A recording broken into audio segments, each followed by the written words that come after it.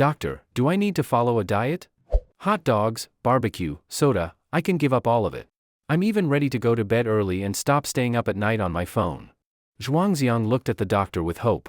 The doctor, a man in his 50s, balding and wearing glasses, sighed and said, "No. Eat whatever you want." Those words sounded like a death sentence.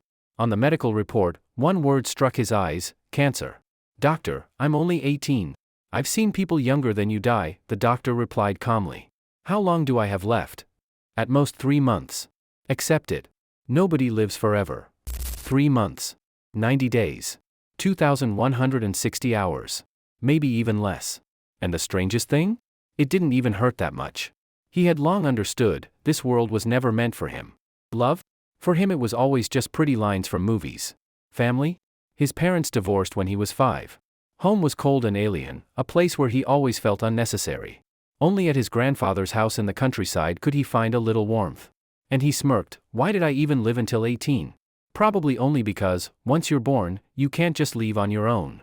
But now there was no choice left. Illness doesn't ask. The last 3 months, he would live for real.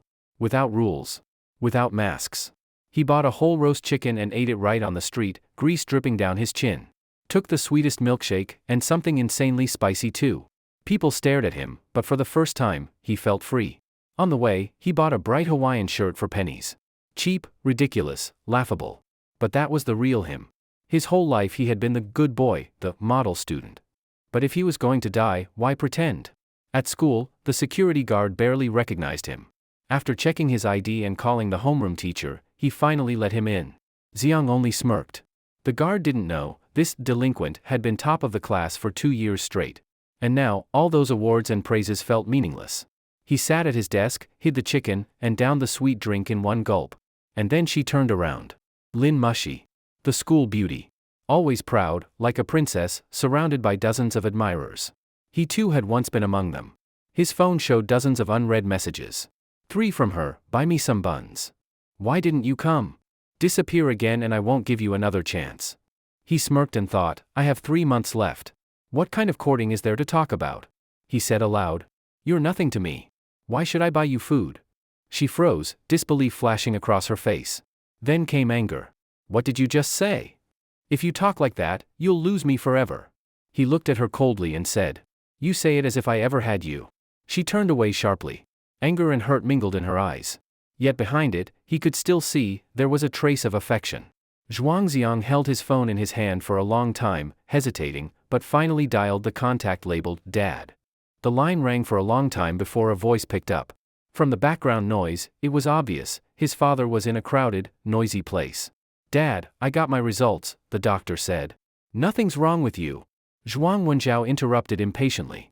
You're young, a couple of days sick and you'll be fine. Going to hospitals is just a waste of money. You think I earn it easily?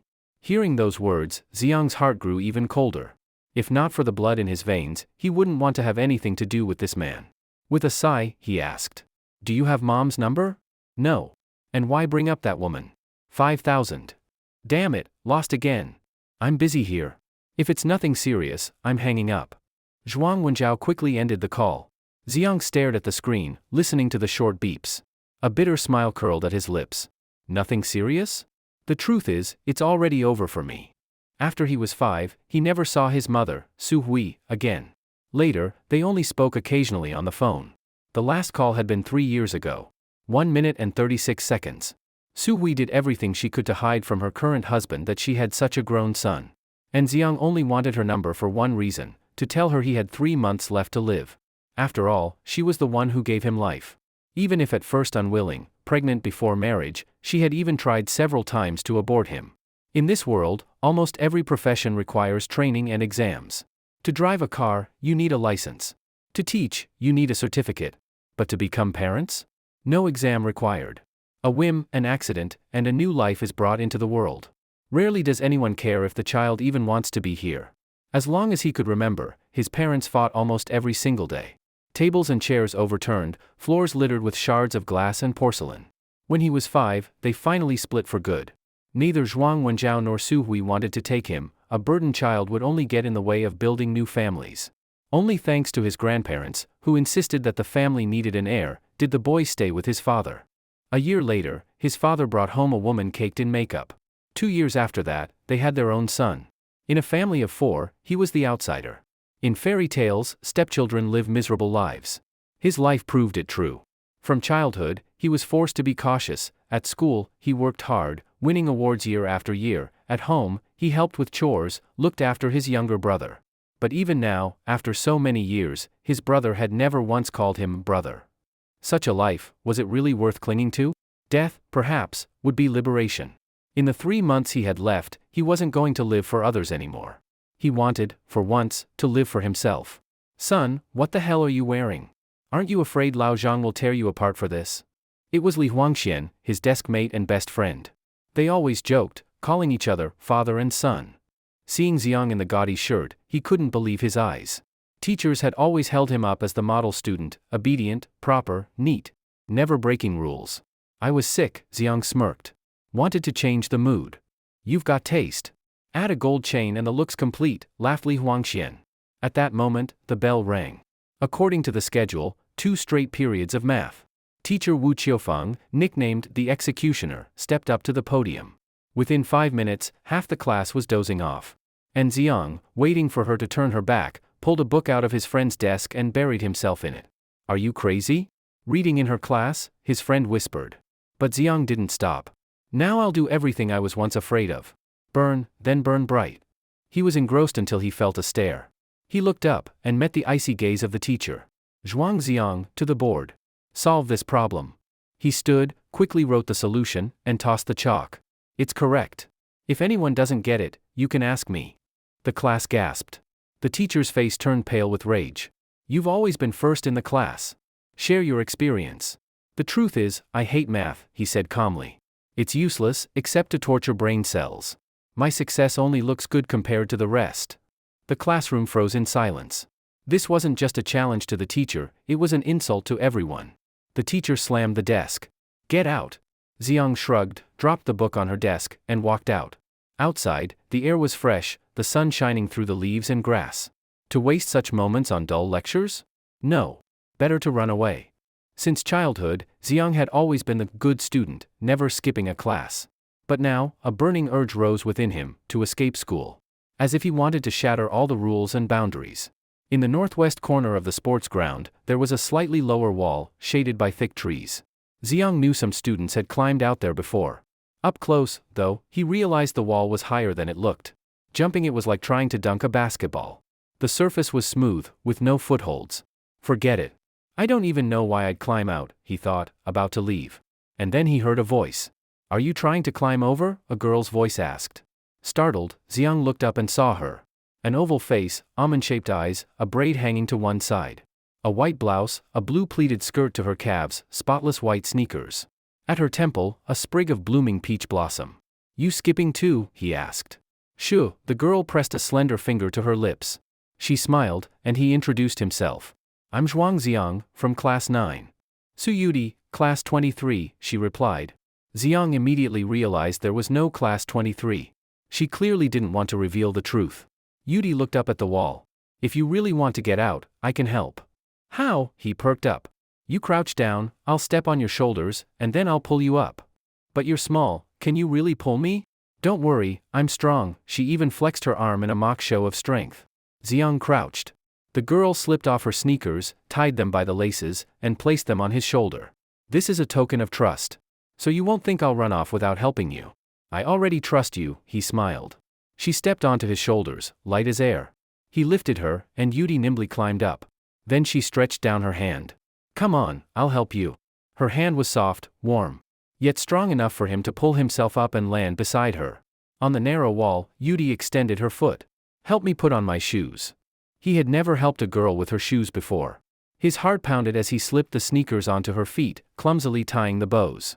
Clumsy, she teased, offering the other foot. When she was done, she looked down nervously. It's high, you go first, then catch me. He handed her his phone. Here, another token of trust. So you know, I won't abandon you. I already believe you, she smiled softly. He jumped down, then spread his arms. After hesitating for a while, she finally leapt. He caught her. Blushing, Yudi whispered. Put me down. He set her on her feet, and suddenly noticed a familiar figure. Their homeroom teacher, Zhang Ziyuan, stood nearby, wearing a brown jacket and holding a thermos. Zhuang Xiang, what are you doing? He had seen everything from start to finish. Yudi innocently asked. Who's that? Run. Xiang grabbed her hand and bolted. They raced down the crowded street, Zhang chasing after them. But after a couple of kilometers, he gave up, panting, and took a sip from his goji berry tea. Teacher Zhang, I'll write you an explanation tomorrow. But today, give me 1 day of freedom.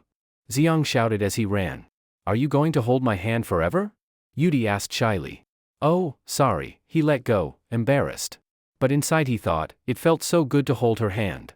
Zhuang Xiang and Su Yudi, whom he had just met, walked side by side through a bustling street filled with people. The street was lined with snack vendors, and the air was rich with the aroma of various foods. Although Zhuang Xiang had just devoured half a roast chicken, he was already feeling hungry again. He asked Su Yudi, why did you skip class? Su Yudi replied with an innocent expression, I wasn't planning to skip. I just went out to pick some ginkgo leaves. You're the one who wanted to ditch class, I only came along to keep you company. Nonsense. It's clearly class time. Why weren't you in the classroom? Zhuang Xiang asked. We had PE, Su Yudi explained with a smile. Zhuang Xiang was left speechless. Not only had he skipped class himself, he'd also lured a student from another class out with him, an added offense. So, why did you skip class? Su Yudi asked. I've been feeling down lately. I wanted to indulge a little, Zhuang Xiang replied, trying to keep his tone light and casual. Something's bothering you? Su Yudi looked puzzled but did not press further. Suddenly, with a flash of inspiration, she said, then let me take you to eat something delicious, it'll cheer you up. Her idea of something delicious was fried potatoes. The street vendor, a middle-aged woman, greeted her warmly. Little butterfly, you haven't been here in a while. Su Yudi gave a sweet smile. Auntie, I'll have 2 portions of potatoes, extra chili. This is my friend, his name is Zhuang Xiang, he said, his face expressionless. Who does that? She could not even remember his name and still called him a friend. Right, Zhuang Xiang. Wait here for a moment. I'm going to grab some cola. Coke or Pepsi? Coke. Everyone knew Coke was fizzier, while Pepsi was sweeter. Zhuang Xiang wanted the extra fizz today. A few minutes later, the two who had just met sat on a marble step, eating fried potatoes. The vendor was generous, she had added a lot of chili. Zhuang Xiang's tongue was practically going numb. Su Yudi was not faring much better. Her cheeks were flushed red from the heat, and she drank her iced cola in big gulps. Tell me your sad story so I can feel better, the girl suddenly said, blinking her bright, lively eyes. Are you trying to rub salt in my wounds? Zhuang Xiang snapped. No, really. Sometimes when you talk about sad things, they don't feel as sad anymore, Su Yudi said, biting on her straw. Zhuang Xiang turned to look at the elegant outline of her profile. Her innocent and harmless demeanor made it easy to trust her. After a moment's hesitation, he began slowly, when I was 12, I graduated from primary school. One night during the summer holidays, my dad said the whole family would go on a beach trip. I'd never seen the ocean before and was so excited I couldn't sleep. I packed my bags that very night. Wow, your dad sounds amazing. I've never seen the ocean either, Su Yudi said dreamily. But when I woke up the next morning, I found they had already left. Turns out, when my dad said the whole family, he didn't mean me. Zhuang Xiang's eyes dimmed instantly. The atmosphere turned awkward. She wanted to comfort him but did not know how. She picked up a potato cube with a bamboo skewer and held it out to Zhuang Xiang. Want to try mine? Aren't they the same? Zhuang Xiang asked, confused. No, this one's from me, Su Yudi said, her eyes clear as a lake after spring rain. Zhuang Xiang took a bite of her potato. It was just as spicy. But a faint sweetness rose from within. When I was 14, I had a severe stomachache in the middle of the night. I was in so much pain I felt like I was dying. While I was struggling, my dad got up and beat me with a belt to shut me up, because my little brother had a piano exam the next morning and couldn't be disturbed. As he recalled the memory, Zhuang Xiang's eyes turned red without him realizing. That night was the darkest of his life. Both physical and emotional torment had shown him the true meaning of despair. It was a thorn lodged deep in his heart, something he had never told anyone before. Yet somehow, this girl made him feel an inexplicable sense of trust. Zhuang Xiang, you're having a nosebleed. I'm so sorry, it must be the spicy potatoes. Su Yudi panicked and quickly pulled out a tissue to help him stop the bleeding.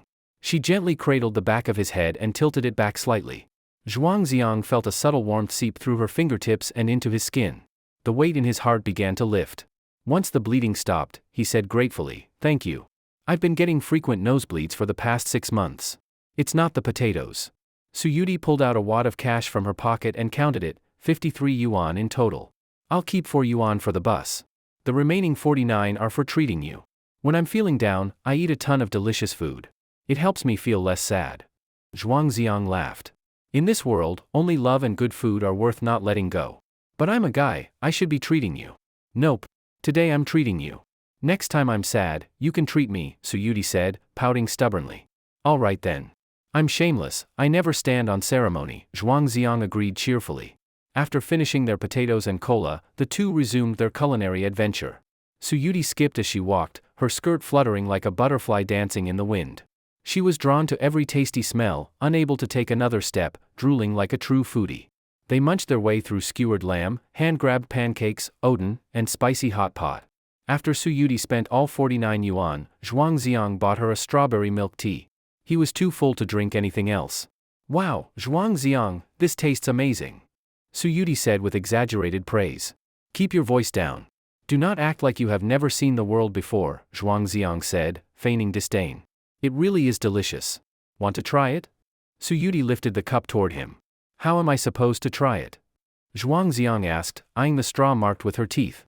Even if she had not chewed on it, it would still be inappropriate to share a straw. They had only known each other for an hour. Boys and girls should not cross such lines casually. Like a magician, Suyudi pulled a straw from behind her back. I asked for an extra one when I bought the cola. With a pop, she inserted the straw into the cup. Here, have a sip. Zhuangziang gazed into her clear eyes. After a brief hesitation, he gave in and took a sip. The rich, creamy flavor of the milk tea bloomed on his tongue, lingering long after. It was just ordinary strawberry milk tea, yet it somehow tasted better than ever before. Sharing a drink with 2 straws, something only couples usually did. Was she doing this on purpose, or was she just naive? Zhuangziang thought to himself, sure, he was not bad looking, but not enough to make such a beautiful girl fall in love at first sight. So she must be naturally silly. Zhuangziang, we're friends now, right? Of course. You told the potato vendor just now, we're friends. The sky was clear, and white clouds drifted lazily overhead. Zhuangziang and his newly made friend, Suyudi, had eaten their fill of street food, which they considered their lunch. They sat on a bench in a shopping mall, basking in the warmth of the afternoon sun. Suyudi's pleated navy blue skirt fluttered in the breeze, revealing 2 snow-white, lotus-like calves. Her feet swung restlessly, one up, one down, brimming with energy. Zhuangziang, are you not going back to school this afternoon either? Suyudi asked, gazing up at the sky. No, Zhuangziang replied decisively. Accompanying a girl on a walk was far more interesting than sitting in class. For the first time in his life, he was playing the role of the bad student, and found it thrilling. Though for some other students, skipping class might be just an ordinary thing. Then where are we going this afternoon? Suyudi leaned a little closer to Zhuangziang. The faint fragrance from her body filled his nostrils. Unconsciously, the two of them had moved from strangers to a we. Zhuangziang thought for a moment, then asked, do you like reading? Suyudi frowned and shook her head repeatedly. Not really. Especially not math books. I do not mean textbooks. I mean books for fun, Zhuangziang clarified. Oh, in that case, yes. I like comic books and joke books, Suyudi said, a charming curve forming at the corner of her lips. Great. Let us go to the library this afternoon, Zhuangziang said, standing up. The city library was just across the street. Since it was a weekday, it was usually not crowded, perfect for enjoying a lazy afternoon. As they passed a convenience store, Suyudi tugged at the corner of Zhuangziang's shirt. Can we bring food into the library? Of course not, Zhuangziang raised his voice slightly. She really was a foodie, no wonder she had so much energy. Suyudi stared at the glass window of the shop. What about candy? I can eat it secretly. Zhuangziang considered it. Candy might be okay. Yay! Go buy some, Suyudi cheered, gleeful like a child. Zhuangziang went inside and bought a pack of assorted fruit hard candies. Since they had only just met, he was not sure what flavors she liked. At the library, Zhuangziang picked up a copy of Demigods and Semidevils, intending to continue the story he had started earlier that morning. Though the television series had been remade countless times, the unique charm of the written word was irreplaceable. When he arrived at the reading area, Suyudi was already seated at a table, smiling as she held a children's joke book in her hands. While libraries required quiet, soft conversations were still allowed. Wow, your book seems so profound, Zhuangziang teased. Suyudi instantly picked up on the sarcasm and responded nonchalantly, life is about being happy. Why bother being so deep? That makes sense. The more you know, the less happy you might be, Zhuangziang agreed. Exactly. Scientists, philosophers, thinkers, they all end up dead, Suyudi said casually. As a young person, she had no fear of talking about death. Zhuangziang was momentarily stunned, then muttered to himself, yes, I am someone who is going to die, too. The afternoon sunlight slanted in through the windows, casting a golden hue across the floor. A light breeze rustled the pages, and the scent of ink lingered in the air. Xiao Feng, in just 3 moves, repelled the top 3 martial artists of the time. With heroic vigor, he shouted, bring me wine. Zhuangziang was completely immersed in the world of swords and honor, unable to pull himself away. He longed to become a bold and fearless warrior himself. Suddenly, a bell-like laugh snapped him back to reality. Keep your voice down. Do not disturb others. Sorry, the joke was just too funny. You have to see this, Suyudi said, handing the joke book to him. I am far too sophisticated for such childish humor, Zhuangziang said with mock disdain. Come on, just take a look, Suyudi pleaded coquettishly. Zhuangziang gave in and glanced at the page. Those 2 glances changed everything. Ha ha ha. Before they knew it, the 2 of them were huddled together, reading the children's joke book with phonetic guides. Their silly laughter echoed again and again. Suyudi had a very low threshold for humor, even the simplest jokes had her laughing uncontrollably. Zhuangziang usually had a higher standard, but seeing the joy on her face made it hard not to laugh himself.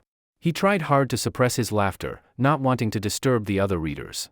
Zhuangziang, give me a piece of candy. I want one, Suyudi said. Zhuangziang pulled the candies from his pocket and unwrapped them. There is strawberry, lychee, and apple. Which one do you want? You choose. I like them all. True foodies are never picky. Zhuangziang picked out a lychee-flavored candy and handed it to her. Suyudi quickly unwrapped it and popped it into her mouth. So sweet. You have one too. I am too old for candy, Zhuangziang said in a long, exaggerated tone. Suyudi unwrapped a strawberry candy and shoved it into his mouth, scolding him, stop whining. The candy was indeed sweet. But not as sweet as the girl's smile. Zhuangziang completely forgot about his dreams of being a martial arts hero and continued reading jokes with Suyudi. Like 2 fools, chasing the simplest kind of happiness. It was only when their necks began to ache from bending over that they lifted their heads to stretch. Time passed like petals falling, one after another. The shadows on the ground grew longer. Back in class, afternoons had always felt endless for Zhuangziang, but today, from noon to sunset, it passed in the blink of an eye. Staring at the setting sun outside the window, Suyudi asked, what time is it? Zhuangziang checked his phone. 5:30. I need to get back to school to catch the 6:10 bus, Suyudi said, standing up quickly. I will walk you back, Zhuangziang said, putting away the books. They left the library and headed in the direction of the school. As they passed a dessert shop, Suyudi stopped again, staring longingly at the beautifully displayed cakes in the window. You have got to be kidding. Are you a starving ghost reborn? Zhuangziang asked in disbelief. No, not at all. You said you do not get along with your younger brother, right? Why not buy him a cake? All kids love cake, Suyudi said sincerely. If anyone else had suggested that, Zhuangziang would have rejected it immediately. He knew better than anyone what his stepmother and half-brother were like. But looking into Suyudi's eyes, he could not bring himself to refuse. This girl truly wanted to help him mend his relationship with his family. She believed that the warmth of human nature could overcome the coldness of the world. In the end, under Suyudi's suggestion, Zhuangziang bought a strawberry cake. It was a bit expensive, and he felt the pinch. They walked to the bus stop near the school, just as bus 19 arrived. Zhuangziang, goodbye, Suyudi waved before hopping on. Goodbye, my friend, Zhuangziang waved back. But his words were spoken too softly for anyone else to hear. What an interesting girl. Damn, I forgot to get her phone number. The bus drove away, eventually disappearing into the flow of traffic. Night had fallen, and the city lights were beginning to glow. The neon signs illuminated the dark night sky. Carrying the strawberry cake in his hands, Zhuangziang walked to the entrance of his apartment complex. He lifted his head to look at the countless lights glowing in the windows of other homes, yet he felt not a trace of warmth in his heart. Because not a single one of those lights was lit for him. He inserted the key into the lock, turned it, and opened the door. A chill greeted him. A 10-year-old boy, barefoot, was in the living room.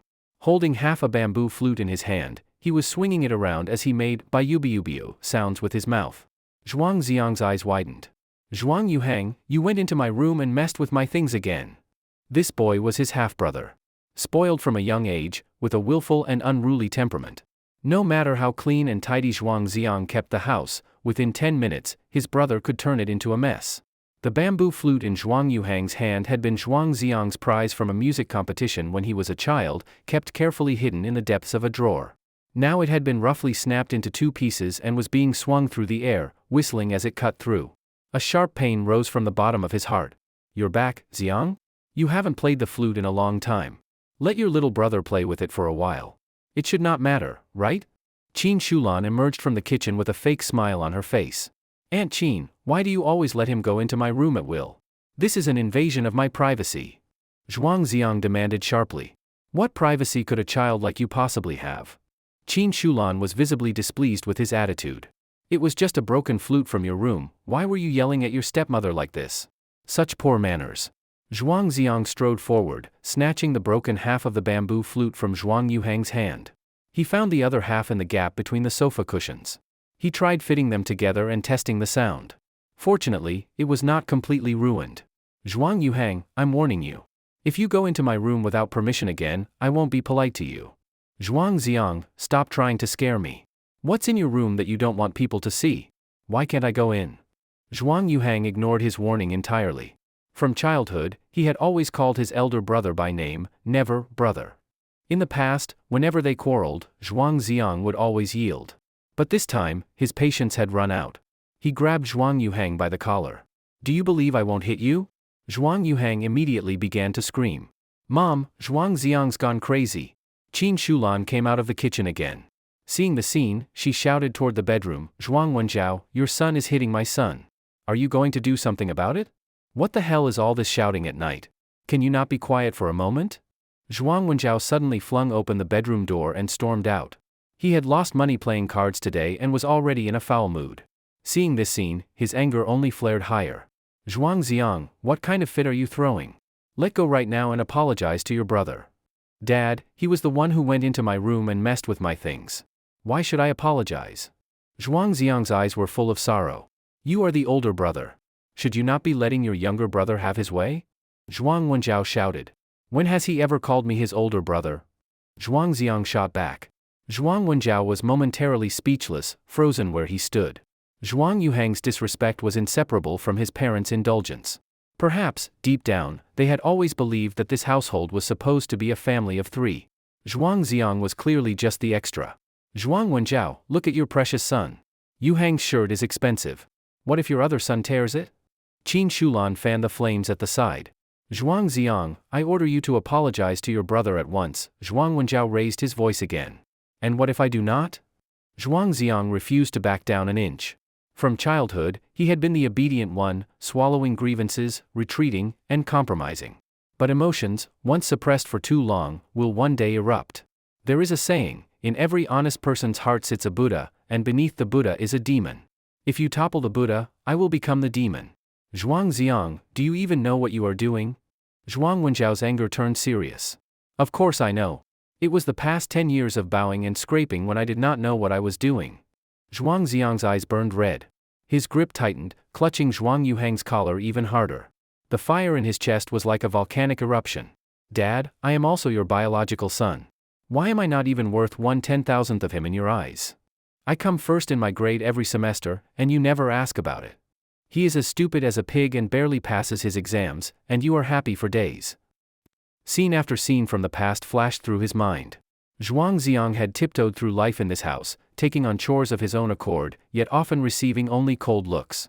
Zhuang Yuhang simply reached out for clothes and food, but received endless affection. Why? When he was 12 years old, he had woken up one day to find that the 3 of them had left him behind to go to the seaside. That was the day he felt abandoned by the whole world. "He's gone mad, completely mad. Make him let go of my son." Qin Shulan screamed hysterically. She feared Zhuang Xiang might, in a moment of impulse, hurt Zhuang Yuhang. "Zhuang Xiang, let go of him," Zhuang Wenjiao ordered. "I will not, unless you make him apologize to me." With a sharp crack, Zhuang Wenjiao slapped Zhuang Xiang across the face. Staggering, Zhuang Xiang finally released his grip. Zhuang Yuhang seized the chance to escape, hiding behind Qin Shulan while egging on his father. "Dad, hit him again. Beat him to death. Drip. Drip."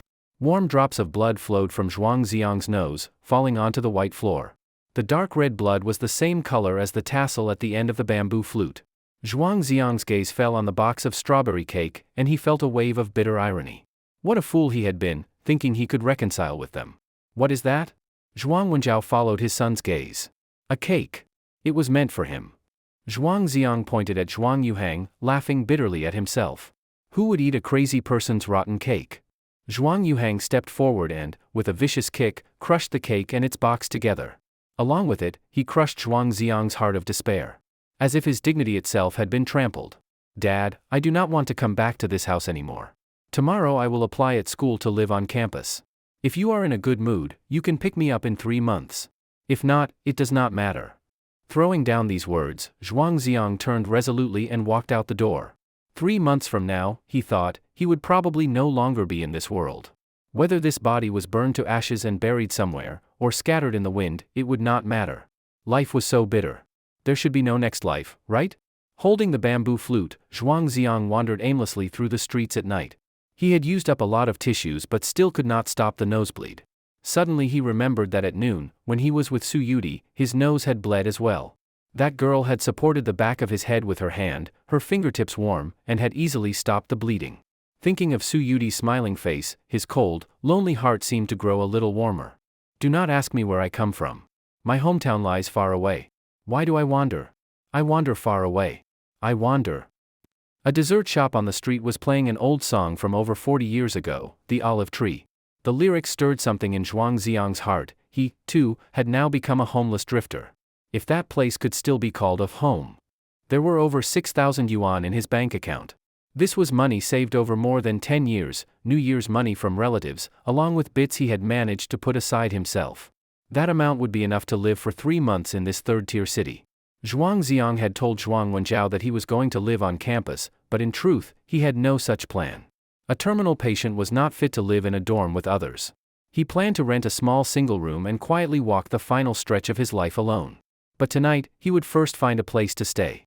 Son, I ran away from home. Can you take me in for the night? Zhuang Xiang spoke into his phone. Of course. I will come down to get you, Li Huangxian replied without hesitation. Zhuang Xiang smiled as he hung up the call. That son was not born in vain. If he left this world, Li Huangxian would likely be the one who grieved the most. Zhuang Xiang chose to stay at Li Huangshuan's home instead of a hotel. In his current state, the pure white sheets and bedding of a hotel would likely make it hard for him to sleep. For many, a white cloth covering the face marks the end of a life. What happened to you? Downstairs in the apartment complex, Li Huangxian saw the slap mark on Zhuang Xiang's face, his eyes full of concern and worry. My dad hit me, Zhuang Xiang answered calmly. Your dad is a brute. He is such a good son and does not know how to cherish you.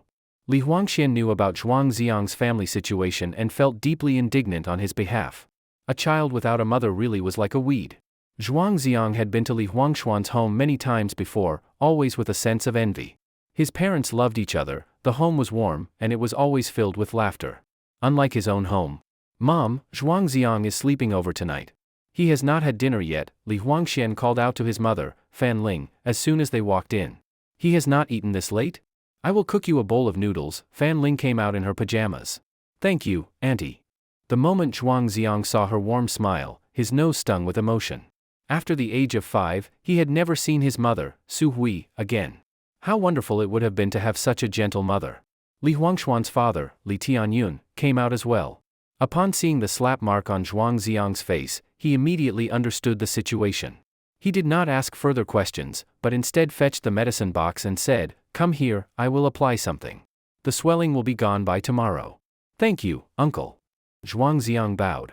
While applying the ointment, Li Tianyun could not help but sigh. How could someone bear to hit such an obedient and sensible child? Earlier at home, facing his violent father and cold stepmother, Zhuang Xiang had not shed a single tear. But now, in front of Li Huangshuan's kind parents, he could no longer hold it in. His tears flowed freely, and his body trembled uncontrollably. Li Tianyun pulled him into a warm embrace. Good child, do not cry anymore. Nestled in uncle's arms, Zhuang Xiang struggled to control his emotions. He repeated to himself over and over, a man does not cry easily. I must not cry. I must not cry. Xiao Zhuang, come eat your noodles, Fan Ling said gently. 2 fried eggs sat atop the steaming bowl of noodles. To avoid upsetting him, they tactfully avoided mentioning the slap and instead chatted casually, asking about life at school. It is really our son's fortune to be friends with you. Yes, how are you so amazing? Always first in your grade. If you were our son, we would be overjoyed. Zhuangziang looked up. Auntie, do you really mean that? You would want a son like me? Of course. Having a son like you would be any parent's pride, Fan Ling replied without hesitation. Cough, cough, Li Tianyun coughed twice and gave his wife a meaningful look. Only then did Fan Ling realize she had misspoken, unintentionally touching on Zhuangziang's pain. Such an outstanding son, yet cast aside by his own parents like a worn-out shoe. After finishing the noodles, Li Huangxian took Zhuangziang to wash up and then to the bedroom to sleep. Once the door was shut, Li Huangxian asked, "So, where did you go today? That hag made you stand outside, and then you disappeared." "I climbed the wall and skipped class," Zhuangziang answered honestly. "What? You, Zhuangziang, with those big, honest eyes, skipped class?" Li Huangxian could not believe it. "Yes. I wanted to see the world outside," Zhuangziang said with a deeper meaning. Then he added, "When I climbed the wall, I met a girl. She is even prettier than Lin Mushi. We spent the whole day together." "Dream on. What girl at our school is prettier than Lin Mushi?" Li Huangxian scoffed. Zhuangziang froze at his words. Right. Lin Mushi was already considered the school beauty. If there really were a girl named Su Yudi who was even prettier, he should have heard of her. Could even her name have been made up? Or maybe, she was not from their school? Seeing him speechless, Li Huangxian pressed again, "What class is this girl in?" Zhuangziang mumbled, "She said she is in class 23. What a load of nonsense." Li Huangxian shook his head, sure that Zhuangziang had gone crazy. He pulled out his phone and waved it. "Still early. Want to play a match?" Zhuangziang frowned. "Aren't you afraid I will drag you down?" "Just play support. Watch me carry the game," Li Huangxian boasted. "My only support hero is Fish." Zhuangziang, being a model student, rarely played games and was terrible at them. But today, since he had already skipped class, playing a game seemed trivial. Timmy. They both opened Honor of Kings. Li Huangxian was ranked Diamond 3, Zhuangziang was Platinum 4, barely enough to queue together. Fish was a nickname for the support hero Zhuangzhou. As one of the most passive heroes in the game, he was ideal for beginners to coast on. Fighting in someone's dream, over and over again, is that really fun? Their joyful duo queue journey began. "Hey, why did your Zhuangzhou bring Purify?" "To remove crowd control, why not?" "Use your ultimate." "Use it." "Lubu is jumping in, use your damn ultimate." "Sorry, I had Purify. I forgot about the rest of you." First match, a close loss. Second match, a bitter defeat. Third match, carried to another loss. Until Li Huangxian dropped to Diamond 4 and Zhuangziang to Gold Eye, they could no longer queue together. "Your Zhuangzhou was great. Do not ever play him again," Li Huangxian threw his phone aside. "Oh." Zhuangziang thought he was being complimented. It was getting late. Time for bed. Reality was too harsh. Better to dream, where anything is possible. A beautiful slumber deserved a song of celebration, la la la la la. In the northern sea, there is a fish, its name is Kuan. The size of Kuan is unknown, stretching for thousands of miles. During the next morning's reading class, Li Huangxian recited the text loudly. Zhuangziang, on the other hand, unfolded a piece of paper and quietly began writing his self-reflection essay. Yesterday had been satisfying, but since he had done wrong, he ought to accept punishment. Sure enough, before class ended, the homeroom teacher, Zhang Ziyuan, arrived. "Zhuangziang, come with me to the office." The teacher's office was very quiet. Only 2 or 3 teachers sat at their desks preparing lessons. Zhang Ziyuan unscrewed the lid of his thermos and took a sip of goji berry tea. Before he could say anything, Zhuangziang handed over his reflection essay. Exactly 1,000 words, freshly written, the ink not yet dry. Citations, eloquence, and literary flair throughout. "Zhuangziang, do you even realize what you have done? Ms. Wu told me you were reading a novel during class. She is deeply disappointed in you." Zhang Ziyuan slammed his hand on the desk. "I am sorry, Mr. Zhang. I know I was wrong. I will apologize to Ms. Wu as well," Zhuangziang replied sincerely. "You are the top student in the entire grade, and now you have done something so outrageous. As your homeroom teacher, I am deeply distressed. Your behavior is not just irresponsible toward yourself, but also to your parents and teachers. You have set a terrible example for your classmates. Do not think that writing a self-criticism will smooth things over. I do not believe you truly understand the seriousness of your actions." Zhang Ziyuan lashed into Zhuangziang, spittle flying. The deeper the love, the harsher the scolding. He did not want the best student in his class to stray off course. Though being reprimanded, Zhuang Xiang actually felt a sense of peace. He could feel the teacher's concern and care. Unfortunately, he might never have the chance to repay that kindness. Eventually, when Zhang Ziyuan grew tired of lecturing and took another sip of tea, Zhuang Xiang saw an opening to speak. By then, the other teachers had all left. Only teacher and student remained. Mr. Zhang, I took medical leave the day before yesterday. You approve my request yourself. Zhang Ziyuan was stunned. Is something wrong with your health? Mr. Zhang, you are the teacher I respect most. I do not want to hide the truth from you, but could you help me keep it a secret? Zhuang Xiang's eyes reddened.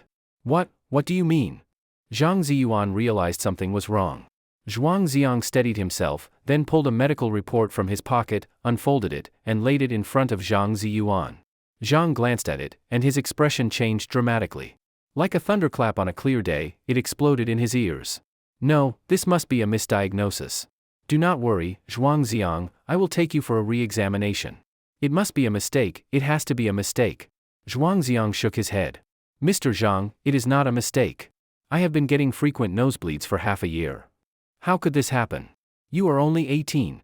Zhang Ziyuan could not accept it. Everyone must face death one day, but for a bright, youthful student, it should still be a long way off. He still had a vibrant life ahead, full of experiences yet to come. Mr. Zhang, I am telling only you. Please do not tell anyone else. I do not want pity or sympathy. I just want to live my final 3 months freely. You have not told your family? Zhang Ziyuan asked, astonished. No, Zhuang Xiang shook his head with sorrow. I went to the hospital by myself. Whether one has a family or not, what difference does it make? As his homeroom teacher, Zhang Ziyuan was aware that Zhuang Xiang's family situation was complicated. He could never understand how such a terrible household had produced such an outstanding student. Even in the face of life and death, he remained so composed. Zhuang Xiang bowed deeply. Mr. Zhang, I was wrong about what happened yesterday. I will never do it again. Zhang Ziyuan's nose tingled. It is all right. I am not blaming you. If you do not feel like attending class, just come and tell me. He could understand, growing up in such an environment, Zhuang Xiang must have accumulated countless negative emotions. When facing death, wanting to release them was only human. As his teacher, Zhang Ziyuan now felt he had not cared enough. If he had noticed the signs earlier, perhaps Zhuang Xiang could have received better treatment, maybe there would have been hope.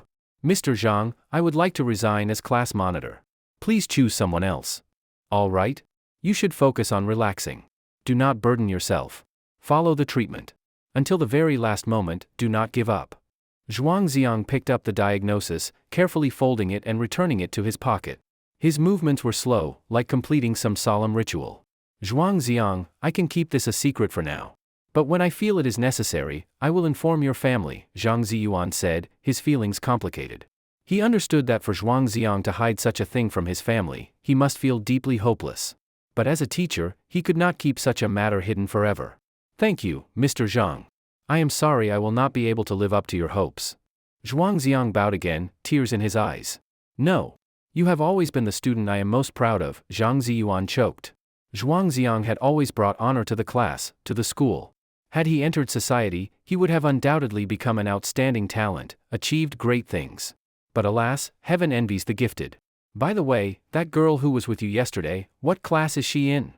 Zhang Ziyuan asked. You saw her too, Mr. Zhang? Of course I did. I chased you two for over 2 blocks. Zhuang Xiang was ecstatic at the answer. After last night's conversation with Li Huangxian, he had begun to doubt whether Su Yudi was just a figment of his imagination. But if even Zhang Ziyuan had seen her, then it proved she was real. A living, breathing person. That little butterfly was not a dream. After his excitement faded, Zhuang Xiang asked again, there are only 22 classes in our grade, right? Zhang Ziyuan frowned. Of course. Why are you asking? She said she was from class 23. You brat, are you messing with me? Zhang Ziyuan pretended to bristle, puffing his cheeks and glaring.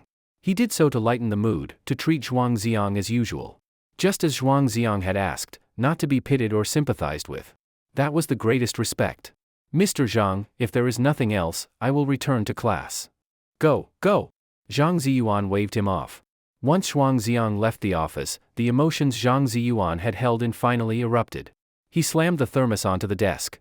A man in his 40s, crying with bloodshot eyes. After leaving, Zhuangziang did not return directly to class 9. Instead, he climbed the stairs. He went all the way to the 5th floor, just to see for himself that class 22 was at the very end. Little butterfly, who are you? Where did you come from? During the break after the second class in the morning, students were supposed to do calisthenics for 20 minutes. However, considering the high academic pressure, the school had largely cancelled the routine. This time was now meant for relaxation. Lin Mushi, sitting in the front row, turned around. Zhuangziang, I did not know you were sick. What happened yesterday? I can forgive you. Forgive? Zhuangziang frowned. I did not do anything wrong. Why would I need your forgiveness? Zhuangziang, your current attitude really disappoints me, Lin Mushi said, puffing up with indignation. She could not understand. It was just one day of medical leave, why did he seem like a different person? The old Zhuangziang would never have spoken to her in such a tone. As Zhuangziang's close friend, Li Huangxian had long harbored resentment toward Lin Mushi. If you like him, then say so.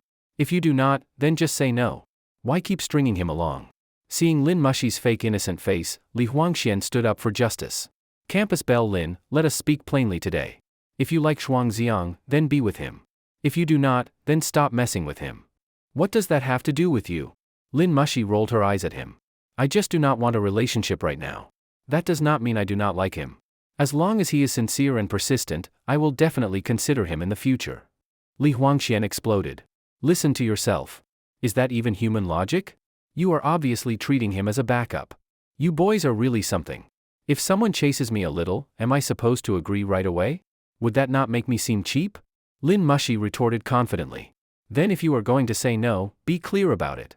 Li Huangxian was fuming. I just have not made up my mind. I never said he has no chance. Lin Mushi still spoke like a haughty princess. As if all the boys around her were hers to summon or dismiss at will. Giving Zhuangziang a chance was, in her eyes, a grand favor. Li Huangxian pressed further. And what if Zhuangziang is pursuing you, and halfway through, you meet another guy you like better?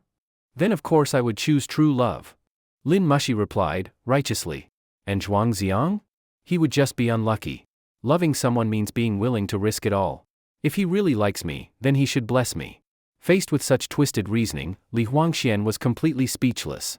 What was wrong with the world? What made these girls so blindly confident? Throughout the argument between Li Huangxian and Lin Mushi, Zhuangziang had remained silent. Only now did he finally speak. Lin Mushi, I have thought it through. I do not really like you that much. I will not bother you anymore. Please stop bothering me too. With only 3 months left to live, he would not waste them playing the pathetic fool. As he said this, a sense of relief washed over him. Son, well said. I have been meaning to tell you this, you're handsome and smart. One day, you will find a girl 100 times better than her, Li Huangxian said, feeling vindicated. Zhuangziang, is this some reverse psychology game? Lin Mushi sneered. As the school beauty, she had been chased by many boys and was well versed in all their tactics. Zhuangziang's words were just another attempt to spark her competitiveness. Such childish tricks. Think what you like. But for the next 3 months, do not come bothering me, Zhuangziang replied calmly.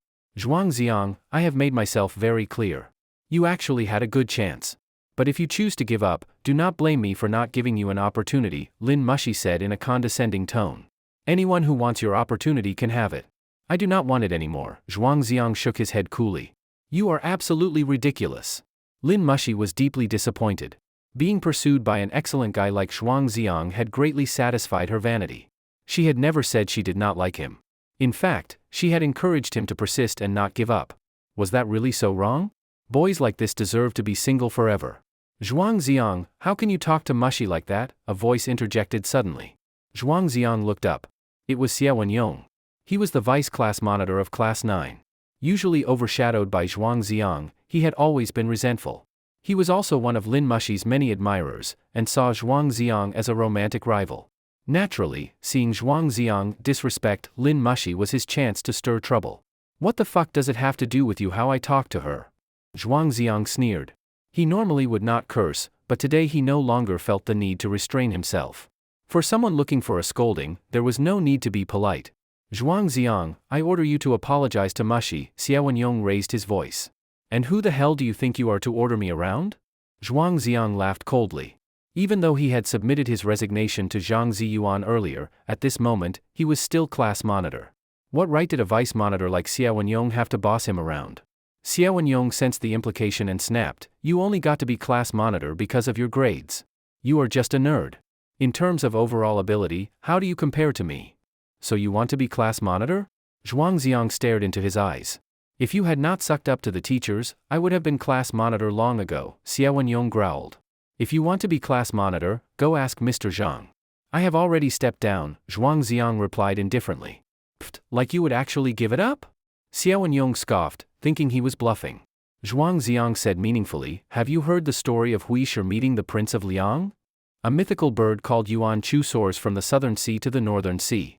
It will not land unless on a parasol tree, will not eat unless it is bamboo fruit, will not drink unless it is from a clear spring. A crow, feasting on rotten mice, looks up at the Yuan Chu as it flies overhead and cries, scared." To Zhuangziang, the class monitor title that Xiao Yong longed for was no different than a dead rat. And he would no longer chase Lin Mushi. Whoever wanted to grovel could go ahead. "You really are full of yourself," Xiao Yong sneered. "I now officially declare, Zhuangziang, you have completely lost your chance to be with me," Lin Mushi pronounced as if delivering a final judgment. "As if anyone gives a damn. Zhuangziang will find a girl 100 times more beautiful than you," Li Huangxian snapped back. "Have you lost your mind? Mushi is the school beauty. What girl could be more beautiful than her?" Xiao Yong burst into laughter. At that moment, a classmate returning from the restroom called out, "Xiang, there is a girl outside looking for you." Zhuangziang turned toward the window and froze. Outside stood a girl in a pure white blouse and deep blue pleated skirt, her canvas shoes spotless. Most striking of all, a blooming peach blossom was tucked beside her temple. As she looked back and smiled, the flower paled in comparison to her beauty. The little butterfly. Zhuangziang shot up and pushed through the crowd, running out. The classroom immediately erupted. "Who is that girl? She is absolutely stunning. I cannot believe it, there is really a girl more beautiful than Lin Mushi at our school." No wonder Zhuangziang stopped chasing her. Some people really should not compare themselves. Lin Mushi's expression turned especially unpleasant. Zhuangziang hurried out to the hallway in a few quick strides. "Why are you here?" Suyuti pulled a tube of medicine from behind her back. "This is for you. The doctor said it helps stop nosebleeds." Zhuangziang reached out to take it. It was an ordinary hemostatic ointment. Of course, he knew this medicine could not cure his illness. But he still gave a faint smile. "Thank you. There's still time before class starts. Want to sit with me over there?" Suyuti pointed to a nearby flower bed. "Of course." Zhuangziang nodded eagerly. In the flower bed grew calla lilies, hyacinths, wisteria, and more. A riot of colors, all in full bloom, vying for attention. Several butterflies fluttered leisurely among the flowers. Suyuti smoothed her skirt and knelt by the edge of the flower bed. "How was the strawberry cake yesterday? Did it taste good?" Zhuangziang felt his heart tighten at the question. He did not dare tell her that the delicate, beautiful cake had been stomped into a mess. Such an innocent and pure girl must believe the world is full of kindness. So he decided to tell a lie. "Thank you for the idea. My little brother loved it. His mouth was covered in cream, and he even called me Big Brother. Dad was really happy too. He asked about my studies. When he heard I was top of the class again, he gave me a big hug. My stepmother made a table full of delicious food and kept piling dishes into my bowl, praising me for being smart and well-behaved." A light breeze stirred, carrying the faint scent of flowers. Suyuti hugged her knees, lifted her head slightly, blinking her bright eyes, listening quietly as Zhuangziang spoke. The sound of balls bouncing on the playground, the chatter from the classroom buildings, the chirping of birds in the trees, all seemed to disappear.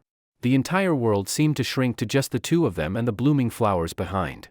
The scene Zhuangziang described had played out in his dreams countless times.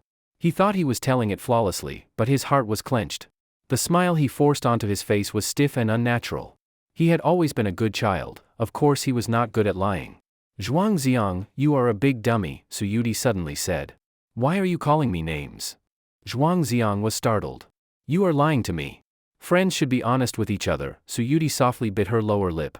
"I am sorry." Zhuangziang lowered his voice, hoarse with emotion. "The truth is often cruel." He did not want his sadness to burden a friend. "Zhuangziang, are you still very sad?" Suyuti asked gently. Zhuangziang nodded, then shook his head. "Then after school at noon, I will take you to eat something tasty again. Wait for me here." "Ah? All right." Class was about to start. Suyuti stood up, waved to him, and skipped away. The vivid peach blossom in her hair bounced in and out of his sight. In an instant, her figure vanished into the crowd. Zhuangziang held the medicine in his hand. It felt warm to the touch. When he returned to the classroom, Li Huangxian immediately leaned in. Son, who was that girl? Zhuangziang replied, I told you last night. She's the girl I met when I climbed over the wall. You didn't believe me. I believe you now. No wonder you stopped chasing Lin Mushi. Li Huangxian deliberately raised his voice. Compared to that girl, Lin Mushi is just plain. Lin Mushi had been eavesdropping the entire time. Now she turned and shot Li Huangxian a glare full of killing intent. She then gave Zhuangziang a long, complicated look. Zhuangziang no longer pursuing her was just the loss of a backup. But now a more beautiful girl had appeared. This changed everything. It felt like she had been outshined. For a school beauty used to being the center of attention, that was intolerable. The bell rang. This class was taught by their homeroom teacher, Zhang Ziyuan. After the students stood and greeted him, he motioned for them to sit. Before we start class, I have something to announce. This morning, Zhuangziang resigned from his position as class monitor. I have accepted his resignation. Whispers immediately spread throughout the classroom. He really quit? No one's better suited to be monitor than him. Yeah, Zhuangziang has done so much for us these past 2 years. He's always been the pride of our class. Xiao Yong was especially shocked. He had thought Zhuangziang was just bluffing earlier. He never imagined it was real. The position he had long dreamed of, was it really just a dead rat to Zhuangziang? Zhang Ziyuan spoke with emotion, everyone, let's give Zhuangziang a round of applause for all he has done for the class. Following his lead, the classroom erupted in thunderous applause. Zhuangziang looked around at the familiar faces, overwhelmed with reluctant emotion. 3 months from now, he would never see them again. His classmates were all so lovely. He was grateful they had been part of his youth. With the class monitor stepping down, the vice monitor naturally took over. Xiao Yong got what he wanted, he became class monitor, but he felt no joy. Only what Zhuangziang discarded was left for him. Jealousy twisted something inside him. But Zhuangziang paid no attention. He began to ponder, with focus and care, what he should eat for lunch. School let out at noon and resumed at 2:30 p.m. The time between was for lunch and rest. Students were free to leave campus during this break. Finally, noon came, and the lunch bell rang. Li Huangxian patted Zhuangziang on the shoulder. Son, we eating at the canteen today? I have something to do. Find someone else, Zhuangziang said as he peered out the window at the flower bed. What do you mean? Don't we always eat lunch together? Li Huangxian was puzzled. I'll explain later. I'm going ahead. Zhuangziang hastily packed his bag and rushed out of the classroom. Li Huangxian widened his eyes, feeling slightly abandoned. Then he saw Zhuangziang at the flower bed, waiting for the girl with the peach blossom in her hair, and he nearly exploded. Damn it! Chose a girl over your bro? You fucking traitor. As soon as Zhuangziang saw Suyuti, his face lit up. He asked cautiously, which floor is your class on? You came down pretty fast. 5th floor. I ran because I wanted to see you, Suyuti replied, panting softly. A gleam appeared in Zhuangziang's eyes. Could it be that I am also someone worth running to? What do you want to eat? My treat, Zhuangziang said. Let's eat mini hot pot. There are so many dishes inside. Just talking about food made Suyuti look like she was about to drool. Hot pot at noon? Won't it leave a strong smell on you? If I want to eat something, then I will. Why care about all that? This girl was truly carefree. Being around her made everything feel lighter. She was clearly so beautiful, yet refused to act like a quiet, elegant lady. She skipped as she walked, chattered when she talked. Just like a cheerful little butterfly. The spicy mini hot pot that Suyuti wanted was delicious and inexpensive. It was very popular among students. Each person had a small pot, about 20 centimeters in diameter, cooked on an induction stove. The bright red broth boiled and bubbled, looking incredibly appetizing. Holding the menu, Suyuti kept marking items while reciting softly, beef, beef tripe, layered tripe, lotus root, potato, enoki mushrooms, duck blood, shrimp dumplings, luncheon meat, glutinous rice cakes, sweet rice balls, pineapple tarts. You ordered so much. Can you even finish it all? Zhuangziang asked. I have a big appetite. Besides, you are here too, aren't you? Suyuti replied without lifting her head. Zhuangziang quietly sipped his lemon tea and dared not say another word. As a guy, it would be shameful if he could not eat as much as a girl. Not long after, the waiter brought the dishes. Suyuti evenly divided each item and placed them into the 2 pots. Then she asked, Coke or Pepsi? Coke, Zhuangziang replied. Suyuti waved to the waiter and asked for 2 cans of iced Coca-Cola. The dark cola was poured into glass cups, producing a dense fizz. Su Yudi raised her glass to clink with Zhuangziang's. Zhuangziang, I hope you forget all your troubles and are happy every day. Zhuangziang was touched. Little butterfly, thank you. The carbonated coke stung his throat slightly as it went down. Su Yudi placed the first piece of boiled beef into Zhuangziang's bowl, then began enjoying her own meal. As she ate, she commented like a gourmet. Duck intestines should be swished 7 times up and down, this batch is a little overcooked. The seaweed is too salty, probably not rinsed enough. The beef meatballs were not kneaded enough, not bouncy enough. Her tiny mouth could not stay quiet, she had to comment on everything. Zhuangziang pulled a napkin and handed it to her. There's oil on the corner of your mouth. Su Yudi grabbed it and wiped randomly. Thanks. Generally, pretty girls cared a lot about their image. But Su Yudi, with a face as stunning as a fairy's, was not shy about enjoying the smoky, greasy world. Compared to the aloof school beauty Lin Mushi, this girl was far more endearing. Little butterfly, why are you always so happy? Zhuangziang asked. Being happy is one day, being sad is also one day, so why not choose to be happy every day? Su Yudi smiled and asked in return. Zhuangziang nodded silently. Well said. He had no argument. If he still felt sad over yesterday's events, that would be beneath him. By the way, why do you call me little butterfly? Su Yudi suddenly realized. I heard the potato vendor lady call you that yesterday. I thought it sounded nice, so I started calling you that too, Zhuangziang explained. Alright. Since we are friends, I will allow it. Do you have a nickname? Su Yudi smiled. Zhuangziang shook his head blankly. His classmates either called him class monitor or by his full name. Only Li Huangxian called him son.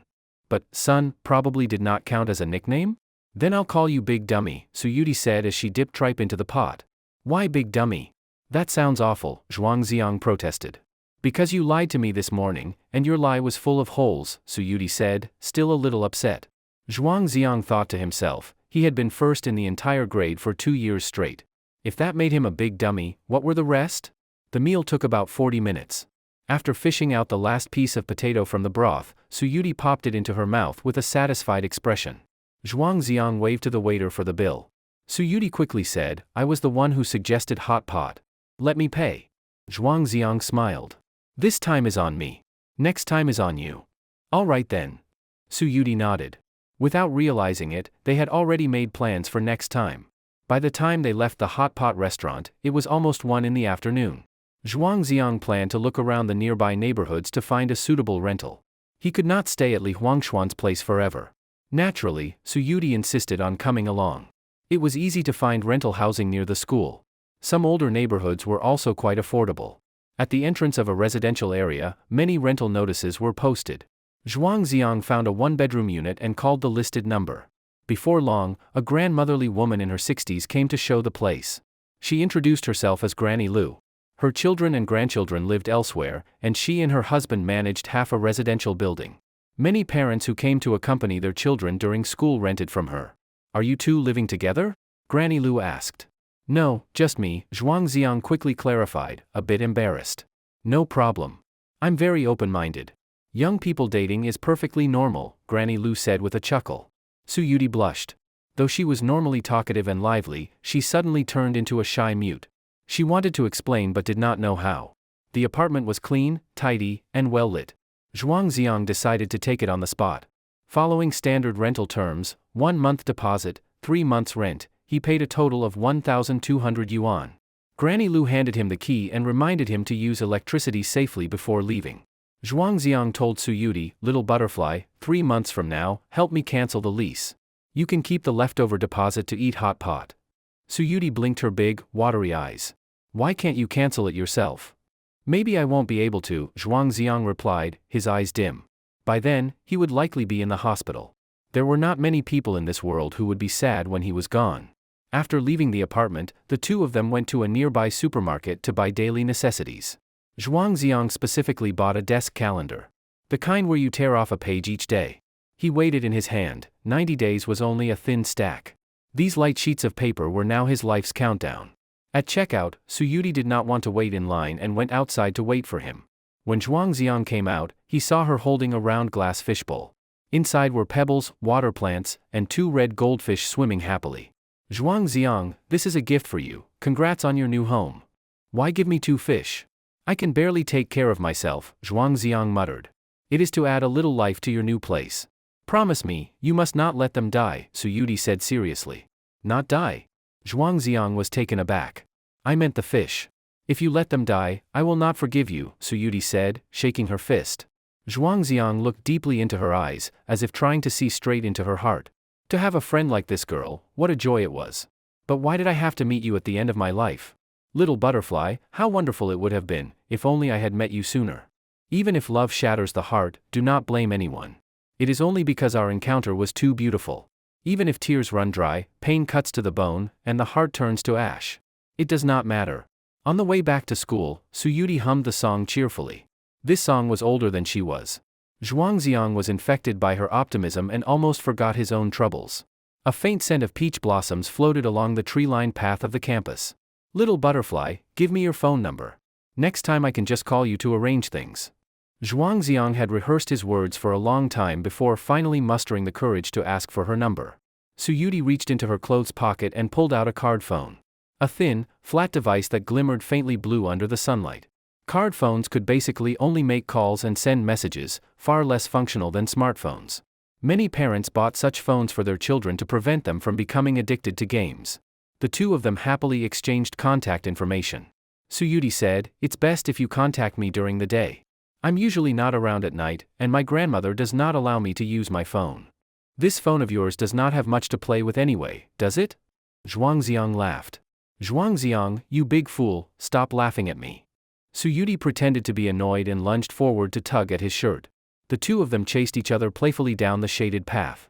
Their laughter and voices spilled over the lush green grass on both sides of the road. Classroom 9 was on the second floor. They parted ways at the stairway landing. "Goodbye, little butterfly. I'll text you.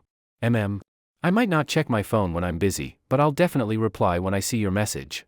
Watching Su Yudi walk upstairs, Zhuangziang finally turned toward his own classroom. Halfway there, he suddenly spun around, taking the stairs two at a time, wanting to catch up and see which class little butterfly was actually in. Third floor, fourth floor, fifth floor, he could not find any trace of the girl again. Was she walking that fast? Zhuangziang patted the handrail, dejectedly walking back down the stairs one step at a time. They were already friends, yet she still would not tell him her real class.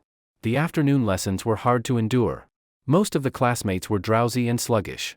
Zhuangziang remembered yesterday afternoon, reading a book of jokes with little butterfly. The time had flown by so quickly. Could this be the so-called theory of relativity? The last class ended promptly at 6 o'clock. Zhang Ziyuan walked into the classroom and beckoned, "Zhuangziang, come with me." Zhuangziang hurriedly packed his bag and followed him. Only when they were far from the classroom did he cautiously ask, "Teacher Zhang, where are we going?" Zhang Ziyuan said, "To the hospital. I must personally meet your attending physician and talk with him." "That's not necessary. Dr. Chen is very busy." Zhuangziang instinctively refused. He feared the smell of disinfectant in hospitals, and he feared the sight of doctors' white coats. The walls of hospitals had heard more devout prayers than temple halls. There were too many partings of life and death, too many divides between the living and the dead. But Zhang Ziyuan had made up his mind. He would not give up any chance to save Zhuangziang. Even if there was truly no way back, he needed to hear it from the doctor's own mouth. They went to the parking lot. He started up his old Buick and motioned for Zhuangziang to get in. As they passed the bus stop at the school gate, the number 19 bus happened to pull in slowly. Sitting in the passenger seat, Zhuangziang craned his neck, trying to find that single branch of peach blossom among the crowd. Unfortunately, he was disappointed. Perhaps there were simply too many people waiting for the bus, or perhaps Zhang Ziyuan was driving too fast. He did not see little butterfly. At the central hospital, Zhuangziang led Zhang Ziyuan to Dr. Chen Dixio's office. Chen Dixio adjusted his glasses and shook hands with Zhang Ziyuan. "Hello, are you Zhuangziang's father?" Zhang Ziyuan quickly explained, "No, I am his homeroom teacher." With such a serious illness, why have his parents never come? Chen Dixio was deeply puzzled. "His parents are out of town. They asked me to come first to understand the situation," Zhang Ziyuan said, casually finding an excuse. The two then discussed Zhuangziang's condition. Chen Dixio was meticulous and highly skilled, using a large amount of medical terminology. All of it could be summed up in 8 words: the illness was beyond remedy, and there was no way to save him. The last glimmer of hope in Zhang Ziyuan's eyes quietly faded. Grief surged over his heart like a tide. He is only 18. Why must it be this way? There was once a girl, same illness, even younger than him. Forget it, let us not talk about it. When you tell his parents, try to be as tactful as possible. Chen Dishio sighed. While they spoke, Zhuangziang sat quietly to one side. As though the subject of their conversation had nothing to do with him.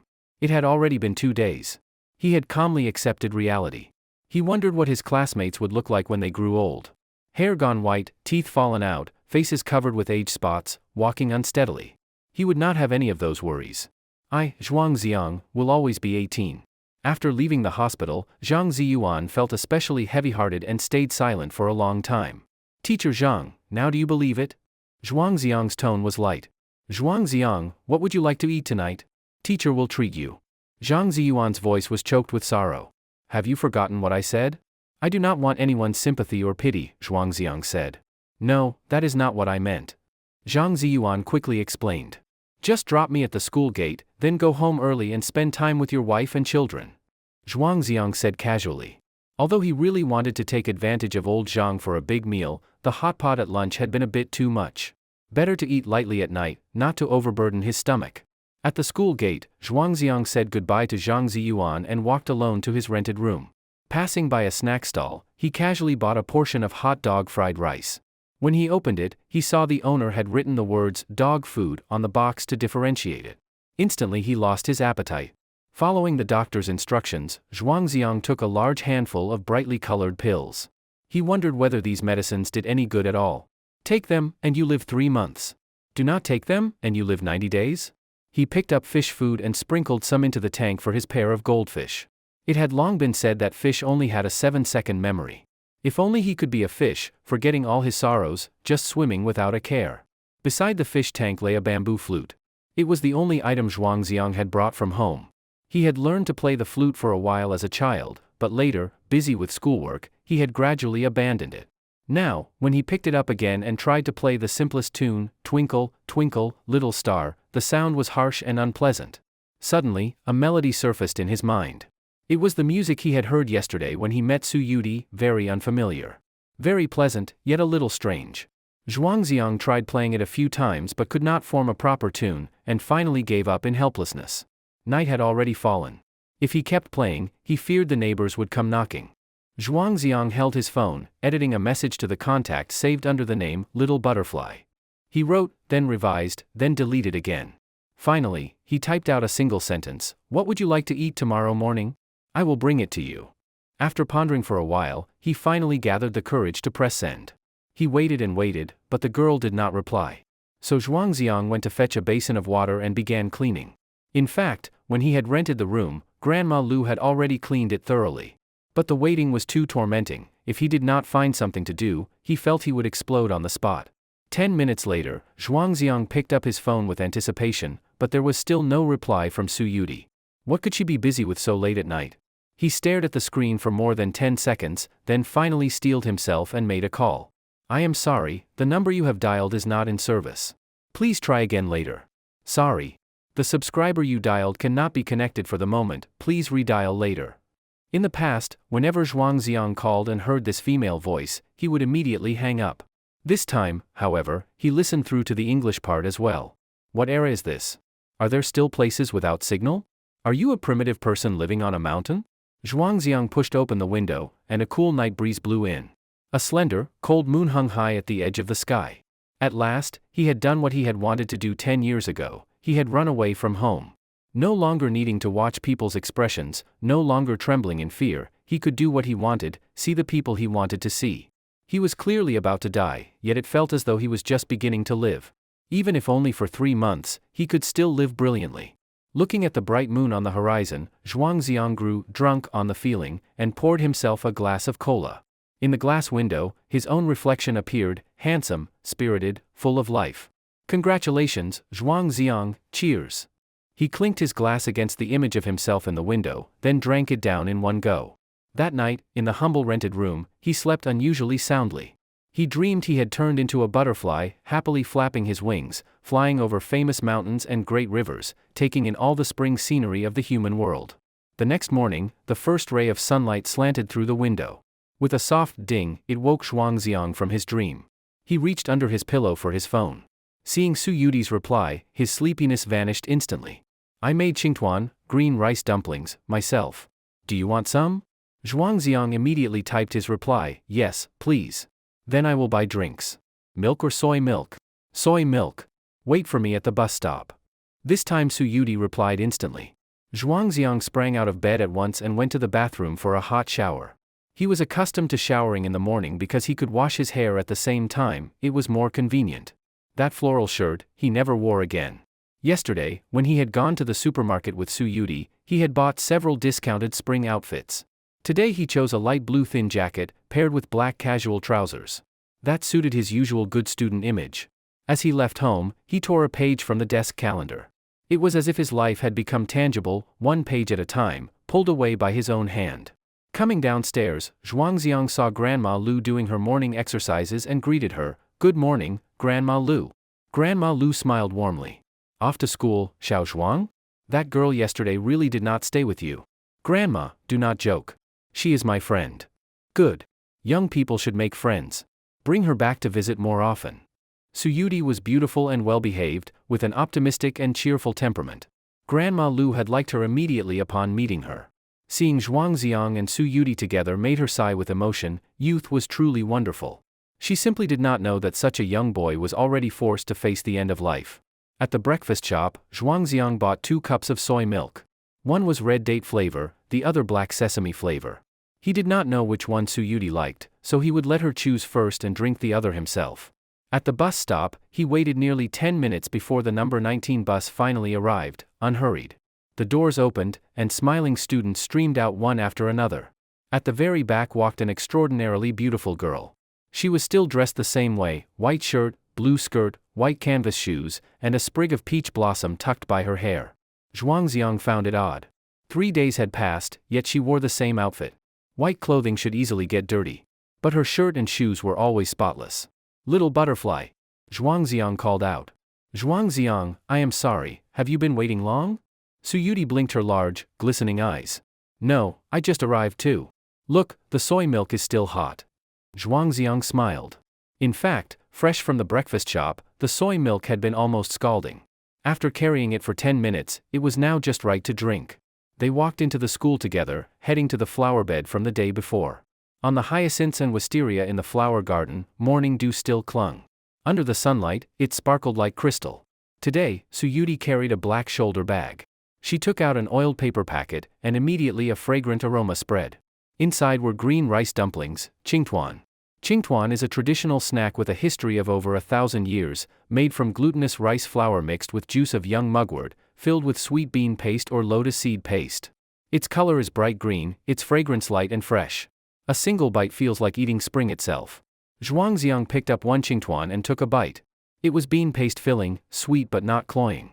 "Wow, it looks beautiful and tastes delicious. You really made this yourself?"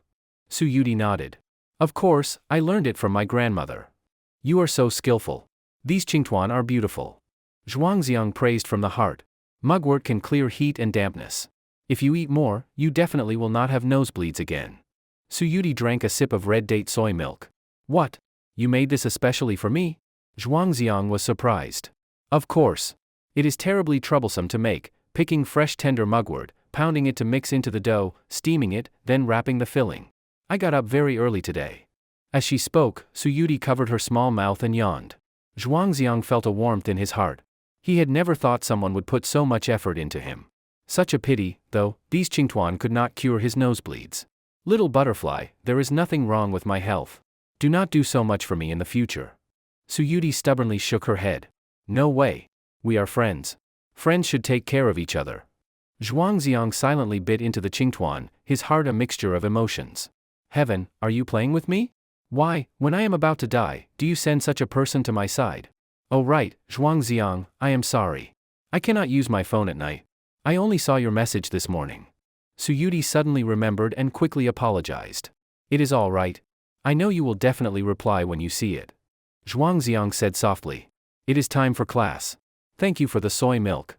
Goodbye." Su Yudi waved the cup in her hand and lightly skipped up the stairs.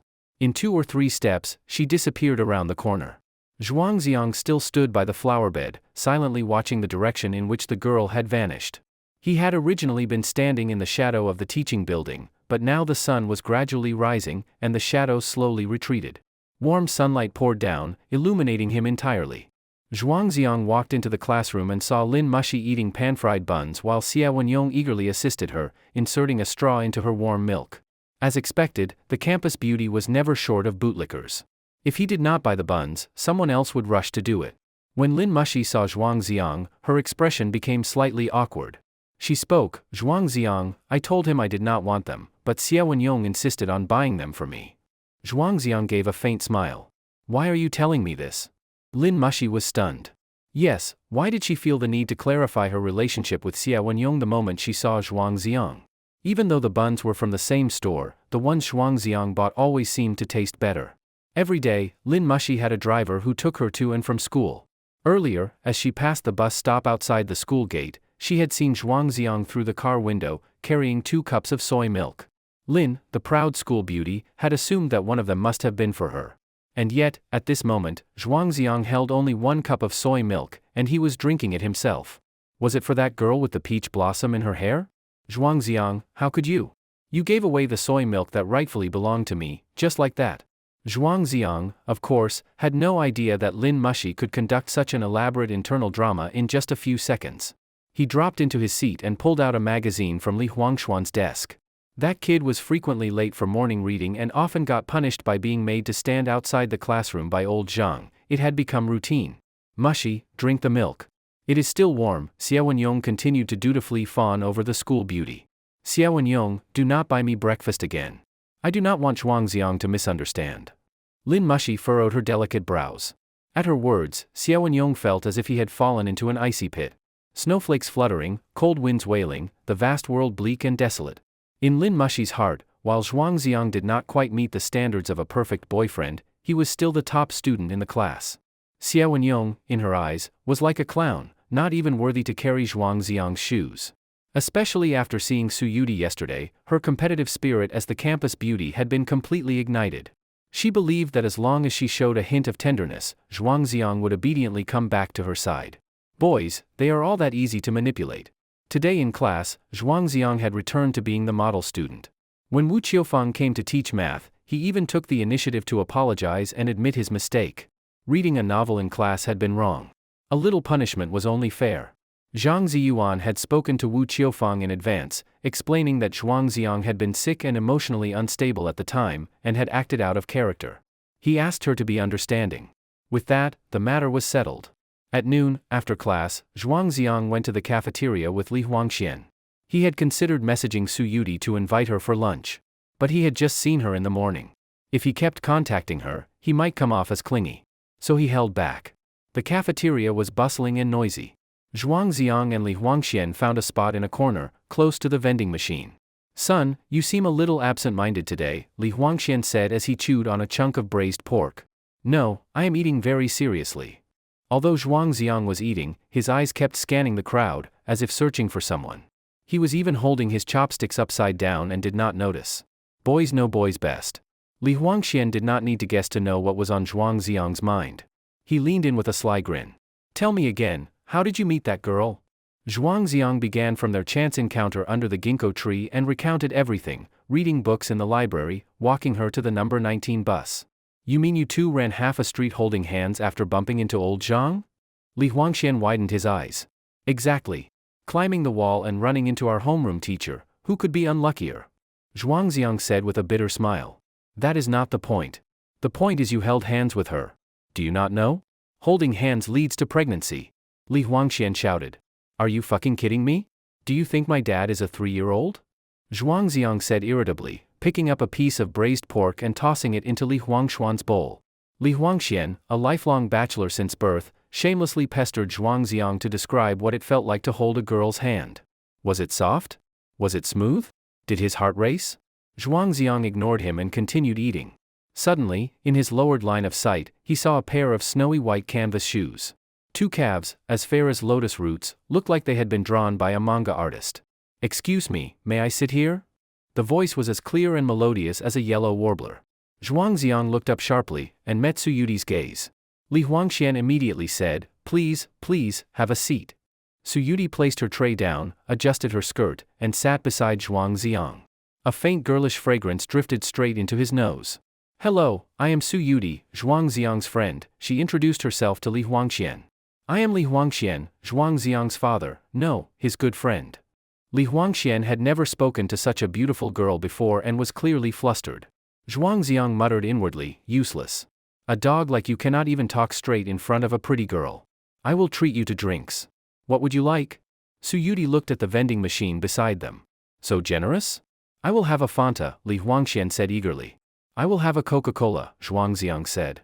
Previously, doctors had advised him to avoid carbonated drinks. Now that restrictions were lifted, he drank whatever he liked. Coke, also known as happy water for fat nerds, he just wanted joy, mad joy. After returning with the drinks, Su Yudi asked Li Huangxian, is Zhuangxiang always this boring? Li Huangxian nodded vigorously. He is a ruthless exam machine. He cannot do anything else. Especially gaming, he has screwed me over so many times. Gaming? Su Yudi looked puzzled. Yeah, Honor of Kings. You do not play? Li Huangxian asked. With that phone of hers, I bet the only games she can play are Snake and Tetris, Zhuangxiang laughed out loud. You big dumb Zhuangxiang. Do not make fun of my phone. Su Yudi pouted, adorably angry. Little butterfly, I am sorry. Seeing her about to attack, Zhuangxiang quickly surrendered. Little butterfly? Li Huangxian was stunned. You have known each other how many days, and already you are calling her something so mushy? I am the butterfly. I am little butterfly, Su Yudi pointed to herself. In that instant, Li Huangxian felt like an extra in the scene. She does not even play Honor of Kings, these two really are made for each other. Wait a minute, that line, why does it sound so familiar? Are you sure you do not play? After lunch, the three of them left the cafeteria. It was not yet 12:30. Zhuangxiang planned to return to his rental for a nap, so he asked Su Yudi, I am going back to sleep. Want to come? Ah? Su Yudi blushed shyly. Who asked something like that so directly? Li Huangxian also looked awkward. Should I leave? The one-bedroom apartment Zhuangxiang rented had a bed in the bedroom and a single sofa in the living room. If little butterfly came over, he could give her the bed and sleep on the sofa himself. However, the tactless Li Huangxian insisted on coming to see Zhuangxiang's new place. Su Yudi then said goodbye to the two of them, explaining that she was going back to the classroom to take a nap. Zhuangxiang shot a glare at Li Huangxian, full of murderous intent. You little bastard. I should not let you live another day. The two of them arrived at the apartment. It was only 30 square meters, Li Huangxian finished touring it in 10 seconds. Not bad at all. I really want to move out and live alone too. Zhuangxiang rolled his eyes at him. Is that 180 square meter duplex of yours not comfortable enough? Li Huangxian grinned. Forgive me for my unruly, unrestrained, freedom-loving soul. This guy really did not know how lucky he was. Zhuangxiang thought, if I had a family as good as his, how could I bear to run away from home? They kicked off their shoes and lay side by side on the bed, staring at the blank white ceiling. Sleep had not come yet, so they started chatting. Son, Su Yudi is way too pretty. Did you give up on Lin Mushi and start chasing her instead? Li Huangxian asked, full of gossip. Talking nonsense. I have only known her for 3 days, Zhuangxiang denied immediately. A girl like that is easy to fall for at first sight. Stop pretending to be some cool big shot, Li Huangxian exposed him mercilessly. Zhuangxiang, that beast, drifting in a daze during class, suddenly bursting with life whenever he saw Su Yudi. To put it in wildlife documentary terms, this was a clear sign of being in heat. The conversation was going well, but that question struck a nerve in Zhuangxiang. He lowered his voice and said, I will not pursue her. I have no right to. Someone with only 3 months left to live, pursuing a girl like her would only bring harm. He no longer deserved love. Li Huangxian was puzzled by Zhuangxiang's sudden gloom. He gave Zhuangxiang a push. You are crazy. Not chasing a girl that cute, what the hell is wrong with you? Zhuangxiang kept staring at the ceiling and gave a bitter smile. Yeah, something is wrong with me. Li Huangxian did not catch the deeper meaning, thinking he was just acting weird. Or maybe he had lusted after the girl but was too proud to admit it. After a moment of silence, Zhuangxiang suddenly asked, Son, if one day we never see each other again, would you miss me? I would miss your damn ghost. The farther away you go, the better. I am already jealous as hell, handsome, smart, you make me look like total trash, Li Huangxian grumbled nonstop. I must have been out of my mind to become friends with the top student. Every time I mess up at home, my parents bring you up to scold me. You are just so damn annoying. If you were not in this world, I would light a whole string of firecrackers to celebrate. Zhuangxiang turned slightly. A single tear slid silently onto the pillow. Memories played through his mind. On the first day of school, he had met Li Huangxian. They had sworn a bond of brotherhood almost immediately. This guy was carefree, never scheming, always acting like he was missing a few brain cells, completely unfamiliar with heartbreak. To Zhuangziang, he was truly like a real son. When Zhuangziang was class monitor, Li Huangxian had been his most loyal supporter. Whenever there were class activities, he always participated eagerly, making it easier for Zhuangziang to do his job. When Zhuangziang liked Lin Mushi, he acted as the wingman, helping however he could. Later, when the truth about Lin Mushi became clear, he had been the first to advise Zhuangziang to move on. He deserved someone better. Whenever his family cooked something good, he would always invite Zhuangziang over. Even Li Tianyun and Fanling would joke that it was like raising two sons. After ranting enough, Li Huangshuan's eyelids grew heavy. Hearing his snores beside him, Zhuangziang finally turned and looked at his side profile. Growing up in that kind of household, it was a blessing to meet such a good brother. At least not all of his youth was made up of bitter memories. Son, promise me, when I am gone, do not be too sad. Best if you do what you said, light a string of firecrackers and send me off in style.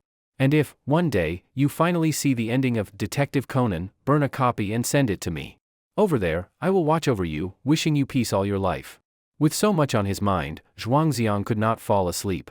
Half asleep, half awake, he eventually heard the alarm. Next to him, Li Huangxian slept like a pig, drooling onto his cheek. Zhuangziang kicked him off the bed. You dirty my new sheets and I will break 3 of your legs. Li Huangxian rolled over, leapt back onto the bed, and the two started wrestling. Ungrateful brat. Trying to kill your own father? This is the kind of simple joy shared between boys. On the way back to school, Li Huangxian was like a hyperactive child, mimicking basketball shots one moment, kicking stones the next. Zhuangziang pointed at the ginkgo tree by the roadside. Can you reach that leaf? Li Huangxian wiped his nose, full of confidence. What if I can? I will admit you are impressive. Zhuangziang smiled. Those 4 words were the highest praise between boys. For such an honor, one could risk life and limb. Li Huangxian took a few steps back for a running start, then leapt and plucked a large ginkgo leaf. Ginkgo trees are unique to China, bearing witness to hundreds of millions of years of history. Compared to them, humans are but dust. In spring and summer, ginkgo leaves are green. In autumn, they turn golden and flutter in the wind like butterflies. To Zhuangziang, ginkgo now carried another special meaning. He would never forget that breathtaking moment under the ginkgo tree when he first met Su Yudi. Was that cool or what? Li Huangxian proudly handed the leaf to Zhuangziang. These leaves look even better in the fall. Autumn is too far away. I might not be here to see it. Zhuangziang murmured softly. Li Huangxian frowned. He felt Zhuangziang had been acting strange these past few days. But thinking again, it was understandable. If he had such a beautiful girl as a friend, possibly even a girlfriend, he would probably act strange too. The first class in the afternoon had just begun, only 10 minutes in. Zhang Ziyuan appeared at the classroom door, apologized to the teacher, and called Zhuangziang out. The classmates were all curious. Lately, old Zhang had been calling Zhuangziang out a bit too often. Was he not no longer the class monitor? Teacher Zhang, if you keep calling me out every day, the other students are starting to look at me funny, Zhuangziang complained in the hallway. Can't be helped. Your father is here, Zhang Ziyuan said with a shrug. What is he doing here? Zhuangziang was stunned. Ever since he had started school here, Zhuang Wenjiao had only come once, for enrollment on the first day. He had stayed for half an hour, got a call from his poker buddies, and left in a rush. Since then, whether it was the end of term, start of school, or parent-teacher meetings, he always had some excuse to avoid coming. Sometimes he did not even bother making excuses. He would just say righteously, "You are not a child anymore. Do you still need your parents to come and pick you up?" Zhuangziang could only smile bitterly. When I was a child, I do not recall you picking me up either. At this time of day, the teachers were all in class, and the office was empty. Zhang Ziyuan led Zhuangziang to the door. Go in and talk things through. I will be just outside. If you need help, call me. Zhuangziang nodded. Thank you, Teacher Zhang. With that, he took a deep breath and pushed open the door. Zhuang Wenjiao was seated in Zhang Ziyuan's chair, his face dark with anger. Qin Shulan stood to the side, arms crossed. Dad, what are you doing here? Zhuangziang's face showed no emotion. Zhuangziang, you are getting bolder. You dared to run away from home. Do you even see me as your father? Zhuang Wenjiao roared. And when you slapped me without a word, did you see me as your son? Compared to Zhuang Wenjiao's fury, Zhuangziang was unusually calm. There is no greater sorrow than the death of hope. He had long stopped expecting anything from this father. He ran away from home, returning them a happy family of 3. Was that not best for everyone? Why was he here now? Qin Shulan cut in. Xiang, your father was just upset that day, afraid you might hurt Yu Hang. If you are going to hold a grudge over such a trivial matter, then you are really being unreasonable. Though it sounded like she was trying to mediate, her tone was laced with passive aggression. She said nothing about Zhuang Yuhang's faults, but subtly drove a wedge between father and son. Having dealt with this woman's sugar-coated barbs for over a decade, Zhuang Xiang was more than familiar with her tactics. Aunt Qin, please do not interrupt when I am speaking to my father, Zhuang Xiang said coldly. What kind of attitude is that? Qin Shulan glared at Zhuang Wenjiao. Look at how your son treats his elders, no respect at all. Zhuang Wenjiao flew into a rage. I am your father. It is only right that I beat you. You deserve it. How dare you speak to Aunt Qin like that? Apologize right now. You do not even know how to respect your elders. What is the point of reading all those books? This barrage of reprimands only worsened the conflict. The air was thick with tension. Elders? A mocking smile tugged at the corner of Zhuang Xiang's lips. Why should I be forced to call some woman you brought home auntie, and accept her as an elder? What does she have to do with me? Other than stirring up trouble and making veiled accusations, what is she good for?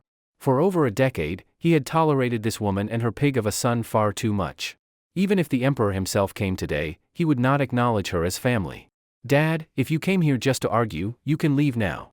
This is a school, not a place for you to throw tantrums. Zhuang Xiang's gaze turned cold. You are coming home with me today. Your grandfather relapsed from his old illness when he heard you ran away. Do you know how much trouble your stupidity and selfishness have caused this family? Zhuang Wenjiao barked. Zhuang Xiang let out a cold laugh. I knew it. So it was Grandpa who made you come get me. Otherwise, this time of day, you would be at the mahjong parlor. I am asking you one last time, are you coming home or not? Zhuang Wenjiao demanded. I am not, Zhuang Xiang said firmly. After finally escaping that suffocating home, how could he be foolish enough to return? He knew very well that Qin Shulan and Zhuang Yuhang would never welcome him back. They would be glad to see him die outside and never return. In 3 months, they would get their wish. Zhuang Xiang's defiance left Zhuang Wenjiao unable to save face. He looked around, as if searching for something to use, cursing, you little bastard, what, you think I cannot deal with you? Zhuang Xiang was unflinching. Dad, just leave. At least I am still willing to call you Dad. Let us preserve some dignity for each other. When he was 5, shortly after Zhuang Wenjiao divorced Su Hui, he began drinking heavily. He would come home drunk and drag the sleeping Zhuang Xiang out of bed, beating or scolding him for whatever reason he could think of. He cursed that Zhuang Xiang looked like his mother, just seeing him made his blood boil. He cursed that the boy had a mouth to eat with, costing him money. Later, when he started dating Qin Shulan, he hid the fact that he already had a son. He sent Zhuang Xiang to live with his grandparents in the countryside, where he attended kindergarten for half a year. Only when the grandparents insisted he return to the city for a better education did Zhuang Wenjiao reluctantly agree. As a stepmother, Qin Shulan nitpicked Zhuang Xiang constantly, her disdain written all over her face. 2 years later, Zhuang Yuhang was born, and Zhuang Xiang's position in the family became especially awkward. Like a concubine's son in ancient times, and one without a mother. Though Zhuang Wenjiao was his legal guardian, it was truly his grandparents who raised him. They would regularly transfer living expenses to Zhuang Wenjiao's account, and he would pass it on to Zhuang Xiang. As the middleman, whenever his luck at gambling was bad, Zhuang Wenjiao would even skim a little off the top. Zhuang Xiang had endured everything silently since childhood, but in the past 2 days, he had become particularly rebellious. Zhuang Wenjiao felt his authority being challenged, and he was furious. Even here, in a school office, he looked ready to roll up his sleeves and hit him. Stop right there. Zhang Ziyuan burst in just in time.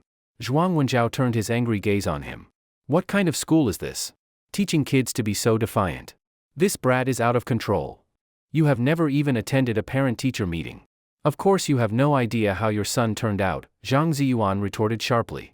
He had been standing just outside the door the whole time. Though eavesdropping was impolite, the shouting between father and son had been impossible to ignore.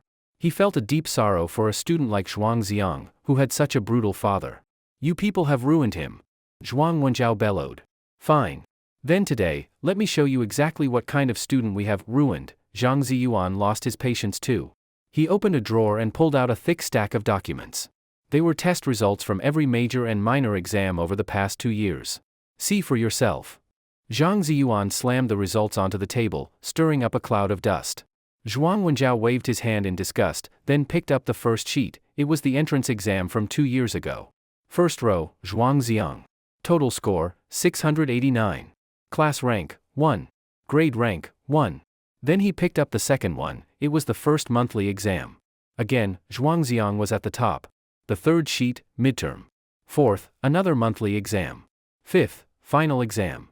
After flipping through the entire stack, Zhuang Wenjiao's expression became unsettled.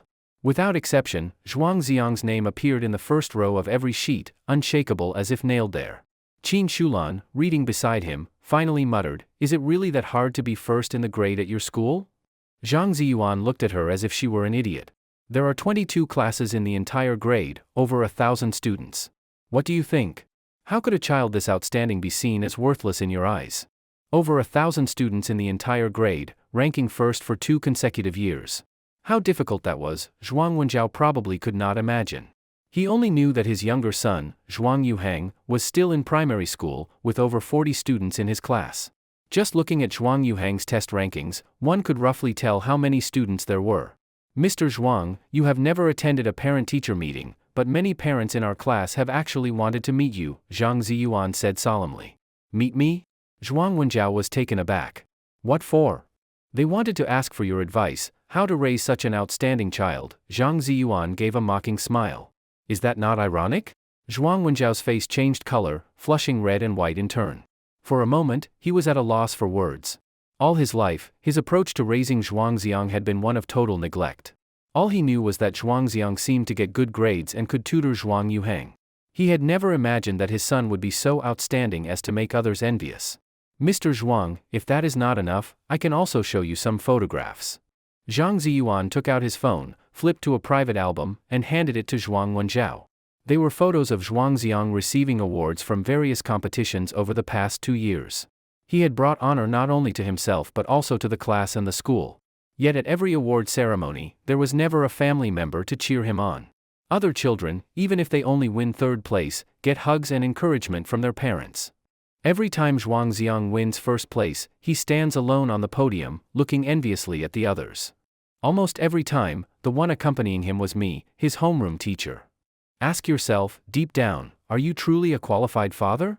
Faced with Zhang Ziyuan's questioning, Zhuang Wenjiao had nothing to say. Hearing the teacher's words, Zhuang Xiang struggled to hold back, but his eyes turned red. Is family love not supposed to be something we are born with? Why is it that everything others receive so easily, he had worked so hard for, and still received nothing? But at this moment, Zhuang Xiang completely gave up. He no longer yearned for his father's recognition, nor did he wish to see the mother he had not seen for years. After all, he had never been their pride. With 3 months left to live, please just let him walk calmly toward death. The office was silent for a long while. At last, Zhuang Wenjiao spoke. "Teacher, even if Zhuang Xiang has good grades, that is not an excuse to talk back to his parents and run away from home. If I lived in such a household, I would have run away too," Zhang Ziyuan said angrily. "What? As a teacher, how can you say such a thing?" Zhuang Wenjiao exploded. "Precisely because I am a teacher, I am still being polite. Otherwise, what I really want to say would be far harsher," Zhang Ziyuan snapped, refusing to back down. Zhuang Xiang was the best student in his class, and Zhang had long since familiarized himself with his home situation. When he learned that Zhuang Xiang had grown up in such a twisted family environment, yet still remained driven and hardworking, he had felt deeply distressed. Not everyone deserves to be a parent. Just then, Qin Shulan's phone rang. The harsh ringtone pierced the heavy silence. She answered, spoke a few words, and hung up quickly. Then she leaned in and whispered to Zhuang Wenjiao, "Yuhang got into a fight at school. The teacher wants us there immediately." Zhuang Wenjiao glared viciously at Zhuang Xiang. "I will ask you one more time. Are you coming home or not?" "No. That is not my home." Zhuang Xiang's mind was made up. He had finally escaped that suffocating place. Why would he be foolish enough to go back? He also knew clearly that Qin Shulan and Zhuang Yuhang would never welcome him back. They could not wait for him to die out there, never to return. In 3 months, they would get their wish. Zhuang Xiang's defiance left Zhuang Wenjiao embarrassed and angry. He kicked a chair and roared, "Fine. If you do not come home today, then never come back again." With that, he stormed out, flinging his sleeve in fury. Qin Shulan followed, unable to conceal the glee in her eyes. Backlit by the light, watching Zhuang Wenjiao's retreating figure, Zhuangziang suddenly called out, "Dad, have you really never felt proud to have a son like me, not even for a single moment?" Zhuang Wenjiao paused, but did not turn back or respond. "Forget it. Go on." The last spark in Zhuangziang's eyes went out. "If you never loved me, why did you bring me into this world?" Zhuang Wenjiao hesitated for a few seconds, then resolutely resumed walking. After all, Zhuangziang was already 18, capable of taking care of himself. Zhuang Yuhang was only 10, if he got hurt in a school fight, it needed immediate attention. Only Zhang Ziyuan and Zhuangziang were left in the office. All hostility vanished. "Zhuangziang, do not be sad. There are still many people in this world who love you. Like me. Like Li Huangxian. Think more about us," Zhang Ziyuan gently consoled him. "Thank you, Teacher Zhang," Zhuangziang said through clenched teeth, his jaw trembling slightly. He was doing his best to hold back the tears. No matter how tough he acted in front of his father, deep down, he was still a fragile child. "Teacher Zhang, may I take the afternoon off? In my current emotional state, I will not be able to concentrate in class." "Of course. I will write you a leave note. Just take a good rest and clear your mind." Leaving the office, Zhuangziang wandered aimlessly, his mind adrift. Passing by a classroom, he heard a music class in progress. The students were singing an old song full of nostalgia. "Little child, did you cry today? Have all your friends left, leaving behind unshakable loneliness? Pretty child, did you cry today? Did you stain your lovely clothes and find no one to confide in?" Ding! His phone buzzed with a message. "Little butterfly, Zhuangziang, you big dummy. Are you unhappy again?" Zhuangziang quickly typed a reply. "How did you know? I took the afternoon off." "Little butterfly, come to the outside of the wall and catch me. I am too scared to jump down." Zhuangziang immediately looked toward the northwest corner of the basketball court. No one was there. The tall ginkgo trees swayed gently in the wind. Holding the leave note written by Zhang Ziyuan, he exited through the main gate, took a long detour, and arrived at the same wall he had climbed 2 days earlier. From a distance, he saw Su Yuti sitting on top of the wall. Her feet, clad in white canvas shoes, dangled in midair, swinging lightly. "That wall is so high, how did you get up there?" Zhuangziang asked in amazement. "I stole a ladder from the equipment room," Su Yuti answered with a smile. Zhuangziang was even more puzzled. A campus beauty-level girl carrying a ladder across the playground, how had no security guard caught her? "What are you daydreaming about? Hurry up and catch me," Su Yuti urged. "Oh."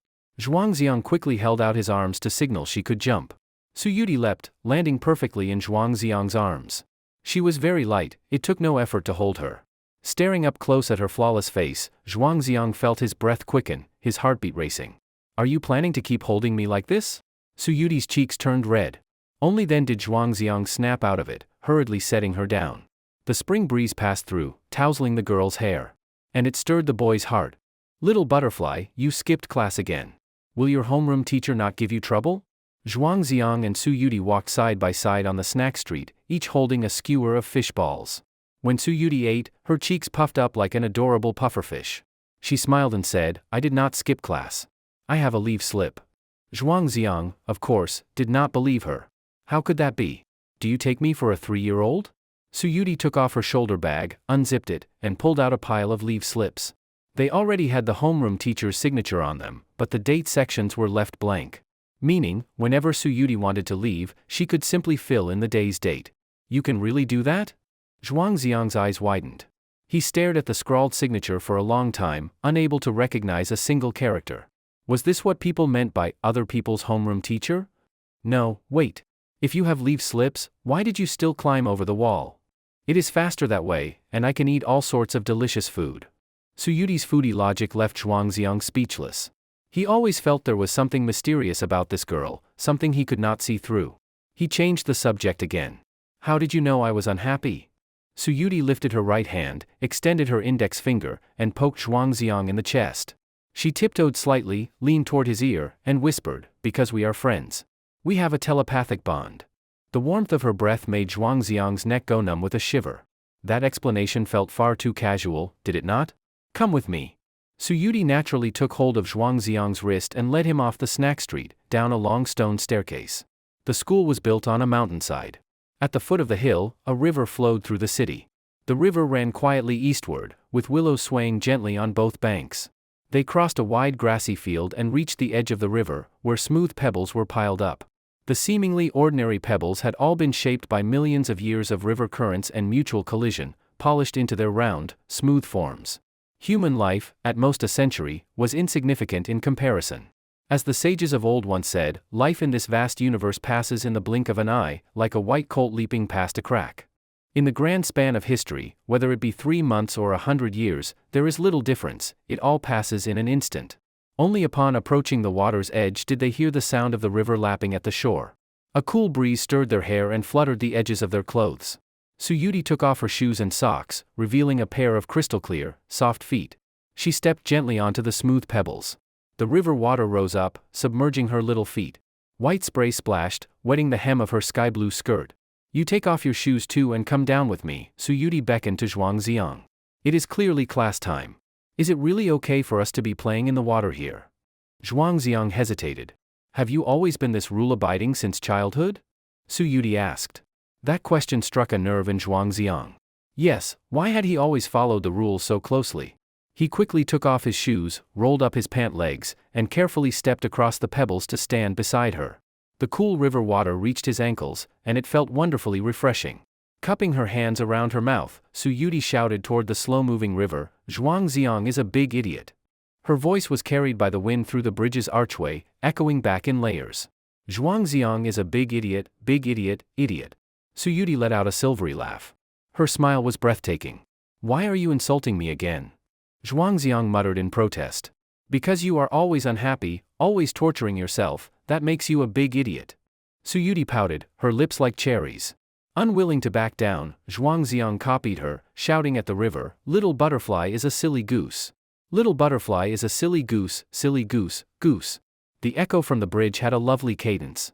Instead of getting angry, Tsuyuti laughed, her beautiful almond-shaped eyes curving like crescent moons. Then she shouted again, "Big idiot, you must be happy every single day." Zhuangxiang turned to look at Little Butterfly's flawless profile, and an overwhelming sorrow surged within him. He felt as though he had been poisoned by this girl. He knew he should not fall, yet he had fallen deep, completely unable to pull himself out. How was he supposed to face the inevitable farewell 3 months from now? Sensing his prolonged silence, Tsuyuti looked up at him, and saw that his eyes were brimming with tears. "Be big idiot, if you are really that sad. I allow you to cry." That sentence broke all his defenses. Since the moment he entered this world, every grievance and sorrow he had ever suffered surged up in an unstoppable wave. Large tears rolled down his cheeks and fell into the river, sending up silent splashes. Not wanting Little Butterfly to see him so vulnerable, he bent down. He tried his hardest not to sob aloud, but low sniffling sounds still escaped. His entire body trembled slightly. Tsuyuti reached out and gently stroked his back, trying to comfort him. Unconsciously, her own eyes filled with tears. "Little Butterfly, why are you crying? We are good friends. When I see you sad, I feel sad too." 2 days ago, in the hospital, when Zhuangxiang read his diagnosis, he had been dazed but not deeply sorrowful. Because this cold, indifferent world had left him with little to hold on to. But in this moment, his heart was full of deep reluctance. "Why? Why did I have to meet you only after being diagnosed with a terminal illness?" Zhuangxiang struggled to stop crying, then reached out to gently wipe away the glistening tear on Little Butterfly's cheek. That was the most precious gem in the human world. "Little Butterfly, I am not sad anymore. You are not allowed to cry either, okay? Let the river wash away all your sorrow, and from now on, be happy every day," Tsuyuti said between sniffles. Zhuangxiang crouched down, scooped up a handful of cool river water, and splashed his face. Let the endless flow carry away his tears.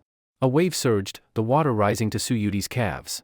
She had to lift her skirt with both hands and back away quickly. "The stones are slippery, be careful not to fall," Zhuangxiang warned. "Carry me out," Tsuyuti said in a panic.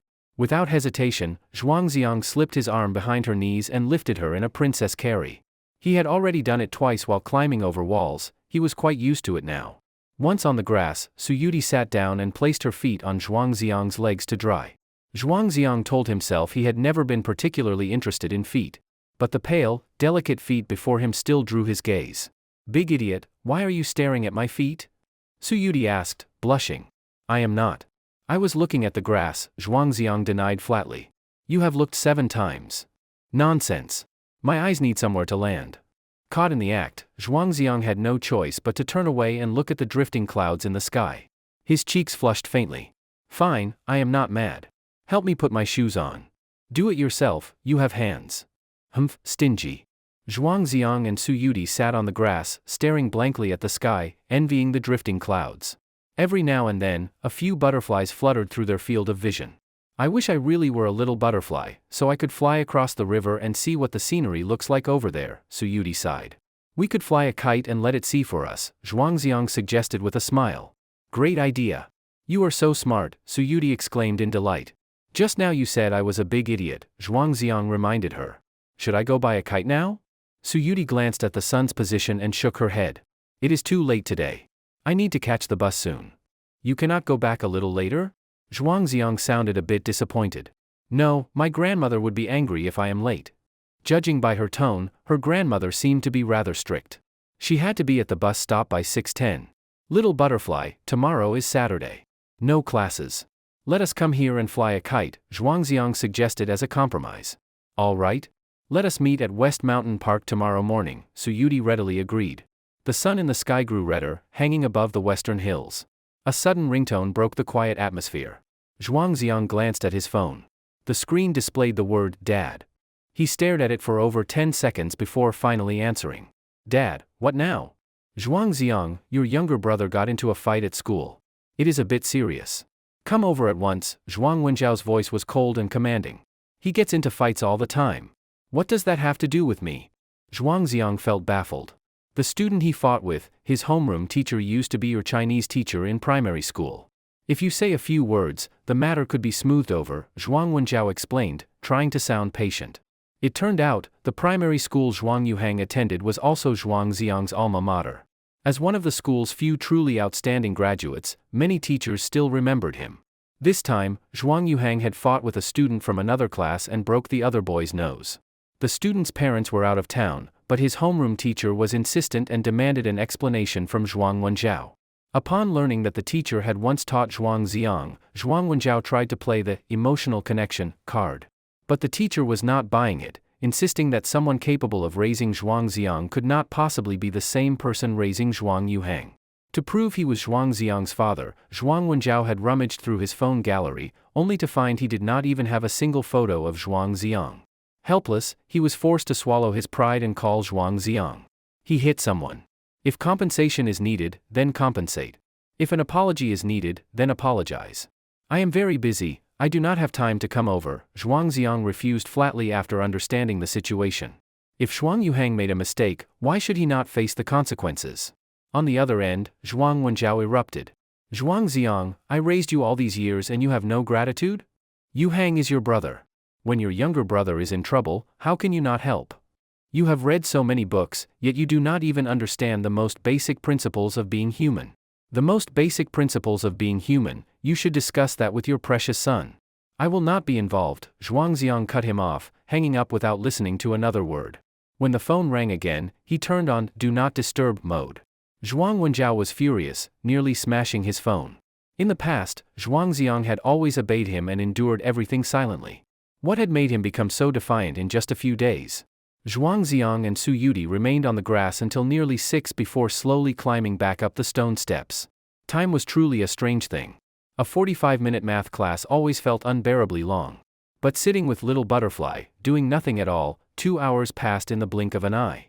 When they arrived at the bus stop, there were already students waiting for the bus after school. The moment Su Yudi appeared, all the boys' eyes were drawn to her. This girl was too beautiful. It was as if the air around her had become sweet. Zhuangziang felt a little uncomfortable, he wished he had a large mask to cover her face.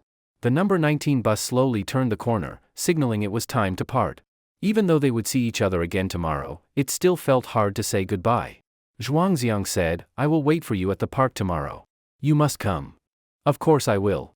If you do not believe me, let us pinky promise. Su Yudi extended her right pinky. Zhuangziang frowned. Was it not a little childish to be making pinky promises at 18? And there were so many people watching. Hurry up. Su Yudi grabbed his hand impatiently. Their pinkies hooked together. Pinky swear, hang in the air, no backing out for 100 years. Su Yudi chanted, even pressing her thumb against his to seal the promise with full ceremony. A pinky swear is the highest form of a child's vow. In the adult world, endless laws and moral codes are used to bind people to their word, yet it remains full of betrayal and broken promises. Children, once they make a pinky promise, never go back on their word.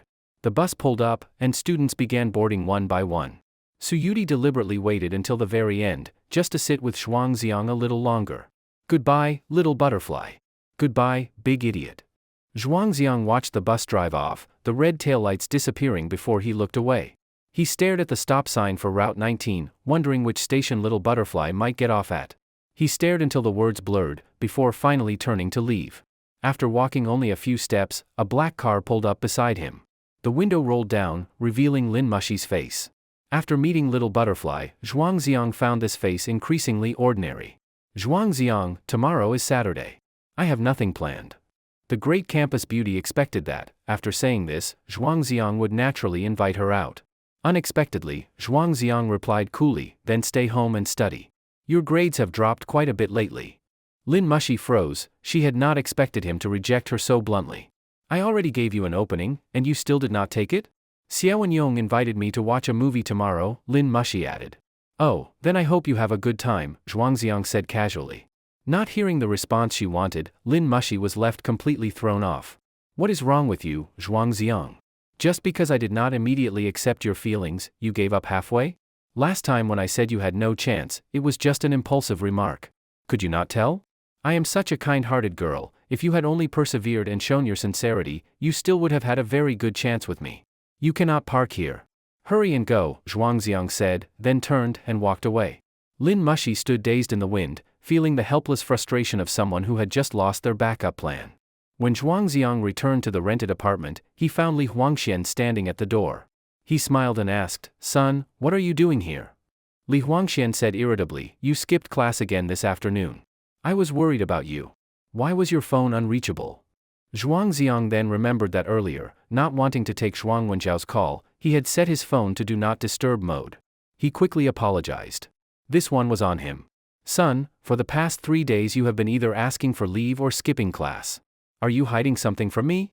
Even someone as carefree as Li Huangxian had noticed Zhuangxiang's abnormal behavior. For the top student of the entire grade to miss classes so frequently was unprecedented.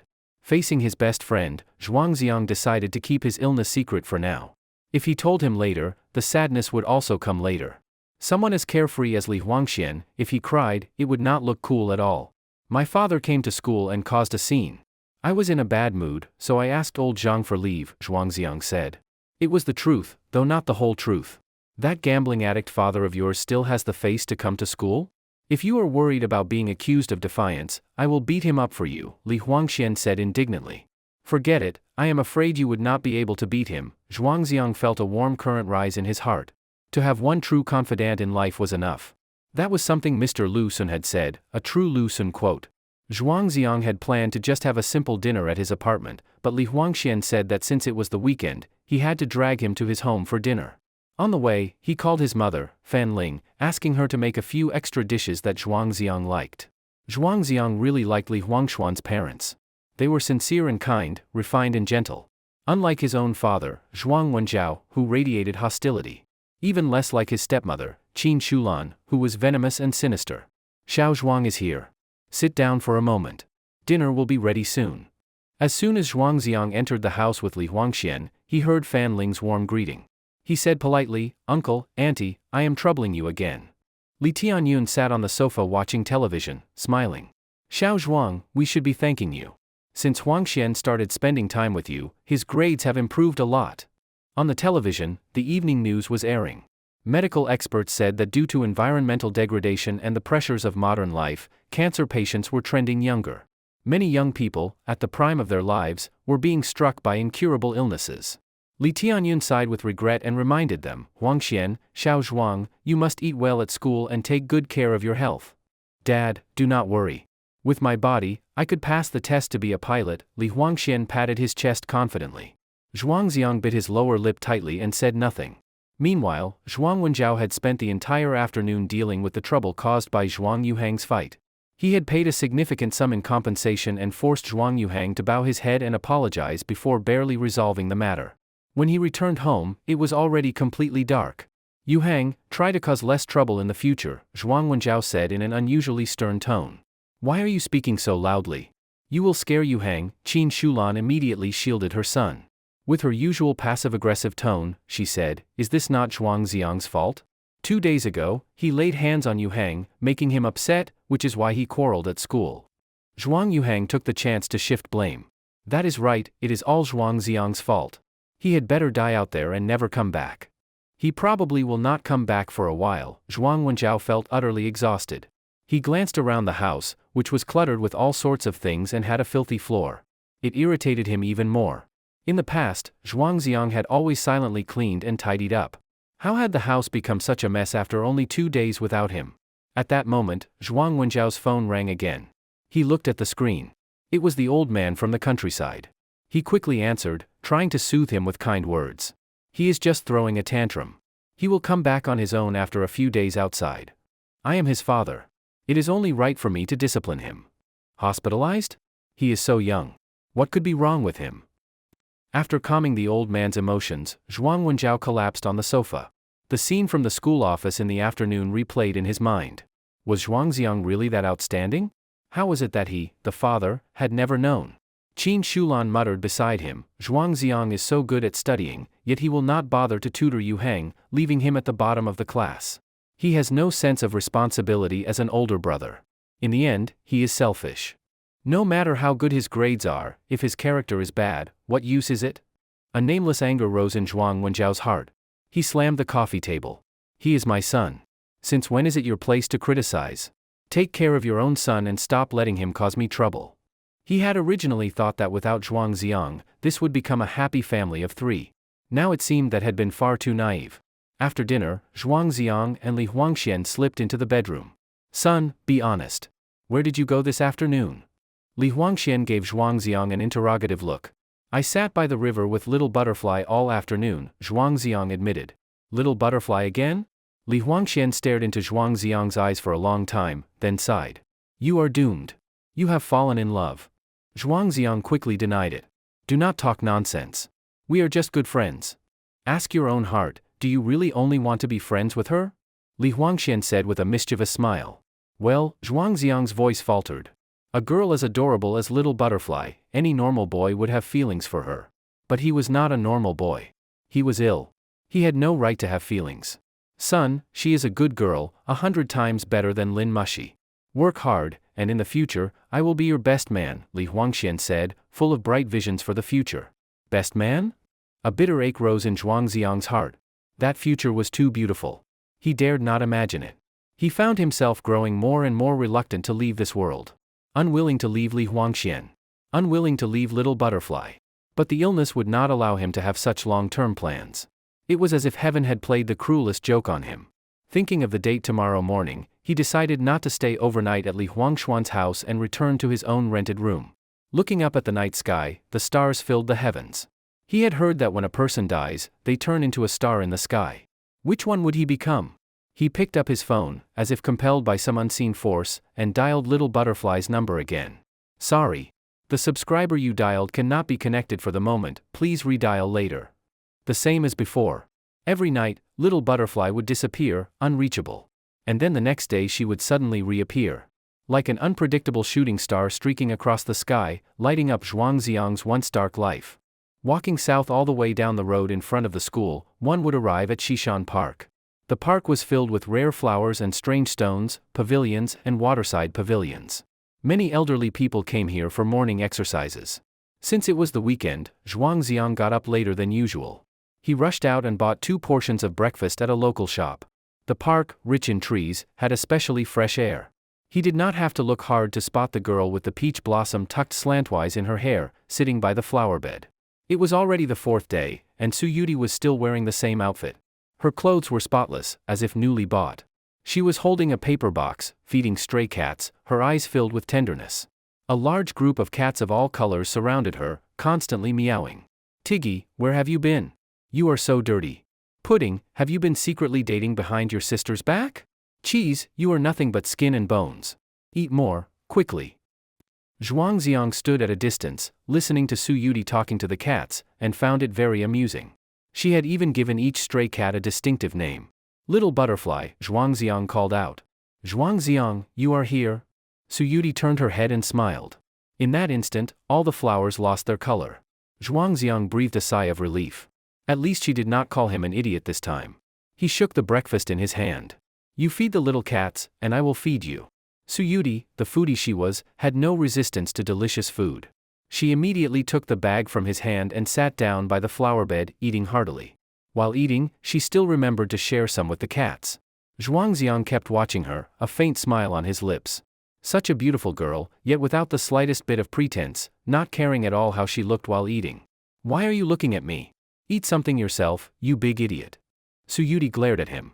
Only then did Zhuangziang look away and take a sip of hot milk. He felt almost wrong if she did not call him an idiot.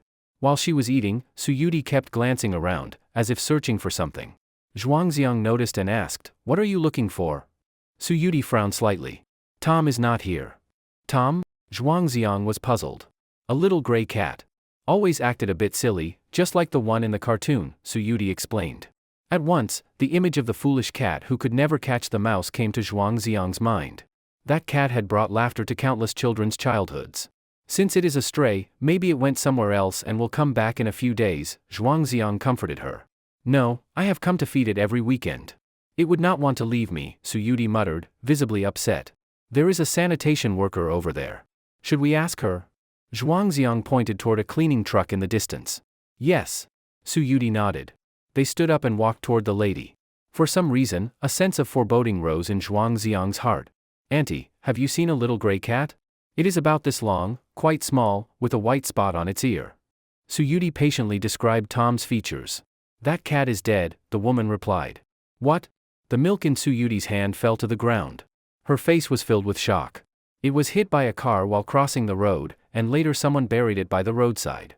The woman perhaps tried to be gentle, sparing the more gruesome details. In truth, many stray cats are killed by cars, and their bodies lie mangled on the roads. Some are never even buried, flattened into roadkill by passing tires. How could this happen? How could this happen? How could this happen? Suyuti repeated the words several times, tears streaming down her face. Zhuangziang stood beside her, clearly sensing her sorrow. The woman sighed. "What a kind-hearted girl, crying like this over a stray cat. Little butterfly, do not cry. Cats have 9 lives," Zhuangziang gently consoled her. Suyuti leaned on his shoulder, sobbing softly. "I liked Tom the most. It was so adorable." Zhuangziang's hand hovered awkwardly in the air before he gathered the courage to stroke her hair. "Little butterfly, do not be sad. Every cat dies eventually, just like every person." He paused for a long time before saying sorrowfully, "Dies too." Suyuti looked up, her tearful eyes puzzled, as if she did not understand his words. Zhuangziang gazed into her eyes. "People part ways, always. Just like you and me, we will have a day when we can no longer see each other." "Why? Do you not want to be my friend anymore?" Suyuti asked, choking back tears. "No, little butterfly. I want to be your best friend for life. Then do not leave me." Zhuangziang tried to soften the message, but it was futile. Even he did not know whether he would have the courage to face that farewell 3 months from now. Dwelling on this unsolvable issue would only deepen their sorrow. He forced a smile. "No more crying. We agreed to be happy every day.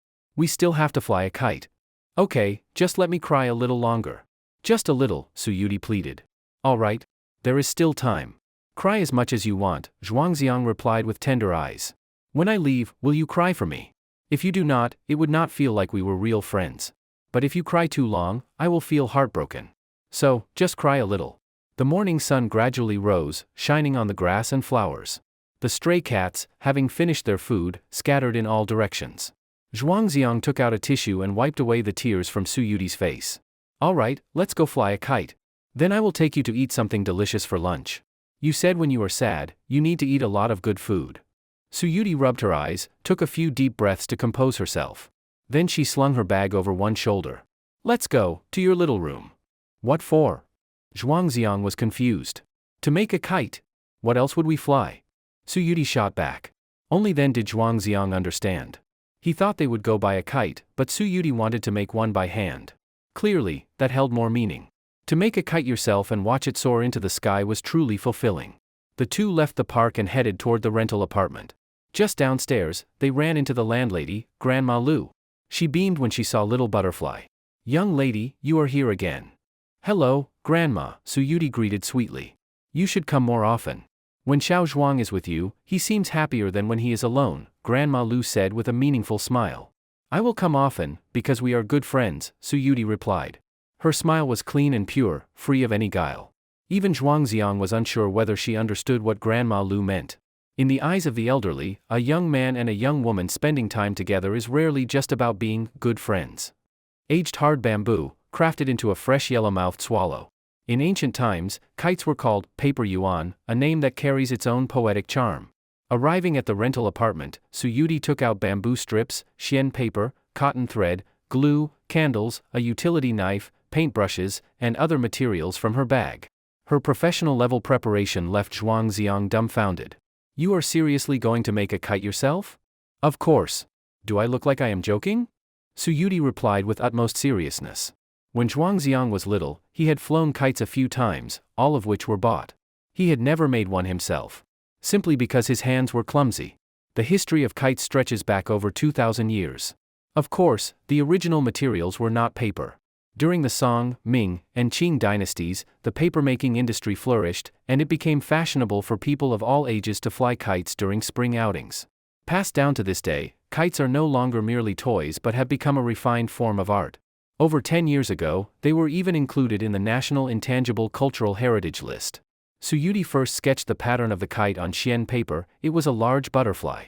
Then, using the pattern as a guide, she began shaping the bamboo frame. Seeing her roast the bamboo over a candle flame to curve it into the desired arc, Zhuangziang was amazed. This girl's hands were incredibly skillful. He, like a fool, could only watch from the side, entirely useless. Su Yudi fixed the bamboo pieces with cotton thread, shaping the butterfly skeleton. Then she glued the xian paper on, trimming the excess. A rough outline of the kite was thus complete. To elevate a kite from a toy to a piece of art, the most important part is the pattern painted on it. Su Yudi first used a pencil to outline the lines, then took out pigments and a palette to mix the colors she needed. Next, holding a brush, she quietly began to paint. The spring breeze slipped through the windows, fallen petals drifted silently. Zhuangziang stood to the side, quietly admiring the perfect profile of the girl, not daring to make a sound. At that moment, it was as if he saw a noblewoman from 1,000 years ago painting a paper kite. Graceful and dignified, delicate and lovely. He had never imagined that making a kite could be such an aesthetically moving process. With immense patience, Su Yudi painted intricate patterns onto the butterfly's wings, stroke by stroke. Simple bamboo and paper were transformed into a work of craftsmanship. All done. Is it beautiful? After painting for more than half an hour, Su Yudi finally put down the brush and let out a long breath. A lifelike butterfly appeared before Zhuangziang's eyes. Little butterfly, you are amazing, Zhuangziang praised endlessly. My grandma taught me. I used to make one every year when I was little, Su Yudi said, clearly proud of her creation. Then she picked up the brush again and, in a space she had deliberately left blank, wrote a line of small characters. Zhuangziang is a big idiot. In ancient times, people often wrote phrases on their kites, blessings and auspicious sayings. No one, however, wrote big idiot. You calling me names is one thing, but why write it on the kite? Zhuangziang grumbled. Let the kite carry away your idiocy. Maybe you will become a little smarter, Su Yudi smiled slyly, making excuses. Unwilling to concede, Zhuangziang picked up the brush and wrote a line next to hers. Little butterfly is a little fool. Her handwriting was delicate, while his was elegant, though the content was undeniably childish. With the 12 characters cramped together, the black smudge slightly threw off the kite's color balance. It looks ugly now, Su Yudi pouted. Zhuangziang picked up a brush again, dipped it in red paint, and drew a heart between the 2 lines of text. That touch of red was like the finishing stroke of a dragon. The color palette instantly gained depth. Su Yudi looked at the heart between their names, her cheeks flushing red, her eyes soft and bashful. After the glue and ink dried, the two went outside to the grassy riverside. The sky was clear, the breeze gentle, perfect kite-flying weather. Su Yudi held the kite while Zhuangziang launched it. He ran several laps on the grass, and the butterfly-shaped kite was lifted by the breeze, soaring ever higher. In truth, many traditional kites bought online only looked the part, they were decorative, not functional. Su Yudi's kite-making skills were impressive. Watching the kite glide across the sky, growing smaller and smaller, it truly resembled a real butterfly. As a witness and partial participant in the kite's creation, Zhuangziang felt a deep sense of accomplishment. This kind of joy was incomparable to that of a store-bought kite.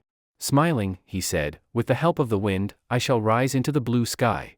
Su Yudi kept looking up, clapping and cheering, her laughter as crisp as wind chimes. Her gaze, however, held a trace of envy. Above were drifting white clouds, below the murmuring river. To be a joyful little butterfly, flying freely through heaven and earth, how wonderful would that be? Once the kite flew high enough, it no longer required much effort. A gentle tug on the string now and then was enough. Zhuangziang handed her the reel, letting her experience it too. Suyuti eagerly took it, hopping and skipping on the grass. Her neck was sore from looking up so long, but she kept grinning from ear to ear. Happiness is sometimes just that simple and pure. Zhuangziang sat on the grass, quietly watching the girl. Sunlight filtered through the clouds, illuminating her whole figure. Every strand of hair was visible, swaying with her movements. The peach blossom behind her ear was dazzling. Peach blossoms blooming, radiant in beauty, the maiden is to be wed, suitable for home and hearth. This was from the Book of Songs, a classic poem describing a young bride. Zhuangziang recalled what Li Huangxian said last night about being his best man, and a sharp pain rose in his heart. Suyuti dressed as a bride would be breathtaking. What a pity he would never get to see it. The boy who marries her must have saved the galaxy in his past life. The kite flew ever higher, becoming a dot beneath the clouds. The sun grew brighter, too dazzling to see clearly. Suyuti handed the reel back to Zhuangziang, then pulled a craft knife from her backpack. "What are you doing?" Zhuangziang asked in alarm. "Cutting the kite string. Only then will the butterfly truly be free," Suyuti replied, her eyes clear and bright. "You spent so much time making this kite. It would be such a waste," Zhuangziang tried to dissuade her. "I already enjoyed the process of making it. That is enough. Now, I want it to fly farther," Suyuti answered with quiet resolve. In her heart, the kite was never a toy. It was a living butterfly. Zhuangziang said nothing more, he would seem too mundane. Without hesitation, Suyuti cut the string. The butterfly, fully released, drifted in the wind, flying toward the far shore. Carrying the names of Zhuangziang and Little Butterfly, it went in search of freedom. In this world, many things are judged more by the result than the process. Just like every person, born destined to face death, yet that does not stop us from enjoying life. To live as splendidly as summer flowers, to die as serenely as autumn leaves. Zhuangziang stood with his hands in his pockets, watching the kite disappear into the horizon, then turned back to gaze at the girl beside him. He clearly heard the sound of his own heart falling. As noon approached, it was once again time for a joyful meal.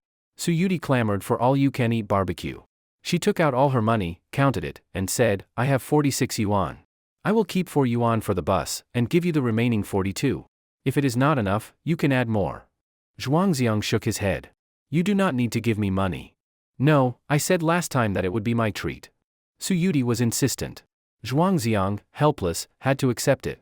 He still had a little over 5,000 yuan left from his savings of over 6,000, after paying 1,200 for rent. With his spending habits, he could easily last 3 months. As long as he did not go out to feast every day. But since meeting such a little foodie, his expenses had increased slightly, exceeding his expectations. Barbecue required you to cook the meat yourself, adding a sense of participation compared to other meals. Suyuti brushed oil on the grill and placed various meats on it, which soon sizzled and glistened with oil. This little glutton's uncooperative tears seemed to flow right from the corners of her mouth. When the meat was almost done, she picked up the first slice, dipped it in sauce, wrapped it in a lettuce leaf, and held it up to Zhuangziang's mouth. "Here, open your mouth." Zhuangziang obediently opened his mouth and accepted her feeding. The fattiness of the pork belly, combined with the crisp freshness of the vegetables, balanced perfectly. The first bite was deeply satisfying. Zhuangziang could not eat on his own because he was peeling shrimp for Suyuti. His hands were greasy. He peeled shrimp with practiced skill, quickly piling glistening shrimp meat onto the plate in front of Little Butterfly. The scene had a flavor of lifting the tray to eye level, a gesture of reverence in old Chinese tradition. Other diners at nearby tables cast envious glances. "Wow, that young couple is so affectionate. The girl is not only beautiful but also so gentle. And the young man is quite handsome too. Even peeling shrimp looks elegant." Those words floated over, slightly satisfying Zhuangziang's vanity. If Little Butterfly were truly his girlfriend, how wonderful would that be? Suyuti ignored those comments, pretending to fuss with the grill. But the redness of her burning earlobes betrayed her deeply. Zhuangziang had barely swallowed the first piece of meat when the second was offered to his mouth. He pushed back the chopsticks. "You have not even eaten yet. Do not keep feeding me. Eat one more piece, then I will eat." Suyuti's gaze was stubborn. Zhuangziang, helpless again, opened his mouth. The meat fed to him by Little Butterfly tasted especially delicious. She was clearly a little foodie herself, yet she held back her craving to feed him first. What a lovely girl. Zhuangziang had been to this barbecue restaurant once before with Lin Mushi. At that time, not only did he have to grill the meat, but also peel shrimp and pour drinks. Meanwhile, the great campus belle Lin had nothing to do but open her mouth to eat and drink. After working for half a day, he himself had barely eaten a few bites. Lin Mushi said she was full and wanted to leave, so he had to hurriedly pay the bill and take her home. Afterward, he bought 2 plain steamed buns to fill his stomach. What a pitiful, devoted fool. Compared to Little Butterfly, Lin Mushi was truly nothing at all. After peeling the shrimp, Zhuangziang went to wash his hands. When he came back, he found that Little Butterfly had already shared half the shrimp back to him. What drink do you want? Still cola? Zhuangziang asked with a smile. Suyuti beckoned softly. Come closer. Zhuangziang bent down. Why so secretive about a drink? Suyuti leaned to his ear, her red lips lightly parting, and voiced a bold idea. Zhuangziang's pupils contracted instantly. What? Drink, alcohol? Suyuti blinked curiously. I heard people say alcohol tastes very good. After drinking it, you feel like you are floating. From childhood to now, Zhuangziang had been a good boy and had hardly drunk alcohol. He had only heard adults say that drinking leads to losing control. Their eyes met, testing the edge of danger. Finally, Zhuangziang steeled himself. If drinking, then drinking it would be. In the last 3 months of his life, he wanted to break all taboos and stop being the obedient child. If he were to die without ever knowing the feeling of being drunk, would that not be a wasted life? Anyway, Dr. Chen had said, eat what you want, drink what you want. The pleasure of giving up is true pleasure. The restaurant's drinks were self-serve. Zhuangziang first took a bottle of white liquor, then put it back and chose 2 bottles of beer instead. Better not go too far. The beer poured into the glass, golden liquid topped with white foam, releasing a faint malt aroma. Suyuti raised her glass. Big idiot, you must be happy every day. Cheers. Cheers, my good friend. The 2 clinked glasses, producing a crisp sound, then each drank deeply. The beer entered with a bitter taste and the faint sting of alcohol. Zhuangziang furrowed his brows. Compared to milk tea and cola, this stuff was awful, like horse piss. He sneaked a glance at Suyuti. Her brows were also tightly knit, looking as though she was not enjoying it either. Their eyes met, but neither would admit defeat. They forced themselves to finish their glasses. Little Butterfly's face visibly turned pink and soft. Even cuter. Zhuangziang, does alcohol taste good? Suyuti asked tentatively. Of course it tastes good. I drink it at home all the time. Zhuangziang forced himself to save face. Yes, I think it tastes good too. I want another glass. Let us get 2 more bottles. Suyuti locked herself into a contest with him, filling both glasses again. Zhuangziang swallowed hard, regretting it inwardly. Ah, dying for pride, living for suffering. After eating 2 shrimp, they clinked glasses again. A clear ringing sound filled the air. They gulped down the beer once more. They even used the corners of their eyes to supervise each other, afraid the other might cheat. Little Butterfly's cheeks grew redder, her emotions rising higher, and she began talking more and more. She chattered nonstop, sharing jokes she had kept for years with Zhuangziang. Always laughing so hard halfway through that she bent over first. Although the beer's alcohol content was low, Zhuangziang was inexperienced. After a few glasses, his head felt woozy, his cheeks warm, and Little Butterfly seemed to appear doubled before his eyes. He could not follow her jokes but still laughed like a fool. Eating with Little Butterfly was itself a reason for happiness. Unknowingly, they had each drunk 2 bottles of beer. Zhuangziang forced himself through the drunkenness, walking unsteadily to pay the bill. When he came back, he found Little Butterfly lying on the table, her head resting on her arms, drowsy and endearing. Little Butterfly, I will take you home to sleep. Zhuangziang nudged her. Big idiot, carry me. Suyuti's speech was slurred. When sober, carrying her would be no problem for Zhuangziang, but now, unsteady himself, he had strength but no power. They could only support each other, stumbling out of the barbecue restaurant. Fortunately, the rental apartment was not far. Zhuangziang, with immense effort, managed to put Suyuti down on the bed. He helped her take off her canvas shoes, pulled her skirt down a little to cover her long, round legs. You sleep here. I will go to the sofa outside. Zhuangziang instructed softly at her ear. At that moment, Suyuti suddenly wrapped her arms around Zhuangziang's neck and pressed his head down. Zhuangziang, caught off guard and unsteady, bent over. And his lips met those cherry-red, tender ones. Little Butterfly's lips were soft and moist to the touch. Zhuangziang's mind buzzed into a blank, his entire body surging with blood, his heart as if it were about to leap out of his chest. Just 3 seconds, but enough to be unforgettable. She stole my first kiss. But Su Yudi seemed completely unaware. She released the arms wrapped around Zhuangziang's neck. Zhuangziang raised his head, his cheeks burning hot. Looking at the girl's delicate face, he felt like he was in a dream. He helped Su Yudi pull up the blanket, then fled the room in a hurry. Clearly, she had been the one to initiate it, but somehow he felt like he had done something wrong. Lying on the sofa, Zhuangziang tossed and turned, unable to fall asleep for a long time.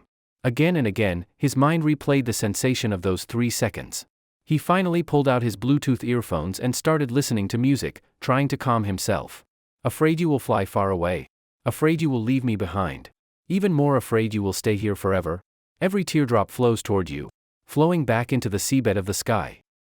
With the sorrowful melody, the intoxication began to wash over him like seawater. Zhuangziang drifted into sleep, and naturally, the protagonist of his dream was Little Butterfly. The images made one blush and heart pound, indescribable. Even one more line would never pass censorship, not that anyone would enjoy reading it, so let us skip it entirely. He did not know how long had passed when a tickle on his nose made him sneeze violently. Opening his eyes, he saw Su Yudi's radiant smiling face. She was holding a feather she had found who knows where, giggling nonstop. You are teasing me again, Zhuangziang rubbed his nose. You lazy pig, the sun is already about to set and you are still sleeping. Su Yudi made a funny face. Suddenly, Zhuangziang sensed something was wrong, his face flushed red with shame. He quickly got up and rushed into the bedroom, locking the door behind him. He had to hide the evidence first, and wash it later tonight. It took several minutes before he came back out. Su Yudi noticed that he seemed to have changed his pants. Zhuangziang, you didn't take advantage of me while I was drunk, did you? You do not remember? Zhuangziang was shocked. Nope. I just remember being at the barbecue place. When I opened my eyes again, I was in your bed. Su Yudi looked completely innocent. Zhuangziang silently cried injustice. Who behaves like this, gets drunk, commits the crime, steals someone's first kiss, and now accuses the other party instead? He had to respond stiffly, you reeked of alcohol, you smelled awful. Who would want to take advantage of you? But you took off my shoes. If I did not, you would have dirted my bed. Su Yudi thought that made sense, so she did not pursue it further. Still, she felt a bit weird recalling the way Zhuangziang had looked at her little feet the day before. In the round fish tank on the table, 2 red goldfish swam freely. Su Yudi picked up the nearby fish food and tossed some into the water. Propping her chin as she watched the fish eat, she said enviously, big idiot, look how happy they are. They are nothing like you. You are not a fish. How do you know they are happy? Zhuangziang refuted. You are not me. How do you know I do not know the happiness of fish? Su Yudi quickly followed up. You are not me. How do you know I do not know that you do not know the happiness of fish? This line from Zhuangziang left Su Yudi's brain tangled for a while, almost causing her CPU to overheat. She reached out and twisted Zhuangziang's arm hard, serves him right for being glib. Zhuangziang cried out in pain. Indeed, there is no reasoning with girls. Zhuangziang, I have to go home. Su Yudi glanced outside. The sky was growing dusky. Do you really have to leave so early? I can still treat you to dinner. Zhuangziang tried to make her stay. No, I have to catch the 6:10 bus. Su Yudi's eyes also showed some reluctance, but she still had to return before dark. Zhuangziang was a little helpless and guessed her parents were probably very strict. It really was not safe for girls to be out too late. The two of them went to the bus stop and sat on the bench, eating oden while waiting for bus 19. Even though Zhuangziang was reluctant in his heart, the bus did not care about human emotions and turned the corner. I'll take one more bite. Su Yudi quickly swallowed the meatball in her mouth and bit into a piece of fish tofu. Will you come again tomorrow? Zhuangziang asked quickly. What fun is there tomorrow? Su Yudi blinked her large eyes. We could go to the library and read joke books. The word slipped out of Zhuangziang's mouth, and he instantly regretted it. Reading joke books, and with phonetic annotations no less, how childish. It was the weekend, so there were not many people waiting for the bus. When the door opened, Su Yudi stepped inside. Zhuangziang stared at her slender back, filled with disappointment, thinking he should have suggested something more exciting. Just as the doors were closing, the girl suddenly turned back.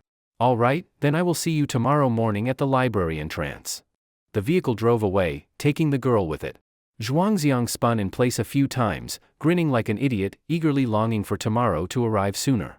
Even though that meant he would be one day closer to death. On the way back, Zhuangziang had a bowl of beef noodles as a casual dinner, then randomly bought a magazine to pass the long night. Around 8 p.m., he sent Little Butterfly a message. What do you want for breakfast tomorrow? As before, no reply came. Much later, his phone suddenly rang loudly.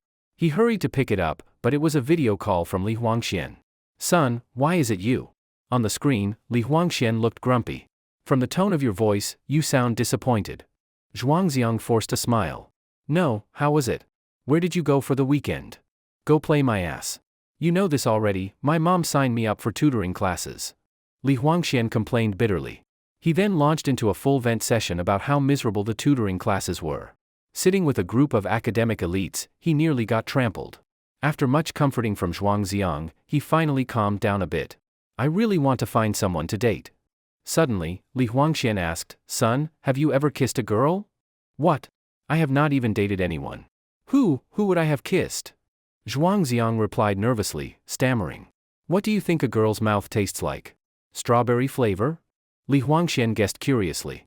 No, I think it probably tastes like beer. Zhuangziang blurted out. Did you get hit in the head? How could a girl's mouth taste like beer? Li Huangxian gave him a disdainful look. Forget it. No use asking you. You have not kissed anyone anyway. The two chatted aimlessly for a while before ending the call.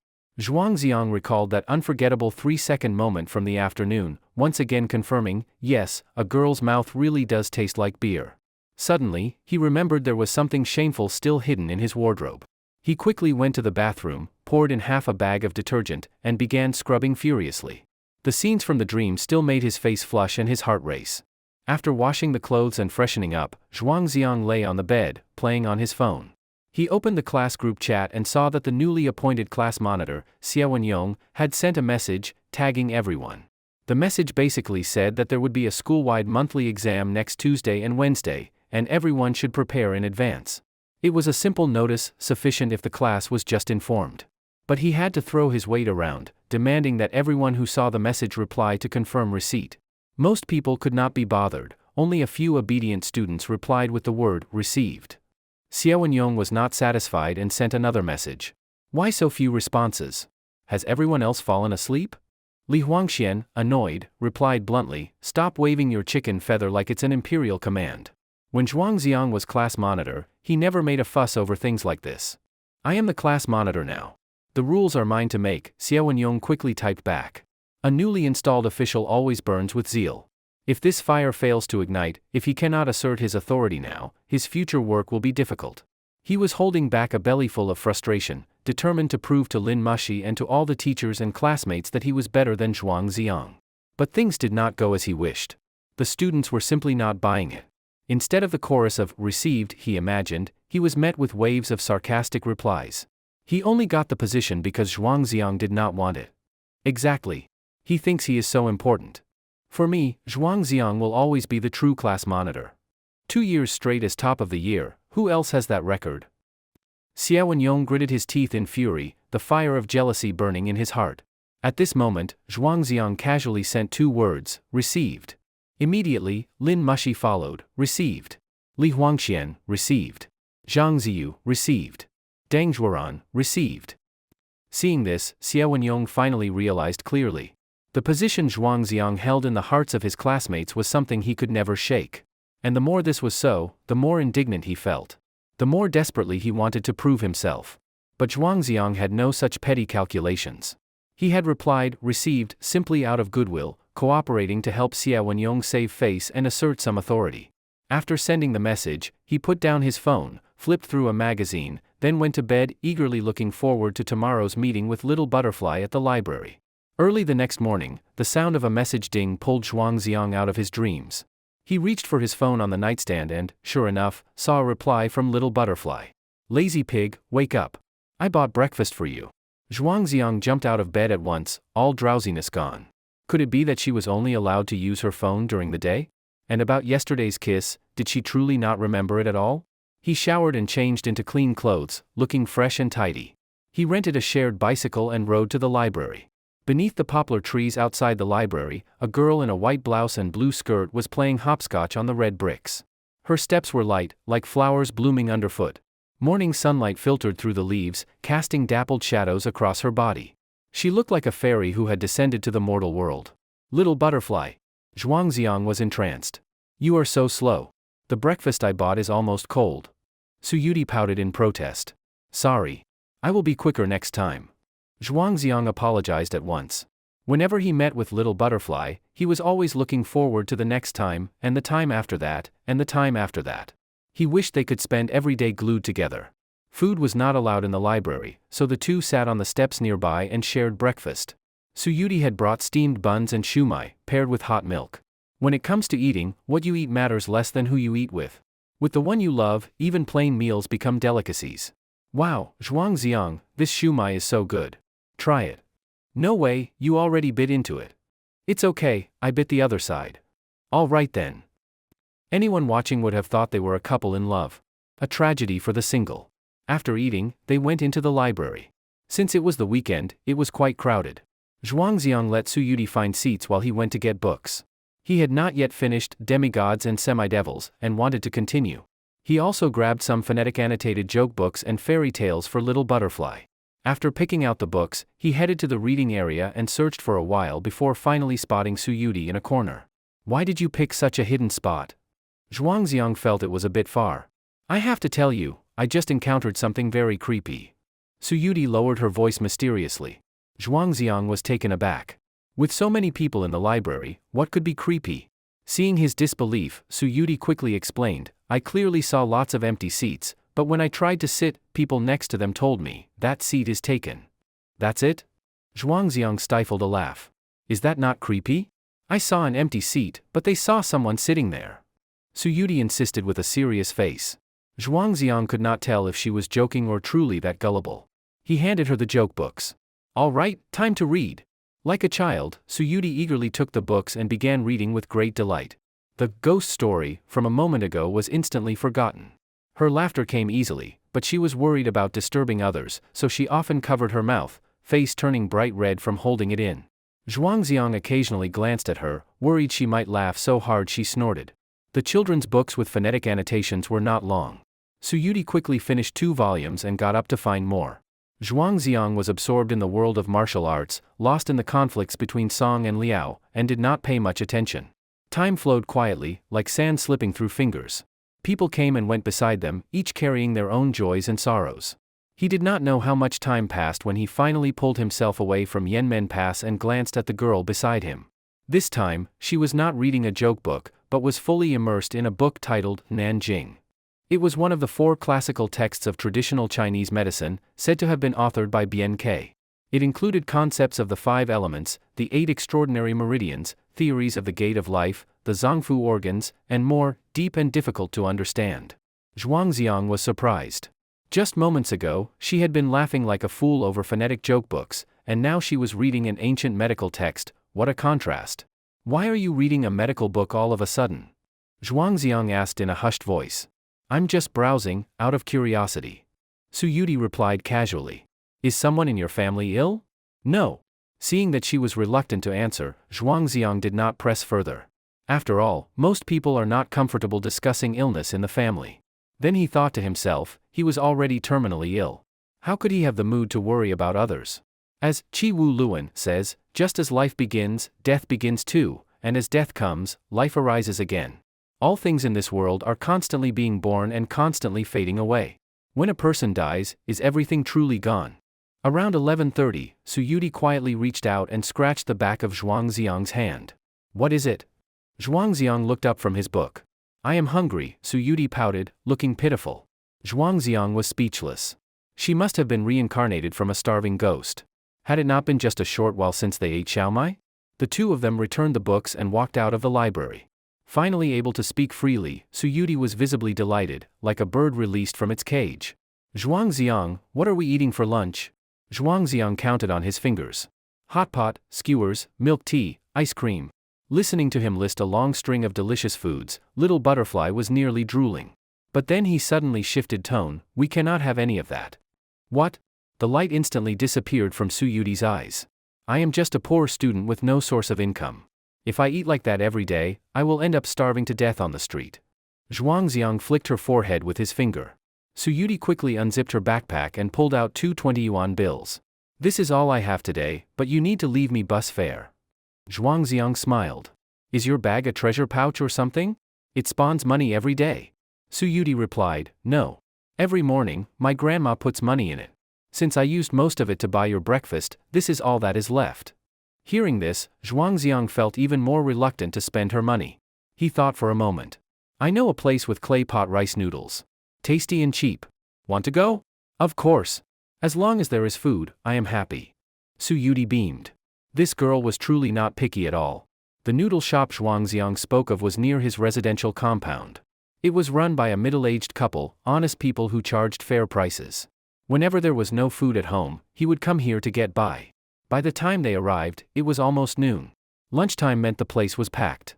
The noise was lively, full of down-to-earth energy. As soon as Su Yudi entered, she drew many stares. Zhuangziang quickly led her to a corner table to avoid attention. They ordered 2 bowls of chicken soup rice noodles, which the owner's wife promptly brought over. The broth was clear and fragrant. Su Yudi could not wait and took a sip of the soup, immediately burning her tongue. Slow down. People might think I starved you for 3 days, Zhuangziang joked. This soup is delicious, Su Yudi praised with a smile. To her, it seemed like nothing ever tasted bad. A girl who was not picky was easy to please.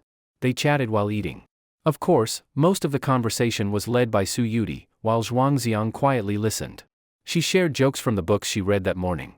Ordinary jokes became surprisingly funny when told by her. Zhuangziang watched her with smiling eyes. As for that book Nanjing, neither of them brought it up again, as if by tacit agreement. Medicine is vast and profound, but the more you understand it, the more helpless it makes you feel. In the face of bizarre and incurable diseases, medicine can only do so much. Zhuangziang, did you not run away from home? Why the hell did you crawl back here? A jarring voice suddenly came from nearby. Zhuangziang turned and saw Zhuang Yuhang looking at him with a provocative stare. He had come to eat with a few classmates from the same neighborhood. Zhuangziang did not want to engage. He said nothing and turned away. Who is that? Su Yudi asked curiously, glancing at Zhuang Yuhang. My father's son, Zhuangziang replied flatly. Then, that means he is your younger brother? Su Yudi pondered for a moment before piecing it together. On the first day she met Zhuangziang, he had mentioned that he had a bad relationship with his family. But she had not expected it to be this bad. From Zhuang Yuhang's tone, there was not a trace of brotherly respect. Being ignored made Zhuang Yuhang furious. He pointed at Zhuangziang and snapped, You laid your hands on me at home last time. That debt has not been settled yet. Zhuangziang responded coldly, I already spared you by not hitting you harder. You fucking loser. What the hell was wrong with you that day? You dared to hit me? Zhuang Yuhang raged. At home, he had long been used to Zhuangziang's submissiveness and weakness. He did not take Zhuangziang's warning seriously at all. The kids sitting at his table joined in, mocking. Yuhang, is that your brother with no mother? I heard he is treated like a servant in your house. All he knows is how to read books. What a boring life. Zhuang Yuhang laughed loudly. Yeah, even his real mother has not come to see him in over a decade. Imagine how much of a pain in the ass he must be. At that moment, Zhuangziang's fists clenched tightly, his knuckles audibly cracking. Su Yudi suddenly stood up, glaring at Zhuang Yuhang. You are just a kid. How can you talk like that? He is your brother. Zhuang Yuhang sneered at her. Who the hell are you? His whore. Su Yudi's eyes widened in disbelief. Such a young child using such venomous words. What kind of parents raise a kid like that? But then again, he shared the same father as Zhuangziang. Zhuangziang was obviously kind and gentle. Your brother was so good to you. Did he not buy you a cake the other day? Su Yudi still tried to reason. You mean that shitty cake not even a dog would eat? I smashed it with my foot. Dad slapped the fuck out of him and kicked him out like a dog. Zhuang Yuhang laughed smugly. Everyone nearby could hear. It was incredibly cruel. A 10-year-old, already so violent and twisted. This is how cold human nature can be. Zhuangziang, you idiot. Su Yudi looked at Zhuangziang, her almond-shaped eyes brimming with tears. Now she finally understood what Zhuangziang had gone through that night. And yet, the very next day, that idiot had smiled and told her his brother loved the cake, got cream all over his mouth, and called him brother. She had known it was a lie at the time, but had never imagined the truth would be so brutal. He must have been in unbearable pain that night. How disappointed must a person be in his own family, to run away and hole up in a cramped, shabby apartment. And for you to be hanging around with this loser, I guess you are no better than a slut, Zhuang Yuhang sneered at Su Yudi. Before the words had even fully left his mouth, he felt a powerful gust of wind hit his face. Zhuangziang could no longer endure. He raised his hand and slapped Zhuang Yuhang hard across the face, sending him crashing to the ground. The crisp sound of the slap startled everyone in the shop. Every head turned toward them. You fucking piece of shit. You hit me? Zhuang Yuhang lay on the ground, staring at Zhuangziang in shock and fear. In his memory, Zhuangziang had always been gentle, or rather, someone to be bullied. But now he had actually hit him. Zhuangziang stood tall, looking down with icy eyes. Yes, I hit you. What, do I need to pick a better day? Zhuangziang's slap landed solidly, leaving Zhuang Yuhang utterly stunned. What the hell had gotten into him? Was this really the same old doormat he used to know? Even Su Yudi had not expected mild-mannered Zhuangziang to strike so suddenly. The surrounding diners, unaware of the context, only saw an older boy hitting a child, and began to mutter among themselves. What is wrong with this guy? Hitting a kid that hard? Call the police and let the officers teach him a lesson. I am recording this for the internet. Hitting someone in public like this? Outrageous. In the past, Zhuangziang might have cared what others thought, and would probably have tried to explain patiently. But his mindset had changed completely. You strangers can say whatever the hell you want, who cares? My time and energy are limited. I will only spend them on those I love, and those who love me. The owner of the noodle shop came running over and looked at Zhuangziang in surprise. Zhuang, why did you hit your brother? He knew Zhuangziang and had some understanding of the family situation, so unlike others, he did not immediately criticize. Sorry, uncle. I caused trouble for you. We will leave right away. Zhuangziang asked Su Yudi to wait a moment, then followed the owner to pay the bill. Zhuang Yuhang scrambled up from the floor, glaring at Zhuangziang with deep hatred. But he was only 10 years old, physically no match for Zhuangziang. He could only suppress his fury and plan to tattle to his parents later. Zhuangziang was gone for a while, then returned and grabbed Su Yudi by the wrist. Let's go. Su Yudi did not say much. She obediently followed him out. As they reached the door, Zhuang Yuhang, now convinced Zhuangziang would not return to hit him again, shouted out with false bravado, Zhuangziang, you are screwed. My parents will not let you off. Zhuangziang sneered coldly. Since they will not discipline you, I will help them. Do not let me see you again, because if I do, I will beat you again. Every time. With those sharp words, he walked away, calm and collected. It felt far better than being a doormat. Su Yudi had not finished her clay pot noodles and was still thinking about them. Seeing the little glutton's longing look, Zhuangziang bought her 2 grilled sausages and an ice cream to shut her mouth. Hey, you big idiot. Why did you hit him like that? It was kind of scary. Because he insulted me, but worse, he insulted you. I will not allow anyone to speak badly of you, Zhuangziang said seriously. Only then did Su Yudi recall that Zhuang Yuhang had indeed said she was not a proper girl, and that was when Zhuangziang had lashed out. A hint of sweetness rose in her chest. That little bastard really did deserve a beating. They did not dwell on the unpleasantness. Retracing their steps, they returned to the library to continue reading. About half an hour later, Zhuangziang's phone vibrated. It was a call from Zhuang Wenjiao. Apparently, Zhuang Yuhang had already tattled at home. Zhuangziang declined the call and put his phone on Do Not Disturb. To cheer him up, Su Yudi brought over a few children's books. The two of them sat side by side, reading the same book and sharing moments of joy. Whenever they encountered a funny joke, they dared not laugh too loudly. Instead, they exchanged soft smiles. In Su Yudi's clear eyes, Zhuangziang saw his own reflection. I find the mountains so charming, perhaps the mountains find me charming as well. Before long, Su Yudi sneakily pulled out a pack of fruit hard candies. She unwrapped a strawberry one and held it up to Zhuangziang's lips. Why did you bring candy into the library again? Shoo, quiet. Eating candy helps you forget your worries. The candy melted on his tongue, and sweetness rippled through his chest. A faint fragrance from the girl drifted straight to his nose. Candy can be addictive, and Zhuangziang knew he was doomed. But did a person with only 3 months left to live have the right to love someone? The sun dipped westward, curtains of dusk falling. That entire afternoon, they read 7 or 8 volumes of jokes and comics. Like eating junk food, not nourishing, but full of joy. When you are with someone you love, time always flies like water through fingers. At 5:30, Zhuangziang returned the books and took Su Yudi with him, heading back to school. Hey, you big idiot, do you remember what we read today? Su Yudi hopped along the sidewalk, stepping on the tiled patterns. Nope. I forgot everything, Zhuangziang replied with a smile. Me too. Ha ha ha. Their laughter echoed down the road. In the golden twilight, Zhuangziang watched the dancing little butterfly and felt that time had grown extraordinarily gentle. Who was it that sent you to me? At 6:10, bus route 19 arrived on schedule. Little butterfly stood on the bus, waving fondly at Zhuangziang through the window. Zhuangziang waved back gently. Even after the bus was long gone, he stood there like a fool at the stop, his heart hollow. His day had been split cleanly in two by that 6:10 moment. With Little Butterfly, and without her, two entirely different states of being. After a quick dinner at a small eatery, Zhuangziang returned to the rental apartment. Inside the glass fish tank, the two goldfish swam tirelessly. As he fed them, he spoke to them absent-mindedly.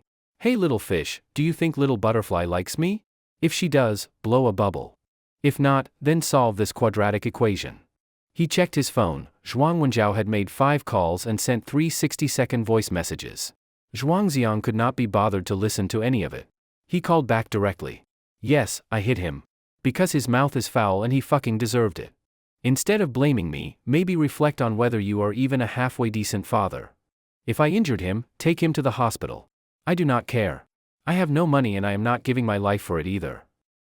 During the call, he could hear Qin Shulan fanning the flames in the background, cursing loudly. Zhuangziang sneered inwardly. "After more than 10 years of swallowing your shit, you still think I am your punching bag?" After venting thoroughly, he hung up. It felt good. On the other end, Zhuang Wenjiao was practically shaking with rage at the sound of the disconnect tone. "You ungrateful bastard. How the fuck did I end up with a son like you?" Blinded by rage, he did not even consider why Zhuangziang had changed so drastically. Nor did he reflect on whether he, as a father, had ever fulfilled his duty. Qin Shulan sobbed, "Look what he did to Yuhang. The swelling has not even gone down. My poor baby." Zhuang Yuhang slammed the table. "Dad, go to his school tomorrow and drag him back. Make him kneel and apologize to me, then beat him bloody with a belt. So what if he always ranks first in class? He even dares to hit his own brother. What is next? Will he hit you too?" Zhuang Wenjiao was furious. He had no intention of letting Zhuangziang off easy. The morning sun rose slowly, and the breeze was cool. On Monday, the flag-raising ceremony was held, followed by the morning assembly, during which school administrators and student council members summarized the previous week's academic and campus life. As soon as Zhuangziang arrived at the field, his eyes scanned each class, trying to catch a glimpse of Little Butterfly. But the result was deeply disappointing. "Little Butterfly, which class are you in?" He had actually wanted to ask Suyudi this question many times, but he had a feeling she was hiding it on purpose, likely because of something she could not say. When she was ready, she would tell him herself. Because his mind was elsewhere, he did not hear a single word spoken from the podium. It was only after the meeting ended that he learned from Li Huangxian that Class 9 did not receive the rotating red flag. Since the beginning of the semester, this was the first time. It is just a symbolic honor, like the red star stickers in kindergarten. "Nothing to get worked up about," Zhuangziang said with a smile. It normally would not matter, but this was Xia Wenyong's first week as the new class monitor, and now this happens. "Look at his face, he could wring water out of it," Li Huangxian said with a hint of schadenfreude. He had always disliked Xia Wenyong. Class 9 was the elite class, excelling in academics, discipline, and cleanliness. The red flag had hung in their room so long it might as well have been nailed there. Zhuangziang used to be the class monitor and the former head of student council discipline, so people gave him a bit of respect. Now with Xia Wenyong in charge, he had run into a wall trying to coordinate with the student council. No one took him seriously. Many in Class 9 had a strong sense of group pride and considered the rotating red flag important. After the meeting, complaints started to bubble up. Some people really should not take on jobs they are not qualified for. Since when did we ever lose the red flag when Zhuangziang was in charge? Why on earth did Zhuangziang step down? Hearing these comments was like swallowing flies for Xia Wenyong. Why was it that in everyone's eyes, he was not even worthy of carrying Zhuangziang's shoes? The fourth period in the morning was class meeting time. With midterm exams coming the next day, there were many things to prepare. As soon as the bell rang, Xia Wenyong strode to the podium, slammed the desk with the blackboard eraser like a judge's gavel. "Everyone quiet down. As class monitor, I am here to assign exam room duties." He loved emphasizing his title, class monitor. But few classmates paid him any attention. Some were doing homework, some were chatting, others sleeping. Xia Wenyong forced himself to keep talking, but no one listened. Frustrated, he slammed the desk loudly again. "Are you even listening to me?" Li Huangxian mocked. "You have been rambling this whole time without saying a single useful word. Who wants to listen?" Xia Wenyong retorted angrily. "Zhuangziang used to talk just as much nonsense. Why did you listen to him?" "Simple. I respected Zhuangziang." "I do not respect you," Li Huangxian shot back. "And why is that? What makes me inferior to him? He can score first in the whole grade. Can you?" That one line shut him down completely. Xia Wenyong's face turned pale, then green. He had coveted the class monitor role for so long, and now that he had it, it was nothing but trivial headaches. Only now did everyone realize how much Zhuang Xiang had done for them, quietly, consistently, and with strength. Lin Mushi turned around and asked, "Zhuang Xiang, why did you resign when you were doing such a good job?" He raised his eyes slightly and said, "I got tired. I did not want to do it anymore." It was a vague answer, and Lin Mushi was not satisfied. She could never have guessed that the truth was far more serious, that Zhuang Xiang would be frequently absent in the coming days and no longer had the strength to take on such responsibilities. More and more students looked toward him. "Zhuang Xiang, you are still the most suitable person to be class monitor. We all believe in you. Yeah, you have been monitor for 2 years already. You should see it through. I support you, Zhuang Xiang. Are you having some kind of problem? Tell us, we will help. You have helped us so much. Do not shoulder everything alone." In Class 9, Zhuang Xiang was like the anchor holding the class together. Every exam, he secured first place in the grade with absolute strength, boosting the class average. Despite his brilliance, he never showed arrogance. Whenever classmates asked him for help, he answered patiently. As class monitor, he led them through sports meets, school celebrations, bulletin board contests, all with excellent results. He always cared for those struggling financially or physically. His strength and selflessness made people forget he was just a regular teenager, with his own pain and sorrow. Only a few students like Li Huangxian knew that his home life was worse than most could imagine. In the past week, his frequent absences had made some classmates sense that something was wrong. Under everyone's expectant gaze, Zhuang Xiang slowly stood up. Looking at the familiar faces, his eyes filled with tears. "Thank you for your concern. I am fine. Really. Resigning as class monitor is a decision I made after careful thought. I am truly sorry I cannot serve until graduation.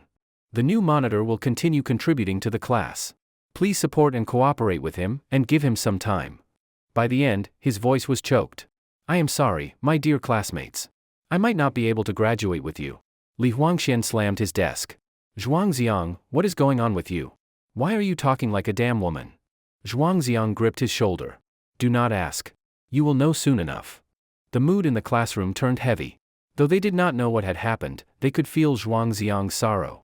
Xiao Wenyong stood on the podium, his face burning with shame. He had always been competing with Zhuang Xiang, yet Zhuang Xiang was still covering for him. Perhaps that was exactly why he could never surpass him. That kind of mindset and magnanimity, he was light years behind. "What is going on here? Your class is the loudest in the whole building." Zhang Ziyuan appeared at the door, delivering a classic teacher line. "Mr. Zhang, we are having a class meeting. We hope Zhuang Xiang will come back as class monitor," Lin Mushi boldly stood up and said. Her voice was immediately echoed by many. "Yes, Mr. Zhang, we do not want him to resign. He is the only one we all truly respect. Is something going on at home for Zhuang Xiang? We can all help." Hearing all this, Zhang Ziyuan felt a lump in his throat. He waved his hand, signaling for silence. Zhuang Xiang's resignation was a decision he made after serious thought. We should respect it. Even though he is no longer class monitor, none of us will ever forget the contributions he made over the past 2 years. In the days ahead, please continue to respect and care for him as you always have. After finishing, Zhang Ziyuan turned and rushed out of the classroom, wiping tears from his eyes. Thankfully, he managed to hold them back before crying in front of the whole class. Zhang Ziyuan stood in the corridor, trying to calm himself. The phone in his pocket rang. He answered. It was a call from the school's security office. "Zhuang Xiang, the security guard says an elderly man is here to see you." "An elderly man?" Zhuang Xiang was puzzled. "He is apparently over 70. "Go take a look," Zhang Ziyuan said. Zhuang Xiang jogged all the way to the school gate. The moment he saw the elderly man squatting in front of the security office, tears poured uncontrollably from his eyes. The old man had already passed 70. His sparse hair had turned completely white, and his face was full of deep wrinkles. He wore a blue Zhongshan suit and black cloth shoes with layered soles. In his hand, he held a woven bamboo basket. "Grandpa, why are you here?" Zhuang Jiangwo stood up, full of emotion. "Xiang, Grandpa could not stop worrying about you. I had to come see you." The old man lived in the countryside. Coming to the city meant transferring buses 3 times. He did not know how to use a mobile phone, so he had asked around all the way until he arrived at the school, knowing only his grandson's name, Zhuang Xiang. The security guard typed the name into the computer, found his homeroom teacher Zhang Ziyuan, and notified him. Zhuang Xiang rushed forward and threw his arms around his grandfather's frail body, sobbing uncontrollably. When he was 5 years old, his parents divorced. Zhuang Xiang was sent to live with his grandparents in the countryside for half a year. In those short months, the kind-hearted elderly couple gave him a taste of rare familial warmth. The bond between grandfather and grandson grew deep. Later, when Zhuang Xiang was sent back to the city, Zhuang Jiangwo, knowing his grandson's difficult life at home, would have him return to the countryside every winter and summer break. For more than a decade, most of Zhuang Xiang's living expenses came from the old man's hard-earned farm work. He was, in truth, Zhuang Xiang's real guardian. These past 2 days, upon hearing that Zhuang Xiang had run away from home, Zhuang Jiangwo was overwhelmed with worry and could neither eat nor sleep. He urged Zhuang Wenjiao to go find him, but the man kept brushing it off. With no other option, he decided to go to the city himself. He had to see for himself that his grandson was safe. "Grandpa, I am sorry. I was immature and made you worry," Zhuang Xiang said through choked sobs. "My good boy, I know. You must have been wronged at home. Do not be afraid. Grandpa will make things right for you," Zhuang Jiangwo said, gently stroking his back. He knew his grandson's character, kind, upright, and gentle. For him to act so rebellious, he must have been pushed too far, completely disheartened by his father and stepmother. But what he did not know was that there was an even greater tragedy looming. Zhuang Xiang could not bring himself to tell the truth. Just then, Zhang Ziyuan arrived. Seeing the teary reunion between the grandfather and grandson, and thinking of Zhuang Xiang's illness, his own eyes welled up again. Wiping away his tears, Zhuang Xiang said, "Grandpa, this is my homeroom teacher, Mr. Zhang." Zhuang Jiangwo quickly bowed to Zhang Ziyuan. "Teacher, thank you for taking care of our Xiang." Zhang Ziyuan returned the gesture. "Please, do not say that. Zhuang Xiang is one of the best students I have ever taught. I am extremely proud of him." Zhuang Jiangwo pulled a few eggs from his bamboo basket and pushed them into Zhang Ziyuan's hands. "Mr. Zhang, we country folk do not have much, but these are fresh eggs from our own chickens. Please take them home and try them." "No, I cannot. We have strict rules, teachers cannot accept gifts," Zhang Ziyuan said, trying to refuse. "Our Xiang has no mother, and his father does not care for him. Please continue to look after him," Zhuang Jiangwo pleaded. "I will, sir." Zhang Ziyuan could not hold back anymore and turned away to wipe his eyes. He dared not imagine how devastated this old man would be if he ever learned the harsh truth. Even the security guards, watching the simple and sincere elderly man, were deeply moved. After composing himself, Zhuang Xiang said to Zhang Ziyuan, "Mr. Zhang, I will take my grandfather out for lunch. If I am late this afternoon." "It is fine, go ahead," Zhang Ziyuan said gently. Zhuang Jiangwo thanked Zhang Ziyuan and the guards one by one before leaving the school gate with Zhuang Xiang. When lunchtime came, Zhuang Xiang suggested they go to a restaurant, but the old man firmly refused, feeling it was a waste of money. So Zhuang Xiang bought 2 bitter gourds and, using the eggs his grandfather brought, went back to the rented room to cook bitter gourd stir-fried with eggs. Zhuang Jiangwo ate heartily, praising Zhuang Xiang's cooking skills. "Grandpa, I am doing well here. It is close to school, and I can sleep in a bit in the mornings. Please do not try to convince me to go back," Zhuang Xiang said cautiously. Zhuang Jiangwo looked around the narrow but tidy rental room and sighed. "Thinking of you living alone like this, it does not sit right with me. I am not alone. I have lots of friends at school, and everyone likes me. But friends are not family." Zhuang Jiangwo really wanted to persuade him to return, but he also understood, at that home, his grandson's position was awkward at best. Zhuang Xiang was now 18. He had the right to choose his own life. "Your father said you hit Yuhang yesterday. Is that true?" Zhuang Xiang nodded. "He insulted me and my friend first." Zhuang Jiangwo's expression turned serious. "After lunch, I will take you home to clarify things. As long as you were not in the wrong, Grandpa will stand by you." Zhuang Xiang hesitated but agreed. He did not want his 70-something grandfather to keep worrying over something so minor. As for what would happen 3 months from now, he would take it one day at a time. When the grandfather and grandson appeared at the doorstep, Zhuang Wenjiao was visibly stunned. "Dad, what are you doing here? If you had told me earlier, I could have come to pick you up." Zhuang Jiangwo snapped, "You threw my grandson out of the house, and I am not even allowed to come check on him." Qin Shulan came out to greet them, wearing a forced smile. It was not yet time for afternoon classes, so Zhuang Yuhang was also at home.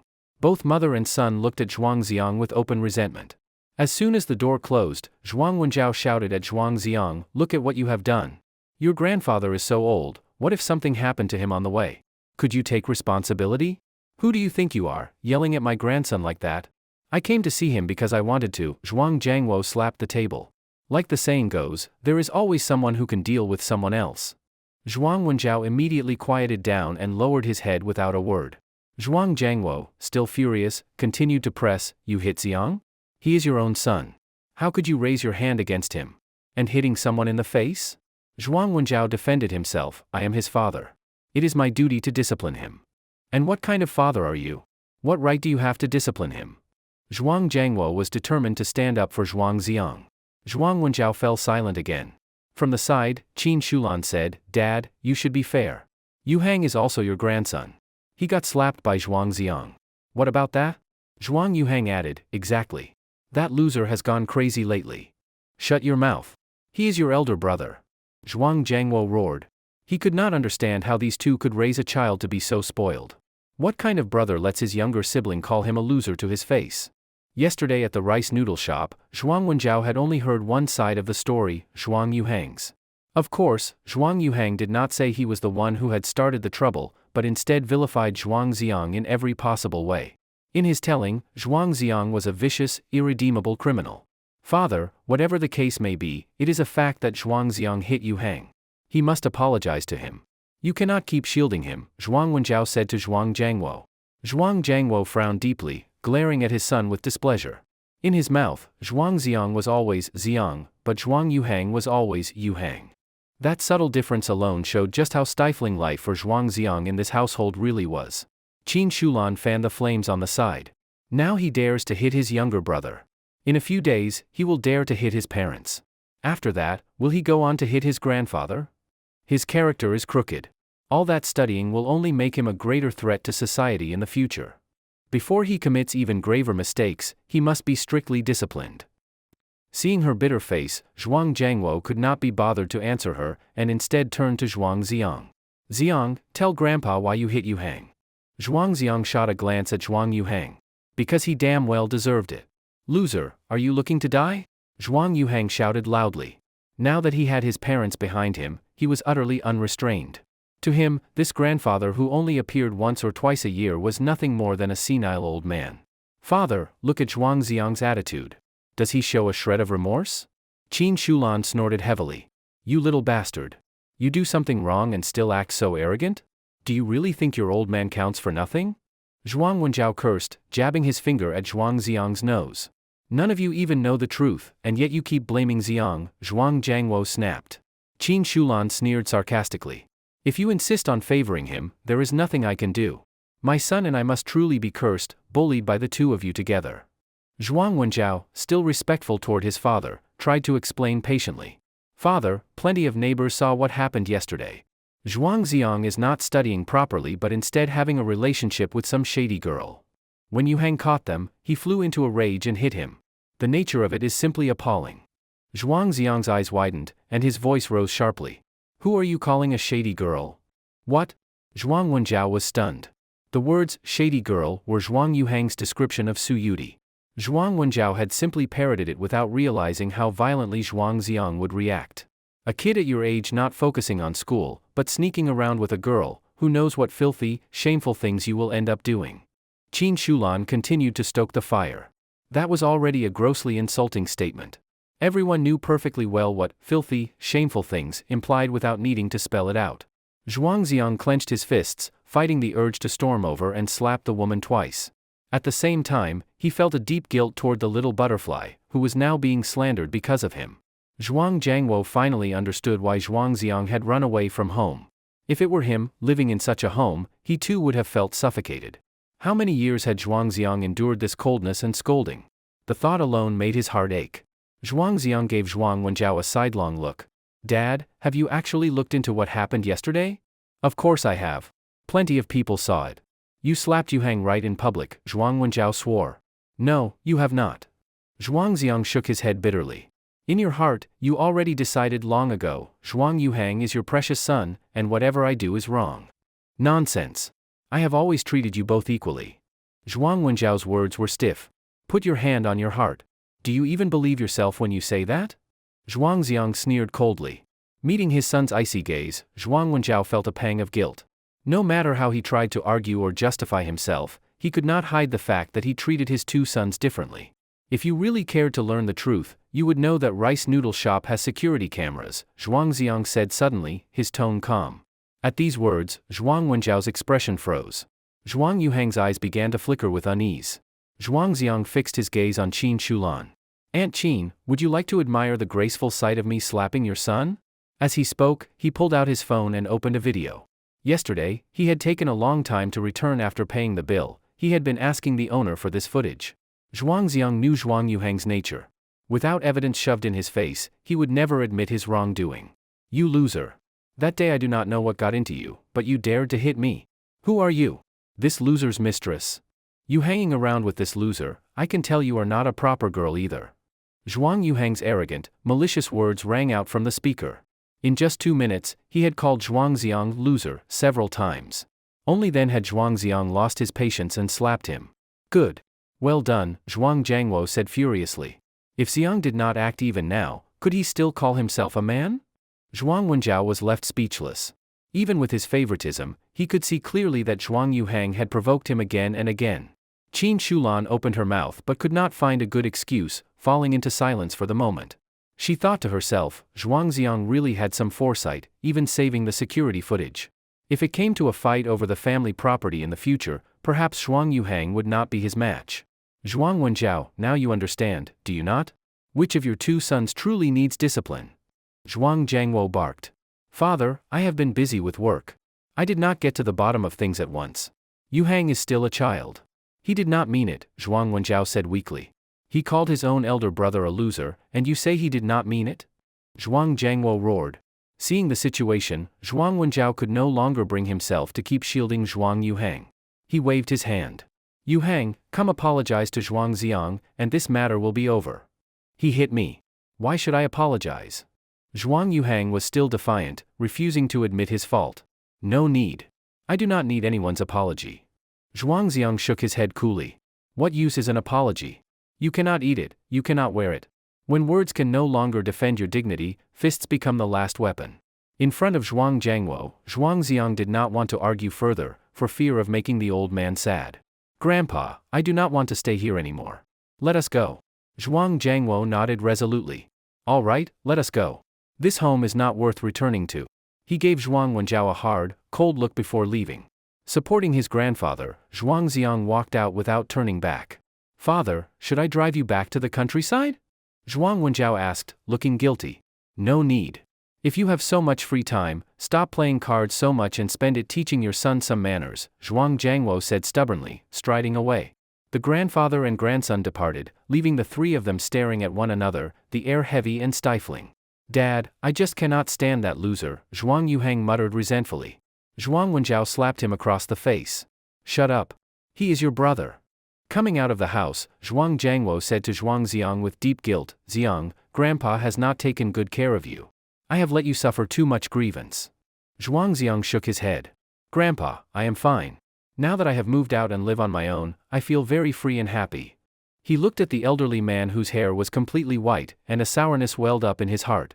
His grandparents worked the land in the countryside, scrimping and saving to put him through school. Such a kindness as deep as the sea, and yet he no longer had the chance to repay it. Zhuang Jiangwo suddenly smiled warmly. Xiang, the girl in that video having dinner with you, she really is your girlfriend? Zhuang Xiang's face turned red. No, she is my good friend. Her name is Little Butterfly. Little Butterfly? What an adorable name. From the look on Zhuang Xiang's face, Zhuang Jiangwo could already guess the young man's thoughts. In the eyes of the older generation, young people falling in love was something to be viewed with even more openness. After all, back in the villages, it was common for people to marry at 17 or 18. Zhuang Xiang was already an adult. At his age, having feelings for a girl was only natural. Zhuang Jiangwo put aside the earlier unpleasantness and changed the subject entirely. If you like the girl, invite her out more often. When I was young and wanted to court your grandmother, her father used to chase me around the whole village with a stick every day. It was only thanks to this thick skin of mine that I finally won the beauty. Zhuang Xiang listened quietly, but inside his heart was bitter grief. With only 3 months of life left, he no longer had the right to pursue the girl he loved. Passing a mobile phone shop, Zhuang Xiang tugged at Zhuang Jiangwo. Grandpa, let me buy you a phone, so we can keep in touch more easily.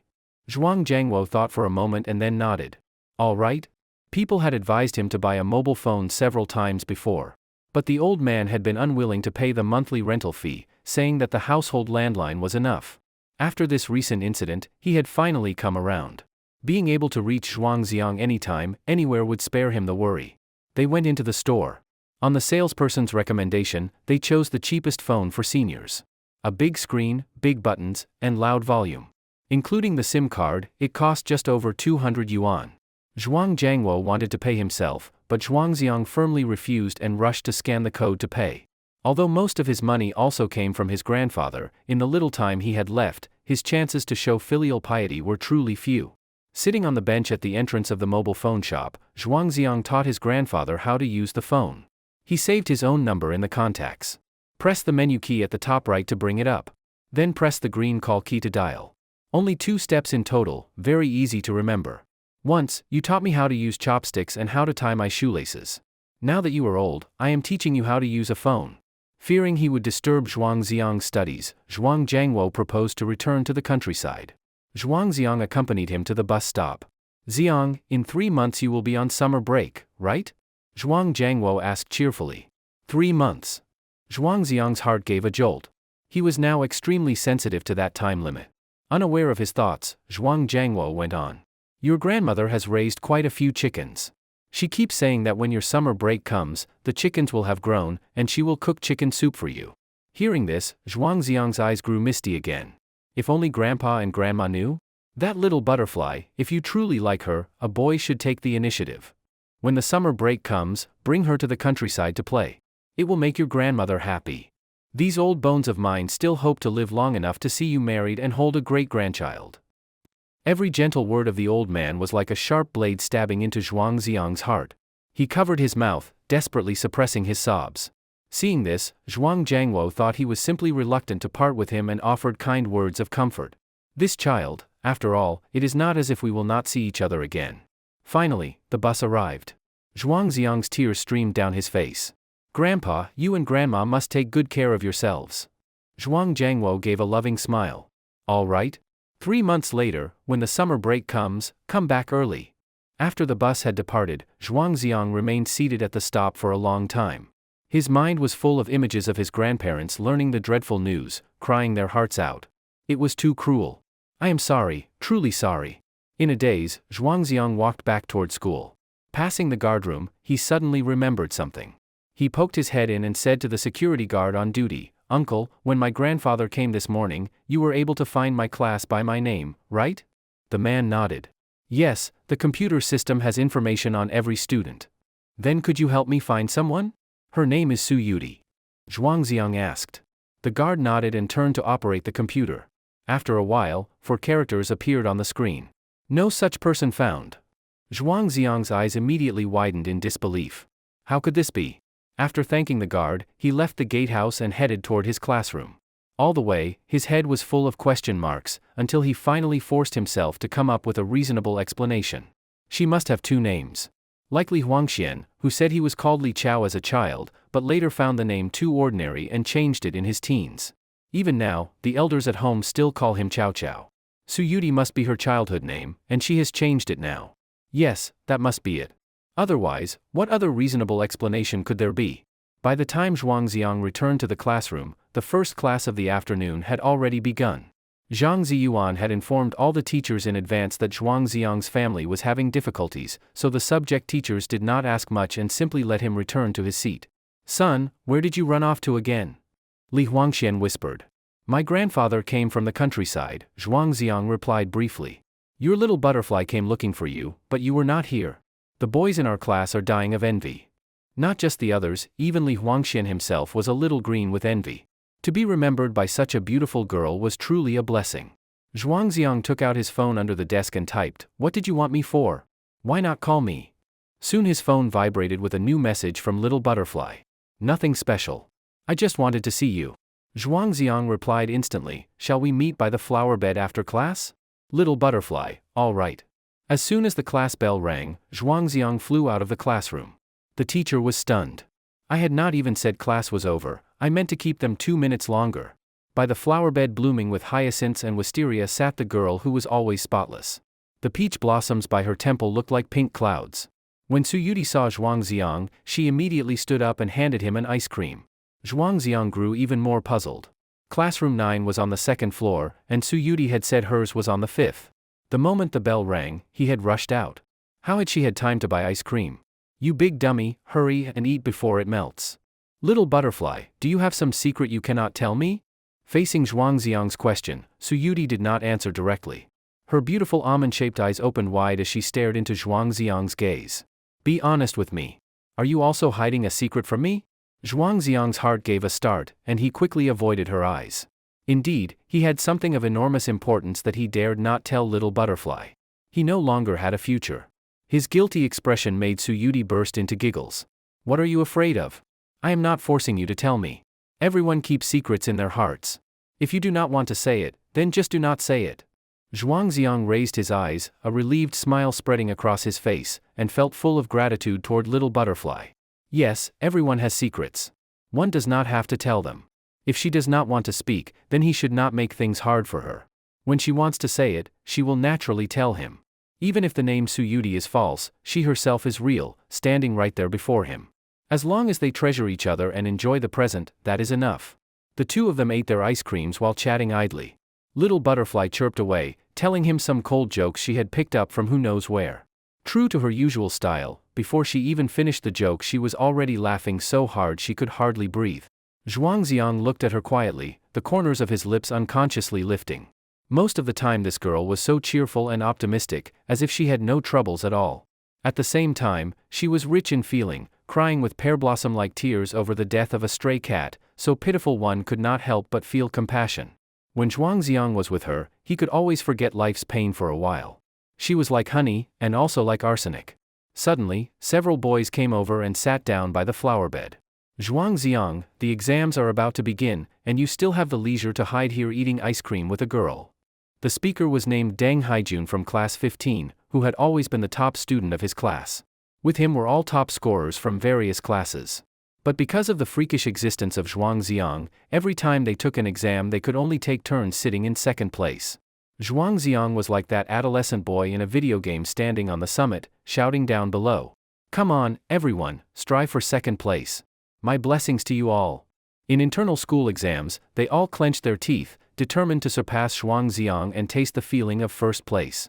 But when representing the school in competitions, they were often teammates, and under Zhuangziang's leadership they worked together to win glory for the school. Their relationship had a certain mixture of rivalry and camaraderie. Haijun, I heard you want to be first in the grade? Zhuangziang teased deliberately. No shit. Which of us does not want to be first in the grade? Deng Haijun said irritably.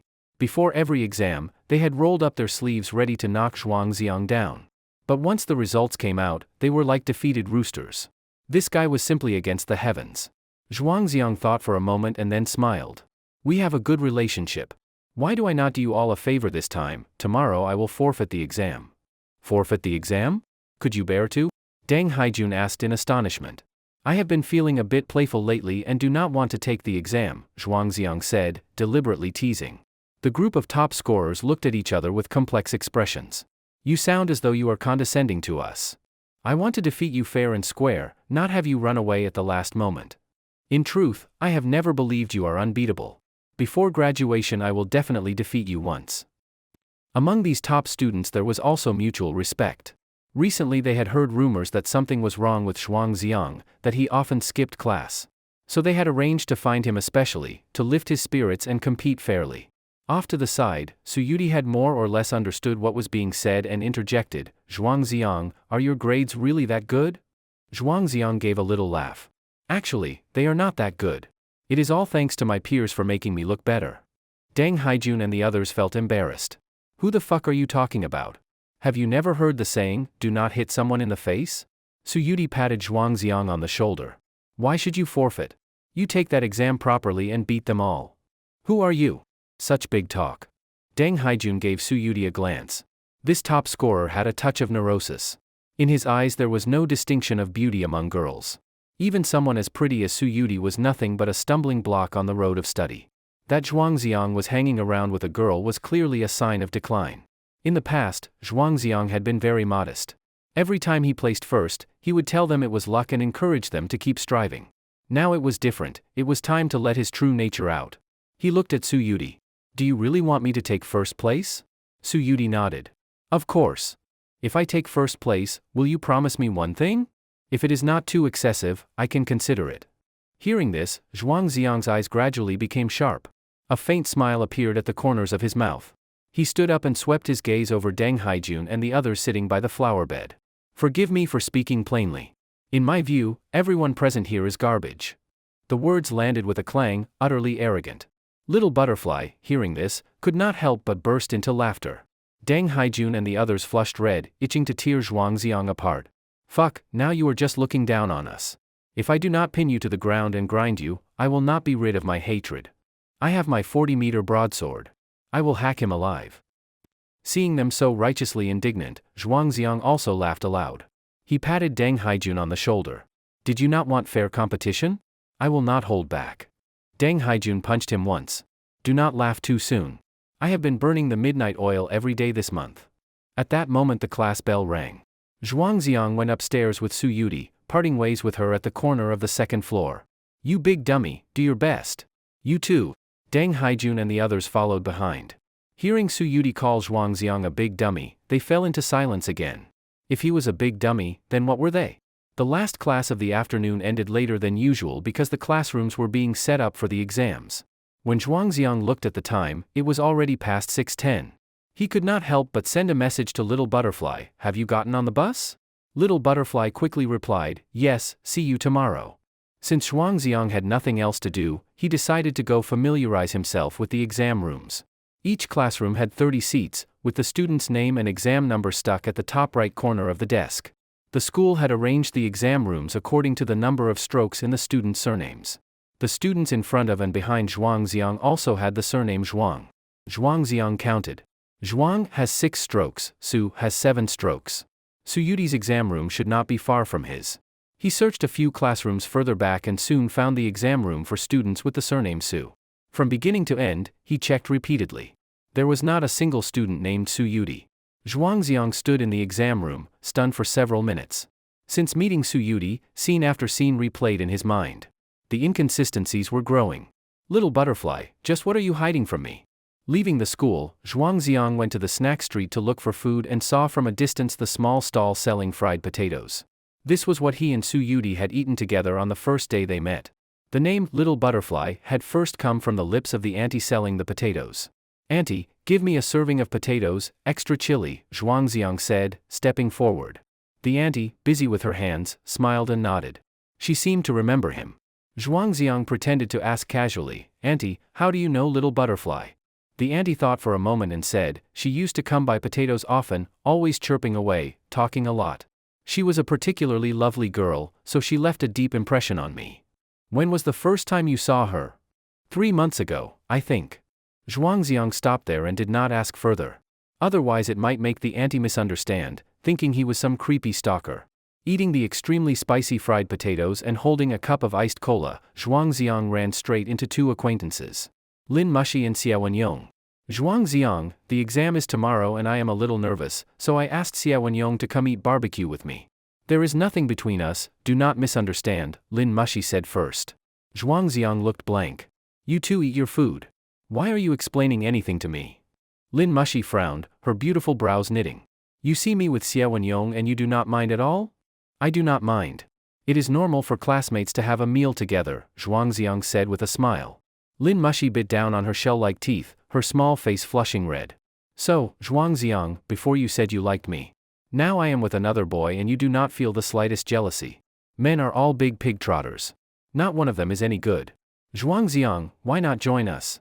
Xiao Yong asked tentatively. After all, during yesterday's class meeting, Zhuang Xiang had spoken up for him, so he felt embarrassed to be aggressive now. Sure. Anyway, I have nothing to do when I go back, Zhuang Xiang agreed at once. Xiao Yong.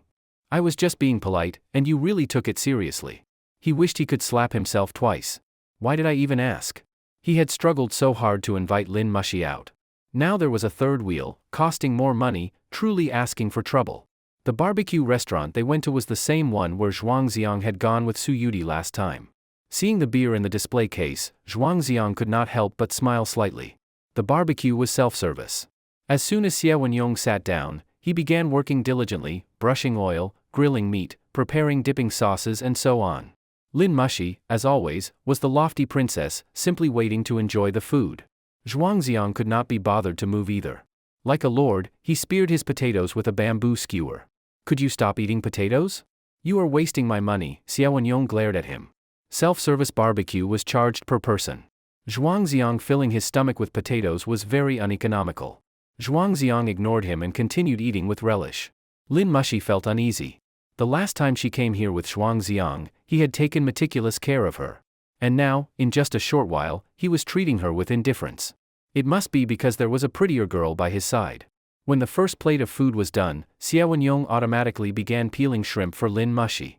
Zhuangziang said with a laugh, "Your shrimp peeling skills are good. Peel a couple for me too." "You cannot peel them yourself?" Xie Wenyong muttered. "I do not want to wash my hands." "Just be a good person and peel them all at once," Zhuangziang said breezily. Xie Wenyong was so angry he was almost panting. "You are the good person, your whole family are good people." Lin Mushi gave a little laugh. Seeing Xie Wenyong getting humbled in front of Zhuangziang was rather amusing. "Zhuangziang, that day the girl looking for you outside the classroom, was she your girlfriend?" Lin Mushi had hesitated for a long time before asking this question. Zhuangziang shook his head. "No. I only met her last week." Hearing this answer, Lin Mushi felt a bit relieved. These days she increasingly missed Zhuangziang's kindness and feared someone would take him away. She asked again, "Then which class is she from?" Zhuangziang answered honestly, "To tell the truth, I do not know either. She said she is from class 23. As everyone knew, there were only 22 classes in the entire grade. So that was definitely a lie. That makes no sense. If our grade had such a beautiful girl, how could no one know her?" Xie Wenyong joined in. Lin Mushi's jealousy flared. "So beautiful? How beautiful?" Xie Wenyong quickly surrendered. "Of course, compared to you, Mushi, she is still a little inferior." Their doubts were something Zhuangziang had already thought of. Little Butterfly always had a layer of mystery about her. Over the course of the meal, Lin Mushi spent most of the time chatting with Zhuangziang. Zhuangziang was also very generous, sharing some exam tips with them. As for Xie Wenyong, the whole time he was like a waiter, busy grilling meat and barely eating any himself. Zhuangziang cast him a sympathetic look. "Seeing you reminds me of my former self. Bootlickers really have no human rights. I am full. At night I cannot eat too much or I will gain weight." Lin Mushi put down her chopsticks. "I am almost done too. After all, I had the potatoes," Zhuangziang said. "What? You are both finished? I just got started." Xie Wenyong became anxious. Lin Mushi said kindly, "Then stay here and eat a bit more. I will leave with Zhuangziang first." Zhuangziang suppressed his laughter. "Xie Wenyong, thank you for treating us. I will take my leave now." The two of them rose together and walked out of the barbecue restaurant side by side. Xie Wenyong sat frozen in his seat, the chicken wing in his mouth suddenly tasteless. Snowflakes drifting, the north wind wailing, heaven and earth a boundless expanse. "Mushi, you take a taxi," Zhuangziang said at the roadside, trying to flag down a cab for Lin Mushi. "Wait, Zhuangziang, I have something I want to say to you." Lin Mushi bit her red lips. Zhuangziang turned back and looked quietly at the school beauty in front of him. But in his mind, he was thinking of Little Butterfly's face. At that instant, he suddenly understood the line of poetry. Having once seen the great ocean, no other waters can compare. Apart from Mount Wu, no other clouds are worth looking at. Lin Mushi gathered herself for a long time before finally summoning the courage to say, "Zhuangziang, I have reflected these days. My attitude toward you before was not good enough. Now I have thought it through. I can still give you a chance." "What chance are you giving me?" Zhuangziang smiled faintly. "As long as you show me your sincerity, there is hope for you to win me over within 3 months, Lin Mushi said boldly. In her view, for a girl to say something like this was already an enormous concession. Zhuangziang should be moved to tears and joyfully accept this favor. Unexpectedly, Zhuangziang's expression remained calm, which greatly disappointed the great school beauty Lin Mushi. "I may not be able to wait 3 months." Lin Mushi did not understand the deeper meaning, her willow brows standing upright. "You cannot even wait a mere 3 months? Then how can I know whether you are sincere or just playing?" Zhuangziang let out a sigh. "You misunderstand. The girl I like seems to no longer be you." Hearing Zhuangziang's response, Lin Mushi was stunned for a long time. "I only temporarily did not accept your pursuit, I never completely rejected you. What right do you have to shift your affections without permission?" "Zhuangziang, then when you said you liked me before, was all of that a lie?" Lin Mushi asked, somewhat agitated. Mushi, I did like you before. But affection without a response, I believe I have the right to take it back, Zhuangziang replied calmly. Why did you not have patience? Why did you give up halfway? Lin Mushi demanded. In the past, even though she did not accept Zhuangziang's pursuit, she still enjoyed his gentleness. She had always thought that since a boy liked her, he ought to stay where he was, waiting for her forever, never abandoning her. She had never considered that boys, too, had the right to leave. Under the neon lights, the evening breeze stirred the hair on Zhuangziang's forehead. He looked at the school beauty he had liked for so long, and decided to lay all his thoughts bare. Mushi, I only now realize that what I felt for you before was a shallow kind of affection. Because you are the school beauty, admired by everyone, winning you would satisfy my vanity. It was not until I met her that I understood what truly liking someone feels like. Being with Little Butterfly was a beautiful experience that Zhuangziang had never known before. He could forget sadness, forget time, forget the whole world. As if in all of heaven and earth, there were only the two of them. Tears welled up in Lin Mushi's eyes. Impossible, we have known each other for 2 years, and you only met her last week. Zhuangziang smiled. True affection is not measured by how long you have known someone. You do not even know which class she is from. Are you not afraid she is deceiving you? Lin Mushi shouted. Let her deceive me, then. Just like a moth, even knowing it will be burned to ashes, still throws itself into the flames without hesitation. Zhuangziang thought to himself, what is there to deceive someone whose life is already nearly over?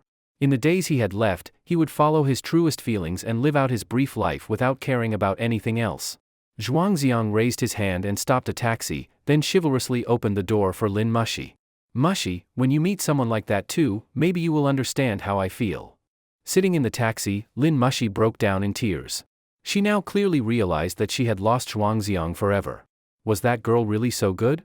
Returning to his rented room, Zhuangziang changed the water in the fish tank and fed some food to the fish. He estimated that in 2 months, he would need to return these 2 fish to Little Butterfly. By then, even taking care of himself might be very difficult. The phone rang. It was a call from his attending physician, Dr. Chen Dishio. There was nothing special, just checking on his physical condition. Dr. Chen, is there really no solution at all? I am sorry, Xiao Zhuang. Understood. Thank you, doctor. Dr. Chen had no words of comfort, he just asked him to come back to the hospital in a couple of days for another examination. Even though they both knew it would be meaningless. After hanging up, Zhuangziang unwrapped the medicine packet and shoved the foul-smelling pills into his mouth, swallowing them down with water. The bitter taste rose up, and he gagged several times. Now, he no longer wanted to die so easily. Even one more day of life, one more glance at her, would be enough. The night passed without incident. Morning sunlight streamed through the sheer curtains, warming the boy still in his dreams. Today was the monthly exam, so he could wake up a little later than usual. Zhuangziang set his alarm 30 minutes later. Suddenly, his phone on the bedside table rang loudly. Zhuangziang reached out from under the covers, groped to answer it, and hit the speakerphone button, still groggy. Hello? Who is it so early in the morning? A pleasant female voice came through the speaker. Lazy pig, the sun is already shining on your butt and you are still sleeping in. Zhuangziang's eyes shot wide open and he sat up straight. It was the first time Su Yudi had ever called him. Little Butterfly, where are you? Buying breakfast outside. I will come find you in a bit. What do you want to eat? Anything Little Butterfly bought would be delicious. He hung up quickly, then jumped out of bed, tidied the dog bed, and went into the bathroom to shower. Warm water trickled over his skin, washing away the fatigue of the night. In last night's dream, he and Little Butterfly had again done unspeakable things. Zhuangziang got dressed. Just then, a knock came at the door. He opened it and saw the smiling face that haunted his dreams. Little Butterfly, morning. Big dummy, the sun is already high, how is it still morning? Su Yudi had brought 2 bowls of porridge and some tea eggs. As Zhuangziang looked down and drank his porridge, she was peeling the eggshells. After peeling one, she put it into Zhuangziang's bowl, then picked up the next. Zhuangziang was a bit embarrassed. I can do it myself. Su Yudi smiled. It is for your brain, do well on today's test. Beat that group of people from yesterday. Do not boast if you cannot back it up. Do not worry. In my eyes, they are no more than chickens and stray dogs, Zhuangziang said proudly. Such bragging. Shameless. Su Yudi gave him a glance. I have been first in the grade for 2 years straight. You have never heard of me? Oh, really? I think I might have heard something, Su Yudi replied vaguely. Zhuangziang bit into his egg, clearly displeased. You must be a terrible student. You do not even care about test rankings. He suddenly remembered checking the exam rooms yesterday afternoon. Among the students with the surname Su, there had been no Suyuti. He hesitated several times, but in the end, did not ask. If she had a secret she could not share, asking too many questions would only make her uncomfortable. After breakfast, Suyuti pulled a red thread from her pocket and tied it to Zhuangziang's wrist. Zhuangziang frowned. What is this? Would it not look a bit girly for a guy to wear this? Suyuti said, I heard people say that wearing this during exams brings good luck. Superstition. I never wore anything like this before, and I still got first place, Zhuangziang muttered. If you do not like it, take it off and throw it away. Then, I will just keep it on. Zhuangziang looked at his wrist. The red thread stood out brightly, carrying a faint scent of peach blossoms. All right, may the exam gods protect me. The two of them arrived at school together. Petals were scattered along the tree-lined path. The peach blossoms were nearly gone. Outside the exam room, Zhuangziang asked, Little butterfly, which classroom are you taking the exam in? Suyuti smiled. I am not taking the exam. Not taking the exam? Zhuangziang was a bit confused. Suyuti pulled a stack of leave slips from her bag and waved them in front of him. The homeroom teacher's signature on them looked like a child's scribble, not a single character recognizable. Zhuangziang wanted to ask more, but the bell for the start of the exam had already rung. Do your best. When you are done, I will buy you a cola, Suyuti said, pushing Zhuangziang into the classroom. Sitting at his desk, Zhuangziang smelled the faint peach blossom scent on the red string around his wrist, still puzzled. What kind of teacher signs that many leave slips? And allows her to skip the monthly exam? Little butterfly, could it be that you are just like me? The first exam was Chinese. While Zhuangziang was still lost in thought, the test paper had already been distributed. He first skimmed through it quickly to check for any printing errors, then picked up his pen to write his name. Just as he wrote the first stroke, he suddenly paused. This might be his last time taking an exam. Following the rules too rigidly felt boring. He might as well let himself go one last time. In the name section, he wrote the 3 characters for Suyuti. For class, he put class 23. As for student ID, since he did not know hers, he could only write his own. The Chinese exam was not difficult, just heavy on writing. It was a bit taxing on the hands. When he reached the fill-in-the-blank for classical poetry, the line before, the emperor's longing entrusted to the cuckoo. Zhuangziang lifted his gaze and looked out the window. From this angle, he could just see the basketball court. The wind passed through the ginkgo trees, bringing down a few green leaves that fluttered like dancing butterflies. The beauty of their first encounter surfaced in his mind. After a long pause, Zhuangziang withdrew his gaze and neatly wrote the answer on the test paper. Zhuangzhou's dream blurred by butterflies. The entire exam room was very quiet, with only the rustling sound of pens moving across paper. For Zhuangziang, questions of this difficulty were child's play.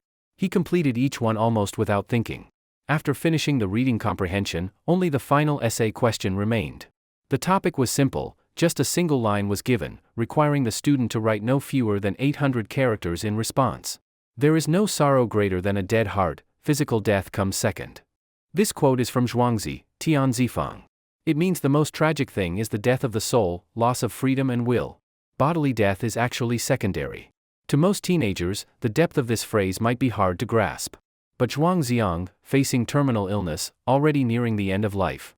His understanding of death far surpassed his peers. After a brief outline in his mind, he began writing, the words flowing as if from a stream. Life between heaven and earth is like a fleeting white colt passing a crack, it vanishes in a flash. The morning mushroom knows nothing of dusk and dawn, the cicada of summer knows not spring and autumn. The frog at the bottom of the well cannot discuss the sea, the summer insect cannot discuss ice. As he wrote, tears welled in his eyes. After all, he was not some ancient sage, and could not take death so lightly. Whenever he thought of how he would never again see his grandparents, never again see his sweet little butterfly, he felt his heart torn in two. Zhuangziang finished the essay, skimmed through the whole paper once more, nothing seemed missing. Around him, other students were still bent over their desks, furiously writing. He sat quietly for a while until a voice from the broadcast came on. 15 minutes remaining in the exam. Zhuangziang decisively picked up his test paper, handed it in to the proctor, and walked out of the exam room with a casual air. The proctor glanced at the name on the test and frowned slightly. What were this child's parents thinking, giving a boy such a name? But this student's handwriting was quite pleasing to the eye. Zhuangziang took out his phone and dialed Suyuti's number. Little butterfly, where are you? I handed in my exam early. Oh, you're at the flower bed? I'll be right there. Zhuangziang put away the phone and walked toward the flower bed blooming with hyacinths and wisteria. This place had become their usual meeting spot. Sitting down at the flower bed's edge, he was suddenly enveloped in darkness. A pair of warm hands had covered his eyes. A muffled, playful voice whispered by his ear, "Guess who I am? Could you be any more childish?" Zhuangziang pulled her hands down. "Ugh, you are no fun. You did not even play along," Su Yudi pouted. She took out a can of cola she had bought in advance and handed one to Zhuangziang. The tab popped with a crisp hiss. The two of them clinked their cans together. "Zhuangziang, I hope you break through all obstacles and take first place," Su Yudi shouted as she stood. "You promised me that if I got first place, you would grant me one request." Zhuangziang raised an eyebrow. Su Yudi crossed her arms over her chest in an exaggerated motion. "You had better not be plotting anything indecent toward me." Zhuangziang burst into laughter. "With what you have got, I am really not that interested."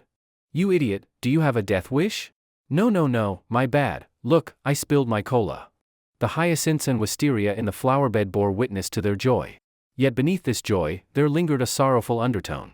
Although Zhuangziang wrote Su Yudi's name on the paper, this monthly exam was only an internal school assessment, nothing formal. Even without a student number, the teachers could easily recognize him by his handwriting. First place in the grade was still well within reach. When lunchtime came, the two ate together at the cafeteria. Affordable, and the food tasted decent. "Little butterfly, I am going back for a nap. Want to come?" Zhuangziang asked nervously. "Where is your best buddy?" Su Yudi suddenly thought of Li Huangxian. "Best buddy? What best buddy? I am not even that close to him," Zhuangziang said immediately. Li Huangxian was not around to hear it anyway, so this was fine. Choosing a girl over a friend was a man's instinct. Su Yudi gave a small smile and agreed to go back for a nap. "Little butterfly, I have noticed you always seem to be alone. Do you not have any friends?" As they walked, Zhuangziang finally asked what had long been on his mind. "Aren't you my friend?" Su Yudi replied. "I mean besides me," Zhuangziang clarified. "Then maybe it is because no one likes me," Su Yudi shook her head. Zhuangziang did not believe that for a second. How could such a beautiful and sweet girl not be liked? If she wanted to make friends, the boys at school would probably have to queue up. Suddenly, Su Yudi stopped, tilted her head, and stared directly into Zhuangziang's eyes. "Then do you like me?" Zhuangziang's heart was struck hard, then began to race wildly. His cheeks flushed slightly without him noticing.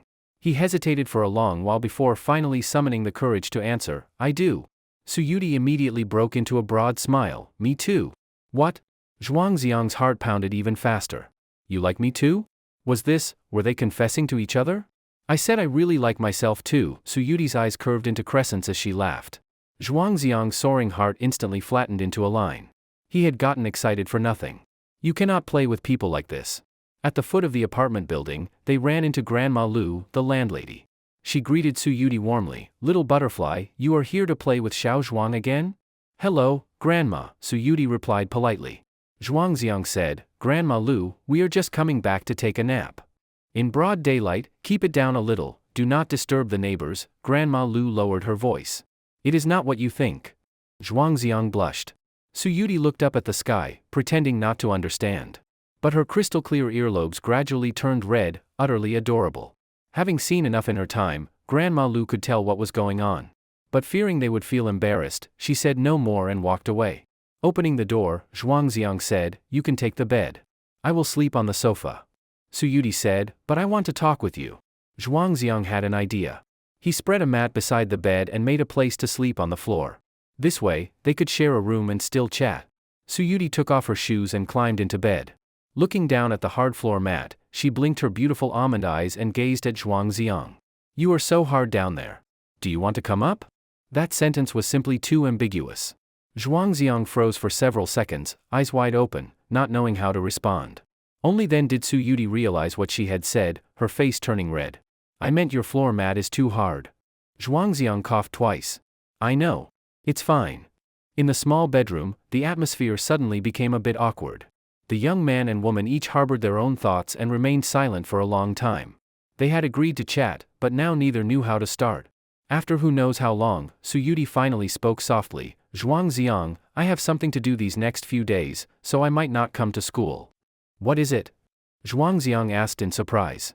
"Just something that will take a few days." Su Yudi evaded the question, unwilling to explain clearly. "What about the weekend? You won't come see me either?" A sense of unease stirred in Zhuangziang's heart. On the weekend, go feed the stray cats for me. Tell them I'll visit next time. Suyuti lay on her back, eyes fixed on the snow-white ceiling. She dared not meet Zhuangziang's gaze. Because she did not need to look to know, he must be very disappointed. Then, can I call or message you? Zhuangziang asked cautiously, his voice trembling slightly. Calling might not work, but if you text me, I'll reply as soon as I see it. A trace of sorrow clouded Suyuti's eyes as well. She finally summoned the courage to turn her head and look at Zhuangziang lying on the floor mat. Only to find his eyes red, as if struggling to hold back tears. Suyuti reached down and held his hand. It's just a few days. When I'm back, I'll come find you the very first moment I can. Zhuangziang gripped that soft, boneless hand tightly, greedily savoring the warmth of this fleeting tenderness. He cried out silently in his heart, silly girl, do you know? Even a single second spent with you is infinitely precious to me. I do not have much time left. Thinking of the thick stack of leaf slips in Little Butterfly's bag, a deep sense of unease began to spread in his heart. You must come back soon. There was no way he would fall asleep during this nap. Their hands remained tightly clasped and never let go. Little Butterfly was still cheerful, chirping away, telling nonsensical cold jokes. Zhuangziang listened quietly, laughing along with her. Unnoticed, tears slipped from the corners of his eyes and fell silently onto the pillow. Thankfully, from this angle, Little Butterfly could not see. When you are with someone you love, time always slips away too fast. Before the afternoon exam began, Zhuangziang and Suyuti parted ways beside the flower bed. You big dummy, make sure you do well. If you come first, you had better not ask me for anything too outrageous, Suyuti reminded him of their agreement, encouraging him to take the test seriously. I will. You must come back soon, Zhuangziang said with reluctance. When I'm back, the peach blossoms will probably have all fallen, Suyuti said a little sadly. Yet the peach blossom by her temple remained vibrant, not showing the slightest sign of wilting. It was as if it drew nourishment from her cloud-like hair. Zhuangziang sighed inwardly. Once this season of peach blossoms ended, he would never see them again. The exam was about to start, and the campus had emptied of students. Everything was unusually quiet. Only the wind rustled the leaves and flowers, making a soft swishing sound. Hurry now, do not be late, Suyuti urged. Zhuangziang nodded silently and slowly turned to leave. Suddenly, a warm body pressed up behind him, tightly embracing his back. A pair of fair arms wrapped around his waist. Little Butterfly, do not talk. Just let me hold you for a moment. At that moment, it felt as though even the wind had stopped. Zhuangziang could hear nothing but the violent pounding of his own heart. How he wished time could freeze here forever. If love contains even 1/10,000th of sweetness, then let me be buried in that tiny fragment.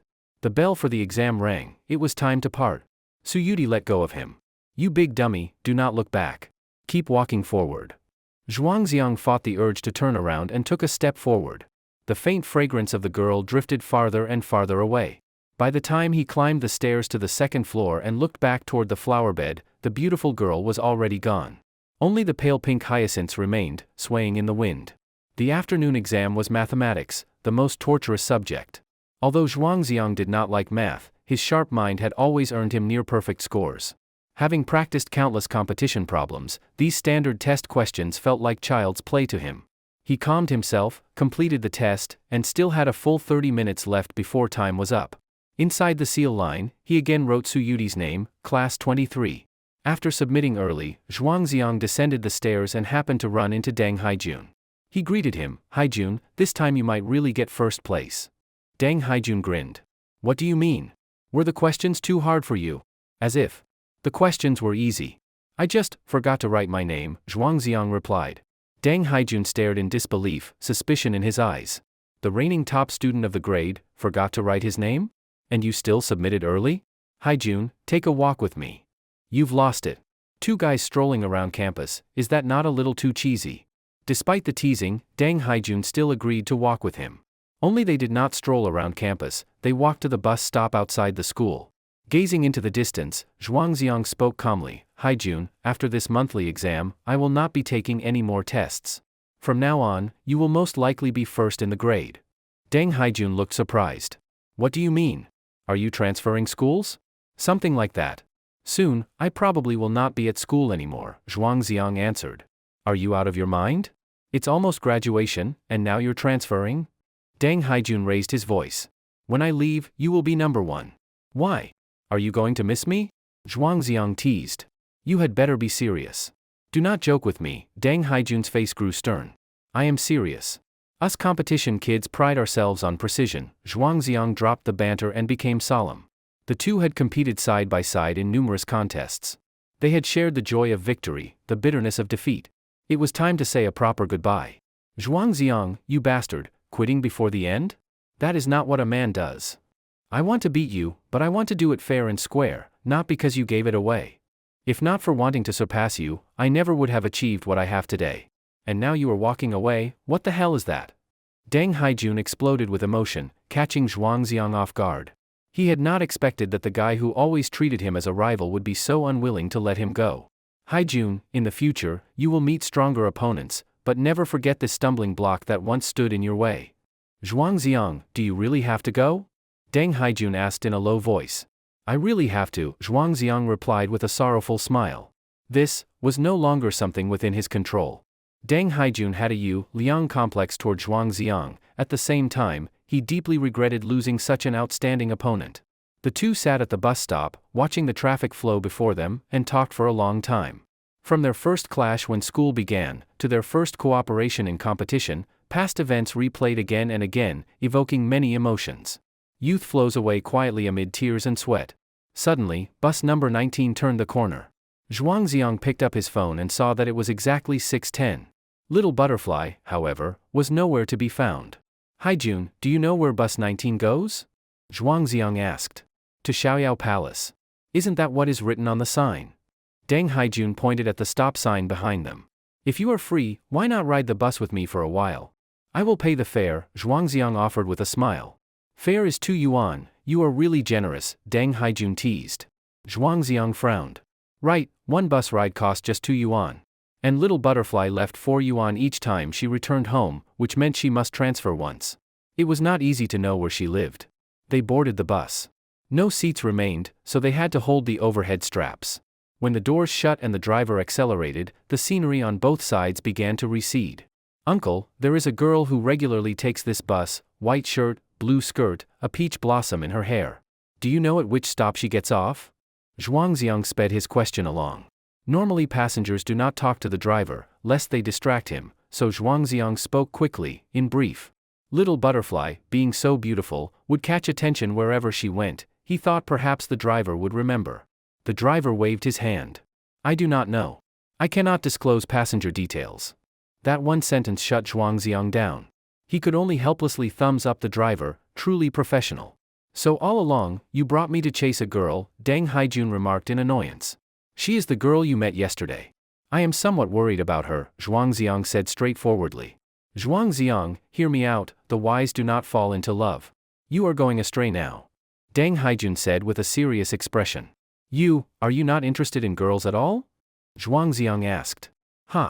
Women would just slow my sword hand, Deng Haijun said, pushing up his glasses with the middle finger. In his eyes, Zhuangziang had evidently fallen. A top scholar should not be entangled in romantic entanglements. If you doubt, think of Newton, Leibniz, Descartes, Tesla, Pascal, who among them had wives? On the bus, the two swayed along the ride. They did not know where they disembarked along the way, so they simply rode to the terminus, Xiaoyao Palace. This was the most famous Taoist temple in the area, with incense burning in full vigor year-round. Xiaoyao, free and easy, is a rare life ideal. Zhuangziang and Deng Haijun passed through the mountain gate and strolled freely through the temple grounds. Smelling the strong sandalwood incense, their hearts felt calm. There is a fish in the northern darkness, named Kuan. The Kuan is so large, how many thousands of li one cannot know. Deng Haijun could not help but recite from Xiaoyao, free and easy wandering. Haijun, do you know what sound the Kuan makes? Zhuangziang asked with a smile. Kak kak kak? Deng Haijun ventured, even miming flap movements with his arms. Zhuangziang burst into laughter. So this usually serious scholar also understood humor. Young men, no loud noise in the temple, a voice spoke. Zhuangziang quickly stifled his laughter, turning his gaze toward the voice. A Taoist priest in a robe stood there. My apologies, Tao Master. On the table before the priest was a lot drawing tube, behind him hung the lot interpretations on a wall. It was obvious he was there to interpret the lots for visitors. Haijun, should I ask the lot for your marriage fate? Zhuangziang teased. I do not need it. My fate is mine, not heaven's, Deng Haijun said. He did not believe in such things. Actually, Zhuangziang did not believe either, After all, they were both students of dialectical materialism. Drawing lots and fortune-telling was nothing more than seeking psychological comfort. The Tao master looked at the red thread on Zhuangziang's wrist. That belongs to our temple. Zhuangziang raised his wrist. A faint peach blossom fragrance wafted. Really? It was given to me by a girl. It can protect you and keep you safe, the Tao master said. Zhuangziang was somewhat excited. It seemed Little Butterfly had visited here. Her home might be nearby. Then let me draw a lot. Zhuangziang said respectfully. How boring, Deng Haijun sneered. Before the hall, Zhuangziang shook the lot tube, and after more than 20 seconds a lot dropped out. He picked it up and his pupils shrank sharply. It was the worst lot. Zhuangziang handed it to the Tao master, who quickly located the corresponding text. It was a little poem. A mournful verse, a cup of wine. The peach spring hard to find a fragrant face. Zhuangzhou again dreams himself a butterfly. Unable to roam free, entering emptiness of the world. Truly a terrible lot, the words, hard, dream, emptiness, were all ominous. Young man, what would you like to ask? The Tao master's face grew serious. Zhuangziang was stumped. Even he did not know exactly what to ask. After all, his days were scarce, all might turn to emptiness. After a long moment, he replied, I am looking for a person. Could you tell me where she went? The Tao master knit his brows. Do not search. She will return naturally. But what? Zhuangziang asked quickly. Desire and secrets change by dawn. Better to not act. From where you stand you can plan. The Tao master wore an inscrutable expression and spoke in riddles. Then he went on at length in literary phrasing, speaking as if much was said, yet as if nothing was said. Zhuangziang left bewildered but quietly paid the 10 yuan lot interpretation fee. The Tao master took it with a smile and then pointed outside the mountain gate. Over there is an old lady selling snacks, solitary and helpless. If you are hungry, you may care for her a bit. You were tricked out of 10 yuan, Deng Haijun began to mock after they walked away. Zhuangziang smiled. It is nothing, consider it an offering to incense. Although a cloud of doubt lingered in his heart. But Little Butterfly had said she only needed to delay a few days, she would come back next week. Everything should be okay. They exited the temple gates and indeed saw an old woman selling snacks. Her temples were gray, her face marked by years. She had put down a shoulder pole in front of her, selling tofu pudding. Haijun, since you have walked with me so long, let me treat you to a bowl of tofu pudding. Zhuangziang's pity took over. You are finally showing some conscience, Deng Haijun accepted happily. The two came to the stall. Zhuangziang spoke, Grandma, 2 bowls of tofu pudding, please. The old woman straightened and looked at Zhuangziang. Her eyes were quite clouded. Because Zhuangziang's heart was kind, seeing such a lonely old woman made his eyes mist. He felt something about her brows and eyes was strangely familiar. Young man, do you want salty or sweet? The old lady's voice was somewhat hoarse. I want it sweet, with extra sugar, Deng Haijun said immediately. You are quite odd, who eats sweet tofu pudding? I'll take it salty, Zhuangziang gave a look of scorn. The divide between salty and sweet tofu pudding fans is a forever irreconcilable conflict. Watching the old woman prepare the tofu pudding, Deng Haijun asked out of nowhere, Grandma, it's almost dark, your family is not worried with you still out here running a stall? Zhuangziang frowned. That Taoist priest had just said she was a solitary elder. Was this not pouring salt into her wound? Sure enough, the old woman's face was filled with sorrow. I have no family anymore. I am sorry, Grandma. He is not very tactful, Zhuangziang said, placing 10 yuan on the stall. Tofu pudding was 5 yuan a bowl. After costs, there was barely any profit. If not for necessity, who at her age would willingly sit outside at night in the cold wind? The old woman's hands were still nimble. She quickly handed them 2 bowls of tofu pudding. Zhuangziang had asked for the salty kind, soy sauce, chili oil, chopped scallions, pickled mustard cubes. He scooped up a bite with a spoon and brought it to his mouth. The tofu pudding was especially smooth and tender, melting immediately upon entry. The aroma of the chili oil was unique, hard to forget after one taste. It is delicious. Goodbye, Grandma. Zhuangziang smiled and nodded. Thank you, boys. The old woman carefully put away the money. Her gaze lingered for a moment on the red thread on Zhuangziang's wrist. Her already clouded eyes became even dimmer. Haijun, you are so tactless, why bring up something so painful? Zhuangziang reproached him as they walked away. Deng Haijun replied awkwardly, I thought she was working with that priest, making up sob stories to cheat tourists. But maybe not. You, with your total lack of empathy, will probably end up alone for life, Zhuangziang said coldly. Impossible. Roaming the seas of mathematics and physics, I will never feel lonely, Deng Haijun laughed heartily. He pushed his bowl toward Zhuangziang, it's so sweet. Want a taste? Zhuangziang looked at it in disdain. Even dogs will not eat sweet tofu pudding. Get that away from me. Looking back at the elderly woman under the night sky, selling snacks alone, Zhuangziang felt deeply unsettled. And the Taoist's cryptic words only made him more uneasy. Why had he drawn that worst lot? Truly, there are no troubles in the world, only those we bring upon ourselves. Night fully descended. The city's neon lights lit up the sky. Deng Haijun called a cab home. Before leaving, he declared with pride, Zhuangziang, if you stay lost in your romantic haze, even if you do not quit entirely, you will soon no longer be my match. Zhuangziang scoffed lightly. As long as I am still in school, you have no chance of being number one. Very well. You are a worthy opponent. If you want to surpass me, try again in 100 years. After their sharp remarks, they parted ways and went home. Back in his rented room, after feeding the fish, Zhuangziang lay in bed, tossing and turning. He picked up his phone and typed a message to Little Butterfly. I had a really delicious bowl of tofu pudding today. Want to try it together next time? He hesitated for a long time, then gritted his teeth and hit send. Immediately he regretted it. What a lousy excuse for an invitation. As usual, there was no reply. The next morning, Zhuangziang opened his eyes and instinctively reached for his phone, only to be disappointed again. Still no reply from Little Butterfly. She never used to be like this. She always replied before he even woke up. She had said, as long as she saw it, she would definitely reply. Then it meant, she simply had not seen it yet. Maybe her phone had no battery. Or maybe she had run out of credit. 2 exams, morning and afternoon, Zhuangziang still completed them with ease. On the sealed name area, he still wrote Suyudi, class 23. He thought, with that name topping the grade, the teachers would surely find out which class she belonged to. In such a big campus, someone must know her. After the exams ended, classes resumed as normal for the next 2 days. Teachers were grading papers intensely, and the results were expected by next Monday. After the exam, Zhuangziang did not take off the red thread on his wrist. The peach blossoms on the trees had been blown away by the spring wind overnight. Only the thread retained its faint floral scent. Over those 2 days, Zhuangziang reread that message hundreds of times, yet still no reply from Little Butterfly. She had vanished from his world, as if evaporated. On Friday morning during math class, Zhuangziang suddenly got a nosebleed again. Thick drops of blood fell, staining the title page of his math book bright red.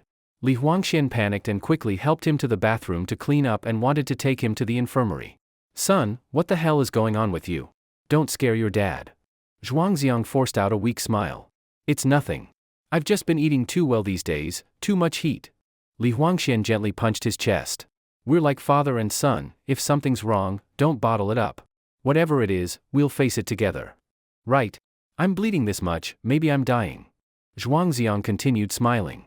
Then hurry up and die. White-haired sending off black-haired, do you prefer a coffin with a flip lid or a sliding one? Li Huangxian joked too. He had no idea. The truth often hides behind a joke. By the way, where's your Little Butterfly? Haven't seen her these past few days. Li Huangxian suddenly remembered that the pretty girl had been absent. She's probably busy. Took a leave of absence, Zhuangziang replied, eyes downcast. You two really are a perfect pair, always taking turns skipping school, Li Huangxian quipped. Zhuangziang used tissue to stop the bleeding and finally got it under control. There were still 20 minutes left before class ended. Having escaped the torture of the math teacher, he was in no rush to go back. Li Huangxian raised an eyebrow. Wanna play around? Zhuangziang smiled, sure. Just don't ban Zhuangzhou. Li Huangxian had only said that casually, thinking Zhuangziang, with his goody two-shoes reputation, would decline and obediently return to class. He did not expect that the model student with thick brows and righteous looks had fallen this far. They logged into the game and queued for duo rank. Time is such a strange thing, 45 minutes of math class feels endless. But it might not even be enough time for 2 full games. The 2 boys sat hidden in a corner of the restroom, playing. Zhuangziang played terribly and was harshly criticized by Li Huangxian. Your butterfly is flying all over the place. You reversed your first skill. I was clearing red buff and you showed up, your second skill auto-stole it. Use your ultimate, I'm stunned. Hurry. Zhuangziang stared at the screen intently, trying his best to control his Zhuangzhou riding a fish. He sucked, but he was happy. Opportunities to play games with Li Huangxian were few and far between now. We're about to team fight, listen to me. When I say ULT, UULT, Li Huangxian said tensely, like a general commanding a battle. When the enemy Giguzi started the team fight, he shouted, ULT. Just as the words left his mouth, there was a loud bang beside them. The restroom door burst open. There stood Zhang Ziyuan, his face full of rage. Li Huangxian, leaning against the wall, trembled. Mr. Zhang, you were using the stall the whole time. Zhang Ziyuan grabbed the phone out of his hand. Playing games during class, phone confiscated. Write a reflection essay. Then he left, holding up his belt. The game was both of ours. Why didn't he take your phone too? Li Huangxian grumbled. Zhuangziang shook his head in a daze. On the screen, the unattended Zhuangzhou was quickly slain, his death line appearing. Time to wake up. Early Saturday morning, Zhuangziang bought some sausages and cut them into small cubes. Following Little Butterfly's instructions, he went to Shishan Park to feed the stray cats. As soon as Zhuangziang took out the food, a whole crowd of kittens of different colors quickly surrounded him. He carefully recalled the names Little Butterfly had given them: tiger, cheese, pudding, and so on. But the kitten named Tom would never appear again. The sight of Little Butterfly crying over it was truly unforgettable. Young man, how come that girl is not with you today? A kindly voice spoke from behind. Zhuangziang turned around. It was the sanitation auntie from last time. He answered despondently, she has been busy recently. I have not seen her for several days either. That girl really has a loving heart. For 3 months now, she has come here every weekend to feed the cats, the auntie said with a smile. 3 months ago? Zhuangziang murmured. He remembered the fried potato vendor also saying she had met Little Butterfly 3 months ago. That would have been before the new year. Zhuangziang took out his phone and recorded a video of the kittens. He wanted to send it to Little Butterfly, but then remembered her card phone probably could not receive it. He would have to wait for her return to let her see it in person. The sun rose high, shining over the flowers, grass, and trees in the park. The air was exceptionally fresh. Zhuangziang took a few greedy breaths, then left. Today he had arranged to meet Chendishio to undergo another hospital checkup.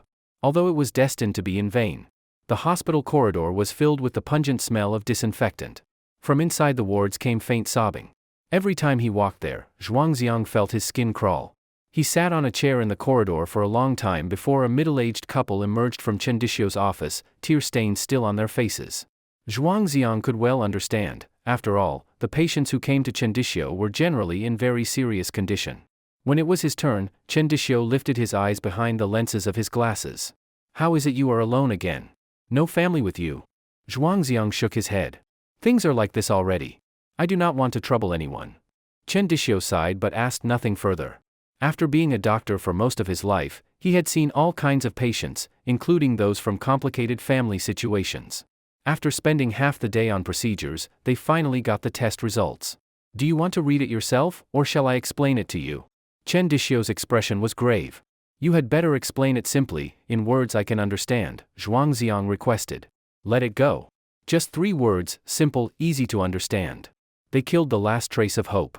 Compared to the previous time, Zhuangziang felt even more sorrow. Back then he had not yet met Little Butterfly. Chendishio plucked a peach blossom from the vase on his desk and handed it to Zhuangziang. Take a flower. Relax your mind a little. Spend more time with the one you love. Zhuangziang accepted it. The peach blossoms must be fading now, right? Chendishio nodded. Almost. This is the last one. I used to have a patient who liked peach blossoms. She often gave me one to brighten my mood. And that patient? Zhuangziang asked. She can no longer see peach blossoms, Chendishio shook his head. As a doctor, he had long been accustomed to life and death. Speaking of such things, his heart was almost unmoved. But to Zhuangziang, such a plain sentence was unbearably cruel. This too would be the last peach blossom he would see in his life. Holding the test report, Zhuangziang left Chendishio's office and ran into a familiar person in the outpatient hall, the school beauty Lin Mushi, who sat in front of him in class. Mushi, what a coincidence. Lin Mushi's grandmother was hospitalized here for chronic ailments. She had come to visit on the weekend, never expecting to run into Zhuangziang. She felt a little happy. We really are fated. What brings you to the hospital? Nothing. Yesterday I had a nosebleed, so I came for a checkup. Zhuangziang pinched the report with his fingers, not knowing where to hide it. You bled so much yesterday. You really scared me. Are you all right? Lin Mushi suddenly reached out and snatched the report from him. Mushi, don't, Zhuangziang tried to stop her, but it was too late. The report was full of medical terminology that Lin Mushi could not understand. But the words, cancer cell metastasis, jumped out at her, shocking her to the core. Her hands holding the report trembled uncontrollably, and tears filled her eyes. Zhuangziang, this is not true, is it? Do not joke like this. It is not funny at all. I treated you badly before. I know I was wrong. Do not scare me with something like this. It was as if Lin Mushi were speaking to Zhuangziang, yet also muttering to herself. Even though she knew full well that all of it was meaningless. Zhuangziang could never have expected to meet her here. How could he have prepared something like this to play a joke? Mushi, promise me you will not tell anyone, Zhuangziang asked calmly. Why is this happening? You are clearly only 18. Lin Mushi's tears would not stop flowing. When my mother was pregnant with me, she tried to have an abortion several times. If you think of it that way, I've already earned 18 years, Zhuangziang said with a self-mocking smile. Stop laughing. I told you this is not funny at all. Lin Mushi cried even louder. Lower your voice. Do not disturb others, Zhuangziang said helplessly. In fact, almost no one around them was paying attention. After all, this was a hospital. Heart-wrenching farewells and life-and-death partings were nothing unusual here. Zhuangziang, how long? 3 months, no, another week has passed. Only a little over 2 months. Zhuangziang remembered that desk calendar he had bought, 10 pages already torn away. Days of life measured by sheets of paper did not feel good. Lin Mushi suddenly remembered, last week Zhuangziang had taken a day off, saying he was going for a checkup. When he came back, he was a different person, wearing a flashy floral shirt, sneaking novels during math class, and even bolting from the room after being made to stand. It turned out he had already been diagnosed with a terminal illness at that time. And she had still been sulking at him for not buying her fried buns. I am sorry, Zhuangziang. I did not know back then. Zhuangziang said lightly, it's all right. You do not have to apologize. Lin Mushi, crying, recalled how good Zhuangziang had been to her. She felt more and more that she had been too willful, squandering the affection of such a gentle boy. Suddenly she figured something out. Staring into Zhuangziang's eyes, she said, Zhuangziang, actually you still like me, don't you? Zhuangziang was taken aback. Why do you say that? Because you are sick, you deliberately distanced yourself from me, used those words to anger me, and even found a prettier girl to pretend you had transferred your affection. Lin Mushi thought her analysis was flawless. Zhuangziang was speechless. My great school beauty, you really are overthinking. Zhuangziang, I am sorry, truly sorry. In the outpatient hall, Lin Mushi kept saying words of apology. It actually made Zhuangziang feel a little embarrassed. Great school beauty, you have nothing to be sorry for. I was simply a lapdog a bit too long, waking up a little too late. Mushi, how about this, if you really feel sorry for me, treat me to lunch. I am a bit hungry, Zhuangziang said with a smile. Lin Mushi agreed at once, saying she would treat him to an expensive Western meal. Zhuangziang refused. The fast food outside the hospital would be fine. 15 yuan per person, plentiful and filling. They carried their trays and found a secluded corner. Zhuangziang ate with relish, but Lin Mushi found her food tasteless. Learning that someone beside you has an incurable illness is a heavy blow to the spirit. All the more so since in recent days she had become increasingly aware that her feelings for Zhuangziang were not simply treating him as a backup option. Mushi, from now on, do not say any words of apology to me. That would make me feel you are pitying me. In these last days I want to live with a little dignity. You must keep this secret from me. If our classmates knew, they would treat me just as you are now. After a few bites to line his stomach, Zhuangziang issued his reminder. Last time when the whole class urged him to resume being class monitor, he had almost broken down on the spot. If this news were to spread, he did not know how he could face everyone. Lin Mushi's eyes were red and swollen as she nodded. Actually, you still like me, do you not? Is it necessary to dwell on this? Zhuangziang gave a helpless bitter smile. Would you have a relationship with someone who has less than 3 months to live? Lin Mushi was momentarily speechless, tears filling her eyes again. She could not grasp the meaning of that moth to a flame he had spoken of before. Yes, knowing someone will not live beyond 3 months, who would have a romance with him? The once lofty school beauty had become so humble, but it was merely an overflow of sympathy. Sympathy, how could that be love? Seeing Lin Mushi's pained expression, Zhuangziang decided to explain completely, to stop her from writing her own story in her mind. Mushi, I told you last time already. I never liked you that much. We are just classmates and friends. That girl's name is Little Butterfly. Meeting her, I finally understood what it feels like to truly like someone. But what a pity, I will never have the chance to be in a relationship with her. Zhuangziang had already decided that no matter how much he liked Little Butterfly, he would never confess to her. With so little time left, this love could only be buried deep in his heart. Otherwise, when he departed this world, leaving little butterfly behind, what then? A love doomed to no outcome should not begin. In these last days, being friends would suffice.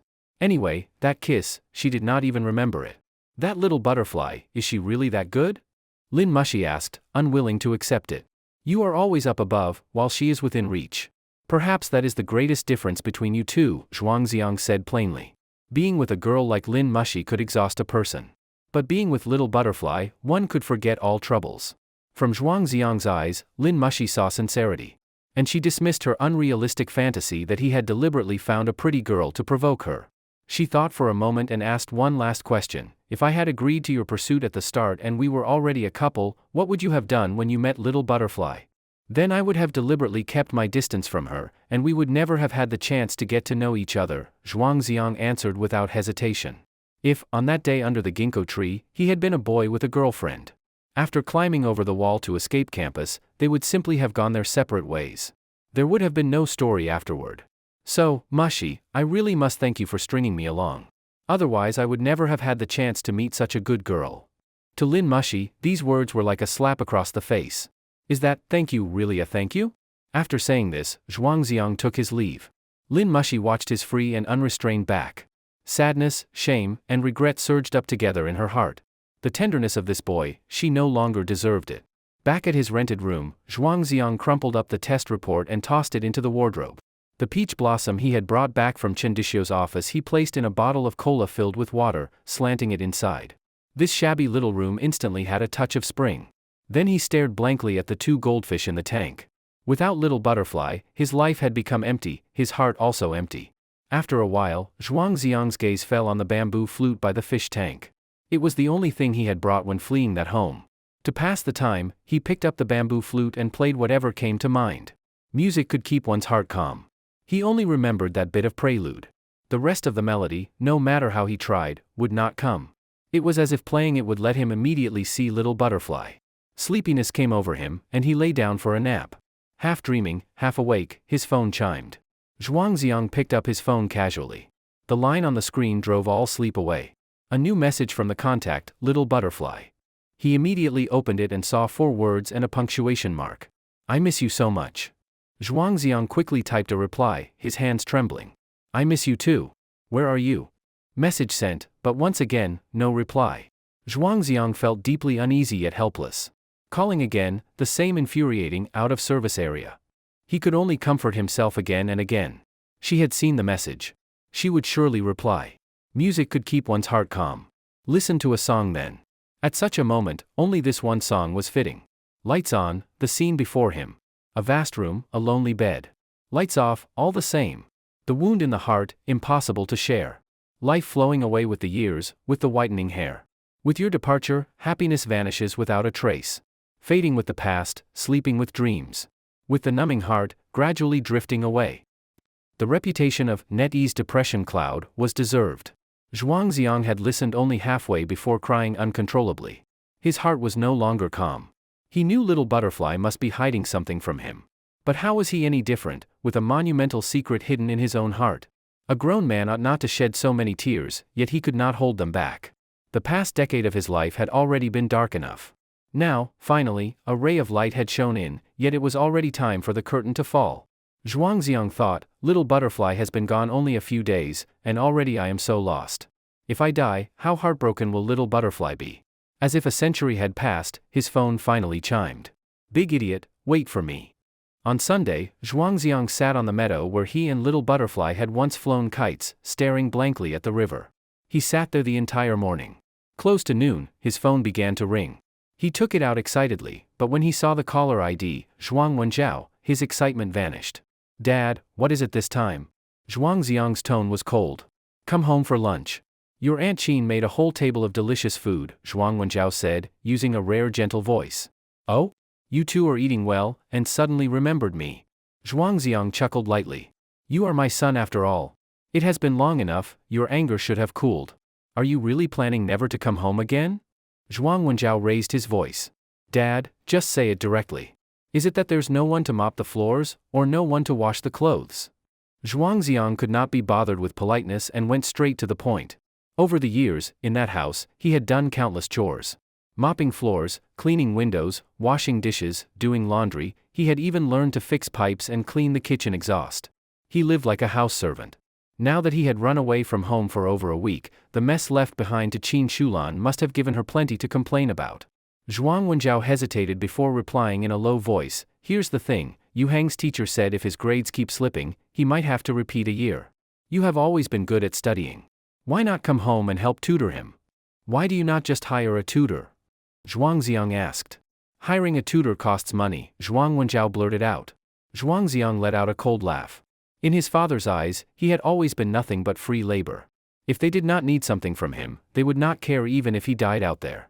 "Your precious son does not care about studying at all. It is useless no matter who tutors him," Zhuangziang said impatiently, about to hang up. "Why do you talk about Yu Hang like that? Are you still angry about what happened last time? He is still a child. Surely you are not holding a grudge? You are an adult now. Can you not be a little more magnanimous?" Zhuang Wenjiao's temper was beginning to break. Then came a rapid-fire moral interrogation. On the other end, the phone was on speaker. Qin Shulan's shrill voice drifted through the receiver. "Yu Hang may have called you a useless loser, but you slapped him. No matter how you put it, hitting someone is worse than scolding them. We are not even pursuing that matter anymore, yet you still hold a grudge, putting on airs and refusing to come home to help your brother study. You have no sense of responsibility as an older brother." In her eyes, Zhuangziang was petty and narrow-minded, completely lacking magnanimity. "So what if a child called you a few names? It is not as if you lost a piece of flesh, why be so stingy?" Zhuangziang took a deep breath and unleashed his fury into the phone. "Your precious son, in my eyes, is no different from a pig. Asking me to tutor him, what a fucking dream. No, actually he is worse than a pig. A pig, when its owner feeds it, at least knows gratitude. He is nothing but an ungrateful little bastard.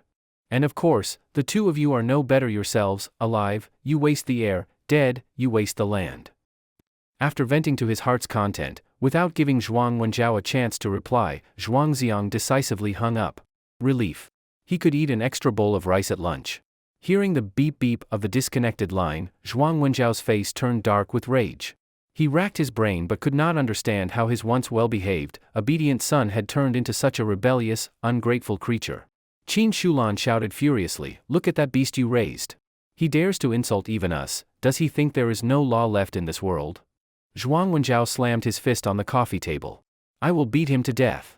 Zhuangziang sat by the river a while longer. Then Li Huangxian called, asking if he wanted to come over for a meal, but he refused with a casual excuse. He was afraid that seeing Li Huangxuan's happy family would twist his heart with jealousy. The things other children were born with, he had fought desperately to obtain, yet in the end, it was nothing but a cruel joke. From a certain perspective, Zhuangziang even felt he should thank his father and stepmother. Every so often, they reminded him of how cold the world could be, and how thin human affection truly was. No need to hold on to such things. Monday morning. The bright red flag rose slowly above the playground. At the morning assembly, the school administrators summarized last week's monthly exam, rambling as usual. Zhuangziang had not slept well the night before. Standing in line, he yawned continuously. Lin Mushi's gaze stayed fixed on him the whole time, never leaving. She was terrified that Zhuangziang might suddenly collapse and never wake again. When it came time for the student council representatives to speak, Class 9 once again failed to win the rotating red flag, and the complaints began to rise. "I told you, Xiaowenyong just cannot handle it. Under his brilliant leadership, our class discipline and cleanliness both fell apart last week. Without comparison there is no harm.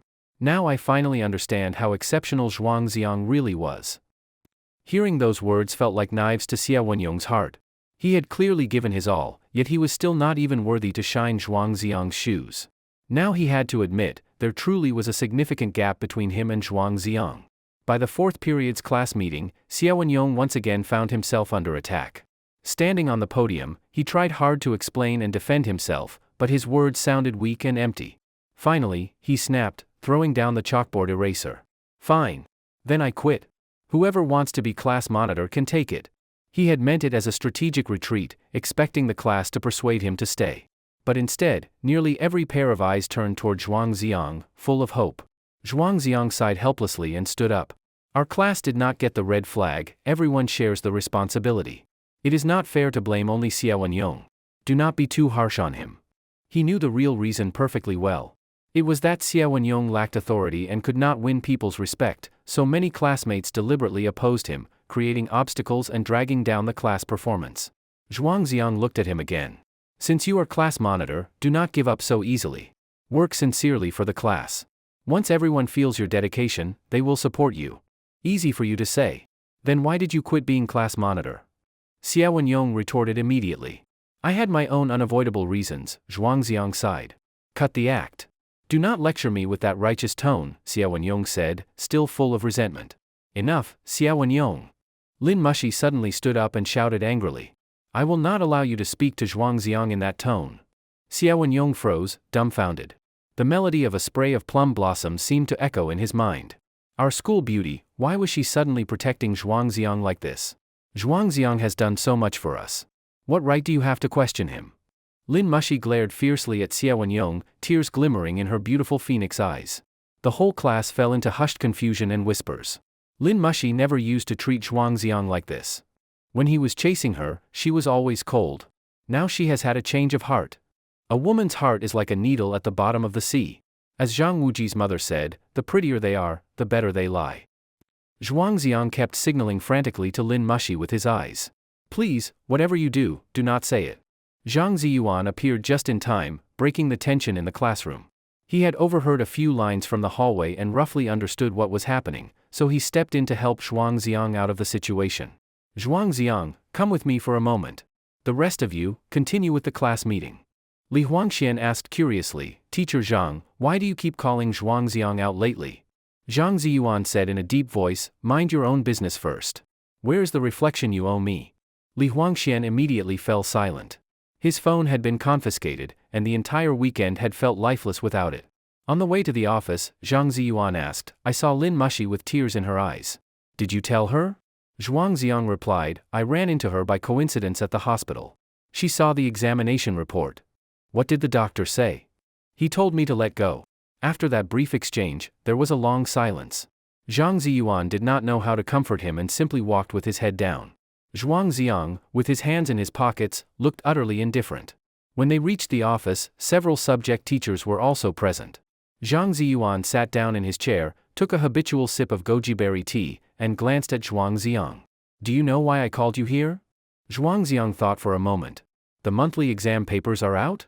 Zhang Ziyuan slapped the desk. What kind of nonsense are you pulling? Who is this Su Yudi from class 23? Teacher Zhang, what if I said I got confused for a moment and wrote the wrong name, would you believe me? Zhuangxiang shrugged. Zhang Ziyuan wanted to lose his temper, but remembering Zhuangxiang's condition, he forced himself to stay calm. As the student who had held the top rank in the grade for 2 consecutive years, Zhuangxiang's exam papers were always of great interest to the teachers. This time, after the papers were graded and the seal removed, his test was nowhere to be found at first. However, it did not take long for the teachers to identify it easily.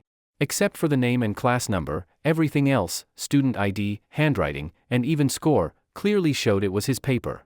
This small joke, however, had caused the school quite a bit of trouble. The director of academic affairs even called a special meeting with the teachers. The focus of the discussion was whether Zhuangxiang's exam result should be considered valid. The affirmative side argued that Zhuangxiang was only playing a harmless prank, his answers were serious, and his total score was still the highest in the grade, so the result should count. The opposing side claimed that such disregard for rules must not be tolerated. If he could not even write his own name correctly, then no matter how high his score was, it should be invalidated. A strict punishment was necessary. The debate dragged on for a long time without conclusion. Zhang Ziyuan called Zhuangxiang in to hear his own explanation. Seeing his careless demeanor, it was clear that he felt no remorse at all. Teacher Zhang, Zhuangxiang said with a smile, could you at least tell me if this Su Yudi student ranked first in the grade? Lucky for you, Deng Haijun was only 2 points behind. Zhang Ziyuan glared at him, an indirect confirmation. Good. I am a practical person and do not care for empty titles.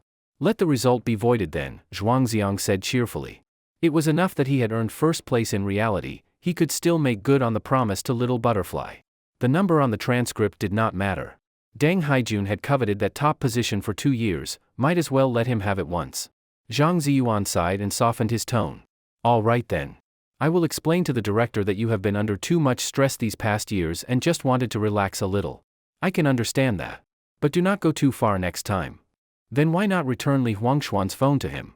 I promise we will not make the same mistake again, Zhuangziang said, pushing his luck. Take it. That thing is expensive. If it got lost here, I could not afford to replace it, Zhang Ziyuan said, opening the drawer and tossing the phone onto the desk. Thank you, Teacher Zhang. I wish you a long and healthy life, Zhuangziang said with a grin, picking it up. Hearing those words, a long and healthy life, Zhang Ziyuan felt a sharp pang of sorrow. After learning of Zhuangziang's illness, he simply could not be stern with him anymore. He only hoped that this excellent student could feel some warmth in the short time he had left. Well then, if there is nothing else, I will head back to class? Zhuangziang raised an eyebrow. Hold on. There is a teacher who wants to speak with you privately. He is already on his way here, Zhang Ziyuan stopped him. Which teacher? He is coming from the West Campus. It may take a bit of time. Zhuangziang was puzzled. He did not know any teachers from the West Campus. Each grade had a different workload and schedule, so the school had divided the grades into separate campuses to avoid mutual disturbance. Zhuangziang was currently in the East Campus. When they had first enrolled, they too had studied for a year in the West Campus. Now, the students in the West Campus were 2 grades below them, and they rarely interacted. The 2 campuses were connected only by a narrow staircase. Before long, there was a knock at the door. At the entrance stood a male teacher in his 30s, neatly dressed, with a refined and gentle demeanor. Zhang Ziyuan quickly rose to greet him and shook his hand warmly. Xiao Li, it has been a while. The man smiled back and offered a polite greeting. Then Zhang Ziyuan introduced him to Zhuangziang. This is teacher Li Junnan. Zhuangziang lowered his voice. I do not know him. Why is he looking for me? Zhang Ziyuan shook his head lightly, indicating that he had no idea either. Li Junnan studied Zhuangziang for a moment, then smiled kindly. Zhuangziang, would you take a walk with me? Of course, Zhuangziang replied immediately. This teacher Li gave an excellent first impression. His smile was warm and comforting, like a breeze in spring. They left the office, and Li Junnan led Zhuangziang up the stairs, all the way to the rooftop. From there, one could see almost the entire campus. The tall ginkgo trees swayed gently in the wind. The sunlight was warm upon their faces, pleasant and soothing. Li Junnan took a deep breath before saying, I heard you wrote the name Su Yudi on your monthly exam paper. Zhuangziang was startled. Teacher, you know her? Li Junnan nodded slightly. I am her homeroom teacher. At those words, Zhuangziang suddenly understood. The pieces of his earlier confusion fit together at last. No wonder he could not find her name in the security office database or among the students with the surname Su in the exam rooms. She was from the West Campus, his junior. He had thought they were the same age. There were 25 classes on the West Campus. When she said she was from class 23, it had not been a lie. The 2 campuses were built at slightly different elevations. The structure of the teaching building was unique. Its rooftop had a corridor that led directly to the staircase connecting to the West Campus. Zhuangziang thought to himself, so every time Little Butterfly said goodbye to me at the stairwell corner, she was actually going upstairs back to her own campus. Because the schedules of the 2 campuses were different, she could always buy ice cream before his class break and wait for him. Everything now made perfect sense. Why did you write her name on your exam paper? Li Junnan asked. I miss her. I wrote it without realizing, Zhuangziang answered honestly. She truly is a lovely girl. I miss her too. Li Junnan's eyes turned slightly red. Zhuangziang writing Su Yudi's name on his exam paper had originally been nothing more than a mischievous prank. Unexpectedly, it brought an unforeseen outcome, the appearance of her homeroom teacher. Li Junnan told Zhuangziang that he had overheard some teachers discussing how the top paper in the East Campus had a student's name from his own class written on it. Curious, he came over to investigate. What is your relationship with Su Yudi? He asked. We are very good friends, Zhuangziang answered. When facing a teacher, he dared not say that he liked Little Butterfly. Then he pointed toward the ginkgo tree in the northwest corner of the playground. The first time I met her was under that tree. She is truly an interesting person. Once you meet her, it is impossible to forget. As for climbing over the wall and skipping class, he tactfully omitted those details. And the intimate, ambiguous moments, he dared not mention a single word. Li Junnan smiled. She does run around the campus quite a lot, really like a little butterfly. Teacher, why did you give her such a big stack of leave slips? Zhuangziang finally voiced the question that had been troubling him. You are good friends, and you do not know? Li Junnan asked in return. As her friend, if she does not want to talk about it herself, I do not think it is right for me to ask, Zhuangziang said sincerely. Li Junnan's tone became heavy. Her health is not very good. That is why I gave her special permission. If she does not feel like attending class, she can go out to play. At those words, Zhuangziang felt a chill in his heart. The phrase, not very good health, was clearly a euphemism. For a homeroom teacher to be so lenient, her condition must already have been quite serious. Just as Zhang Ziyuan now granted almost every request of Zhuangziang. Zhuangziang had already faintly suspected this. Now, hearing it confirmed by Li Junnan, he finally understood. So Little Butterfly was also ill, yet she lived with such optimism and joy. Zhuangziang felt deeply ashamed. Compared to her, he fell far short. As for what specific illness she had, Zhuangziang did not press further. On one hand, it was her privacy, on the other, judging by Li Junnan's expression, he clearly did not wish to elaborate.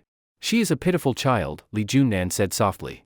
Her parents died when she was very young, and she grew up depending on her grandmother. Who could have imagined? He stopped mid-sentence, his voice choked with emotion. Zhuangziang felt as if struck by lightning. His head buzzed, and he was momentarily dazed. Little Butterfly's background was so tragic. Compared with her, his own life seemed almost fortunate. A single tear slipped silently down from the corner of his eye. Li Junnan handed him a tissue. She is lucky to have a friend like you. Teacher, do you know where she went? Zhuangziang asked, wiping his tears. Li Junnan looked up at the sky. I do not know. But I believe she must be where she wants to be. Unable to stop himself, Zhuangziang asked several more questions about Little Butterfly. Li Junnan did not know much, but he told him everything he could. When Suyuti was very young, her parents died in an accident. Her grandmother received a small amount of compensation and raised her alone. When Suyuti was about 14 or 15, she was diagnosed with an illness that required regular hospital treatment. Over the years, the compensation money had gradually been drained by endless medical bills. Yet she remained cheerful, bright, and imaginative, always bringing happiness to those around her. That is about all I know, said Li Junnan. She never told you anything? Zhuangziang shook his head sadly. No. We only ever spent time eating and having fun together. Li Junnan gave a bitter smile. That is how she is. She shares her joy with others but keeps her sorrow to herself. Zhuangziang completely understood. After all, he too had hidden his illness from her. The sun had climbed to its zenith, and its light grew hot and dazzling. The dismissal bell echoed across the campus. Li Junnan patted Zhuangziang on the shoulder. Do not be too sad. I came here only to satisfy my curiosity and to meet her friend. Thank you, teacher, for telling me so much about her, Zhuangziang said respectfully. As they came down from the rooftop, they passed the teacher's office. Teacher, Zhuangziang said, could you sign your name for me? Li Junnan looked a little surprised but nodded without asking questions. Zhuangziang took out paper and pen from Zhang Ziyuan's desk.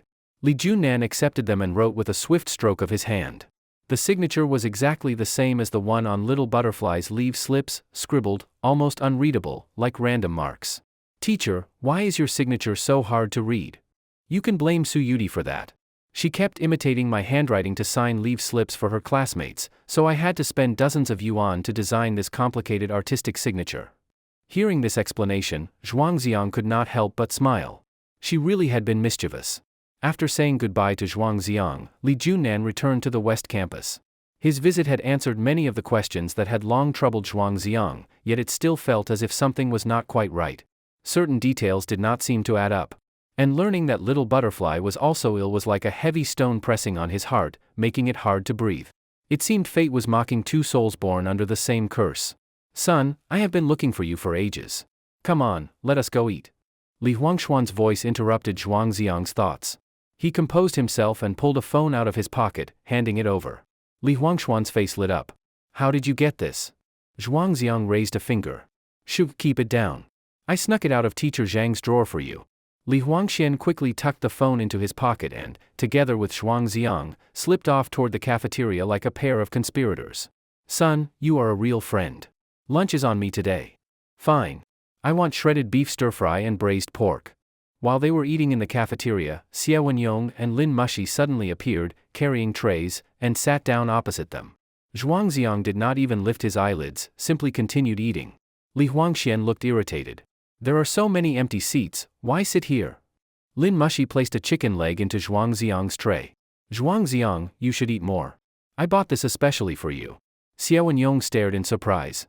Mushi, why are you being so nice to him? The flames of jealousy blazed in his eyes. It was over, the goddess clearly had someone in her heart. But Zhuangziang said indifferently, "Thank you for your kindness, but I do not feel like eating." Lin Mushi insisted, "You were so good to me before. Now I want to return that kindness." Zhuangziang was helpless. He thought, "You should just keep being the aloof school beauty you always were. There is no need to show me your cheap pity just because I am dying." He handed the chicken leg to Li Huangxian, who immediately understood and took a hearty bite. "Thanks, Miss School Beauty. Tastes great," he said. Lin Mushi did not mind at all. Her gaze was firm. "Zhuangziang, it is useless for you to refuse. I will treat you 100 times better, 1,000 times better." Zhuangziang gave a weary smile. Where were you before? If he were not afraid she would reveal his secret, he would have lost his temper right there. Affection that arrives too late is worth less than grass. On Wednesday, the printed results of the monthly exam were finally released. For the first time ever, Zhuangziang had lost the top spot. Not only that, all his subjects were graded as 0, and he ranked last in the entire grade. Zhang Ziyuan had fought hard with the academic director just to exempt him from having to write a self-criticism report. The entire class was in disbelief at the news. What happened? Did Zhuangziang not take the exam? He is the pillar of our class. Now our average score is going to drop a lot. If something so strange happens, there must be a reason. Something's up with him, for sure. Rumors began to swirl throughout the classroom. The one most indignant on Zhuangziang's behalf was, of course, his close friend Li Huangxian. Impossible. Absolutely impossible. They must have forgotten to enter your scores. I'll go find old Zhang and demand an explanation. Zhuangziang grabbed him by the shoulder. No, don't. It's my own fault. What do you mean, your own fault? Li Huangxian looked confused. Did you hand in a blank paper? Zhuangziang smiled but said nothing. The next class was Chinese. The class representative came in with 2 or 3 students to distribute the test papers. Li Huangxuan's paper arrived first. He had scored 111 points. He groaned in despair. I guess I'm doomed to be single forever. Zhuangziang glanced at his mistakes, sighing dramatically. You could not even recite the brocade zither? Li Huangxian blushed but snapped back. You, who handed in a blank paper, have no right to criticize me. Just then, a test paper drifted onto their desk. The class representative said, Mr. Zhang told me to give this one to you. And I must say, your pen name sounds awfully girly. Li Huangxian, Lin Mushi, and the others all looked puzzled. Pen name? Who on earth uses a pen name in an exam? They all leaned over to look. Zhuangziang's score was a stunning 137 points. In Chinese, that was nearly superhuman. Then why does it say you got 0? Lin Mushi asked in shock. But when she saw the name inside the sealed area, Suyudi, a surge of jealousy rose in her chest. How deep must his obsession be, to write her name even on an exam paper? Damn it! Li Huangxian slapped Zhuangziang on the back. He knew Zhuangziang and that little butterfly girl had been spending a lot of time together lately, but did he really have to flaunt it like this? How was a lonely bachelor with 111 points supposed to feel? Mystery solved. No wonder Zhuangziang's score was recorded as 0. The classroom filled with chatter once more. Who's this Suyudi? That's the pretty girl who came looking for him outside the classroom last time. See? Falling in love really ruins your studies. He went straight from first place to last. If I had such a pretty girlfriend, forget the exam, I'd pluck the stars from the sky for her. Over the next few classes, all the other subject papers were returned. Zhuangziang's scores were outrageously high across the board, shocking everyone. But the name Suyudi printed in bold letters at the top of each paper made people grit their teeth in frustration. He had sprinkled dog food, public displays of affection, all over the place. Such a man deserved harsher punishment. He should have been made to write 30,000 words of self-criticism. During the break, a student called out, Zhuangziang, someone's looking for you outside. Zhuangziang jumped to his feet and rushed out of the classroom. Standing there was the meticulous Deng Haijun, his expression filled with barely concealed disappointment. He handed Zhuangziang a sheet of paper, the 15th class's report card. Both his class ranking and overall grade ranking showed first place. Haijun, congratulations. You finally got your wish, Zhuangziang said with a smile. I checked the overall grade list on the teacher's computer, Deng Haijun fumed. If you had ranked 2nd or 3rd, maybe I'd feel happy about it. But you're ranked 1075. I told you right after the exam, I forgot to write my name, Zhuangziang said lightly, teasing him. You call that forgetting? You ran away like a coward. That's not what a man does. Winning first place this way brought Deng Haijun no satisfaction at all. He insisted on seeing Zhuangziang's papers, otherwise, he said, he would not be able to sleep. Having no choice, Zhuangxiang fetched his test papers from the classroom. Deng Haijun added up all the scores, then let out a miserable scream. "What the hell are you yelling for?" Zhuangxiang asked, frowning. "I was 2 points short, 2 points. I almost beat you fair and square." Zhuangxiang laughed heartily. The guy was actually kind of endearing. Everyone else who saw his papers only fixated on the name Suyudi. Only Deng Haijun cared enough to calculate the total score. Truly, a top student's mind works differently. "By the way," Deng Haijun said, "there's a physics competition next month. Are you joining?" "No. I probably will not have time," Zhuangxiang replied without hesitation. When he said he would not have time, he meant it literally. Deng Haijun gave him a disappointed look, secretly swearing to himself that he would stay far away from girls from now on. Such creatures ruined ambition. Zhuangxiang was living proof. How could any girl be more interesting than a physics problem? After taking a photo of his class's report card as evidence, Zhuangxiang sent Deng Haijun on his way and returned to his seat for a nap. "Zhuangxiang, someone's looking for you outside," another voice called. "This guy again? Can he ever stop?"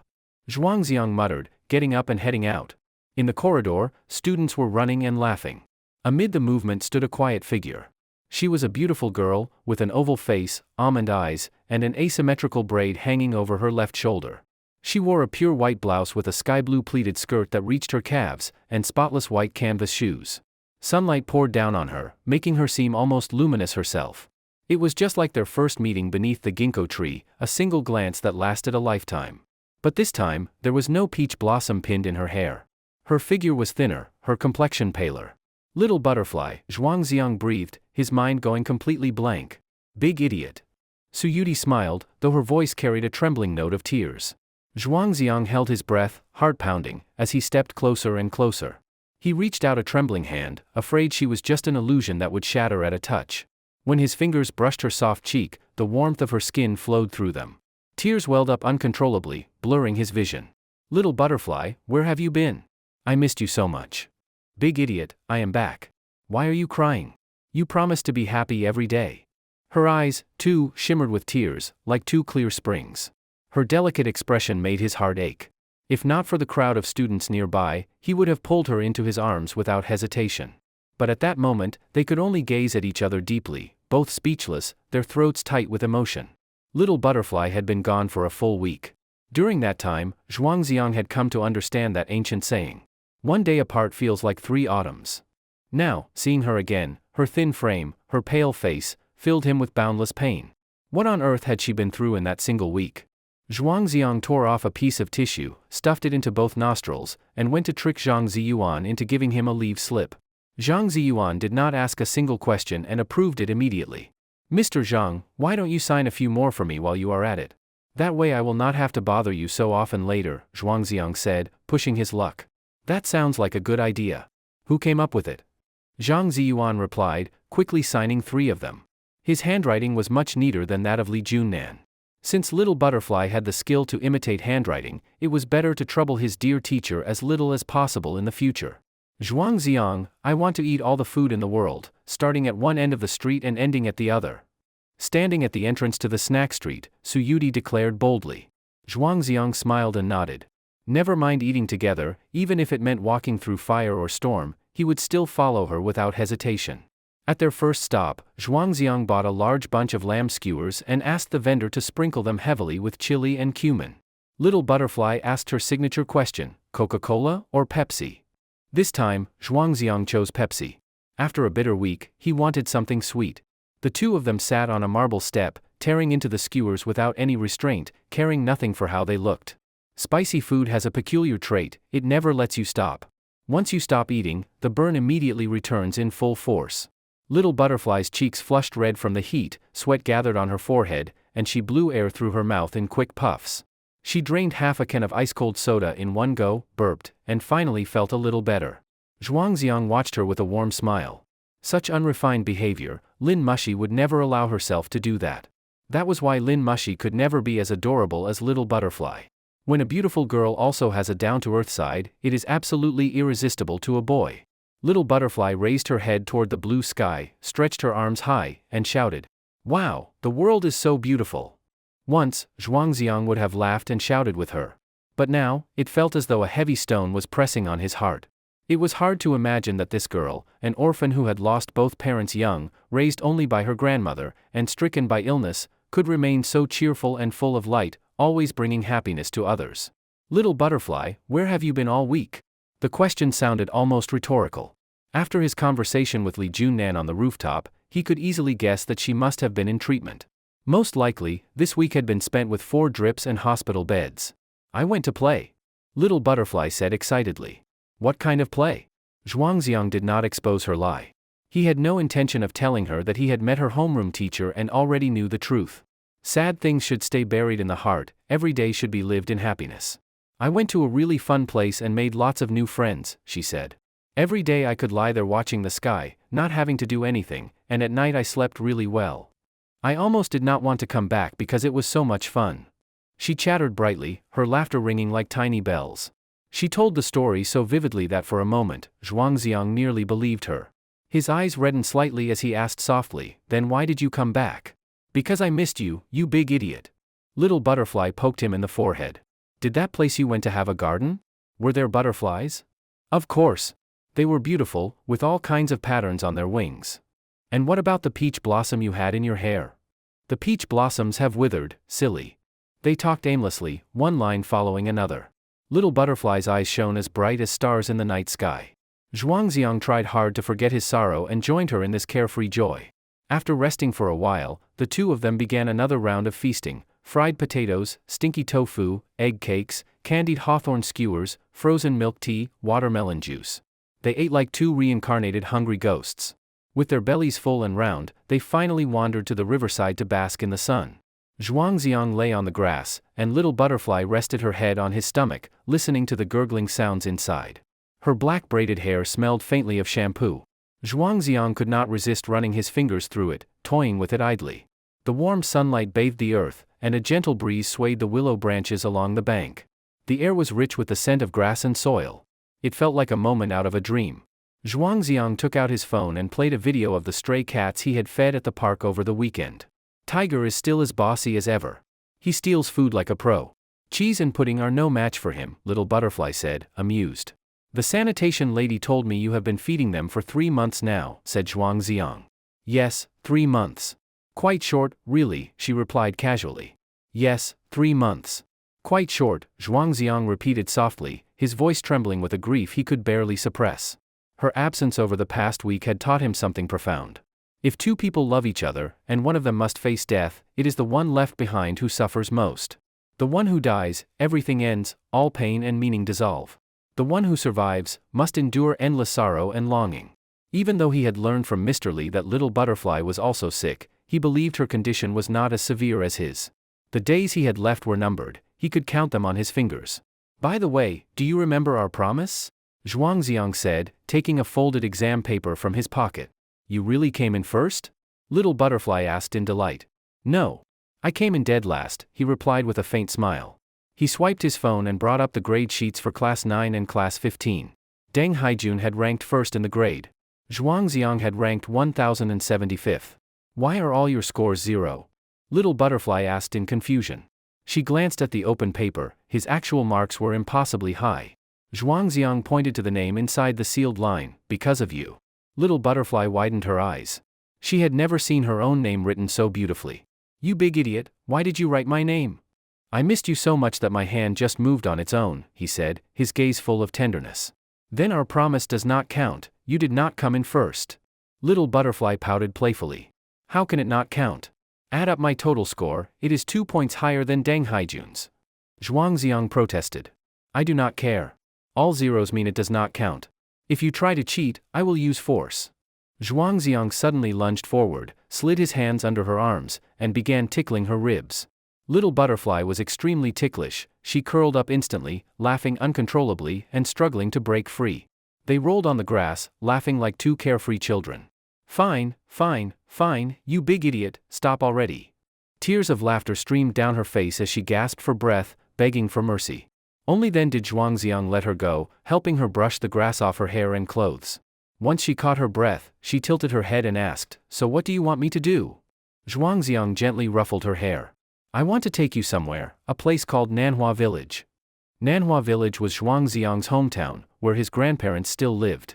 Every winter and summer vacation, he spent his holidays in that beautiful village. All the few happy memories of his childhood were left there. This time, however, Zhuangziang could not wait for summer break. He wanted to go back and see it once more. Perhaps it would be the last time.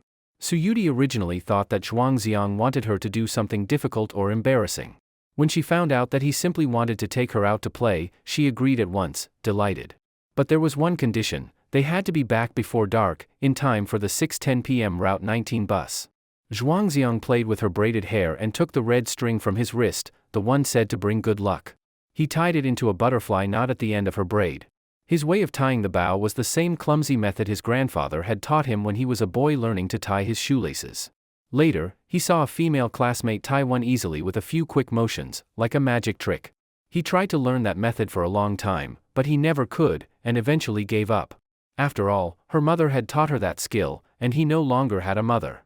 "The bow you tied is as ugly as ever," Suyuti said, pursing her lips. "No, it is not. It looks just the same," Zhuangziang said stubbornly, then hurried to change the subject. "Last week I went to Xiaoyao Temple. The fortune-telling priest there told me this red string came from that place. He is no priest. He is just an old fraud who fools people. Only idiots fall for his tricks," Suyuti said, laughing aloud. "I thought he looked quite dignified, quoting from the classics." "He did not seem like a fraud," Zhuangziang said, sounding unsure even as he spoke. "You big idiot, just say it, how much money did he cheat you out of?" "Dengyuo." Suyuti's laughter echoed across the grass. With that kind of intelligence, and he was supposed to be the top student in the grade? Zhuangziang's face flushed red. "I was worried about you, that is all," he thought to himself. He remembered that fortune-teller vividly. The man had spoken a torrent of words that sounded profound and logical, but in truth, it was all nonsense. The man had not helped him find any trace of Little Butterfly at all. Fortune-telling and divination were always ambiguous, a kind of mysticism, words vague and pretentious. If you believe, it has meaning; if not, it is nothing. You simply pay for peace of mind. By the way, I met an old lady selling snacks there. She made a kind of tofu pudding. It was delicious. Do you know her?" Zhuangziang asked. "No, never seen her," Little Butterfly shook her head. Zhuangziang was puzzled. She knew the so-called priest, yet not the tofu lady? That was strange. He had thought the two of them were working together, a kind of scam in partnership. Suyuti patted her chest confidently. "If you want tofu pudding, you do not need to buy it. The one I make is much better." Zhuangziang smiled. "You know how to make tofu pudding?" "Of course, it is very easy," she said. "You soak the soybeans overnight, grind them on a stone mill into soy milk, filter and skim the foam, boil it while stirring, then let it cool a little, add brine, and let it set quietly until it curdles." She explained every step in detail, then asked with a smug smile, "See? It is simple, right?" Zhuangziang stared at her, dumbfounded. "Why yes, quite simple," he stammered. Back in his hometown, he had seen villagers make tofu before. Tofu pudding was just an unfinished version of tofu. The process was only a bit shorter, but it still seemed far too complicated to him. Would it not be easier to just buy a bowl instead? But remembering how Suyuti had made the kite, he understood her. She must enjoy the process itself. Turning ordinary soybeans into soft, silky tofu pudding, what a magical experience that must be. He suddenly found himself craving her tofu pudding. The slanting sunlight spread across the ground, the water flowed quietly by. Time drifted away on the river breeze. As the clock neared 6, it was time to part again. Zhuangziang accompanied Suyuti to the bus stop. After gathering courage for a long while, he finally said, "I have nothing else to do anyway. Why do I not walk you home?" Little Butterfly shook her head. "No need. I am not a child, I can go back by myself." "But I just want to stay with you a little longer," Zhuangziang said, tugging at her wrist like a spoiled child. Little Butterfly fixed her gaze on him, then raised her finger and pointed at his nose. "Do you just want to come home with me, pretend to be tired, ask for a glass of water, then linger on and on until night falls, only to, accidentally, stay over and try to take advantage of me?" Zhuangziang's face turned bright red. "And no, of course not. I did not mean that." Little Butterfly giggled. "Why are you so flustered? I was teasing you." Zhuangziang puffed out his cheeks in mock anger, his expression long and sullen. "You have already slept at my place twice and still will not tell me where you live. You even pretended to be drunk just to steal my first kiss, and then acted like nothing happened. You really are a shameless little rogue," he thought. The Route 19 bus turned the corner. It was time to say goodbye. Little Butterfly said softly, "All right, I will come find you tomorrow. Please do not disappear for so long again, Zhuangziang said, reluctant to let her go. I will not.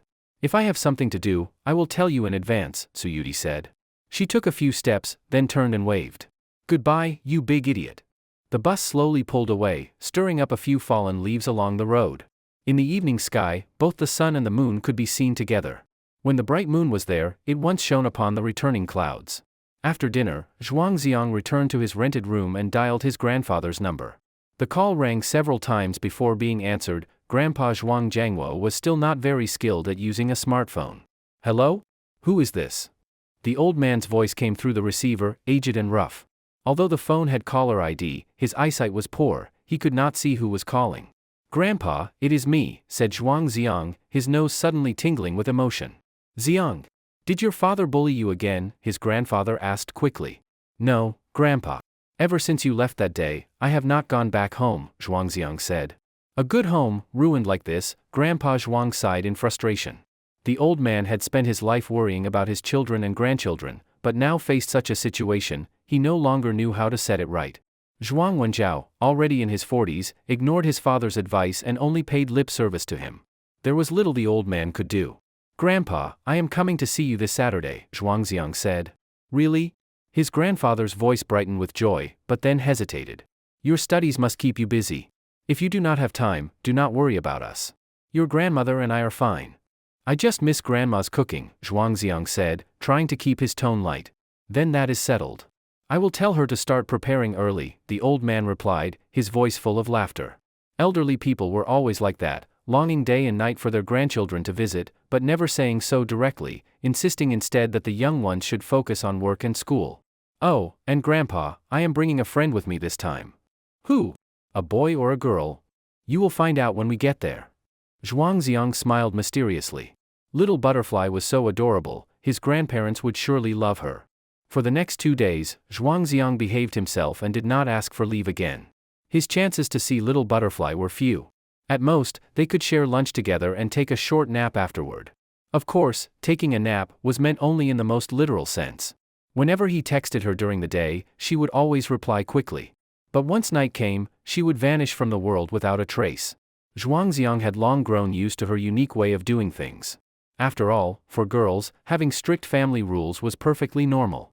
When school ended on Friday, Zhuangziang walked Little Butterfly to the bus stop and saw her off. Since it was still early, he sat on the bench for a while, quietly watching the red sun dip toward the horizon. The setting sun was breathtakingly beautiful, just as the poet once said, the sunset is infinitely lovely, but it is near dusk. He had never noticed before that the evening sky could be so magnificent. A familiar figure approached, it was the absent-minded genius, Deng Haijun. Zhuangziang, are you busy tonight? Zhuangziang shook his head. That is great. Deng Haijun said with delight. Come with me to the library. I have some competition problems I want to go over, and you are the only one I want to discuss them with. To most students, physics competition problems were inhuman. Only prodigies like these two could speak the same language. Since Zhuangziang had nothing else to do, he nodded and agreed. However, Deng Haijun was completely clueless when it came to social courtesy. The sky was already getting dark, should he not at least offer dinner before dragging someone to study? The library was filled with happy memories of Zhuangziang and Little Butterfly. Passing a convenience store, he bought a bag of fruit-flavored hard candies. You are a grown man bringing candy to a library. That is disgusting, Deng Haijun said in disgust. You will understand someday, Zhuangziang replied meaningfully. When a person suddenly starts acting foolish, it usually means they have fallen in love. Yet his love was tinged with melancholy. Inside the library, they found a seat. Deng Haijun pulled out several reference books and began tackling the physics problems. At first, he was completely absorbed, ignoring Zhuangziang. But when he hit a particularly tricky question and turned to ask for help, he was shocked to see the so-called genius student holding a children's joke book, complete with phonetic annotations, and reading it with great pleasure. His face was lit with a serene, spring-like smile. Are you out of your mind? Deng Haijun muttered. I never realized before that joke books could be so relaxing, Zhuangziang chuckled. The problem Deng Haijun was stuck on involved velocity, it was indeed quite difficult. Zhuangziang picked up his pen and began scribbling on a scrap sheet, running through a series of calculations. The two discussed it at length until they finally solved it. Both felt a strong sense of accomplishment, it was the unique joy of top students. Looking at the dense formulas covering the paper, then at the stack of reference books beside him. Deng Haijun suddenly had a wild thought. Zhuangziang, do you think time travel could really exist? Time travel had always been a hotly debated topic in the scientific community.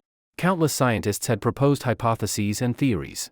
The famous Stephen Hawking once suggested that time travel might be possible through wormholes, black holes, or light-speed motion.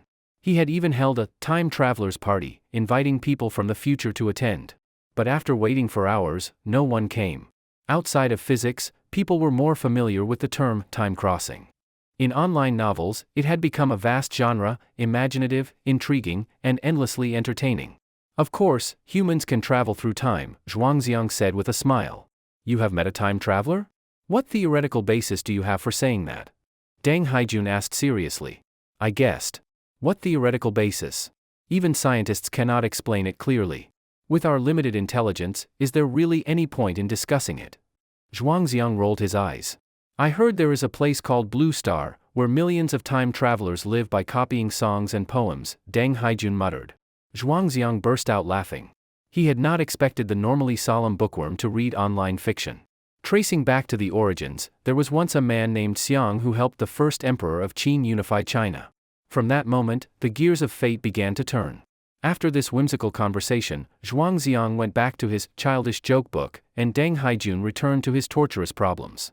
Occasionally they exchanged thoughts until the library's closing music began to play. As they walked out, Deng Haijun asked earnestly, Zhuangziang, are you really not entering the physics competition? Looking at his comrade in arms, with whom he had fought so many academic battles, Zhuangziang patted him on the shoulder and said emotionally, Haijun, keep working hard. You will definitely achieve your dreams and become an outstanding scientist. What about you? Are you abandoning us? Deng Haijun demanded. Even if I cannot participate, I will still cheer for you all in my heart, Zhuangziang said with quiet sorrow. Even Deng Haijun, dull as he was, could tell something was wrong with him. But no matter how much he pressed, Zhuangziang refused to explain. Fine then. I hope you can live the way you truly want, Deng Haijun said, waving goodbye before turning to leave. Watching his friend's retreating figure, Zhuangziang felt a pang of sadness. Then he suddenly shouted, Haijun. If you ever succeed in time travel, please go back 18 years and find my mother. Tell her this from me, I never wanted to come into this world. Are you fucking insane? What kind of thing is that to say? Deng Haijun yelled back. Yes, Zhuangziang replied with a faint smile, waving his hand. I am very sick indeed. The library was not far from school, so he decided to walk back, letting the night breeze cool him. In the distance, the bridge lights shimmered in vibrant colors, reflecting off the river and painting the city's nightscape. Cars streamed endlessly along the road, shop windows glowed brightly. Though night had fallen, the world remained alive with noise and light. Crossing a pedestrian bridge, he saw rows of street vendors. A young man expertly applied phone screen protectors, an old woman sold sewing supplies, and a wandering musician strummed a guitar. The most eye-catching figure was a middle-aged man in a long robe, wearing reading glasses, holding a banner emblazoned with 3 large characters, Master Zhang. Beneath it, smaller words read, fortune-telling, character reading, feng shui, destiny guidance. On the yellow cloth before him were laid out amulets, longevity locks, and small bagua mirrors. Young man, would you like me to tell your fortune? Master Zhang called out. Zhuangziang stopped and looked closely, astonished. Why is it you? Master Zhang recognized him too and smiled. Young man, we are truly fated to meet again. It turned out this was none other than the same Taoist priest from Xiaoyao Temple, the one who had interpreted his fortune before. The same old fraud, as Little Butterfly had called him. Why are you out here telling fortunes instead of staying at Xiaoyao Temple? Zhuangziang asked curiously. Master Zhang sighed. Times are hard, people are restless. Without a few side jobs, how could one feed a family? Zhuangziang had never believed in fortune-telling and had no intention of wasting money again. After exchanging a few polite words, he prepared to leave. But Master Zhang grabbed his sleeve. If my prediction is wrong, I will not charge you. Do you believe I can guess your surname? What is it then? Zhuangziang asked, mildly intrigued. Southward shines the lonely star as the crescent moon rises, Master Zhang chanted cryptically. People who made their living this way never spoke plainly. Zhuangziang frowned. Are you reciting riddles now? Facing south, the lonely star and crescent moon rise, it was indeed a riddle. Seeing that Zhuangziang was still thinking, Master Zhang, unable to contain his excitement, began to explain. North is up, south is down, west is left, and east is right. The lower part of the word for look is king, the lonely star represents a single dot, and the crescent moon represents a stroke. Put them together, and it can barely be considered the character Zhuang. Well, young man, what do you think? Master Zhang asked proudly. Hey, you actually got my surname right. Zhuangziang looked surprised. Then, as if realizing something, suspicion spread across his face. Wait a second, back at the Xiaoyao temple, did you overhear my friend calling my name? He and Deng Haijun were close, and Deng always called him Haijun. But that guy had no sense of warmth, he always used Zhuang's full name, which made him sound like a stranger. That must have been when this old swindler heard it. Ahem, Master Zhang coughed twice to hide his embarrassment, then said, those are minor tricks, unimportant details. Since we already know each other, I'll only charge you 10 yuan to read your palm. No way. 10 yuan is enough for a bowl of beef noodles. Fine, 5 yuan, let us make friends. Master Zhang was smooth as ever, immediately cutting the price in half. No, I am not letting you con me. Zhuangziang again refused and turned to leave. Stop right there. Master Zhang raised his voice, face tightening. Young man, you are arrogant and ignorant. I will read your palm for free, if I am accurate, you can pay afterward. How about that? Zhuangziang still shook his head. After what Little Butterfly had said, he was wary of this man, afraid of being swindled again. There are so many people watching here on the bridge. Give me a little face, will you? Do you want me to kneel and beg? Master Zhang's voice dropped to pathetic humility. Zhuangziang saw that the man was about 50 years old, still setting up a street stall so late at night. It must not be easy. Out of pity, he agreed. All right then. Which hand, left or right? Left. Zhuangziang stretched out his left hand, thinking he would just humor him.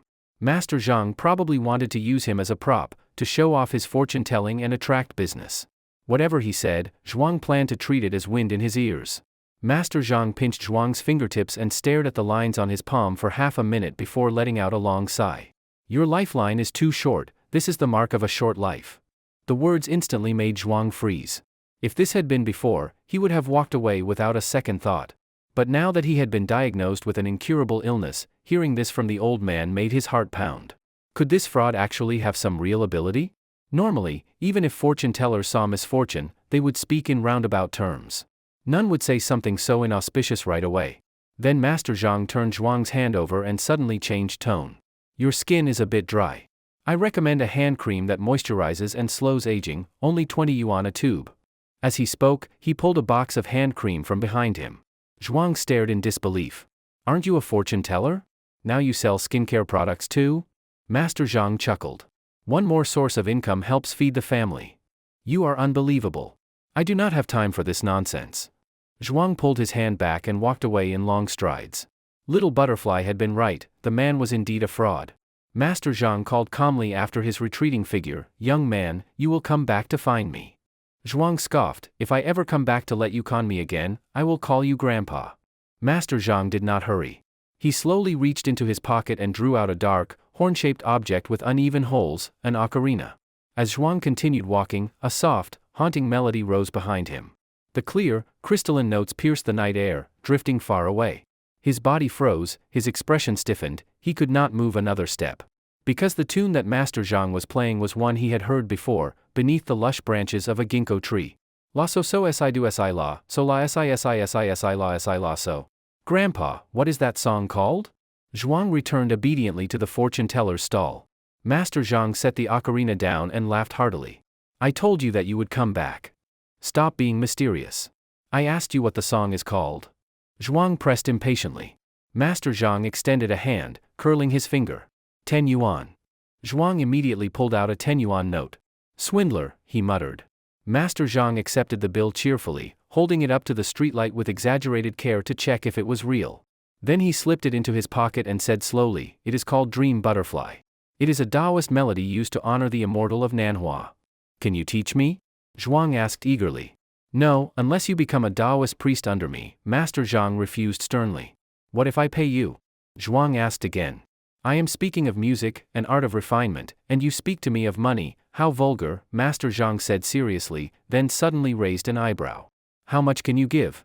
Zhuang hesitated. He knew he could never outbargain this old trickster, and the little money he had needed to last him 2 months. At that moment, a young man nearby shouted, Run! City inspectors are coming. Master Zhang's face turned pale.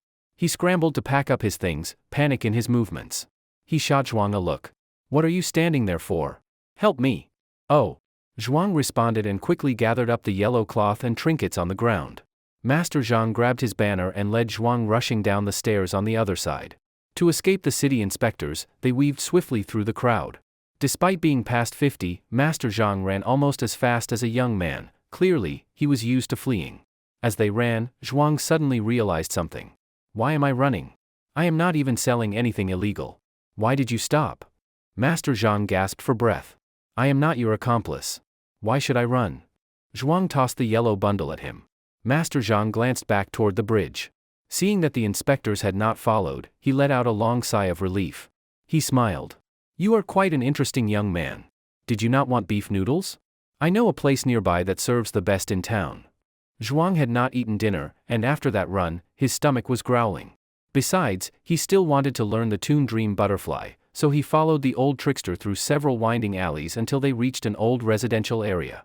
Sure enough, there stood a noodle shop. The interior was aged, showing signs of many years of use. It was late, and there were few customers. Master Zhang sat down boldly at a table and called to the owner, 2 large bowls of beef noodles, and add 10 yuan worth of extra beef. Zhuang sat opposite him, barely touching the chair when Master Zhang slapped the table. This place is pay first. What are you sitting for? Why should I pay? Zhuang frowned. You were the one who added extra beef. I am an old man. Have you no respect for your elders?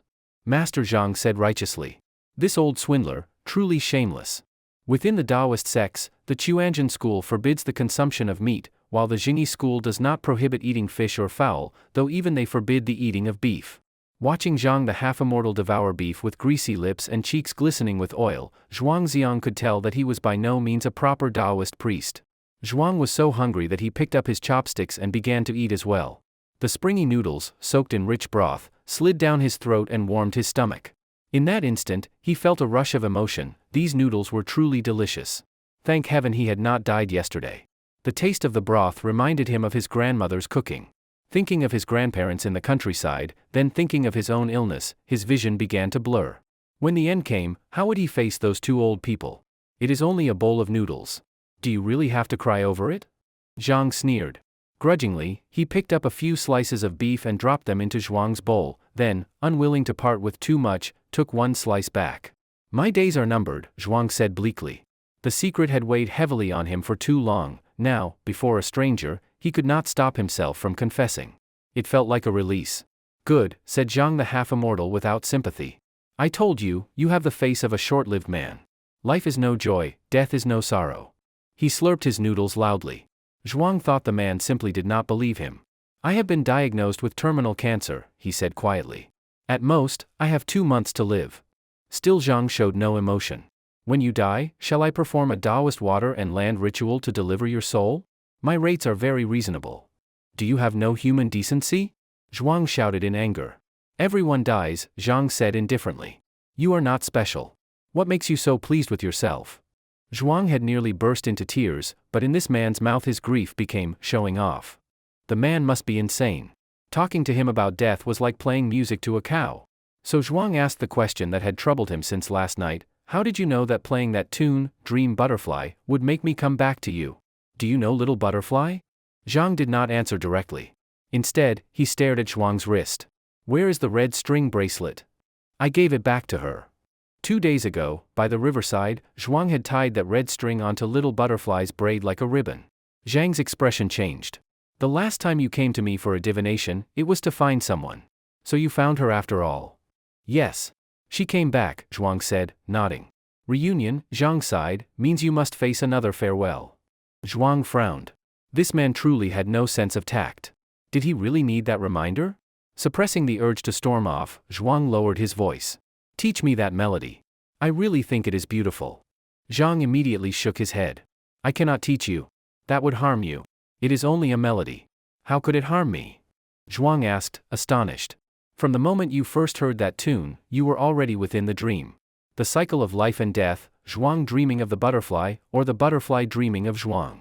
His words made no sense at all. Was he saying that Zhuang was dreaming? Zhuang pinched his thigh hard. The pain was very real. Thank you for the noodles, Zhang said, pushing away his bowl. When you learn the truth, I fear you will not be able to bear it. If, by then, you still wish to learn the melody, come find me at the Xiaoyao temple. But it will not be free. With that, he lifted his bundle and banner and strode out of the noodle shop. In the desolate night, his thin figure drifted away like the wind. He recited softly as he walked, the words carried by the night breeze to Zhuang's ears. Washing my feet by the rapid shore, drying my hair in the northern wind's chill.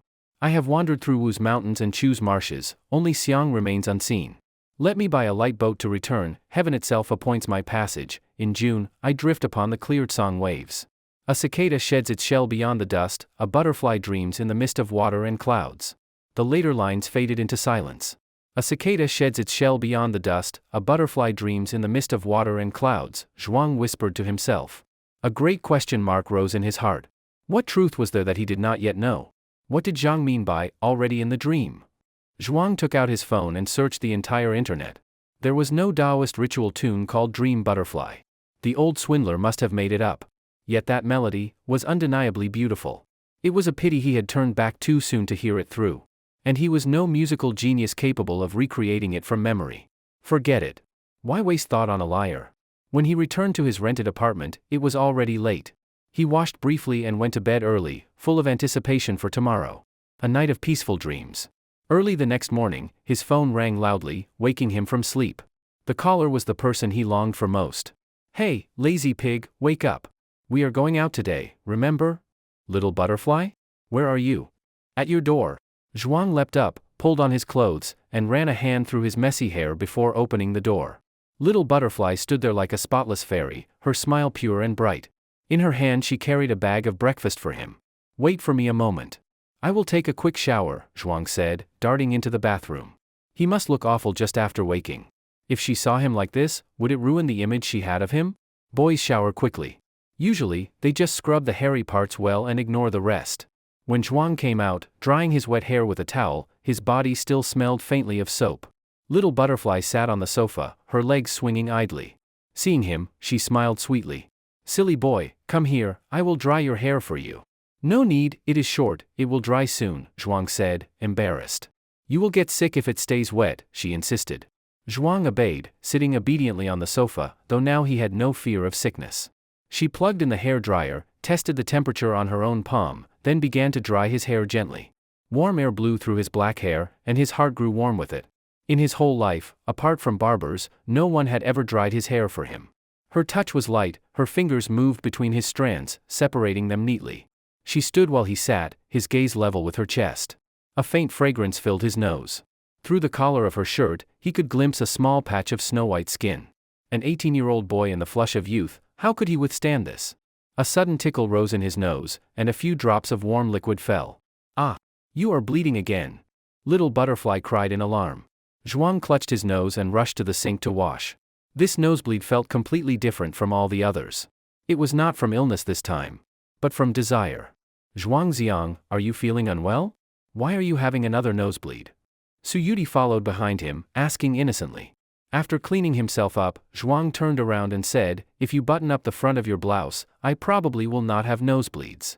Suyuti looked down, realized the angle from which he had seen her, and her cheeks instantly turned scarlet. You pervert. I am not talking to you anymore. Little butterfly, I am sorry, really. I did not mean it. Zhuang quickly apologized. Of course, Suyuti was not truly angry, but if she did not pretend to be, she would seem too unreserved. She buttoned her blouse tightly up to the collar, sat down on the sofa, and became a quiet sulking lump. Zhuang opened the paper bag on the table, and immediately a delicious aroma filled the air. This little glutton had really bought quite a spread.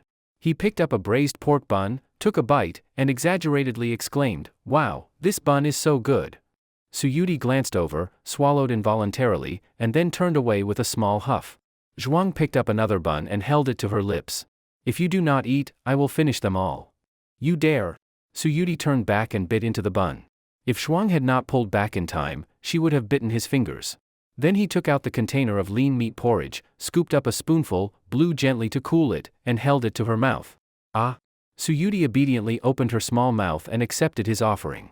No food lover could resist the temptation of good food. Zhuang smiled. That is better. Good girl. The joy of feeding little butterfly gave him a quiet sense of happiness. After a few spoonfuls, Suyuti grew embarrassed and took the bowl to eat by herself. Zhuang began eating his own share. The little awkwardness from before vanished like smoke. By the way, Zhuang said casually, last night I ran into that old swindler you mentioned. He was telling fortunes on the overpass. What did he say to you? Suyuti's expression suddenly tightened. Just a bunch of nonsense. I barely understood anything, and he tricked me into buying him a bowl of beef noodles, Zhuang said, laughing. Hearing that, Suyuti let out a faint sigh of relief. Zhuang continued, actually, I wanted to learn a tune from him, the one I heard the first time we met. Suyuti looked puzzled. Was there music? I did not hear anything. Really? I remember a bit of the beginning. Let me play it for you. Zhuang picked up his bamboo flute and played the opening of Dream Butterfly.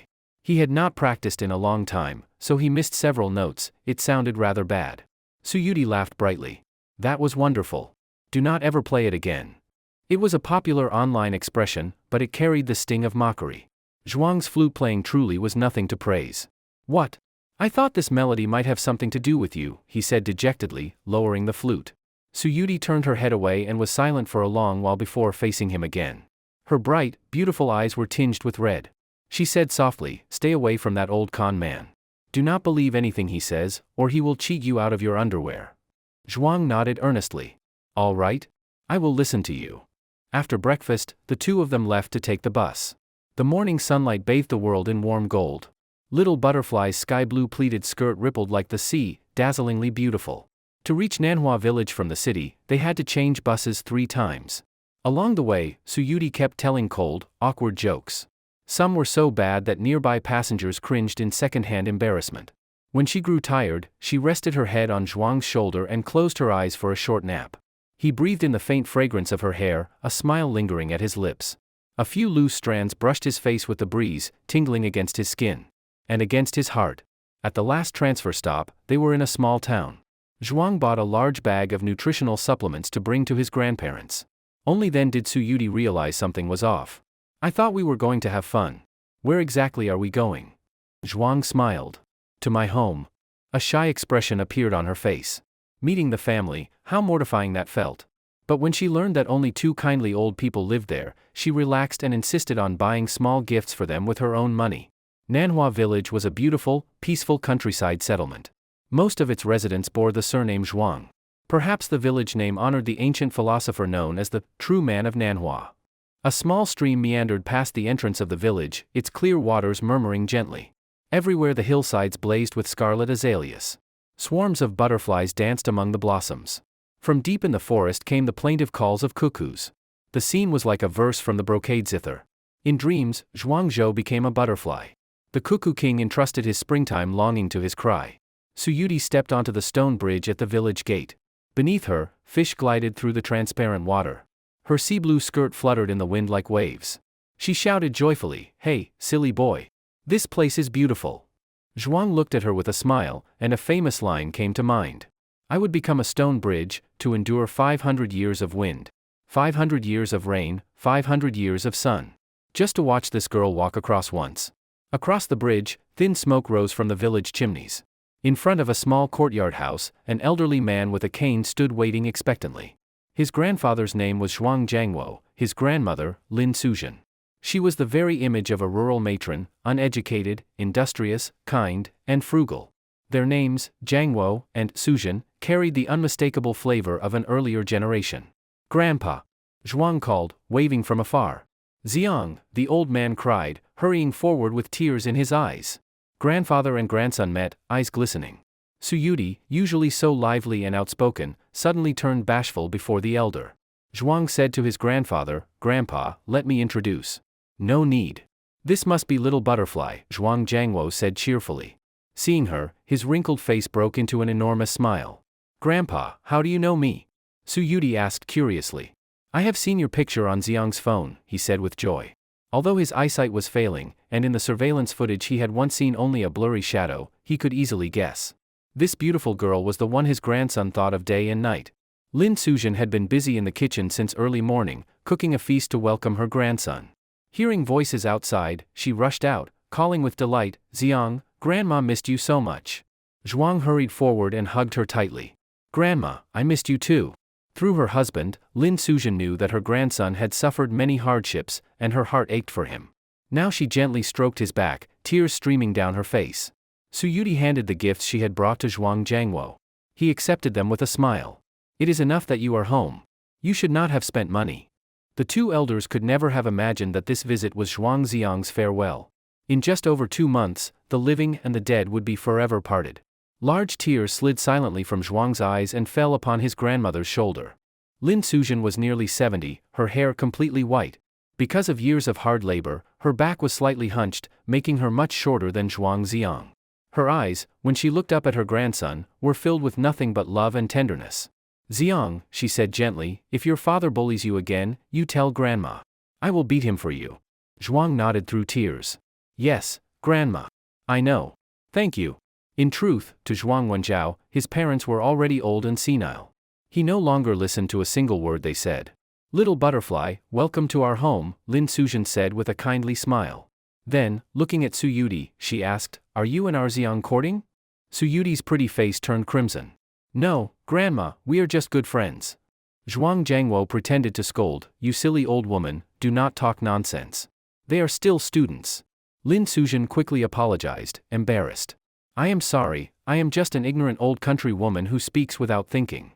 It is all right, grandma, Suyuti said, her heart fluttering like a startled deer. She stole a shy glance at Zhuang. Zhuang's heart, however, was heavy. He feared that the more his grandparents hoped, the deeper their disappointment would be later. Yet the two elders were radiant with joy, already treating little butterfly as if she were their future granddaughter-in-law. The small courtyard was neat and spotless. Chickens clucked and dogs barked, the air was filled with the fragrance of melons and fruit, a true pastoral peace. After welcoming Zhuang and little butterfly into the house, the two elders could not sit still, pouring tea, cutting fruit, busy with hospitality. Little butterfly, do not be shy. Treat this as your own home. Xiang, do not just stand there. Cut some fruit for her. What dishes do you like? I will cook whatever you want. By a little past 10 o'clock, there was still some time before lunch, so the four of them sat in the living room watching television. Zhuang knew his grandparents' tastes and switched the channel to a traditional opera broadcast. On the screen was the opera The Butterfly Lovers. As one of the 4 great folk love legends of China, the story of Liang Shanbua and Zhu Yingtai was known to every household. Many forms of opera had adapted it, but opera was the most famous, with a history of more than half a century. Zhuang lowered his voice and said to little butterfly, young people usually do not like this kind of thing. Please bear with it for their sake.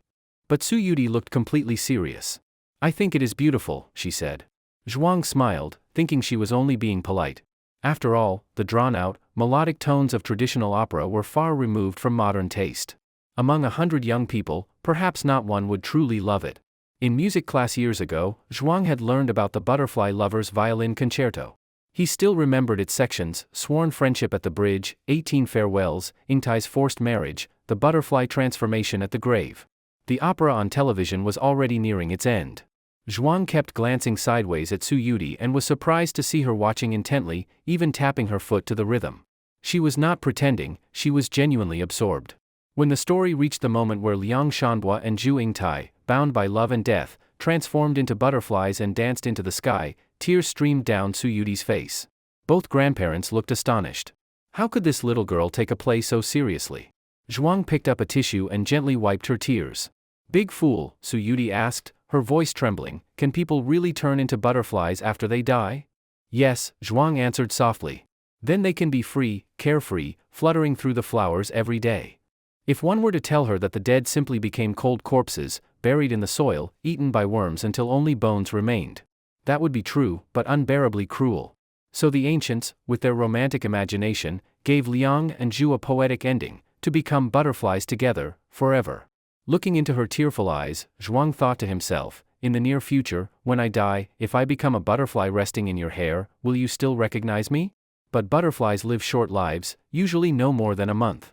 As the saying goes, the morning mushroom knows nothing of dusk and dawn, the summer cicada knows nothing of spring and autumn. In the vastness of the universe, a human life is no more than dust in the wind.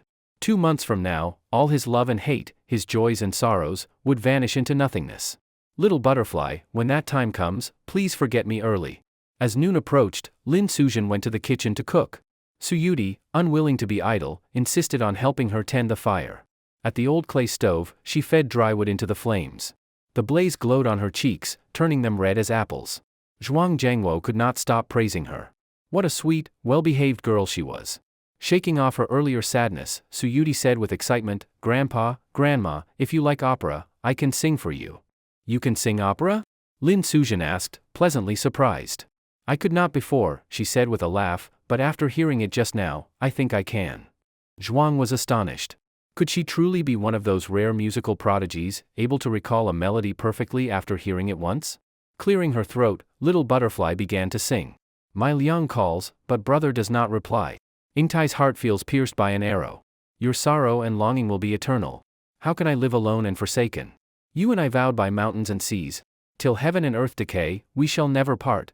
Her voice and phrasing matched the television performance note for note. The two elders beamed with joy. Such a lively, lovely girl, what a perfect granddaughter-in-law she would make. When she finished, Zhuang asked curiously, "Have you ever studied this opera before?" She shook her head. "No, that was my first time hearing it." "You mean you can sing it after hearing it once?" Zhuang was stunned. "Of course. Can you not? You are the top student in your grade every year, surely you are not that stupid," she teased with a bright smile. Zhuang was speechless. She called him a big fool every day, and maybe she had a point. Then a thought struck him, what if he took Little Butterfly to hear that old con man play Dream Butterfly? Would she be able to write down the score after hearing it once? Then the two of them could play together, in perfect harmony. What a beautiful thought. The dishes cooked over a wood fire smelled richer than anything made on a gas stove. After a lifetime around the stove, Lin Suzhen's cooking was excellent. One dish after another came out fragrant and colorful, making Little Butterfly's mouth water uncontrollably. Her true gluttonous nature was revealed completely. The two elders lived simply. Usually, they made 1 or 2 dishes per meal, enough to get by. But today was different. Lin Suzhen was so happy that she cooked 6 dishes and a pot of chicken soup. At the table, Little Butterfly exclaimed, "It smells wonderful, Grandma. Your cooking is amazing." Lin Suzhen found 2 drumsticks and gave one to each of the children. "Xiang, this chicken came from old lady Su next door. The ones I am raising will be grown in a few months. When your summer vacation comes, you must bring Little Butterfly back again." Zhuang lowered his head deeply, biting his lip hard, unable to speak. "Grandpa, Grandma, I am sorry. Truly sorry. I will not have the chance." During the meal, Lin Suzhen kept putting food into Su Yudi's bowl, treating her even better than she treated Zhuang Xiang. Zhuang Jiangwo poured himself a glass of white liquor, sipping slowly as he casually asked the two about school. Su Yudi spoke with quick wit and clever humor, her lively words making the old couple laugh continuously. "Little Butterfly," Zhuang said with a smile, "my grandfather used to be the village blacksmith. He had a unique skill, something he rarely showed, but whenever he did, it left everyone astonished." "What skill is that?" Su Yudi asked curiously. "Forging fireworks," Zhuang answered. A proud expression appeared on Zhuang Jiangwo's weathered face. Forging fireworks, also known as iron flowers, was a folk art that had been passed down for 1,000 years. The craftsman would heat pig iron to 1600 degrees Celsius until it became molten, then strike it with a wooden mallet, sending the fiery metal shooting more than 10 meters into the air. Golden sparks burst in the night sky like countless shooting stars, magnificent and breathtaking. The visual splendor of iron flowers surpassed even that of fireworks, an ancient and dangerous art, a 1,000-year-old embodiment of human passion and beauty. But the process was perilous, and few young people practiced it anymore. When Zhuang Jiangwo was young, he performed it only during village festivals or rituals. Now, in his old age, he had long since stopped. "Wow," said Su Yudi dreamily. "It sounds beautiful just imagining it. 1600-degree molten iron bursting in the dark sky, each spark like a golden rain of light. To see it once would be unforgettable for a lifetime. Little Butterfly, if you want to see it, I can perform it tonight," Zhuang Jiangwo said eagerly. "I am sorry, Grandpa," Su Yudi replied apologetically, "I have to return before dark." "What is the rush?" Lin Suzhen urged. "Stay the night before you go." Su Yudi looked troubled, hesitating to speak. She had a reason she could not stay. Zhuang quickly came to her rescue. "It is all right, Grandpa. She can watch it next time." "Yes, next time then," Zhuang Jiangwo agreed. "There will be plenty of chances." But in Su Yudi's eyes was a glimmer of sorrow and regret. Zhuang fought to keep his emotions in check. Would there really be a next time? Would there still be a chance to share with her that 1,000-year-old romance of fire and light? "Big fool, why are your eyes watering?" Su Yudi noticed the change in his expression. "It is nothing." Some oil splashed into my eye, Zhuang said, making up an excuse. Let me see. I will help you wipe it, she said, leaning toward him with concern. Seeing the two of them so close, Lin Sujin laughed. Little butterfly, so you really call our Xiang a big fool? Suyuti flushed with embarrassment. She had spoken without thinking. Calling the old couple's grandson a big fool in front of them, how improper that must have sounded. Zhuang Jiangwo chuckled. Young people like to talk that way. It is just like how you call me an old bag of bones. That one remark made everyone burst into laughter. The atmosphere around the table grew light-hearted and warm. Zhuang forced a smile, joining in their laughter. Before his two most beloved relatives, this was all he could do, to pretend to be cheerful, to hide the storm inside. After the meal, Suyuti tried to help Lin Sujin with the dishes. Lin Sujin refused, telling her to sit and relax. But she would not listen. She wiped the table, swept the floor, and went to the kitchen to help anyway. So gentle and diligent, Zhuang had never seen her like this before. No grandparent could dislike such a kind and well-mannered girl. In the courtyard, Zhuang Jiangwo's face was flushed from the liquor. He sat in his rocking chair, smoking leisurely. Zhuang stood beside him, massaging his legs. Grandpa, you are too old to smoke this much. Please cut back. I will, the old man said softly. But today I am happy. Xiang, she is a good girl. You must cherish her. Do not let her down. Zhuang blushed. Grandpa, we are only friends. You silly boy, Zhuang Jiangwo said with a grin. You have always worn your heart on your sleeve. The way you look at her is exactly how I looked at your grandma back in the day. Grandpa, Zhuang was at a loss for words. Of course he understood his own feelings, but they were something he could not confess. If only he were healthy, a normal young man. Little butterfly must care for you too. She would not have come here otherwise. Promise me, do not be like your father, fickle and unfaithful. Treat her with all your heart. I do not have many years left, Zhuang Jiangwo said, his voice trembling. My only wish is to see you settle down. He rambled on, but every word pierced Zhuang's heart like a needle. He bit his lip until he tasted blood. The three people in this tiny courtyard, his grandparents and her, were the ones he could not bear to leave behind. He could not understand what sin he had committed to deserve such cruel fate.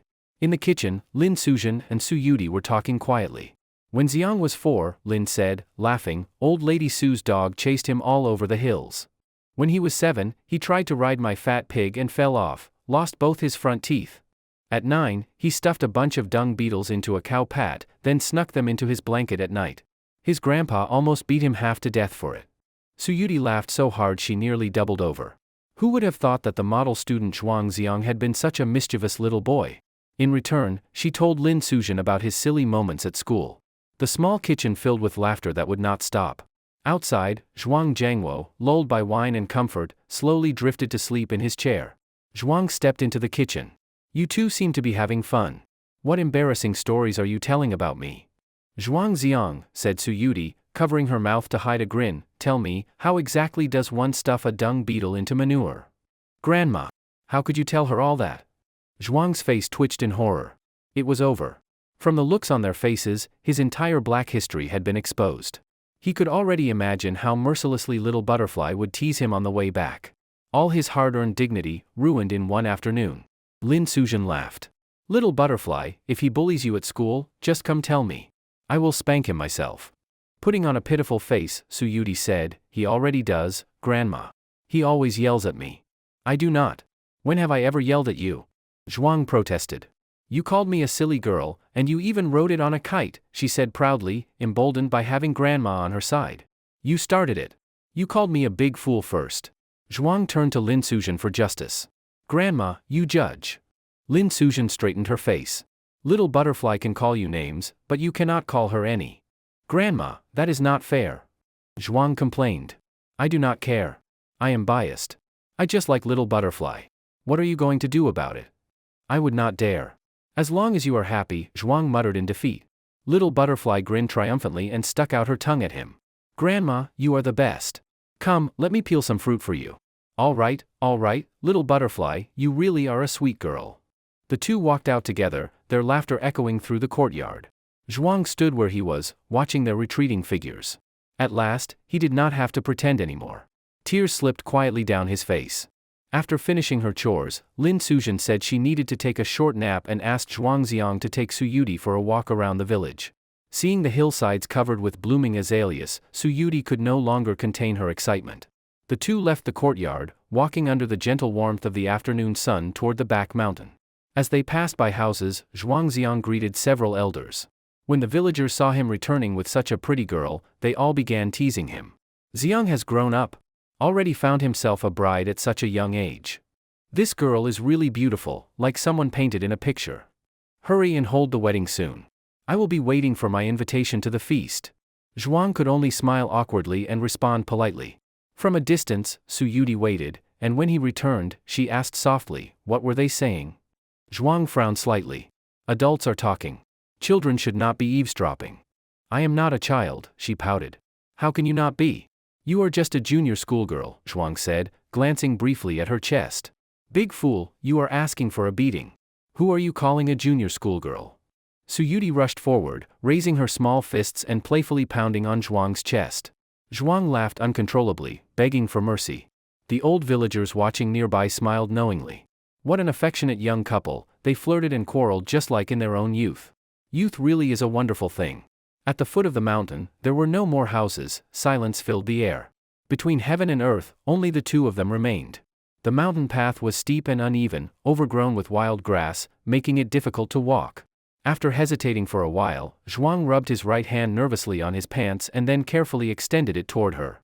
Suyuri met his gaze, her cheeks blushing faintly, and shyly placed her soft hand in his. Their fingers intertwined lightly, the warmth of each other's palms making their hearts pound wildly. It was not the first time they had held hands, yet the nervousness remained. The last time was in his rented apartment. After that, Little Butterfly had disappeared for an entire week. Zhuang had been terrified that such fleeting tenderness would vanish again.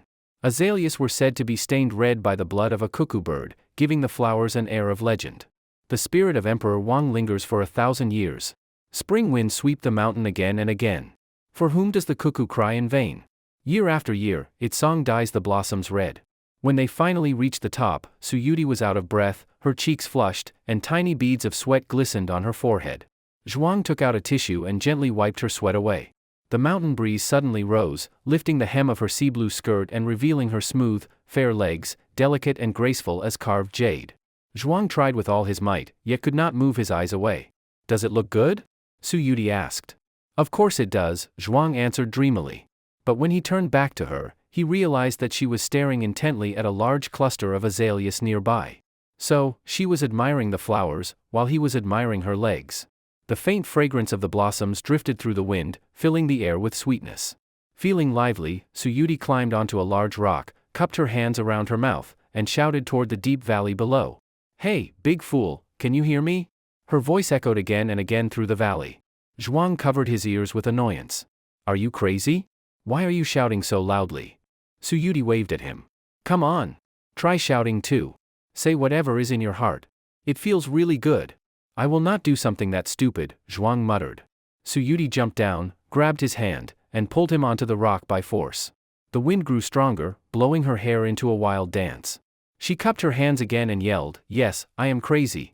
Do you have a cure?" Her infectious energy made Zhuang laugh. He finally took a deep breath and shouted back, "I do not have a cure, but I am sick too." Their voices echoed through the valley, overlapping into a strange and beautiful duet. "Are you seriously ill?" "You are the one who is seriously ill." They both shouted again. The phrase, "seriously ill," had become a popular online joke, but for Zhuang, it carried a painful truth. By saying it aloud in jest, he felt a sudden release, as if a heavy burden had lifted from his chest. What he meant by illness was literal. But Little Butterfly, smiling brightly, took it only as a joke. "So? Do you feel better now?" Zhuang laughed heartily. "People down the mountain will think we are lunatics." "I do not care what others think," she said proudly. "As long as I am happy." Her words struck deeply within him. All his life, Zhuang had cared too much about how others saw him. He had worked hard to be the model student, the obedient son, the good boy. But he had never been truly happy. Until he met Little Butterfly. Her free-spirited nature, her refusal to live by anyone's rules, it was all contagious. Even if she herself was walking through darkness, she still glowed. Zhuang thought, perhaps Little Butterfly's appearance was the last gift God had given him, the final light before the end. "Little Butterfly, I miss you so much." This time he shouted with all his strength, until his voice broke and he bent over, panting. The echoes rolled through the mountains. "I miss you. I miss you. Miss you. You really are a fool, Suyudi said softly. I am right in front of you, why would you miss me? Even if you are right here, I will still miss you, Zhuang replied, gazing deeply into her clear, water-like eyes. For a long moment, they looked at each other before Suyudi shyly turned her head away, tracing invisible patterns on her skirt with her fingers. Zhuang's heart was pounding wildly. He knew that, with his condition, he had no right to say I love you. So instead, he said I miss you. Big fool, I miss you too. Her sweet voice echoed through the valley, layered and lingering, like an endless ribbon of sound. It was her answer to him. The entire mountain of azaleas bore witness to it. Zhuang gazed at her quietly, she looked like a pure, flawless fairy. He thought, I do not deserve such a girl. I am not blessed enough for that. When I am gone, do not miss me for long. Just 3 months, the same length of time we have known each other. After 3 months, please forget me completely, and go on to embrace a happy life. Never think of me again. Zhuang stepped into the cluster of the most radiant azaleas and plucked the prettiest blossom. Little butterfly, when I first met you, you wore a peach blossom in your hair. Would you mind changing it for this one? Suyudi skipped over to him, tilting her head obediently. Zhuang carefully tucked the flower into her soft, cloud-like hair. A colorful butterfly fluttered past, circling the flower. Suyudi lifted her face, her eyes shimmering, the girl outshone the bloom itself. Big fool, bend down a little, she said softly. What for? Zhuang lowered his head. Suyudi stood on her toes and gently kissed his cheek. In that instant, Zhuang felt as if struck by lightning. His blood surged through his body, his heart pounded in his chest. The touch on his cheek was so vivid. This could not be a dream. The last time they had eaten barbecue and drunk beer, when they returned to the rented apartment, Zhuang Xiang had accidentally kissed Suyudi. But when Suyudi woke up the next day, she remembered nothing. This time, however, the kiss on the cheek happened while she was fully awake, its meaning completely different. That was simply the kind of girl she was, doing whatever came to mind, never considering the consequences. How could she know that this gentle kiss would stir up a storm in the heart of a boy just awakening to love? For a long while, neither of them spoke. They simply sat close together on the rock, leaning against each other. They watched the sunlight fall upon the treetops, the mountain breeze ripple through the wheat fields, and the precious moments slip quietly away. It is getting late. We should go down the mountain, Suyudi said, looking at the drifting clouds on the horizon. Let us stay a little longer, just 5 more minutes, Zhuang Xiang pleaded, reluctant to leave. This mountain full of azaleas, he knew it would be the last time he would ever see them. How he wished he could grow old with her, like his grandparents, sharing quiet harmony, growing white-haired together. But such an ordinary dream was destined to remain an unattainable luxury. When they returned from the mountain to the small courtyard, it was time to say goodbye. Zhuang's heart felt unbearably heavy. His grandparents, however, were calm, for they believed that when summer vacation came, Zhuang would return again in 3 months. Grandfather, smoke less, drink less, and take care of your health. Grandmother, your back is not well. Do not do heavy chores. And the money you have, please spend it on yourselves. Do not save it for me. Holding both their hands, Zhuang choked on his words as tears streamed down his face. Zhuang Jiangwo was puzzled. In the past, his grandson had always been reluctant to leave, but he had never said so much, nor cried so hard. He thought for a moment and decided that his unfilial son must have mistreated the boy too harshly. Xiang, if you do not want to go home, stay outside for a while. Just take good care of yourself. Lin Suzhen added warmly, eat well, sleep well, do not overwork yourself with studying. When it gets cold, remember to wear more clothes. If you run short of money, just call home. Words like these are spoken by almost every grandparent, repeated over and over, never tiring of them. Before, Zhuang had sometimes found his grandmother a little nagging. He was no longer a child, after all, he could look after himself. But now he wished he could hear those words 1,000 times, 10,000 times more. Then Lin Suzhen turned to Suyudi. Little butterfly, since this is your first visit, I do not have much to give you. Let me give you a red envelope. It was an old custom, and it clearly showed she already regarded the girl as her granddaughter-in-law. Grandmother, I cannot accept it, Suyudi protested hurriedly. But Lin Suzhen insisted, leaving her no choice but to look at Zhuang for help.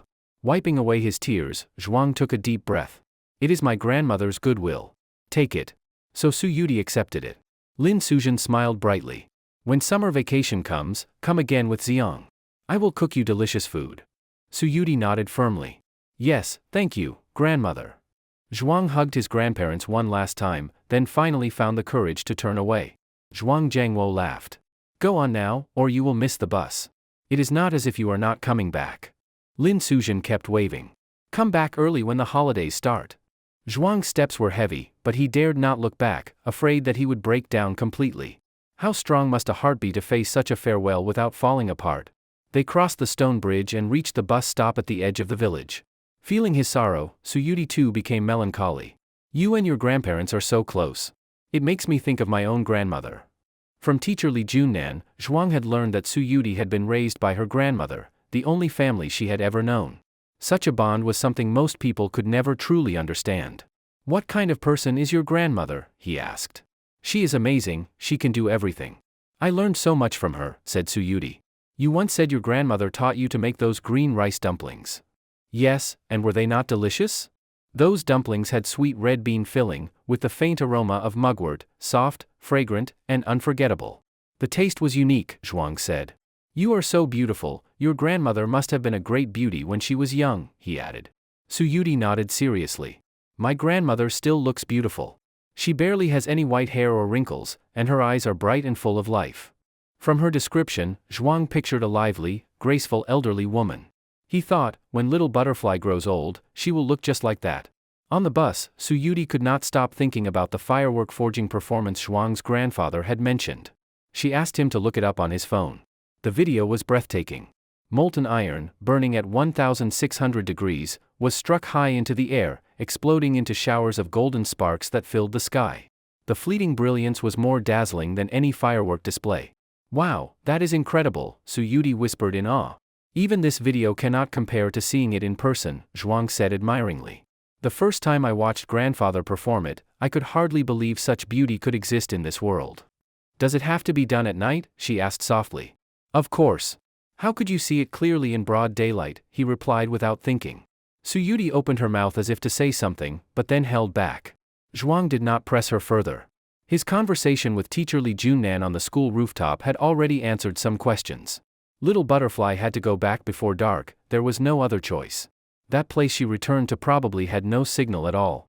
For someone who loved freedom as much as she did, that must have been hard to bear. The bus swayed gently, the scenery outside flowed backward. Suyudi, feeling tired, leaned her head on Zhuang's shoulder and dozed off. The setting sun poured through the window, gilding her long eyelashes with gold. Her cherry-red lips were slightly parted, radiating a quiet allure. Zhuang fought the sudden urge to lean in and kiss her. After 3 transfers and a long journey, they finally reached the bus stop by the school just before 6:10. The evening sky blazed with brilliant colors. Suyudi took out the red envelope and handed it to Zhuang. Your grandmother gave this. I am returning it to you. Zhuang shook his head. No, it is for you. I do not want it. It just feels strange holding on to it, she said, frowning. Things like this can feel a bit hot to the touch sometimes, Zhuang replied with a faint smile. From her innocent expression, he could tell she had no idea of the true meaning behind the gift. So naive. So endearing. How about this, we spend the money together, so it will not feel awkward, he suggested. How shall we spend it? Eating, drinking, having fun. You should be the expert, right? At that, Suyudi broke into a bright smile. Eating, drinking, and having fun, just thinking about it made her happy. Before boarding the bus, she said, tomorrow morning I will come find you. I will make tofu pudding for you. Do you want it sweet or salty? Salty, of course. I am not like Deng Haijun, that weirdo with strange tastes, Zhuang laughed. Tomorrow, how wonderful it sounded. The next morning, the sky was heavy with clouds, and a fine drizzle was falling. Zhuang Xiang rose early. Listening to the spring rain pattering against the window, he felt a pang of worry for Little Butterfly. Though he longed to see her, he sent her a message anyway. The weather is not good today. Perhaps you should not come. This time, her reply came almost immediately. No matter wind or rain, I still want to see you. Zhuang stared at the screen, his heart struck as if by a hammer. To have a girl willing to brave any storm, to cross mountains and rivers just to see him, what greater happiness could there be? Even though there was no sun today, as long as she came, the world would be bright. A little after 9 o'clock, there was a knock at the door. Zhuang hurried to open it, and there stood Suyudi. Because of the rain, the air was cool, yet she was still wearing that same thin white shirt. To be precise, since the day he met her, more than half a month ago, he had never seen her wear anything else. Perhaps she owned many identical shirts. Her bangs were damp with rain, giving her a fragile, delicate look. She held a floral umbrella in her hand, the price tag still attached. It must have been bought hastily after getting off the bus. Zhuang quickly pulled her inside. It's so cold. Why are you dressed like this? Su Yudi pouted. It was not raining when I left. Zhuang took a dry towel and gently wiped the rain from her hair. Then he found one of his jackets and draped it over her shoulders. The jacket was far too large, making her look even smaller, more fragile, almost heartbreakingly lovely. Carefully, Su Yudi took a thermos container from her backpack and placed it before him. Inside was the tofu pudding she had made with great care. I worked on it for a long time, she said. Even if it does not taste good, you have to say it does. When he opened the lid, a puff of steam rose up. The tofu pudding was silky white and tender, sprinkled with colorful seasonings that looked beautiful and fragrant. The smell made Zhuang's appetite stir instantly. He scooped up a spoonful, blew on it to cool it down, and held it out to her mouth. The first bite is yours. Obediently, little butterfly opened her mouth and smiled so sweetly that her eyes curved like crescent moons. It is delicious. I really am a genius. Hearing her boast, Zhuang could not wait to take a bite himself. The tofu pudding was smooth and soft, and a familiar taste slowly bloomed on his tongue. He let out a surprised sound. Huh? Do you not like it? Su Yudi asked, suddenly looking disappointed. No, Zhuang shook his head. Do you remember when I messaged you before, saying I found some tofu pudding that tasted amazing? Yes, I remember. What about it? The tofu pudding you made tastes exactly the same as the one made by that old lady, Zhuang said, astonished. Su Yudi froze, her smile vanishing. She stared blankly at him, the light in her eyes fading into emptiness. The last time Zhuang had visited the Xiaoyao temple, fortune teller Zhang had told him to look after an elderly woman's business. The chili oil she used in her tofu pudding had a special fragrance, something unforgettable after a single taste. He had wanted to bring Little Butterfly to try it someday. He never imagined she could make the exact same thing herself. What is wrong? Zhuang waved a hand in front of her face. That old lady, Su Yudi asked in a trembling voice, what does she look like? I heard she was a lonely old woman with no family, Zhuang said with a sigh. All white hair, a face full of wrinkles. Her eyes were dull, as though she had given up on life. She made you feel sad just looking at her. Before he could finish, Su Yudi suddenly burst into tears. Large crystal tears streamed down her cheeks. Little Butterfly, what is it? Who is that old lady? Zhuang asked, panic rising in his chest. It is my fault, all my fault. I wronged her. She did not answer further, only cried harder, heart-wrenching sobs that tore at the air. Zhuang was at a loss, his mind reeling. Who was that old woman? Seeing how deeply Su Yudi grieved, he began to suspect the truth, that she was her grandmother. But just yesterday, Little Butterfly had said her grandmother had hardly any white hair, few wrinkles, and bright, lively eyes.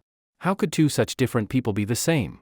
Back by the riverside meadow, she had claimed not to know any old lady who sold tofu pudding. And yet, the taste of their tofu pudding was identical. Suddenly, Zhang Banchan's words echoed in Zhuang's mind. When you learn the truth, I fear you will not be able to bear it. At the time, he had dismissed the fortune teller's words as nonsense.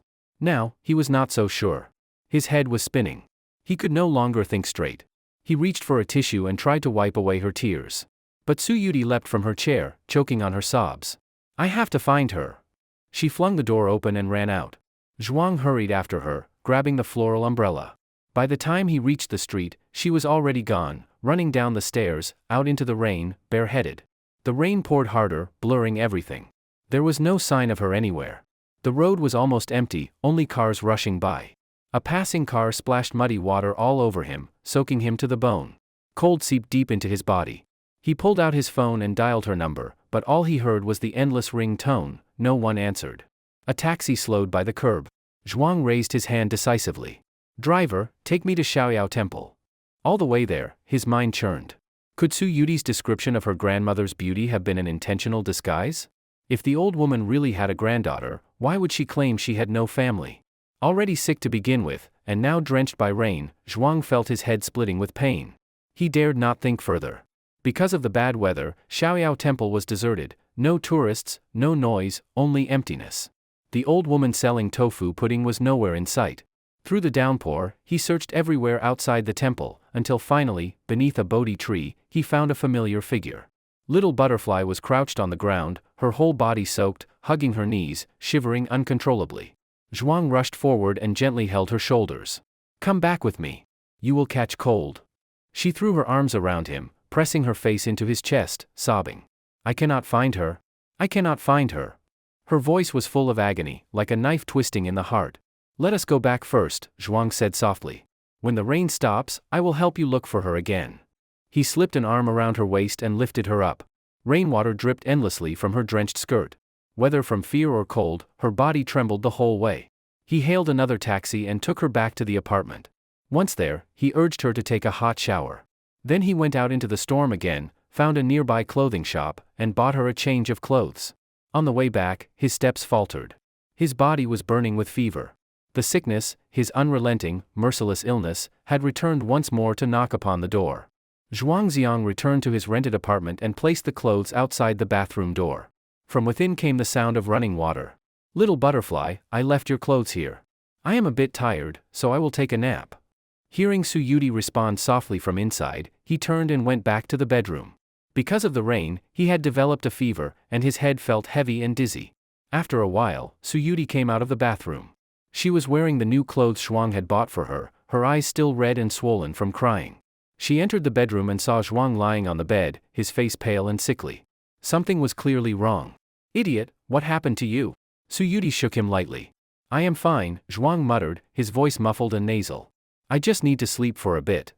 Suyudi reached out and touched his forehead, only to find it frighteningly hot. She quickly drew her hand back, guilt flooding her chest. I am sorry, she whispered. It is all my fault. I always make the people around me worry. The rain outside gradually stopped. Suyudi went to a nearby pharmacy and bought fever medicine. She helped Zhuang take the pills and then placed a cool towel on his forehead to bring his temperature down. In his feverish haze, Zhuang could feel the tenderness of the girl beside him. If he had not opened his eyes and seen her figure by the bedside, he might have believed he was dreaming. All his life, whenever he was sick, he endured it alone. To be cared for so gently, it was a feeling he had almost forgotten. He did not know how much time had passed before her quiet voice sounded in his ear. Idiot, you must take care of yourself and get better soon.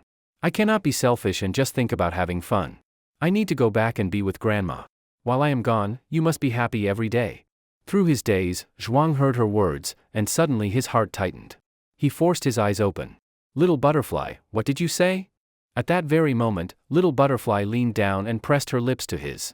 The sensation was so real, warm, soft, and trembling. Zhuang's entire body went rigid. His hands clutched tightly at the sheets beneath him, his eyes wide open.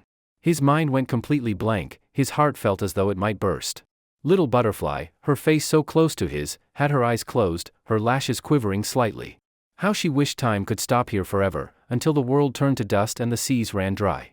When she finally lifted her head, a single tear slid from her eye and fell onto Zhuang's cheek. Idiot, she said softly, I will miss you so much. Wait for me to come back. She looked at him one last time, gathered all her courage, and ran from the room. Panicking, Zhuang shouted, Little butterfly. Where are you going? The only reply was the sharp slam of the door. Then, silence, utter silence, as if the whole world had stopped breathing. Zhuang struggled to sit up and dragged his weakened body to the door. He opened it and looked down the stairs. She was gone, completely gone, leaving not even a shadow behind. He grabbed his phone and dialed her number, but all he heard was the cold automated message that the phone was turned off. Little butterfly? Little butterfly. Zhuang slumped against the wall, slowly sliding down until he sat on the floor. He kept murmuring her name over and over. How long will you disappear this time? Can I still wait for you to come back? Without you, my world is a silent, lifeless darkness once again. In the glass fish tank, the goldfish swam in pairs, carefree and bright. Zhuang sat on the floor, staring at them blankly for a long, long time. To die and become two fish sharing one body, to live as mandarin ducks unenvying the immortals. That day, Zhuang was like a walking corpse. Compared to the grief in his heart, his physical sickness was nothing. What was death, he wondered, a torment or a release? The next day was Monday. His fever had gone down, but his head still felt foggy. He forced himself to go to school. With what little time he had left, he wanted to be surrounded by teachers and classmates, so that when he died, he would not die unseen and alone. Only Zhang Ziyuan and Lin Mushi knew of his illness. Seeing his pale face, they were both worried and spoke comforting words. Zhuang tried his best to act calm, to make them stop worrying.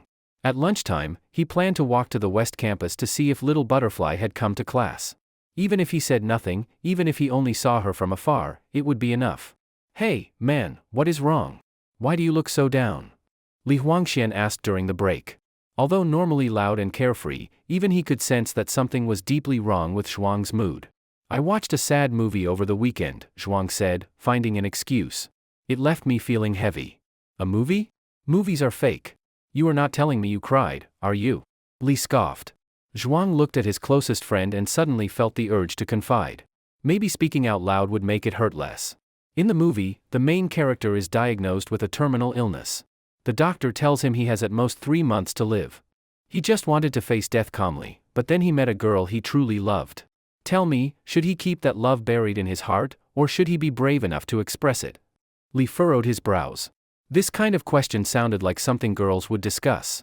And as someone who had never dated in his life, he felt awkward replying. Zhuang smiled faintly. Come on, it is just a discussion. What would you do if it were you? Li rubbed his chin and said casually, if I only had a few days left, I would just go somewhere quiet and die. Why drag someone else down with me? What? Zhuang's heart jolted violently.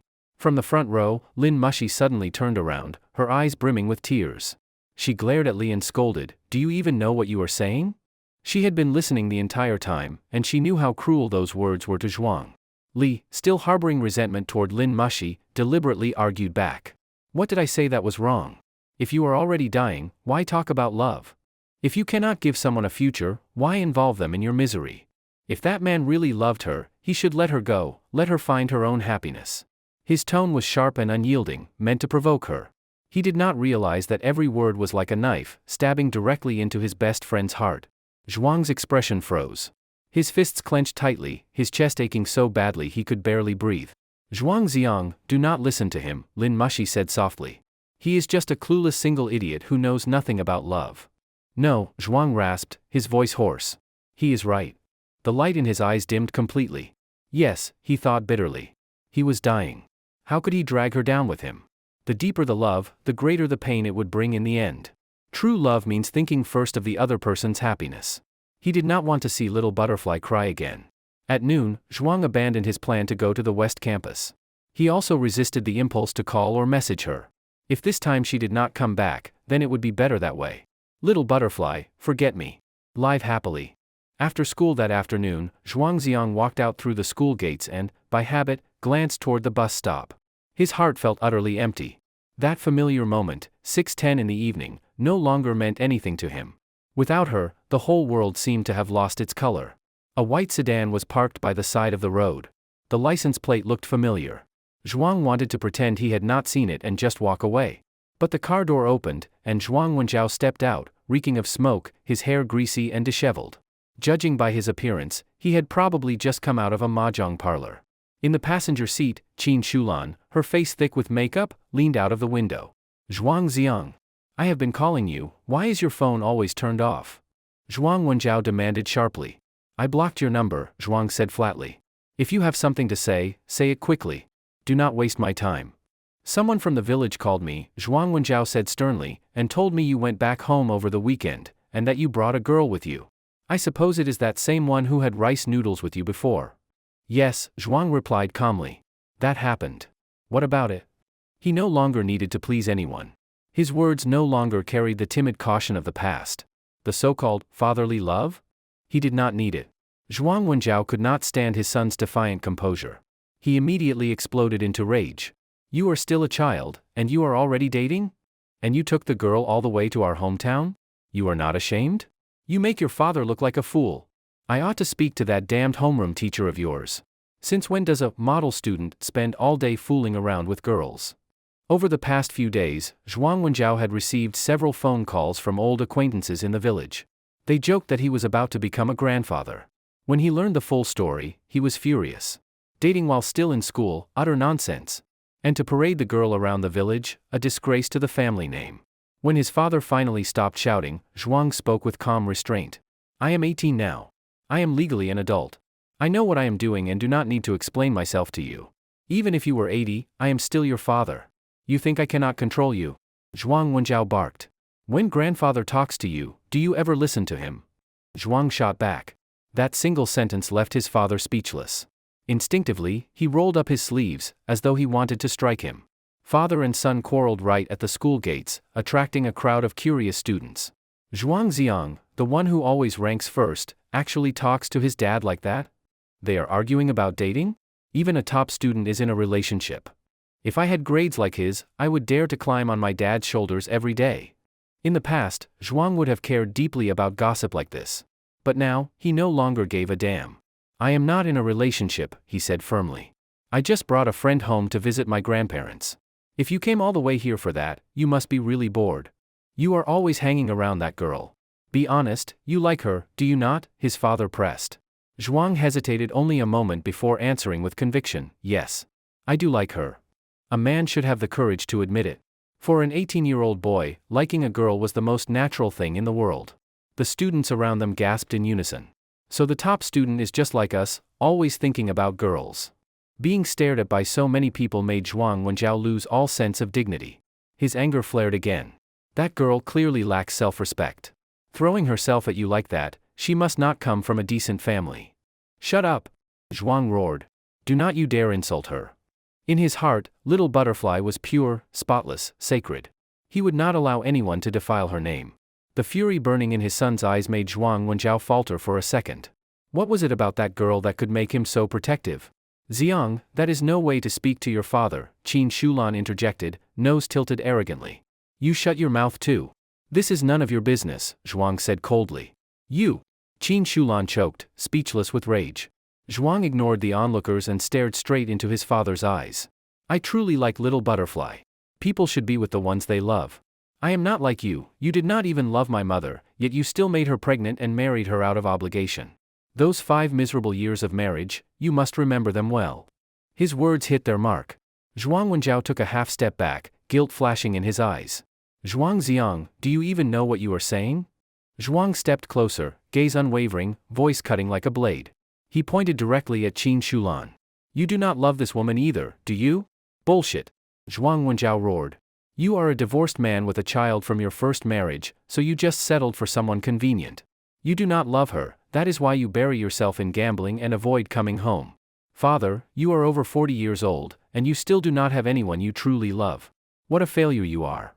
Those words struck deep into Zhuang Wenjiao's most sensitive wound.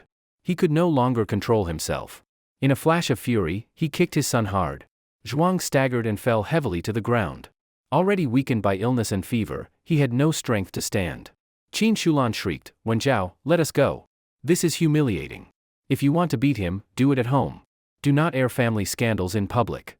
He dares to defy his father like this, beating him to death would not be too much. Zhuang Wenjiao spat. Just then, a black luxury car stopped nearby. Lin Mushi jumped out and ran over, helping Zhuang up from the ground. Are you all right? Zhuang shook his head weakly. I am fine. Lin Mushi glared furiously at his father. How could you hit him? Do you even know that he? Mushi, stop! Zhuang interrupted loudly. He raised his eyes and looked coldly at Zhuang Wenjiao. You gave me this life. If you beat me to death, then I will finally owe you nothing. His eyes were hollow, his voice desolate. The crowd around them fell silent, pity flickering in their eyes. The top student they all admired, it turned out, lived in quiet misery. Every part of Zhuang's body ached as if his bones were breaking apart. His head was spinning, his eyelids heavy. Everyone's faces blurred before his eyes. His legs gave out, the world tilted, and he collapsed. Zhuang Xiang. Are you all right? Lin Mushi cried. She quickly called for the driver's help, and together they lifted Zhuang into the back seat, rushing him to the hospital. Zhuang Wenjiao stood frozen for a while before sneering. A grown man, and one little kick knocks him down? He is pretending. With acting like that, he might as well apply to film school. Driving back home, his face was dark with irritation. From the passenger seat, Qin Shulan asked suddenly, is it true what he said? Have you never loved me? Zhuang Wenjiao replied impatiently, love, not love, what nonsense. That is the kind of thing children worry about. At our age, people just make do and get on with life. Love, he thought, was like a ghost. Everyone has heard of it, but no one has ever really seen it. Little Butterfly. Zhuang Xiang awoke from a nightmare, gasping. His eyes snapped open to a world of blinding white. White bedsheets. White pillow. White ceiling. The air was heavy with the sharp, sterile smell of disinfectant. Beside his ear came the mechanical ticking of medical equipment. Zhuang Xiang, you are awake. Lin Mushi stood at his bedside, a faint smile of relief on her lips. Zhuang's memories returned in fragments, being kicked by Zhuang Wenjiao at the school gate, collapsing into unconsciousness, and then Lin Mushi rushing him to the hospital. Thank you, Mushi, he said weakly, gratitude in his voice. Lin Mushi shook her head. It is nothing. You have always been so good to me. I should be the one repaying you. Before? I was too willful. I am sorry. The girl who had always carried herself with haughty pride was now gentle and soft-spoken. It made Zhuang slightly embarrassed.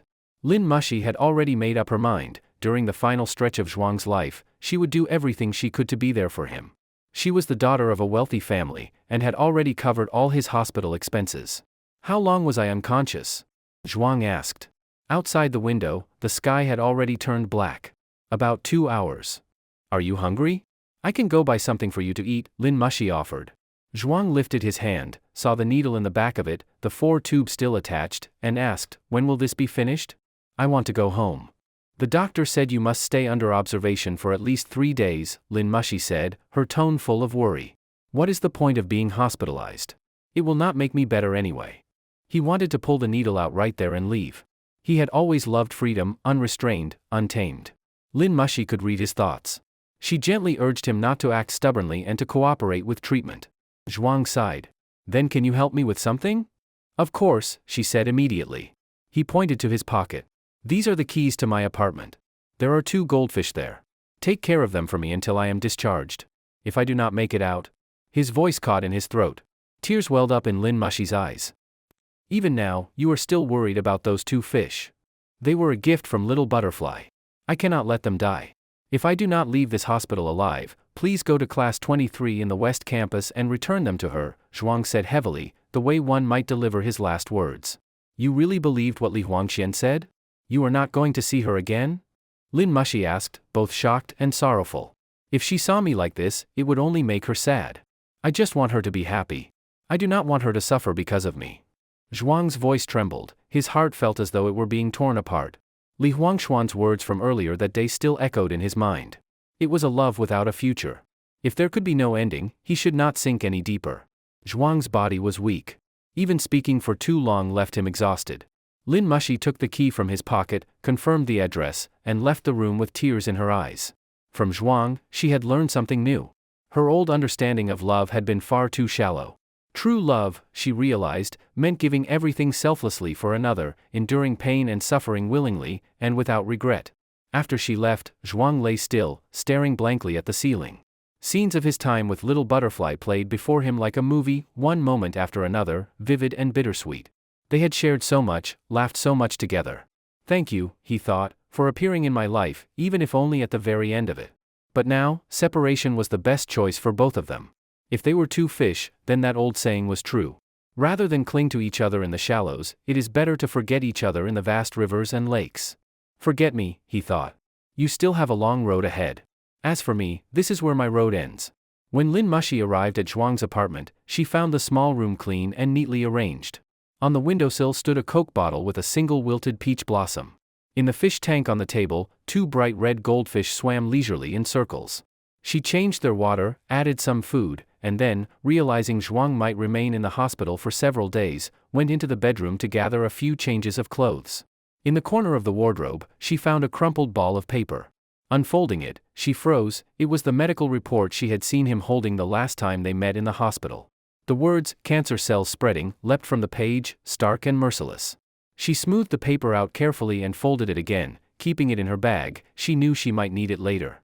On her way back to the hospital, she stopped to buy some food. Mushi, thank you, truly.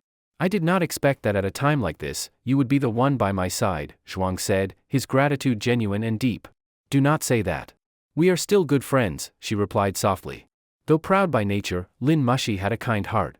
She knew that what existed between them could never become love, but she was content to care for him as a friend. I hired a caretaker to look after you tonight, she told him. Tomorrow, I will ask Teacher Zhang for leave on your behalf. I will come again after school. Only Teacher Zhang knows about my illness, Zhuang reminded her. Please do not tell anyone else, especially Li Huangxian. A guy crying all over the place would not look cool. He still joked about it lightly. For now, he could still hold on a little longer. When the end truly came, he would say goodbye properly to his best friend. He still wanted him to burn the final Conan ending for him. The caretaker Lin Mushi hired was a man in his 30s. That night, Zhuang chatted idly with him until the man began to doze off. Zhuang himself could not sleep. He feared that if he closed his eyes, he might never open them again. The next morning, Dr. Chandishio came to check on him. To lift his patient's spirits, he brought a flower with him, not a peach blossom this time, but a bright red azalea. "How are you feeling, young man?" he asked kindly. "Bored to death. When can I leave this place?" Zhuang replied with a faint smile. "What is the rush? A couple more days of observation. What good will that do? It will not cure me anyway. Staying here is just wasting time." He spoke with a tone of humor, as though it were all nothing serious. Seeing that, Chen Dishio realized his worry was unnecessary. The boy's attitude was already stronger than most adults. "You remind me of another patient, the one who gave me the peach blossom. He was just as optimistic as you." Zhuang stretched lazily and said, "A girl once told me, a happy day is still a day, a sad day is still a day. So why not choose to be happy every day?" The doctor smiled, gave him a few more words of advice, placed the azalea by his bedside, and moved on to the next room. The vivid red petals brought a touch of life to the sterile white ward. Zhuang gazed at the flower, and his mind drifted to that day on the mountaintop, to the echo of his own voice. "Little butterfly, I miss you so much. I miss you so much. So very much. Yet I show no trace of it. I still stand on my toes, missing you. I still let memories circle endlessly. I still close my eyes and weep. I still pretend it does not matter. I miss you so much. So very much. And yet, I keep lying to myself."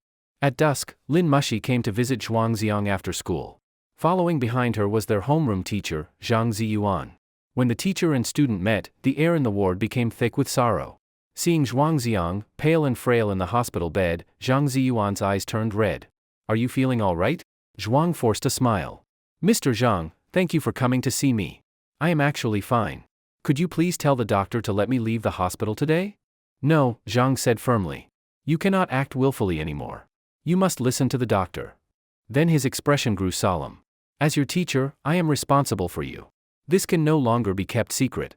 I am going to inform your parents tonight." "Mr. Zhang, please don't," Zhuang said anxiously. Lin Mushi intervened. "Zhuang Xiang is in the hospital because his father kicked him. What is the point of telling his parents?" Zhang sighed heavily. To have such parents was truly unfortunate. Zhuang tried to explain. "It is not that I am afraid of my father finding out. I am afraid my grandfather will. You have met him, he is over 70. I am worried he would not be able to bear it."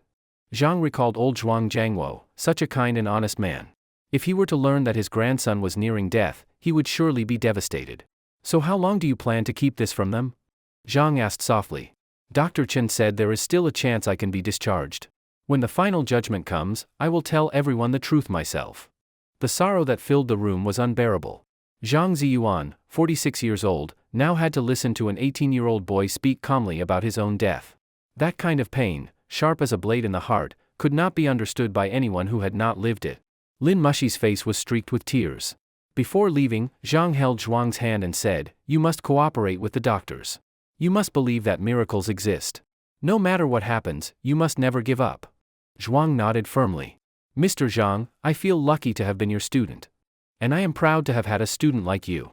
Zhang turned away, wiped his tears, and hurried out of the room. He went to speak with Dr. Chen Dishio again. In the end, all they could do was their best, and leave the rest to fate. Zhuang urged Lin Mushi to go home early, but she refused. She wanted to stay and keep him company a little longer. She had been ill and hospitalized before. She knew how unbearably lonely and tedious it felt to lie in bed staring at an four drip. "Zhuang Xiang, tell me your story," she said softly. Zhuang's lips curved into a faint smile. He looked at the white ceiling and began to speak. It was a bright, sunny morning. The ginkgo trees on campus were lush and full of green.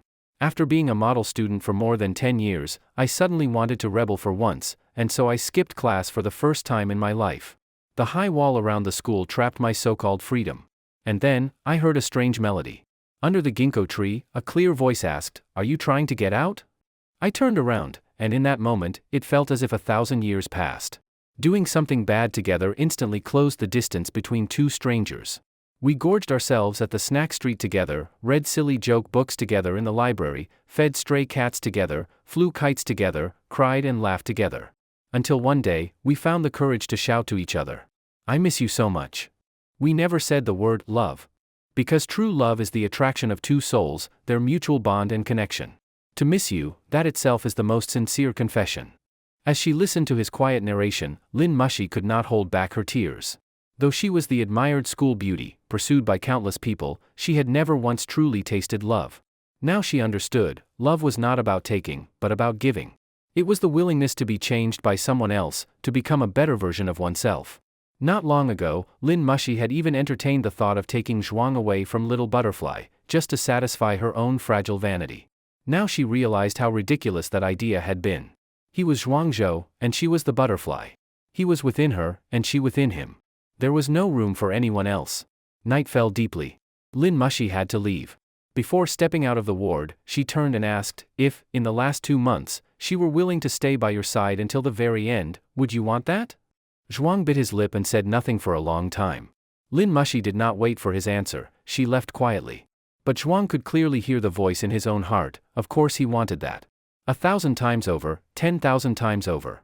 To die in Little Butterfly's arms would be the greatest blessing imaginable. But he could not be so selfish, could not trade 2 months of fleeting joy for a lifetime of grief she would never escape. He could not allow himself to fall deeper. Zhuang stayed in the hospital for another 3 days. Most of the time, he passed the hours scrolling through his phone. He restrained himself with immense willpower, fighting the urge to contact Little Butterfly. Yet deep down, he still hoped. His fingers often opened her messages instinctively, only to close the page again in disappointment. Little Butterfly, too, kept silent. Their mutual understanding made the silence even more torturous. The tension between longing and restraint slowly consumed him, pushing him toward the edge of collapse. He wanted, more than anything, to rip out the 4 tubes and escape this place. Anywhere was better than lying here waiting for death. During his hospitalization, Li Huangxian called once, asking why he had not been to class. Zhuang casually lied, saying he was away at a competition training camp for a week. That had happened before, so Li did not question it, merely told him to do well. Before hanging up, Zhuang could not help asking, has anyone come by our class looking for me lately? No, why? Nothing. Goodbye. On the evening of the 4th day, Dr. Chen Dishio returned with his final opinion. My recommendation is that you remain hospitalized for treatment. But if you insist on being discharged, then go complete the paperwork. That single sentence granted Zhuang his freedom. And, at the same time, declared that no miracle had occurred. Even the original 3-month prognosis had been too optimistic. The end might come sooner. His freedom would be bought at the cost of his life. After leaving the hospital, it happened to be the weekend, no school.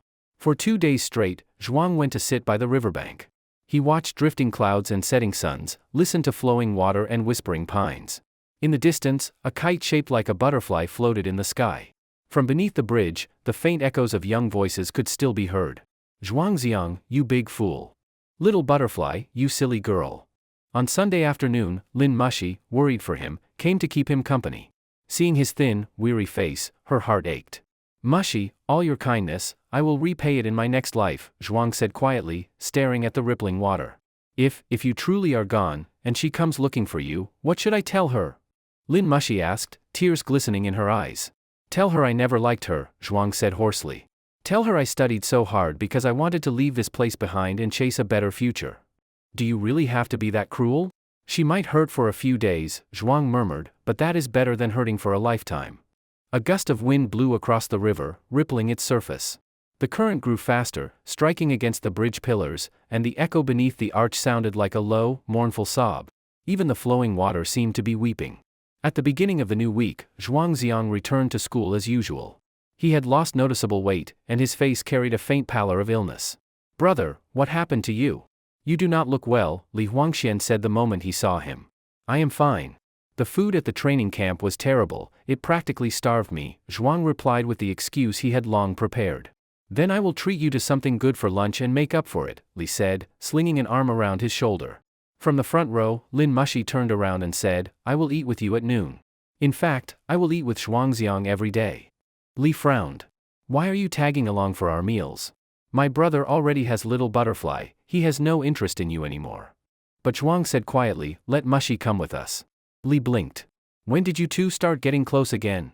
In the entire school, only Lin Mushi and their teacher, Zhang Ziyuan, knew about Zhuang's illness. Now, there were many things Zhuang could only say to her. As for Li Huangxian, Zhuang was still not ready to tell him the cruel truth. That final farewell would be one of life and death. During the break, while Zhuang went to the restroom, Lin Mushi grabbed Li by the arm. I am warning you, do not mention Little Butterfly in front of him again. Why?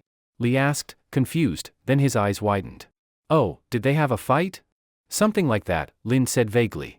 He is like someone nursing a broken heart. You know what heartbreak feels like, right? Lee scratched his head. I have never been in love, how would I know? It feels like your heart is being sliced apart, your insides twisting in agony. Just do not pour salt on the wound, all right, she warned. How do you know that so well? Lee muttered. If you really care about him, just do as I say. Stop asking questions. Lin could not explain more. Lee sighed, feeling sorry for Zhuang. Little Butterfly was such a good girl, how could he not cherish her? If it were me, he thought, I would slap myself before saying a single harsh word to her. When Zhuang returned to the classroom, he noticed that the red banner of honor was once again hanging in the corner. It seemed that during the past week, Xie Wenyong had done an excellent job. For the sake of class pride, the other students had stopped making things difficult for him and had begun supporting his work. Zhuang smiled faintly. Indeed, the world keeps turning, no matter who disappears. Even without him, Class 9 would continue just fine. During the fourth period, their weekly class meeting, class monitor Xie Wenyong stood at the podium, brimming with energy as he summarized the week's events. Thanks to everyone's efforts, our class has been improving steadily. Lastly, I want to give special thanks to one person. At this point, his eyes turned toward Zhuang Xiang. The whole class began to applaud spontaneously. Zhuang Xiang, thank you for teaching me that true happiness comes from giving your heart to what you do. I used to always want to compete with you, to beat you. I realize now how childish that was. I still have a lot to learn from you, and I hope you will continue to supervise my work. His words came sincerely, straight from the heart. Zhuang felt a little embarrassed. He whispered to Li, what is wrong with him today? He sounds disgustingly sentimental. Li chuckled. Last week, Mr. Zhang used half a language class to talk about all the honors you earned for the class, and about everything you did behind the scenes. Everyone got really emotional, it felt like some kind of award ceremony. I was not even there, Zhuang said dryly. Sounds more like a memorial service. Hey, shut up, you jinx, Li snapped, rolling his eyes, completely unaware of the deeper meaning behind Zhuang's words. Zhuang Xiang, it is great having you in our class. I am honored to be your classmate. Yes. I always brag to students from other classes that the top student in the grade is my friend. If Mr. Zhang had not told us, we would never have known how much you quietly did for the class. The student's words pierced Zhuang's heart with tenderness. His eyes glistened. Thank you, everyone. Mr. Zhang really was heartless, he thought. I am not even dead yet, and he is already doing this. Just then, Zhang Ziyuan entered the classroom, trying to keep his face neutral. Mr. Zhang, Zhuang called out, what is all this emotional nonsense about? Zhang forced a smile. I heard from the physics competition coach that your contest is coming up soon. You will be busy studying and might miss some classes. If you win gold and get an early admission, it would be like graduating ahead of time. Everyone is just celebrating early. To keep the students from getting suspicious, Zhang had to come up with an excuse. Fortunately, Zhuang was a competition student, early admission sounded perfectly reasonable. As a teacher, there was not much Zhang could do. He just wanted Zhuang to spend his last days feeling the warmth of his class. At lunchtime, Lin Mushi did indeed go to the cafeteria with Zhuang and Li. She even insisted on paying for all three of them with her meal card. While eating, Li eyed the two of them suspiciously. What is going on between you two? Are you hiding something from me? As Zhuang's best friend, he knew his temperament well. Between Little Butterfly and Lin Mushi, there was no reason he would ever go back to the latter. And looking at their behavior, they did not seem like a couple, only friends. Lin smiled gently and said to Li, I know I used to be a little willful, but I have learned from my mistakes. You would not refuse to be friends with the school beauty, would you? Since she had lowered herself to make peace, Li could not keep holding a grudge. Scratching his head awkwardly, he said, I guess I was too blunt before. Do not take it personally. Seeing the two shake hands and make up, Zhuang smiled with quiet relief. In the following days, life remained calm and uneventful. Li, carefree and oblivious, noticed nothing strange. Only Lin Mushi knew that behind Zhuang's forced smiles was a sorrow so deep it could not be spoken. He often stood in the hallway, gazing toward the ginkgo tree at the northwest corner of the basketball court. When returning from the cafeteria, he would pause for a long time beside the flower bed full of hyacinths and wisteria. 2 or 3 times, he even walked to the staircase that led to the west campus, but each time, he turned back, forcing himself to retreat in silence. That person had never disappeared from his heart. He thought the week would pass peacefully like that. Until Friday at noon. Zhuang walked out of the classroom with Li and Lin, descending the stairs from the second floor. He glanced, as he always did, at the hyacinths, and froze in place as though struck by lightning. There, sitting by the flower bed, was the girl who haunted his every dream. Her white blouse was spotless. Her pleated skirt was as blue as the sea. She was like a celestial maiden, pure, flawless, ethereal. "Big fool," she said, smiling brightly. "I am back." The reunion came so suddenly, it stole his breath away. During those days, Zhuangziang had imagined countless times, hundreds, perhaps thousands, what it would be like to see Little Butterfly again. Yet when imagination finally became reality, he stood there, utterly lost. A dying man no longer had the right to say, "I missed you so much." "Big fool, come here." Suyuti gazed at Zhuang with deep affection, her eyes brimming with tears. But Zhuang stood rooted to the spot, motionless. He clenched his jaw, holding back tears, suppressing the storm rising in his chest. Over and over, he told himself the same thing. Getting close to her would only hurt her. When Suyuti saw that he did not move, she had no choice but to take the initiative. Step by step, she began walking toward him. Zhuang stared blankly at her, biting his lower lip until it bled. "These days, have you been all right? Why have you gotten so thin?" she asked, tears streaming down her face. They fell to the ground and shattered into soundless droplets. It felt to Zhuang as though his own heart had fallen too, and broken into pieces. His eyes turned red, and suddenly he shouted, hysterical. "Did you not leave? What are you doing back here?" Startled, Suyuti froze where she stood. Her tears fell like strings of broken pearls, one after another. In all the time they had known each other, he had never spoken to her in such a tone. But his outburst did not stop there. "Do you know how long you have been gone?" 12 whole days. "You come and go whenever you please. What exactly am I to you? If you like disappearing so much, then do it properly. I never want to see you again." Even Little Butterfly was stunned, and so were Li Huangxian and Lin Mushi beside them. The Zhuangziang they knew had always been gentle and polite. Now he looked like a madman. "Brother, what the hell are you talking about?" Li shouted, shoving Zhuang's shoulder hard. Then he turned to comfort Suyuti. "Little Butterfly, he's probably just emotional seeing you. He has missed you terribly these past few days." Lin Mushi's eyes turned red, but she said nothing. Only she understood what Zhuang was doing. Every word he said to Little Butterfly was like a knife cutting into his own heart. Suyuti stepped forward, gently tugging at his hand as she sobbed. "Big fool, I'm sorry. I missed you every day. I wanted to come see you so many times." "Enough!" Zhuang shouted, violently shaking her hand away. "You vanish for so long, then come back pretending to apologize. What is the point? I'm tired of being with you. I don't want to keep being toyed with. I can see through all your tricks now, so please, stop bothering me." How much courage did it take to say such cruel, heartless words to the person one loved most? Little Butterfly had never imagined that after missing him so painfully for 12 days, the big fool she longed for would be so cold and distant when she finally saw him again. Li Huangxian grabbed Zhuang by the collar, shouting, "What the fuck is wrong with you? Have you lost your goddamn mind?" Tears spilled from Lin Mushi's eyes at last. She almost wished she were as ignorant as Li, because even imagining herself in Zhuang's position was enough to make her heart tear apart. Little Butterfly, weeping uncontrollably, took out a lunchbox from her bag. "I know I was wrong. Please forgive me, all right? I missed you so much, but I had reasons I couldn't help. I made you green dumplings. Just have one bite, please, just one." Her trembling voice and tear-stained face would have melted anyone's heart. Zhuang's chest ached with the urge to pull her into his arms, to protect her forever. But he could not let everything he had built collapse. He swung his hand sharply, knocking the lunchbox to the ground. The delicate, jade-green dumplings rolled across the pavement, gathering dust. Little Butterfly stared at what she had spent 4 painstaking hours making, now ruined before her eyes, her heart twisting in unbearable pain. And the person who had destroyed them was the one she had missed for 12 long days. "The truth is, there was never anything between us. We just had a few meals together, that's all. Do not misunderstand. I never had any other feelings for you. Everyone knows I have always liked Mushi. We are together now." As he spoke, Zhuang naturally took Lin Mushi's hand. There was no turning back, he had to drive Little Butterfly away with the cruelest means possible. Otherwise, his heart would break, and he would not be able to continue the act. Lin Mushi let him hold her hand, playing along silently. Li Huangxian looked completely shocked. "Wait, since when are you two together?" Little Butterfly's face was covered in tears. She turned to Lin Mushi, her voice trembling.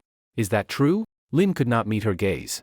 She turned her eyes aside and forced herself to say, "Yes. And I do not want my boyfriend getting entangled with another girl." As she said it, hatred surged inside her, hatred for Zhuang. "Why did you have to make me play the villain? Big fool, I will hate you for the rest of my life.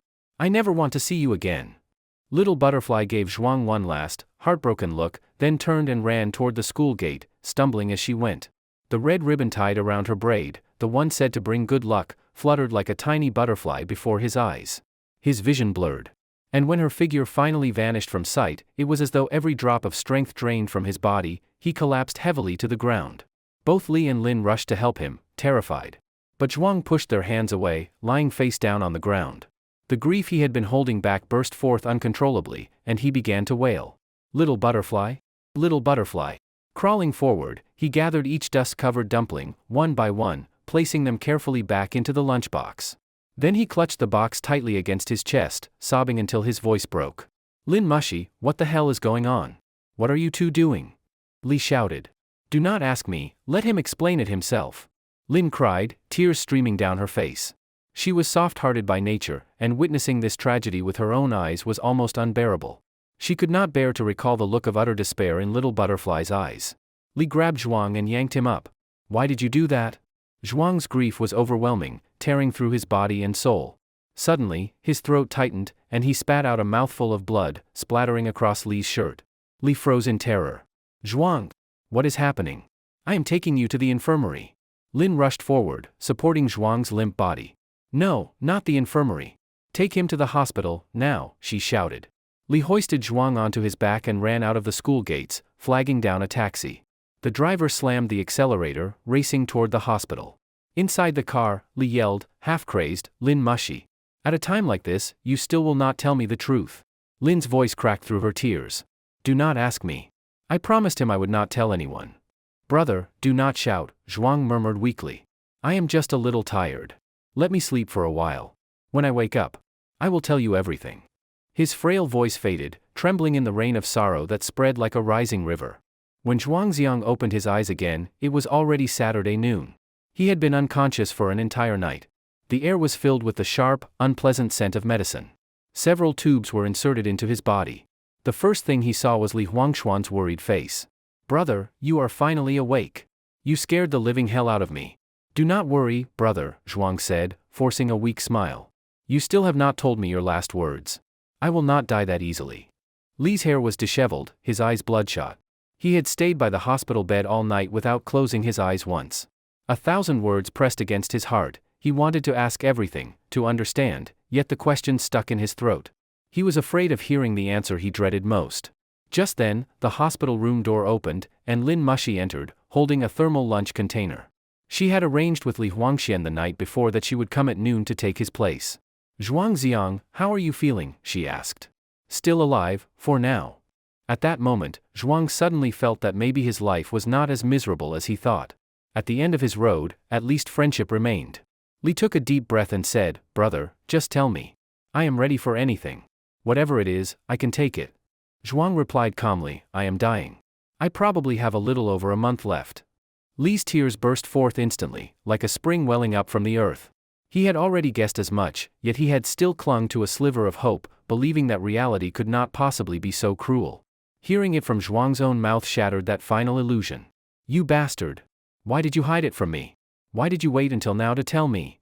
Li cried, tears streaming down his face. I just did not want to see you like this, Zhuang said with a bitter smile. A grown man crying, what does that look like?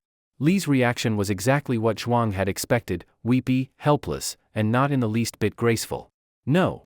It must be a misdiagnosis. We will go get another checkup. I was going to be your brother for life. And now you are just leaving me?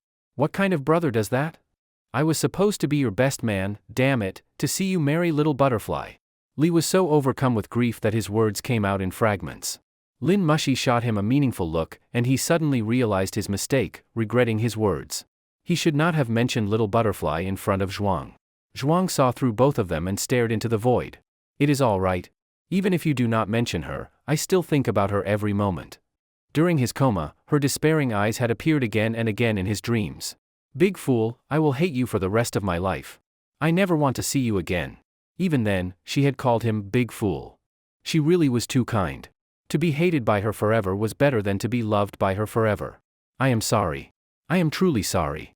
Sensing the heaviness of the atmosphere, Lin Mushi quickly changed the subject. She opened the lunch container and said softly, I asked the housekeeper to make chicken soup. Do not think too much, fill your stomach first. All right? One should never neglect love or good food, Zhuang said with a faint smile. Li wiped his tears and helped Zhuang sit up in bed. Lin had wanted to feed him herself, but he refused, insisting on eating on his own. He despised the feeling of being helpless. While eating, Zhuang spoke to Li intermittently. Brother, when the final episode of Detective Conan airs, please burn a copy for me. I want to know if Conan ends up with Ran or AI. When the Qingming festival comes, and the peach blossoms are in bloom, bring me one branch. You must live well and make your life brilliant, live enough for both of us. Li could no longer hold back his tears. Stop it. We will keep fighting this. There is always hope. Lin Mushi said gently, Li Huangxian, go home and rest for a while. You can come back tonight. No, I am staying here with him. Go, Zhuang said half-jokingly. If you wear yourself out, who will I talk to? Fine, Li sniffed. I will bring you something good to eat tonight. Only then did he leave, taking a few steps, then turning back again and again before finally walking out of the ward. Once he reached the end of the corridor, he broke into a run and burst into uncontrollable sobs. Back in the room, he had restrained himself, not wanting to make Zhuang sadder. But now, he could release all the pain freely. An 18-year-old boy, crying as if his heart were being torn apart. He had always thought they would be brothers for life. He never realized that a lifetime could be so short. Inside the ward, Lin Mushi drew the curtains open slightly, letting more sunlight in. The warm golden light softened the stark whiteness of the room. Mushi, Zhuang said with tears in his eyes, do you think what I said yesterday hurt her badly? I have never truly liked anyone, so I cannot completely understand, Lin replied softly. But my heart aches enough as it is. I imagine hers must hurt even more. She thought for a moment and added, or perhaps, the pain you feel now is the same pain she feels. Zhuang's heart felt as though it had been torn apart, shredded beyond repair. Just thinking that little butterfly might be suffering like this made his agony even worse. After a pause, Lin said hesitantly, do you really not plan to tell her the truth? Do you not think it is unfair to her? To let her hate me, that is how I love her, Zhuang answered quietly. He believed with all his heart that cruelty was the gentlest kindness he could offer her now. The wounds caused by hatred healed far more easily than those caused by love. Years later, when she remembered him, perhaps she would simply smile faintly and think she had once been young and foolish, and that she had met a worthless man. She was such an optimistic girl. She would still find love, still embrace life. But if she ever learned the truth, this love would become an unhealable scar, buried deep in her heart forever. At the end of his life, to have known her, to have shared even a little happiness, Zhuang already felt profoundly grateful for that gift. He could not be so selfish as to ruin her future. He would rather die alone in silence than cling to her tenderness any longer. Lin hesitated, then asked, if she really does hate you and refuses to take the goldfish, what should I do with them? Zhuang was silent for a long moment before answering, then go to the river beneath the school and set them free. The ancients once said, better to forget each other in the rivers and lakes than to cling together in suffering. I envy her, Lin said quietly, deeply moved. To have someone who loves her so deeply. Mushi, Zhuang said, you too will one day meet someone who truly loves you. Zhuang Xiang, Lin whispered, tears glimmering in her eyes, thank you for teaching me what love really means. When she had first learned of his illness, her compassion had been tinged with pity. But after spending time with him, after learning the full story of him and Little Butterfly, she was deeply, irreversibly moved. She finally understood that in this world, such love did exist, love that could break one's heart and still be beautiful. The tragedy was that the heroine herself would never know it. Hello, Mr. Zhuang. I am Zhuang Xiang's homeroom teacher. There is a very serious matter that I must inform you about. Following his own judgment that the truth could no longer be concealed, Zhang Ziyuan made the call. No matter how despicable Zhuang Wenjiao was, he was still Zhuang Xiang's father. He had the right to know. When he received the call, Zhuang Wenjiao was sitting at a mahjong table. His tone was full of impatience. Why does your school always have so much damn nonsense? Speak quickly, I am busy here. Do not move the 8 of bamboo, I am calling Pong. Hearing the noisy background, Zhang realized that the man could not talk freely, so he said, please come to the Central City Hospital immediately. Zhuang Xiang is in the inpatient building, 8th floor, room 816. Hospital? What happened to him? Zhuang asked carelessly. You will know when you come. The doctor will explain everything. I do not have time right now. I will come at 6:30. Without waiting for Zhang to respond, he hung up. His luck was good today, there was no way he would leave the table. He grumbled inwardly. That teacher is always making a fuss. It is just a small illness, he will be fine in a few days. At worst, buy some cheap medicine from the pharmacy. Why go all the way to the central hospital? Do they think medical care is free? Hearing the disconnected tone on the line, Zhang sighed helplessly. Zhuangziang, may you be born into a happier family in your next life. By dusk, the setting sun slanted through the window, casting the last trace of warmth into the cold hospital room. Lin Mushi was listening to Zhuang tell bad jokes, deliberately laughing in an exaggerated way to cheer him up. Your jokes are terrible. Where did you even hear them? From Little Butterfly. I thought they were awful too, but at that time, I laughed so hard I could not stop. The door to the ward opened. Zhuang Wenjiao entered with Zhang Ziyuan. Zhuang Xiang's pupils contracted, and the smile instantly vanished from his face. Zhuang Wenjiao frowned and said to Zhang, he has such a pretty girl keeping him company, laughing so happily, how bad could he possibly be? Teacher Zhang, you told him? Zhuang asked urgently. Zhang shook his head. Not yet. But this cannot be hidden any longer. I have called Dr. Chen to come. It is best if he explains it himself. Zhuang nodded silently. Sooner or later, his father would have to know. And perhaps, this was the right time. Zhuang Wenjiao, still thinking about the unfinished game, was irritated at being summoned all the way to the hospital. While waiting for the doctor, he kept complaining. A grown man should not make a fuss over a little pain. Just endure it. I work so hard every day to support this family, and you do not appreciate it at all, just cause trouble. How much does this hospital stay cost? Do not tell me you called me here to pay the bill. Zhuang forced a bitter smile. Dad, I remember when Zhuang Yuhang had a cold and a fever, you stayed by his bed for 3 days, never leaving his side. He is a child, and you are already grown, Zhuang Wenjiao retorted immediately. Do you know? At that time, I was so jealous of him, Zhuang said softly. I envied that he had a father, while I seemed not to. A child without a father does not even have the right to be sick.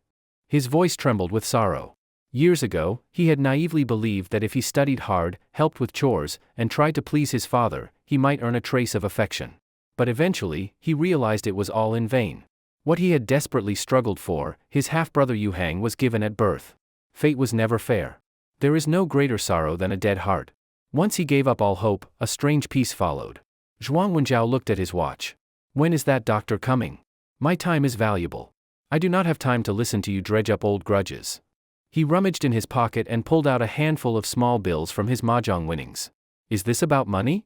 This is all I have on me. If it is not enough, find a way yourself.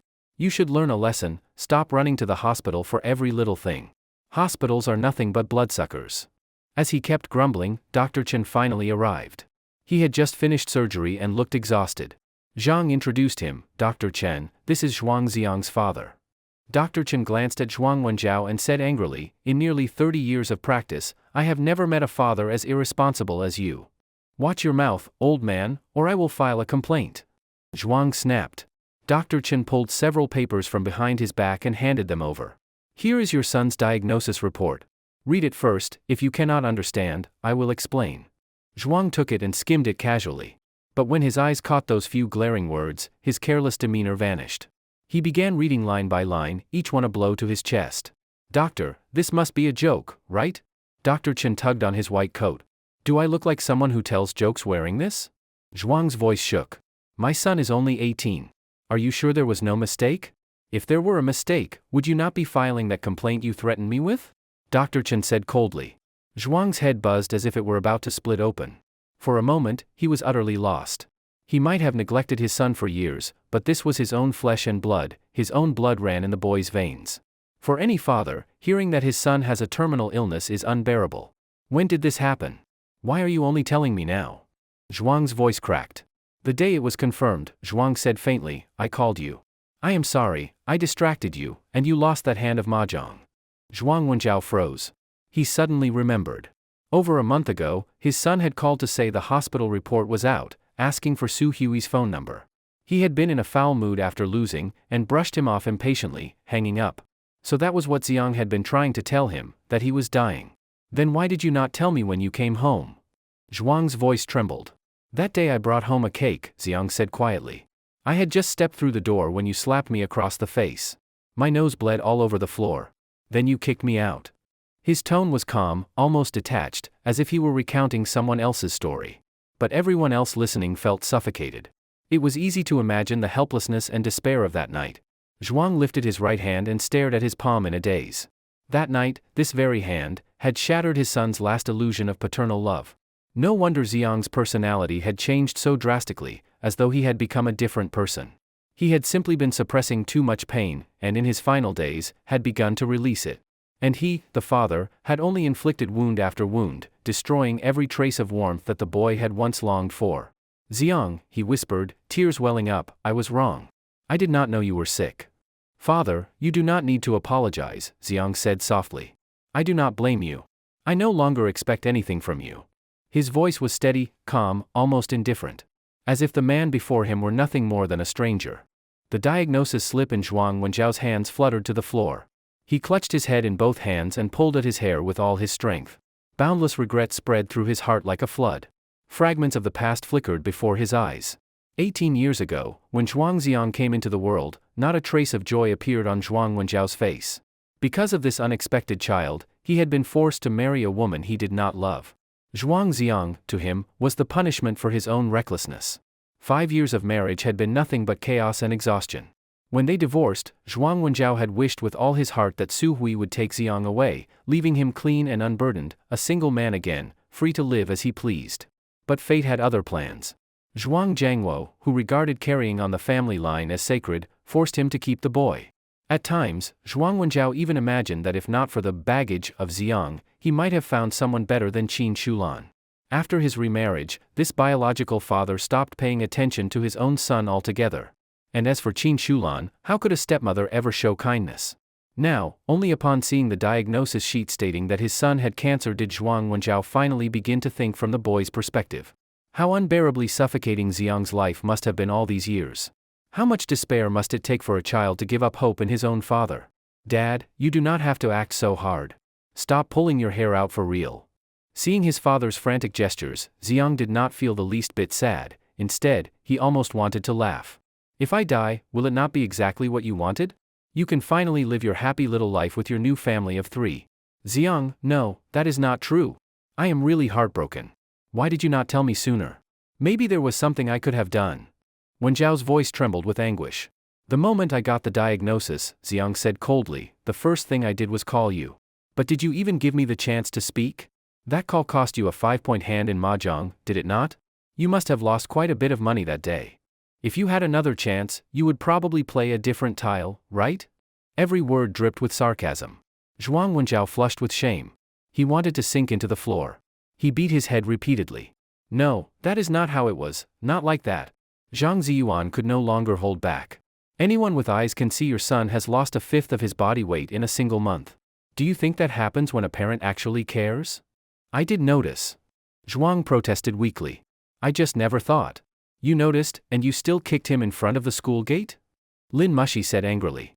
Enough, it is all my fault," Zhuang muttered, his legs giving out as he collapsed into a chair beside the hospital bed. Everyone in the room looked at him as though he were on trial. Each accusation was a piece of evidence, each gaze a verdict. That he was an utterly unqualified father. Tears finally burst from his eyes. But Xiang felt no sympathy. He knew with certainty that after his cremation, before 3 days had passed, this man would be sitting once more at the mahjong table. Hands nimble, smiling and laughing as if nothing had ever happened. If there had ever been even a trace of love in his father's heart, how could he have allowed his own child to endure such years of torment? "I am sorry, doctor," Zhuang wiped his tears and turned to Chen Dixio. "I spoke rudely before. Please find a way to save my son. No matter the cost, I will pay it." Chen bent down, picked up the papers scattered across the floor, and shook his head. "I am a doctor, not a god." All the dense words on that diagnosis sheet, when reduced to their essence, meant only 4 characters. Even a god cannot save him.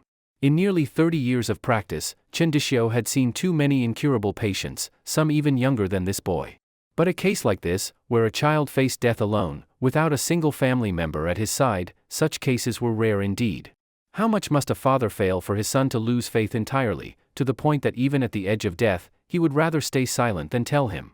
"Doctor, how long does he have?" Zhuang's voice quivered. "I once estimated 3 months, Chen said heavily, but that was too optimistic. The disease is progressing faster than I thought." He did not say the words outright, but everyone understood. More than a month had already passed. Zhuang Xiang likely had no more than 1 month left to live. "Dad," Xiang said softly, "my only regret is that I cannot see Grandpa and Grandma again.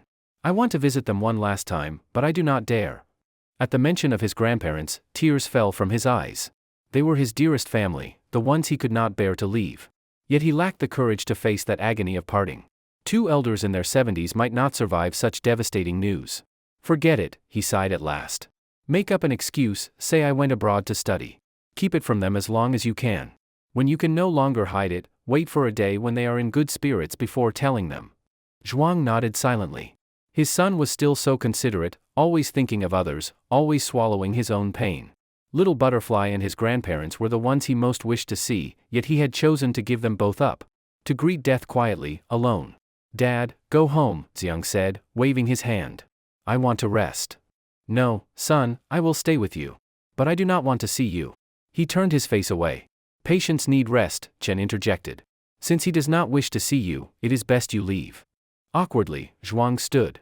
Then, what do you want to eat? I will have your Aunt Qin cook it and bring it tomorrow. Xiang did not reply, merely shook his head.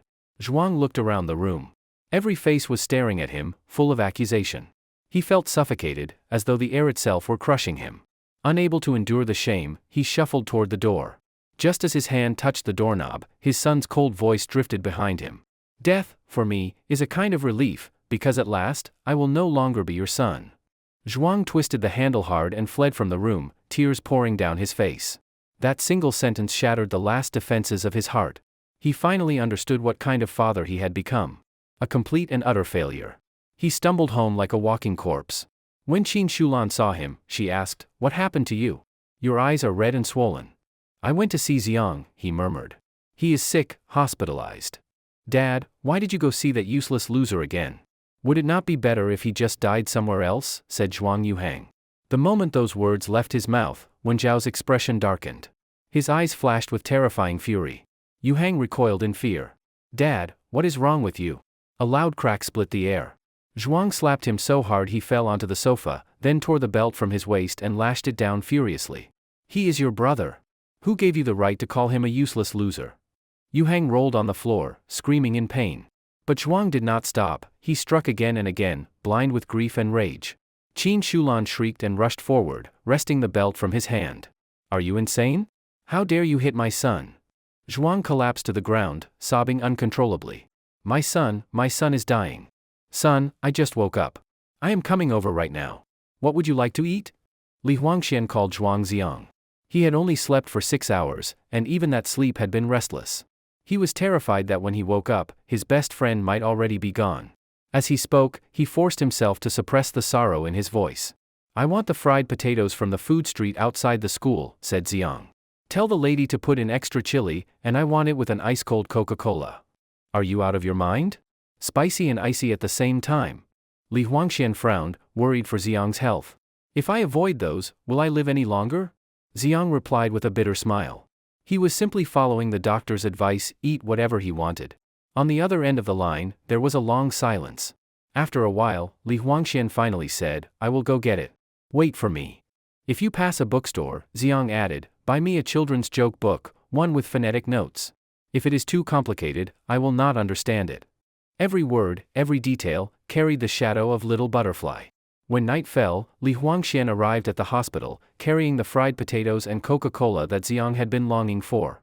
Xiang, worried that Lin Mushi might get home too late and unsafe, had urged her to leave early.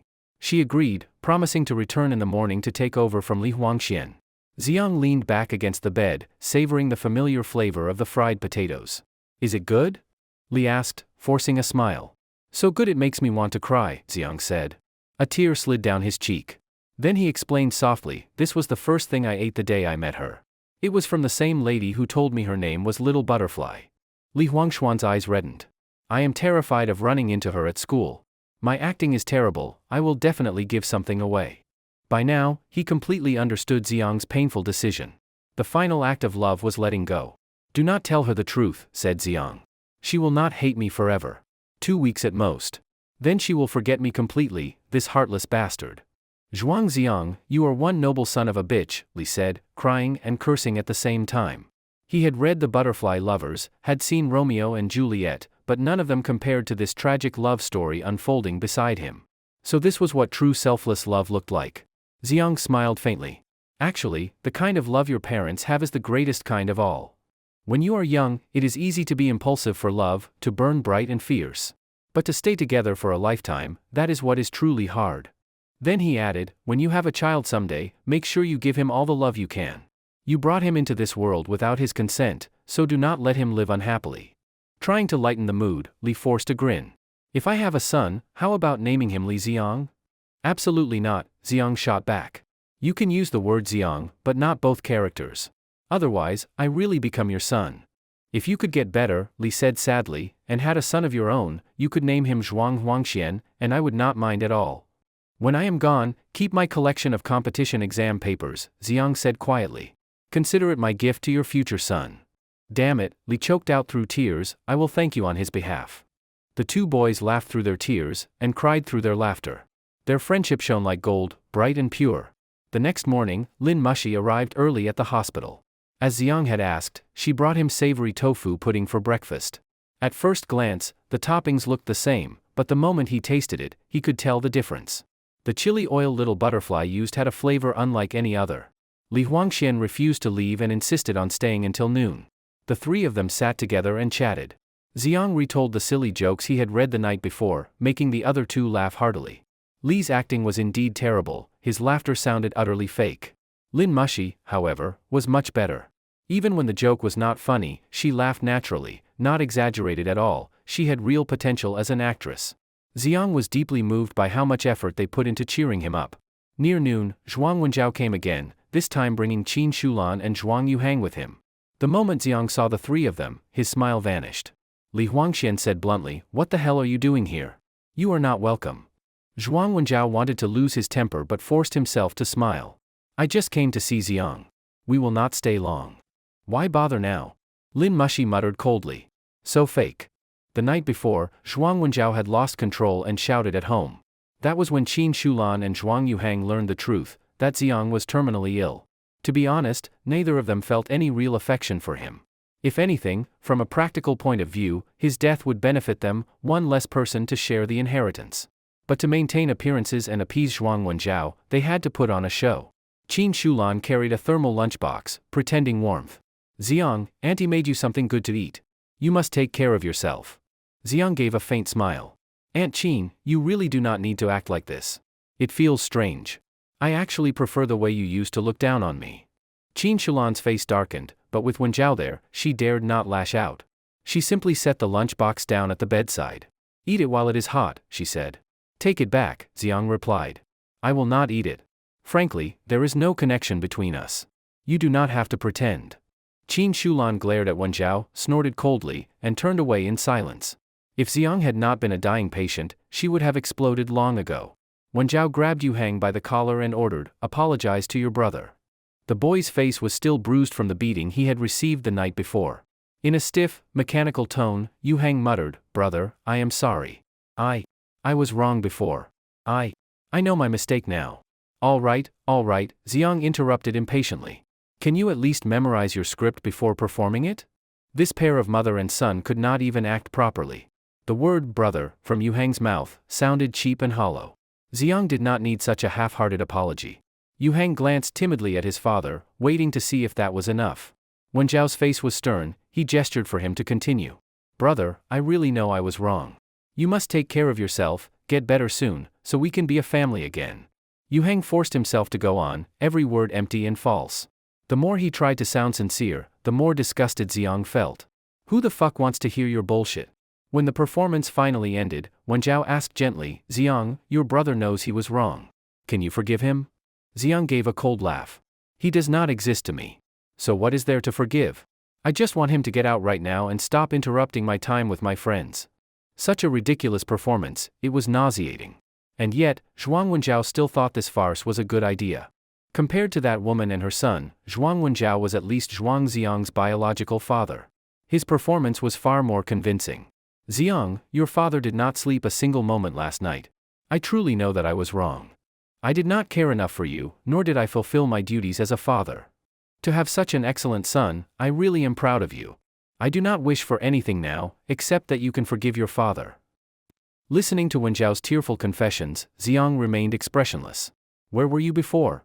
Now you come here pretending to be pitiful, begging for forgiveness, not because of love, but because your conscience is starting to hurt. Can you all leave? Xiang said coldly. I just want to lie here quietly. No, Wenjiao replied firmly. If you do not forgive me, I will not go. Xiang raised a weak finger and pointed at Zhuang Yuhang. Fine. Then slap him. What? I already apologized to you. Do not go too far. Yuhang shouted indignantly. Wenjiao could not be bothered to argue. He had beaten the boy soundly the night before, one more slap would hardly make a difference. He grabbed Yuhang by the collar like a chick and delivered a hard slap across his face. The sound was so loud and sharp it made everyone flinch. Yuhang burst into tears, his cheek marked clearly with 5 red fingerprints. Qin Shulan immediately rushed forward, clutching her son in her arms.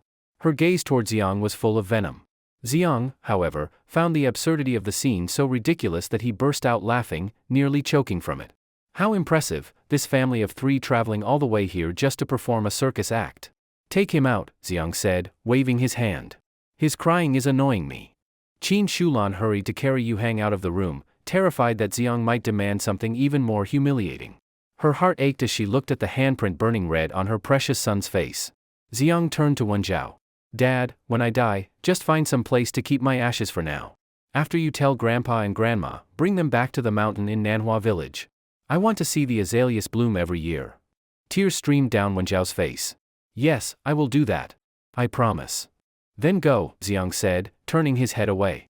I will have Li Huangxian call you when the time comes. You really will not let your father stay with you, even now? I will not. The answer came without a moment's hesitation, shattering what little hope Wenjiao had left. He opened his mouth to speak but said nothing. With slumped shoulders, he walked out of the ward in silence. No matter what he did, it was useless. He would never earn his son's forgiveness. The room became quiet again. Xiang said to Li Huangxian, go and help me with the discharge paperwork.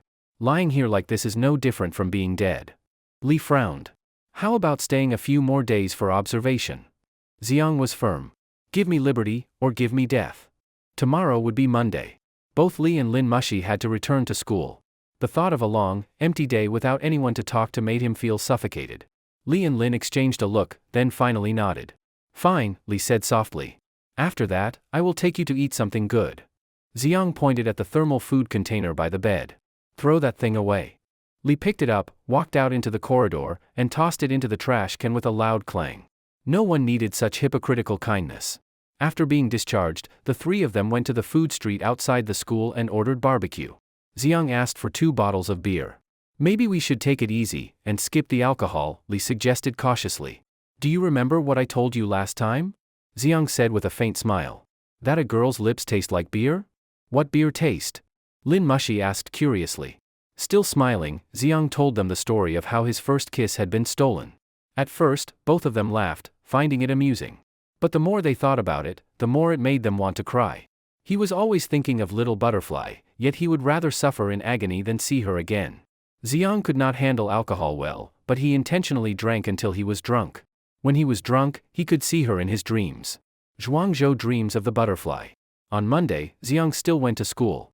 He feared loneliness and liked being surrounded by his classmates. When faced with classes he disliked, he would simply skip them, lying beside the flower beds, basking in the sun, breathing in the scent of hyacinths. He would watch the ginkgo leaves fluttering in the wind, 2 of them twirling down together, transforming into butterflies. Deng Haijun was preparing for the physics competition. He often came to Xiang with problems to discuss. The boy really was oblivious. While Xiang was clearly thinner and weaker, Deng noticed nothing, his mind filled entirely with complicated equations and strange theories. But Xiang did not mind. He liked being around him. At least Deng treated him like a normal person. Time flowed quietly, flowers bloomed and withered. Most classmates wished to graduate soon, to grow up faster. Only Xiang was awaiting Judgment Day. Once, I found a beam of light. At sunset, I returned it to the sun. By Wednesday morning, during the first period, the dreaded math class, Xiang was napping beside the flower bed. In his half-dream, half-waking state, he caught the faint scent of a girl's perfume. Little butterfly. He opened his eyes abruptly, only to see Lin Mushi. Pretending calm, he closed them again. Lin sat down beside him with a sigh. If you miss her so much, why not let me go with you to the West Campus? Maybe you will see her. What would it change if I did? Xiang asked softly, his tone heavy with sorrow. These days, I have been thinking, Lin said. You keep hurting yourself, saying it is for her sake, but have you ever thought about how she feels? How she feels. Xiang frowned. If the person I loved had only a month left to live, Lin said, her voice trembling, I would stay with him no matter what, day and night, and give him every bit of love I had left. As she spoke, her tears began to fall again. Xiang, I do not want you to leave this world with regret. No, stop. I do not want to hear it. Inside, Xiang's emotions were in chaos. He longed desperately to see Little Butterfly, yet he feared that if Lin continued, his resolve would collapse. Lin stood, left for the classroom, and soon returned holding the round glass fishbowl. Inside, the two goldfish swam freely, carefree as ever. I have decided, she said. I am going to return these fish to her right now. If she no longer cares, I will keep your secret forever. But if she still loves you, she deserves to know the truth. Xiang panicked. No, do not. Please do not do this. I will only test her feelings, Lin said firmly. That is all. She had made up her mind. If she were in Little Butterfly's place, she would never want to be deceived forever. Wait, Lin, come back. But she ignored him, holding the fishbowl tightly as she walked steadily up the stairs toward the West Campus. Xiang's weakened body could not keep up. His thoughts were in turmoil. Little Butterfly, do you still love me? A 10-minute break was far too short to walk to the West Campus and back. Lin Mushi would rather skip an entire class than not help Zhuangxiang find the truth. She could not bear the thought of him leaving this world full of regret. Zhuangxiang sat anxiously beside the flower bed, his eyes fixed on the staircase ahead. After about 20 minutes, Lin Mushi finally returned. In her hands, she was still holding the same glass fishbowl. Zhuangxiang stood up to meet her. She must hate me now, right? She refused to take them, didn't she? But Lin shook her head, her face full of confusion. What happened? Did you see her? Zhuangxiang asked, his voice trembling with impatience. I went to class 23, Lin said, but they told me there is no student named Su Yudi in their class. Zhuangxiang froze, his eyes widening in disbelief. How is that possible? The last time, teacher Li Junnan had come to meet him, introducing himself as Little Butterfly's homeroom teacher. They had spoken for a long time on the rooftop. His signature matched perfectly with the one on her leave note. How could there be no Su Yudi in class 23? There had to be a mistake. Zhuangxiang started climbing the stairs, determined to see for himself. A wave of unease swelled inside his chest. Lin hurried after him, carrying the fishbowl. Wait for me. Both of them were familiar with the layout of the West Campus. They climbed the stairwell and soon found the classroom marked class 23 at the far end of the 5th floor. This is the one I went to just now, Lin said, pointing at the door. The bell had just rung. Groups of students gathered in the hallway, chatting and laughing. Zhuangxiang stopped one of the girls. Excuse me, could you please call Su Yudi for me? The girl looked at him, puzzled. There's no one by that name in our class. Zhuangxiang glanced at Lin Mushi, astonished. Lin shrugged. I told you, but you did not believe me. He tried again, asking a boy this time, but received the same reply. There was no Su Yudi in class 23. Where is your homeroom teacher, Teacher Li? I want to talk to him, Xiang asked, remembering Li Junnan. Our teacher's surname is Wang, the boy replied timidly. Zhuangxiang staggered back a step, nearly losing his balance. It felt as if he were lost in a thick fog, unable to find the way out. Do you have a teacher named Li Junnan in your grade? He asked, his voice trembling on the edge of collapse. Yes, the boy said. He's the homeroom teacher of class 17. Zhuangxiang let out a long, shaky sigh of relief. If the teacher did not exist, he would have thought he was haunted. So Little Butterfly had lied to him the first time, saying she was in class 23 when she was actually in class 17. The two of them went down one floor. Zhuangxiang stopped halfway down the stairs. You go find her, he said. As long as I know she's all right, that's enough. Lin nodded and went toward class 17, carrying the fishbowl carefully in both hands. Moments later, she returned, her face full of shock. There is no one named Su Yudi in class 17 either. Zhuangxiang nearly lost his mind. What was happening? He rushed to the doorway of class 17 and called to a student, Excuse me, where is teacher Li Junnan? The student pointed down the hall. He's in the office. The office door was open. Zhuangxiang strode over quickly, spotting Li Junnan's back from afar. Heart pounding, he knocked on the door. Li Junnan turned around and recognized him at once. Zhuang, what are you doing here on the West Campus? He asked with a friendly smile. I came to find Su Yudi, Xiang said directly. Li Junnan's smile froze. What did you say? You're looking for Su Yudi? Yes. Xiang raised his voice. You are her homeroom teacher. Why is it strange that I came here to see her? Li Junnan stared at him for a long time without replying. Xiang's eyes were full of both expectation and confusion. The office fell silent, the air thick enough to stop one's breath. After a long pause, Li Junnan finally said, "Yes, I was Su Yudi's homeroom teacher, but that was last year." "Last year's student?" Xiang frowned, not immediately understanding. "Last year I was teaching on the East Campus," Li explained. "I took her class through graduation. This year I came back to the West Campus to teach the new first years. Every teacher followed this same cycle, 3 years per class, always rotating." But what was an ordinary statement for Li sounded like a thunderclap in Xiang's ears, shaking his whole body. "Teacher Li, are you saying that Su Yudi is not my junior, but my senior?" Li nodded. "Yes. Did you not know? What class did you teach last year?" "Class 23. Shock, confusion, and fear all surged through Xiang at once. A sharp pain shot through his chest, and he stumbled, nearly falling. Lin Mushi caught him just in time. Tears streamed down Xiang's face. So Little Butterfly had told the truth all along. She really was a student of class 23, only from the year before. Then she should have already graduated, Xiang said, panicking. "Why did I meet her?" "Did you not meet her last year or the year before?" Li asked, astonished. "I met her a month ago," Xiang murmured. "That is impossible." Li blurted out, standing up in alarm. On the rooftop that day, they had talked about Su Yudi, but neither of them had mentioned time. Li had assumed that Xiang wrote her name on his test paper because he was reminiscing about an older student from last year. Xiang, however, had believed that Su Yudi was Li's current student, a younger girl 2 grades below him. The Su Yudi they each spoke of existed in different points in time. At that moment, Xiang's mind was in total chaos. He could not explain the bizarre events that had happened to him. Lin Mushi, too, could barely believe what she had heard. She had seen Little Butterfly several times herself, and yet now she was being told that the girl should not even be at the school. It was too absurd to comprehend. "Teacher Li," Xiang asked in a trembling voice, "do you know where she is now?" Li's expression darkened. "Last spring, before she could graduate, she withdrew because of illness. I never saw her again. But I heard that." He stopped mid-sentence, the unfinished words heavy with dread. Xiang bowed deeply, his body trembling. "Thank you, teacher. I understand." Then, without another word, he turned and left the office. As he descended the stairs, his foot slipped. He caught the handrail just in time to avoid falling. "Xiang, be careful." Lin called out, struggling to hold the fishbowl in one hand and reach for him with the other. Tears streamed down Xiang's face. "Mushi, do you believe what he said?" Lin's voice quavered. "I do not know. I am afraid to even think about it." They stepped out into the plaza in front of the teaching building. Xiang lifted his gaze to the boundless blue sky. A single face filled his mind. He knew there was only one person who could give him the answer. "Mushi," he said quietly, "you go back first. I have to find Little Butterfly. From the very first moment you heard that melody, you had already entered the dream. When you learn the truth, I fear you will not be able to bear it.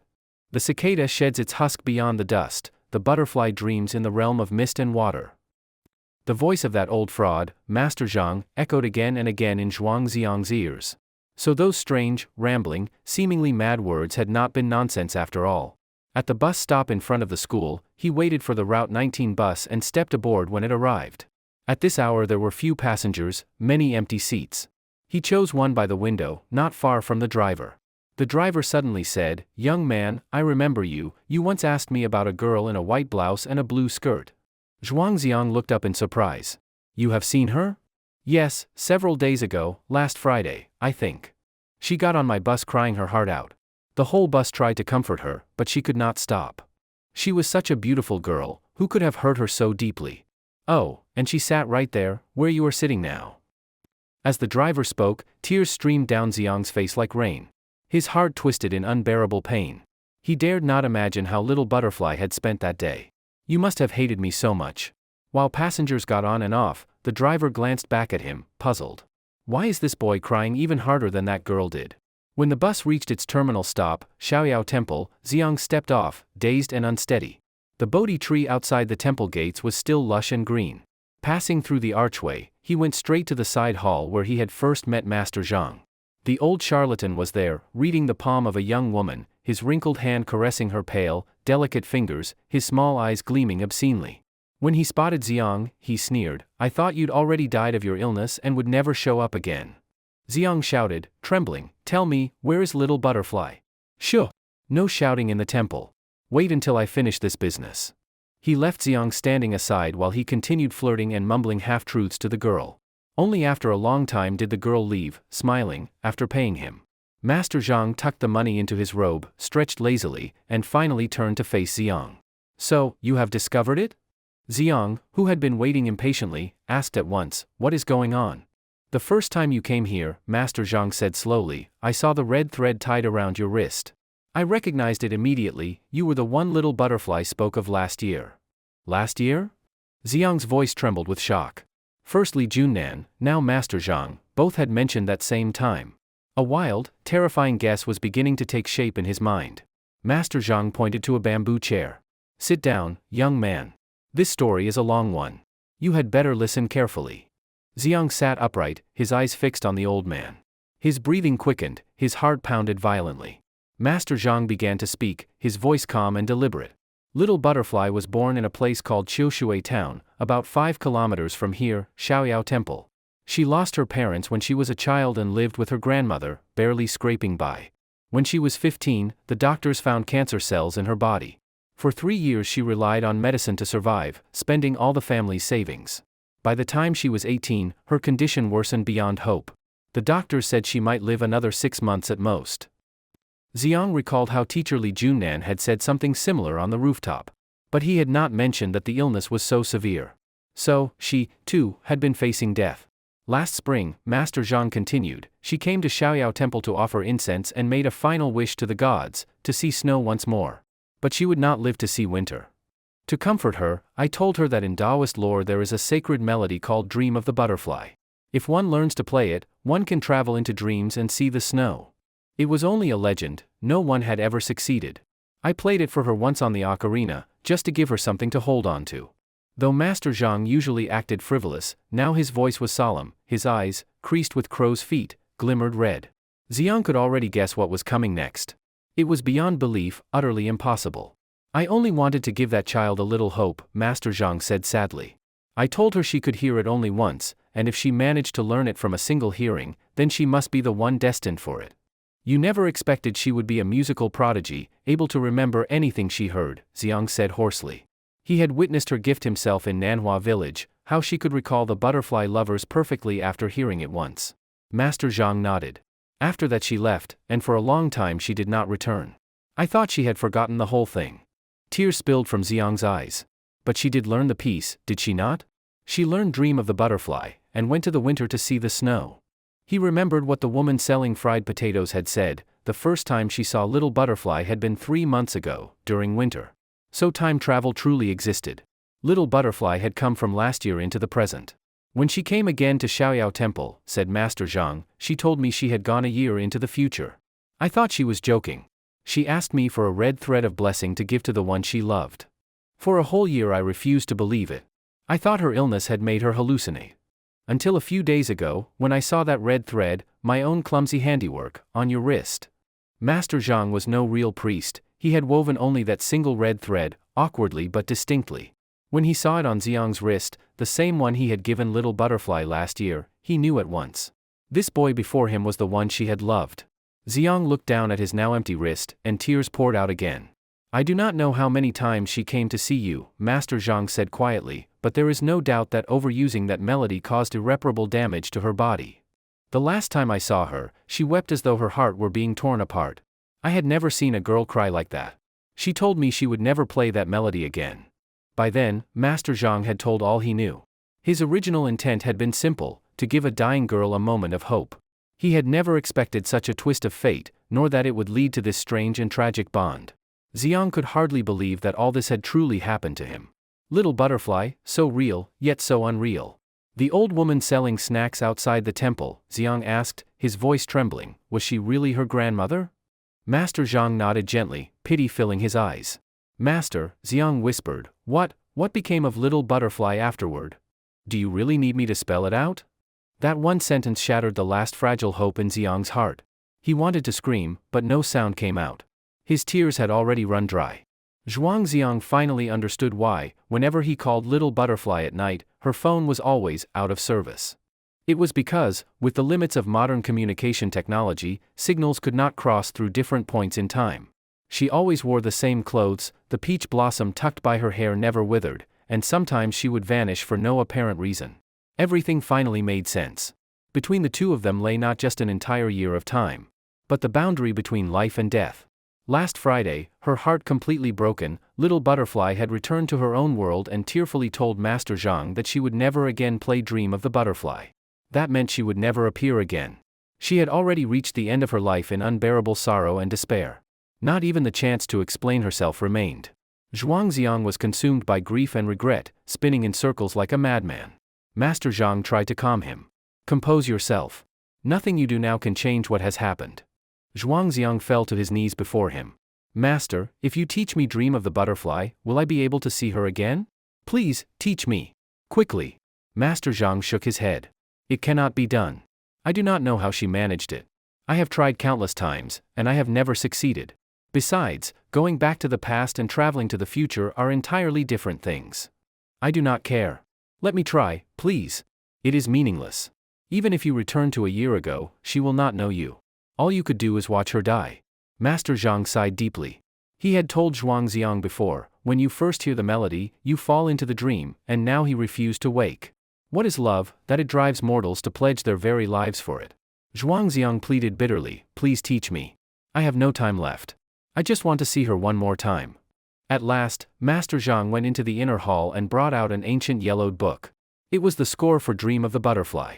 The pages were covered with twisted, crooked symbols and archaic classical Chinese text. He told Zhuangxiang that he had found it long ago in the Hall of the Three Pure Ones. The strange markings were in ancient musical notation, while the text described the piece. Zhuangzhou dreams he is a butterfly, the butterfly dreams it is Zhuangzhou. Even he could only half understand it. That was why he had jokingly told Little Butterfly that if she could learn the tune, she could travel to the future and see snow. He had never imagined that such a miraculous power could truly exist. Master Zhang lifted his ocarina and began to play from the score. Sol la ti du ti la. After 2 minutes, he put it down. "Well? Did I travel through time?" Zhuangxiang dug his nails into his thigh, wishing desperately that this was only a dream. That when he opened his eyes, she would be standing before him. But the sharp, real pain told him it was not. At that moment, 2 middle-aged women entered together to ask Master Zhang to interpret their fortunes. One of them held 2 bright green rice dumplings, Qing Tuan. That vivid green color was heartbreakingly familiar. "Excuse me," Zhuangxiang asked, his voice trembling, "where did you buy those Qing Tuan?" "From Granny Sue outside," the woman said with a smile. "Her snacks are delicious." "Do you know her well?" Zhuangxiang asked sorrowfully. "Of course. She is well known in Qiushui town. In her youth she was a great beauty and very skillful with her hands. But her life has been pitiful. She lost her son and daughter-in-law early, and in her old age even her only granddaughter passed away. It has been less than a year, and she has aged so terribly." Before the woman could finish, Zhuangxiang was already running. Little Butterfly had once said that her grandmother had almost no white hair, no wrinkles, and eyes bright with vitality. Now she had become like this. Because grief had crushed her heart after losing her granddaughter. Selling snacks by the roadside had been her only way to survive, after spending every coin on Little Butterfly's medical care. Zhuangxiang dashed out of the temple gates and saw a stooped figure by the roadside. Her hair white, her body frail, trembling like a candle in the wind. "Grandma, do you have any Qing Tuan left?" he asked, forcing down his tears. "Just one." "You are lucky, young man," Granny Sue said with a faint smile. Her eyes were clouded. She no longer remembered the young man before her. Zhuangxiang handed over the money and took the Qing Tuan. He stared at it for a long time before taking a small bite. The fragrance of mugwort blossomed gently on his tongue, the red bean paste filling sweet but not cloying. The taste was exactly the same. A deep, guttural cry tore from his throat. He bent down, sobbing uncontrollably, his entire body shaking. Startled, Granny Sue hurried to help him. "Young man, what is wrong?" Choking on his tears, he said, "Grandma, the last time I ate Qing Tuan, it was made by Little Butterfly. It tasted just like this." Little Butterfly. Granny Sue froze. It had been so long since she had heard that name. No one dared to mention it anymore, for fear of reopening her wound. "Young man, what is your name?" "My name is Zhuangxiang." In that instant, tears streamed down Granny Sue's face, tracing the deep lines of her wrinkles. She looked up at him carefully. You are the one she called for in her dreams?" Zhuangxiang nodded, unable to speak through his sobs. Granny Sue led him back to Qiushui town. It was only 5 kilometers away. Not far, but not close either. No wonder Little Butterfly had said that taking the bus home cost 4 yuan, she had to transfer once at Xiaoyao Temple. Her home was a simple 3-room apartment. For more than 10 years, she and her grandmother had lived there together. Until last year, when the house became silent. The moment he entered, Zhuangziang saw on the cabinet by the door a framed photograph. A young girl in a white blouse and blue skirt, a peach blossom blooming by her hair. He had no more tears left to cry. By the window stood a guzheng. The zheng, it was said, had evolved from the ancient se, the number of strings differed, and the se itself had been lost to history 1,000 years ago. It was here, last year, that Little Butterfly had played Dream of the Butterfly. In Zhuangziang's eyes appeared the vision of a girl plucking its strings, in his ears, the faint echo of her melody. And naturally, he remembered the most beautiful of 7-character regulated verses. The brocade zither has 50 strings. Each string, each fret recalls the years of youth. Zhuangzhou dreamed he was a butterfly.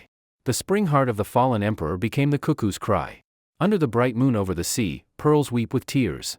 In the sun-warmed fields of blue jade, vapors rise like mist. This feeling might have become a memory. But at the time, I was already lost in confusion. No one but the poet himself could truly explain its meaning. But that did not stop readers from using the poet's splendid words to express their own sorrow. In Zhuangziang's heart, there was only boundless emptiness. Since she left, said Granny Su, stroking the strings of the guzheng as tears fell like rain, I have never touched it again. Every few days I dust it off, just to pretend she is still here. Zhuangziang's heart had already shattered beyond repair. When the door to the western bedroom opened, Granny Su said softly, this was her room. The room was small, barely 10 square meters, furnished only with a bed, a wardrobe, and a desk, simple, ordinary furniture. The bedding was tidy and clean, as though untouched, yet there was not the slightest trace of life. The moment Zhuangziang stepped inside, his eyes fell upon a pair of pure white canvas shoes on the shoe cabinet beside the bed. They were spotless, just as he remembered them. May I look inside the wardrobe? He asked carefully. Granny Su nodded and reached out to open the wardrobe door. A white blouse and a deep blue pleated skirt came into view, flooding his vision with color. White as clouds. Blue as the sea. Only a few days ago, these clothes had been worn by Little Butterfly herself. And now they said she was gone. Grandma, when did she pass away? Zhuangziang asked, his voice trembling. Last summer, Granny Su choked out, it will soon be a year. Then she pulled open the drawer of the desk and took out a notebook, handing it to him. At first I did not know your name, she said, because she always called you Big Dummy. After she left, I asked the girl next door to read it aloud for me. In here, she continued, she wrote down the story between you and her. Zhuangziang opened the first page and found a single yellow ginkgo leaf, pressed flat like a bookmark. Their story had begun with a ginkgo leaf, and now it returned to one. On the title page, in her delicate handwriting, were 4 characters, Dream of the Butterfly Journal. It was unmistakably her script, graceful, refined, and calm.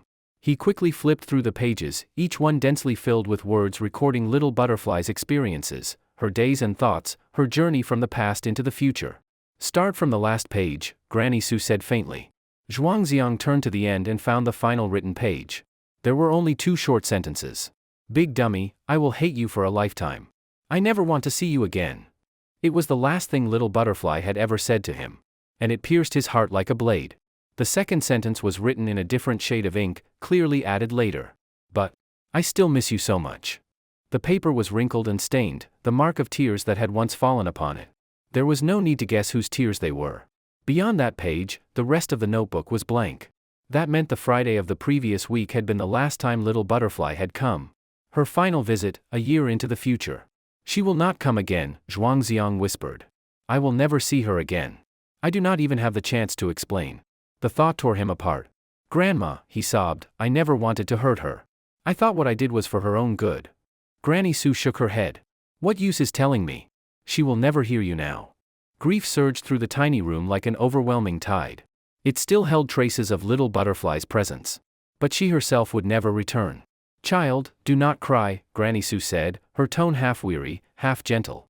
She loved you so deeply, she would not want you to grieve for her. Take this notebook and read it slowly. Her attitude toward Zhuangziang was complicated. It was impossible not to blame him, at least a little. Zhuangziang bowed deeply to her, then left the Su household. On the bus back to Xiaoyao Temple, he began reading Little Butterfly's Dream of the Butterfly Journal. December 14th, Wednesday, snow. When I write this entry, it is already January. Of course, all the dates here follow the time of that world. More than half a month has passed before I finally found the courage to record what happened to me. If anyone ever reads this, let them think I simply dreamed a romantic dream. Today, I played on the guzheng, the melody that old trickster gave me. After a moment of dizziness, the world around me changed completely. It had been spring, and suddenly it was the freezing heart of winter. The furniture in the house was different. Grandma was nowhere to be found. When I went outside, all the neighbors had vanished, as if they had disappeared overnight. I went to Xiaoyao Temple to ask the old trickster what had happened, but he too was gone. Everyone around me was a stranger.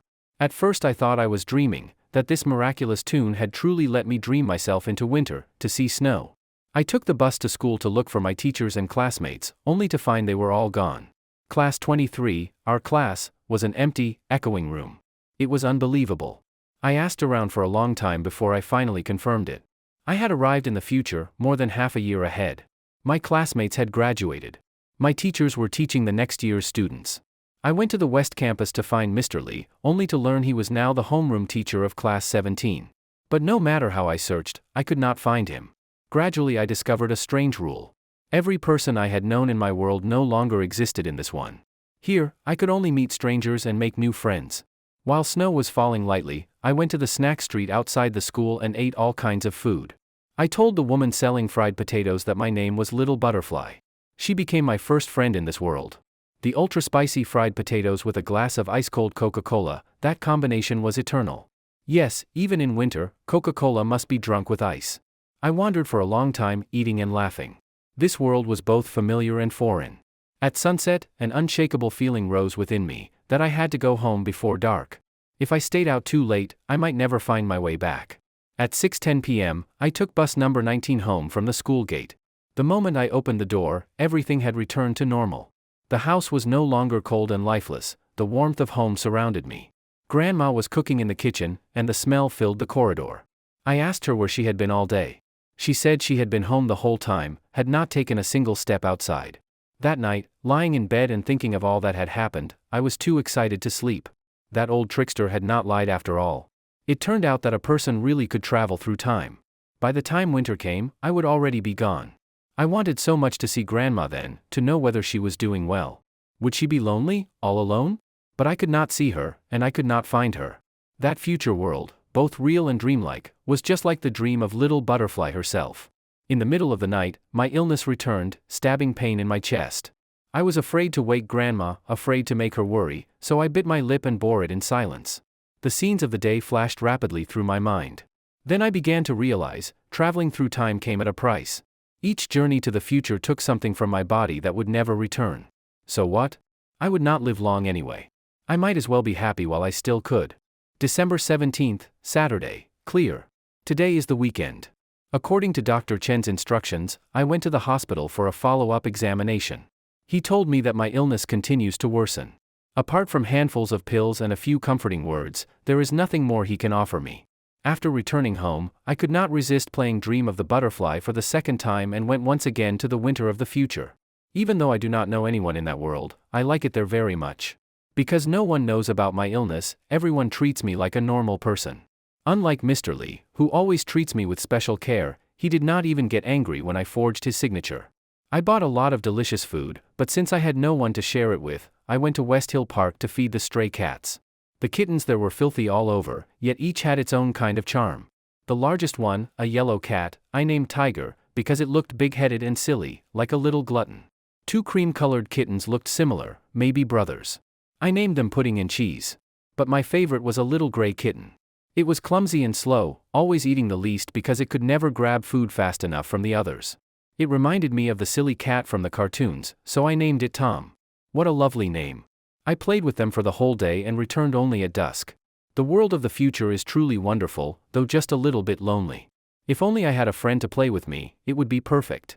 But one must pay the price for having fun. That night, the pain came again, tearing through me until I almost wished for death. I have made up my mind, I will go there once a week, feed the kittens, and then come back. It is late spring here now, and the peach blossoms have already fallen. After some time passes, I will be able to go to the future to see them bloom again. This was Little Butterfly's second diary entry, her second journey from the past to the present. Zhuangziang remembered that both the fried potato vendor and the cleaning lady at the park had said they first met her 3 months ago, when it was winter. No wonder little butterfly always had to take the bus home at exactly 6:10. No wonder she would suddenly disappear for days without explanation. No wonder, when she heard news about Granny Sue from Zhuangziang's lips, she cried until her voice broke. Everything made sense now. On the bus, as Zhuangziang read those playful yet tender words, he too wept until he could hardly breathe. This was the dream of a girl with a terminal illness, the most romantic dream imaginable for someone whose days were numbered. Little butterfly, was it I who dreamed of you, or you who dreamed of me? When he got off the bus, Zhuangziang went again to Xiaoyao Temple to find Zhang Banxian. He handed him the notebook. Master, I have found the answer. After reading the first entry, Zhang Banxian was utterly stunned. So that is it, so that is the truth. He took out the Dream of the Butterfly score and pointed to the classical text written on it, explaining to Zhuangziang that the meaning was nearly identical to what Little Butterfly had recorded. In essence, the melody could allow a person to travel through time, but it would cause irreversible damage to the body. In the future world, one could not meet people they already knew, only strangers. If one failed to return before nightfall, the price could be death itself. It was I who harmed that child, Zhang Banxian sighed. If I had not taught her this tune, perhaps she might have lived a little longer. No, Zhuangziang said mournfully. She was grateful to you. You gave her a chance to see a new world. The warmth of her words radiated even through the pages of her diary. Despite her pain, she continued to make her weekly journeys, writing with affection about the fleeting days of her life, and her boundless love for the world. 3 months later, the story reached its turning point. That entry was much longer than all the ones before it.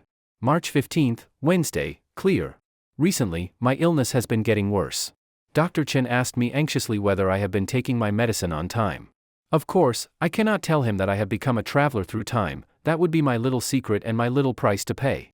I gave him a branch of peach blossoms that I brought back from the future, wishing him a good mood. He muttered, how could there be peach blossoms at this season? That middle-aged man with the Mediterranean haircut is actually rather amusing. Today is not the weekend, so technically I should not have gone. But the school was holding an arts performance, and I brought my guzheng to play. After the performance, I could not help myself. I played that unique melody once more. That mysterious force carried me again into the future. This time, it was more wonderful than ever before. I appeared beneath the ginkgo tree at the northwest corner of the school basketball court. Before me stood a boy in a floral shirt, gazing up at the tall fence as if he meant to climb over it. A student wearing such flashy clothes, quite unusual. He said his name was Zhuangziang, from class 9, and he looked very unhappy. I do not know why, but I wanted to help him. So we climbed the wall together. It was not something good students should do, yet it brought an inexplicable sense of joy. When we jumped down from the wall, he caught me in his arms.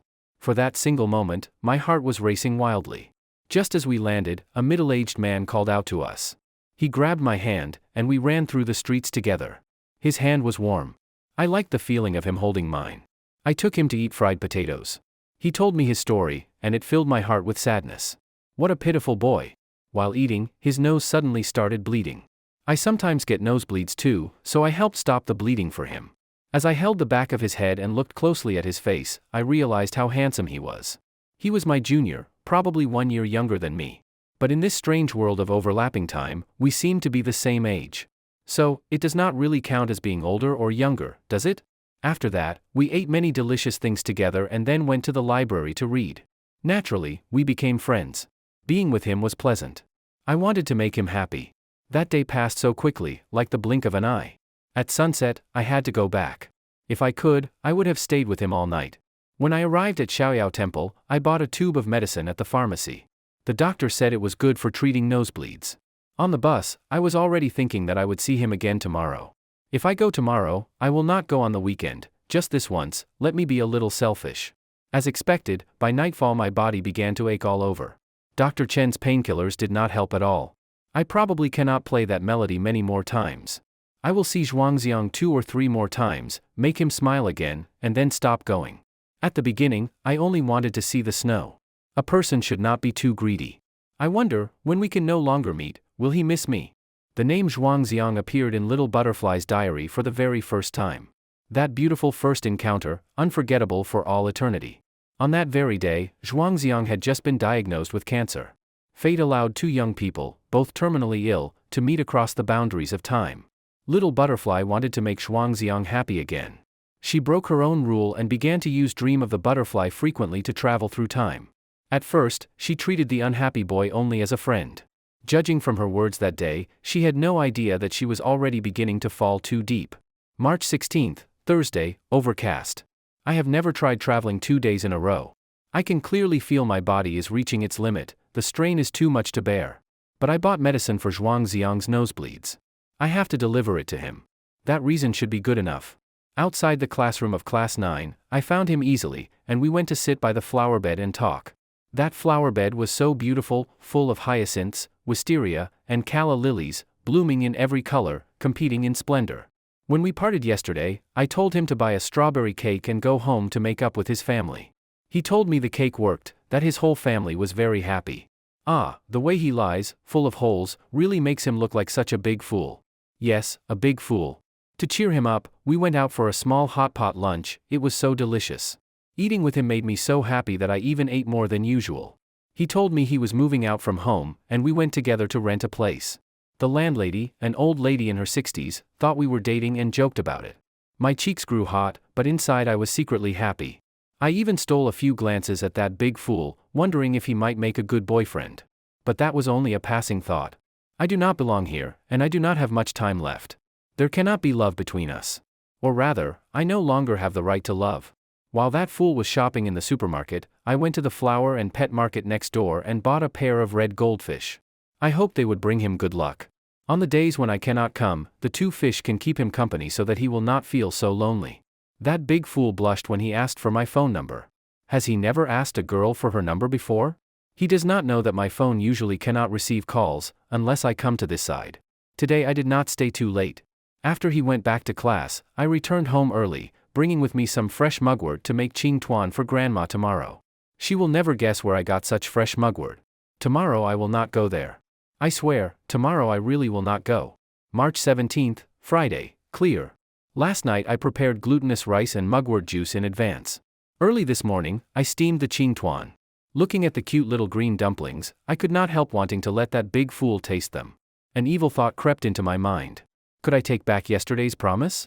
He asked for my number yesterday, would he call me or send a message? If I do not reply, he will worry. Touching the strings of my guzheng, I made up my mind, I will go there, just to take a quick look. If he has not sent me a message, I will come right back, not even a little lingering. But then I saw a new message. What do you want to eat tomorrow morning? I will bring it for you. My hands moved on their own and typed a reply, I made ching tuan. Do you want to try some? I must be poisoned, that is the only explanation. Otherwise, why would I, without hesitation, once again board the number 19 bus to see that big fool? We sat beside the colorful flower bed, sharing breakfast together. He praised my ching tuan and said they were delicious. I was so happy. At noon, I went to the cafeteria to find him and met his friend, whose name was Li Huangxian. A slightly silly boy, but also a good person. In the afternoon, I planned to go home early. But suddenly I had a strong feeling, a premonition that the big fool would be unhappy. So I sent him a message, and we skipped class together. We went to the river under the school and shouted toward the water, hoping the current would carry away all our sorrow. I called him Big Fool. He called me Little Silly. But I am not silly at all. He cried bitterly because of his family. His big teardrops fell into the river one after another. Seeing him so sad made me unbearably sad too, I cried as well. When my illness flares up, even that pain I can bear without tears, but I cannot bear to see him cry. I thought then, I may only be able to see him 2 or 3 more times, and I became even sadder. I did not dare tell him the truth. I was more and more afraid of parting. When sunset came, I had to go home. I kept reminding myself not to come again. 3 days in a row already, I should not be so willful. But he asked me to fly kites with him tomorrow. It was so hard to refuse. When the bus came, we hooked our pinkies together and made a promise. And promises cannot be broken. So I must come tomorrow. I am as childish as a little girl, always forcing myself to find excuses, any excuse, just to see him again. When I got home that night, I swallowed handfuls of medicine. They were bitter, unbearably bitter. But thinking about seeing him again made the bitterness fade. I know very well that if I keep being so reckless, I will die soon. But a moth always flies into the flame without hesitation. If there really comes a day when I can die in his arms, I will die without regret. After reading 3 consecutive entries of Little Butterfly's diary, Zhuangziang felt as though knives were twisting in his heart. So this was how much Little Butterfly had done for him, sacrificing her health, even her life, just to make him smile, to keep him company. It turned out that both of them carried heavy secrets in their hearts, too afraid to tell each other. It turned out that their miraculous bond was destined to be brief and tragic. Master, Zhuangziang asked, did she really tell you that time she would never play Dream of the Butterfly again? After reading her diary, he realized that Little Butterfly rarely kept her word. A promise made one day could be broken the next. So, a faint glimmer of hope returned to his heart. Maybe she would come back once more? Zhang Banxian flipped to the very last page of the notebook and pointed to the 2 final lines. This is the end. Do you still think she will come again? The light in Zhuangziang's eyes dimmed instantly. Yes. If Little Butterfly were ever going to appear again, he would have had the chance to explain everything to her. But her diary had ended on that day, the day everything stopped. It was already too late. In the end, said Zhang Banxian coldly, she is gone. Whether she left loving you or hating you, does it even matter anymore? But beneath his indifferent expression, his heart was full of turmoil. By teaching Little Butterfly the melody Dream of the Butterfly, he had given her, at the end of her life, a brief, tragic love story. Had he done the right thing, or the gravest wrong of all? Little Butterfly's diary was like a vivid chronicle of a young girl's descent into love. She recorded every tiny detail of her time with Zhuangziang, pouring all her feelings into every page. On weekends, they flew kites, ate barbecue, and drank beer together. Zhuangziang was shocked to discover that Little Butterfly actually knew about that accidental kiss that had happened when he was drunk. She had simply been too shy to bring it up again. It had been her first kiss. There was one line in her diary that made Zhuangziang break down in tears. So a boy's lips taste like beer. Frequent use of Dream of the Butterfly accelerated the deterioration of Little Butterfly's fragile body. By the following week, they had to face their first separation. March 21st, Tuesday, clear. Dr. Chen keeps asking me whether I have been taking my medicine as instructed. I dare not tell him that I am doing something that leads me closer to death. According to the examination results, my condition is rapidly worsening. It has reached the point where surgery can no longer be postponed. The success rate is only 60%. But even if it succeeds, it will only buy me 1 or 2 more months at most. I may soon never see that big fool again. Today is his monthly exam. Yesterday, I asked that old fraud for a red thread of blessing, hoping it would bring him luck. I have to say, the old man's braiding skills are truly terrible. Big fool, if I cannot come back, keep this as a memento. Perhaps I am nothing more than a passerby in his life. We have known each other for only a week. He may never even think of me again. But after the exam, he said he liked me. I did not dare to respond directly. Because I have no future. When I lay in his arms, I told him I would be delayed for a few days. I did not dare to look into his eyes when I spoke, afraid of seeing disappointment there. Nor did I dare tell him that I might never come back again. I clung to his hand greedily, afraid that once I let go, he would be gone forever. By the flower bed full of hyacinths, we said goodbye. I hugged him from behind. He did not know that I quietly kissed his back. I hope I will have enough courage to walk calmly into the operating room. I hope I can come back and see you again. Zhuangziang remembered, Little Butterfly had disappeared for a full week. She did not return until the following Wednesday.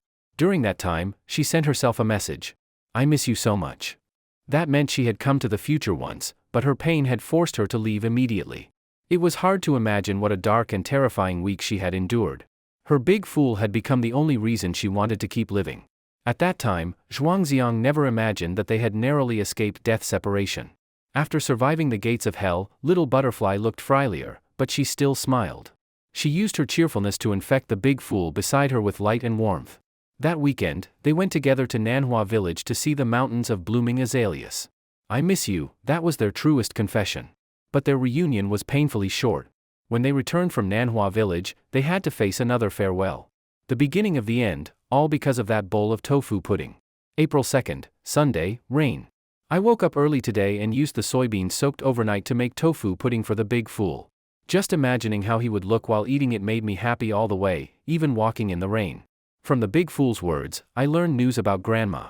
Since traveling to the future, I had not seen her and did not know if she was doing well. I knew that after I was gone, Grandma would surely grieve, but I never imagined she would live in such loneliness and sorrow. In the pouring rain, I searched the grounds of Xiaoyao Temple for a long time but found no trace of her. At that moment, my heart hurt so much I could hardly breathe. I was not a good child, not filial at all. Even with so little time left, I only thought about my own fun, neglecting Grandma's company. The big fool caught a fever after getting drenched while looking for me. I wanted so much to stay and take care of him. But after the surgery, my body could no longer bear such frequent time travel. For grandma's sake, I cannot keep coming here. In the days I have left, I should stay by her side and make her life a little better. So I can only say sorry to my big fool. I hope he will not blame me. Before leaving, I kissed him. This time, it was not the taste of beer. I hope he will forever remember my scent. I told him to wait for me, that before I die, I will come to see him once more. Even if we have no future, I still want to tell him with my own lips. I love you. Apart from the final 2 lines on the last page, this was Little Butterfly's final diary entry. Reading these words, imagining her emotions at the time, Zhuangziang felt his heart being torn apart. This time, she had been gone for 12 days. She must have looked forward to that final meeting so much. Zhuangziang remembered the cruel words he had said to her and wanted to slap himself across the face. If you like disappearing so much, then do it thoroughly. I never want to see you again. I have seen through your tricks. Do not bother me anymore. Do not misunderstand, I do not have any special feelings for you. Those words had been like knives slicing through Little Butterfly's heart. He had only wanted to drive her away, thinking it was for her own good. Now that he knew the truth, it was far too late. Too late for everything.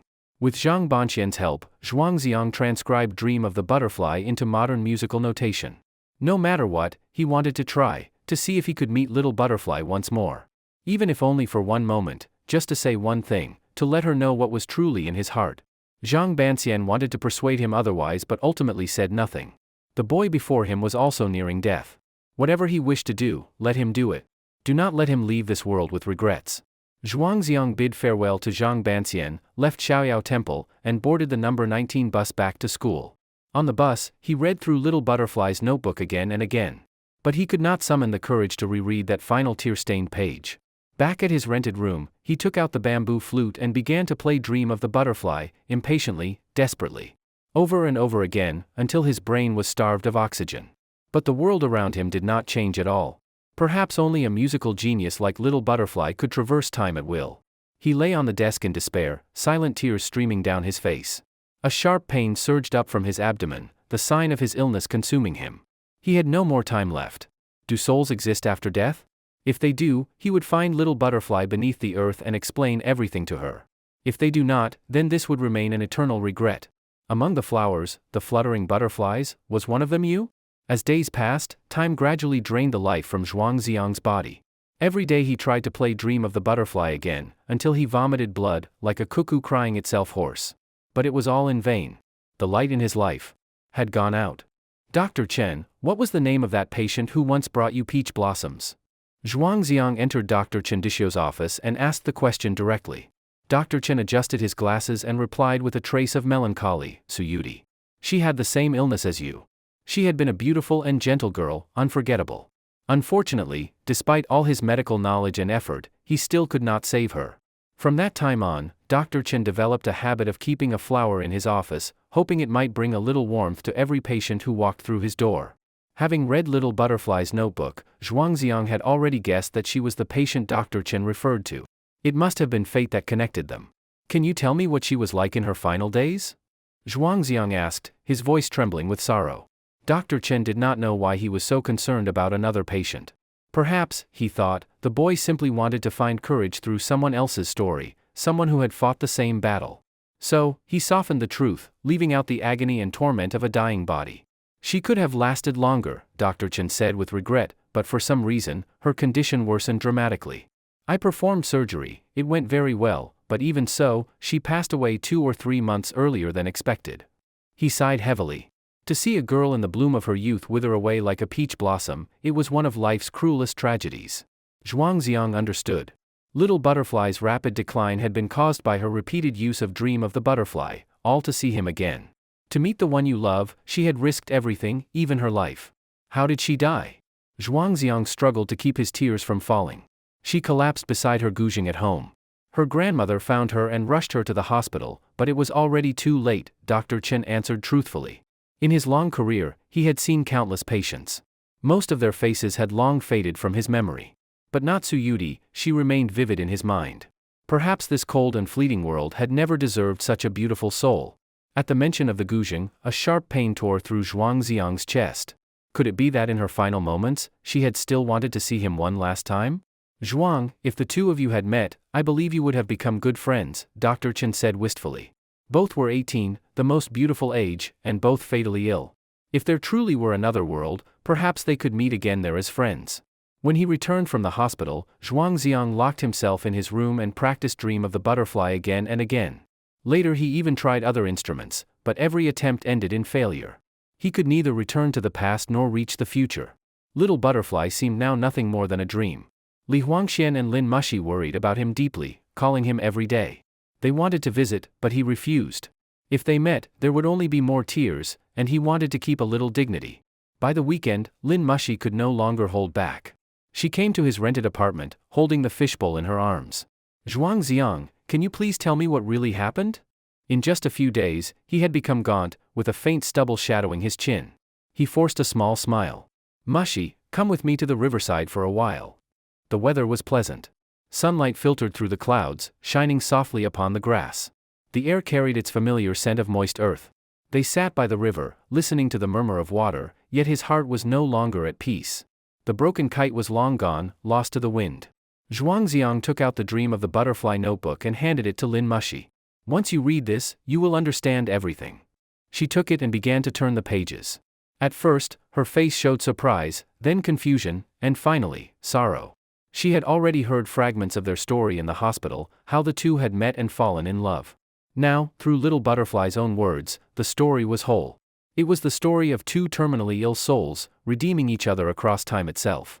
Remembering Little Butterfly's final departure, her eyes filled with despair, Lin Mushi was overcome with guilt.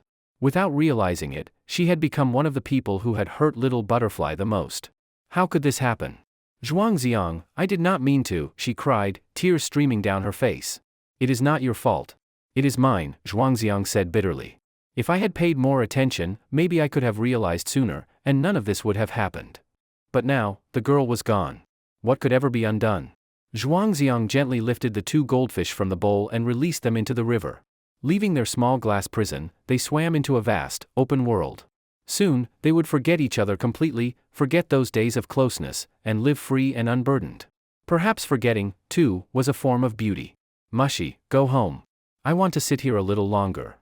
Zhuang Xiang, promise me you will take care of yourself.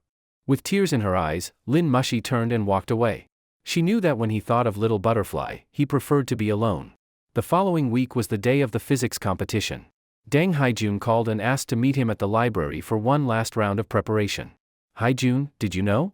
Time travel is real, Zhuang Xiang said as soon as they met. Scientific evidence? Deng Haijun asked, ever the skeptic. Science knows so little, Zhuang sighed. There are many things we simply cannot explain.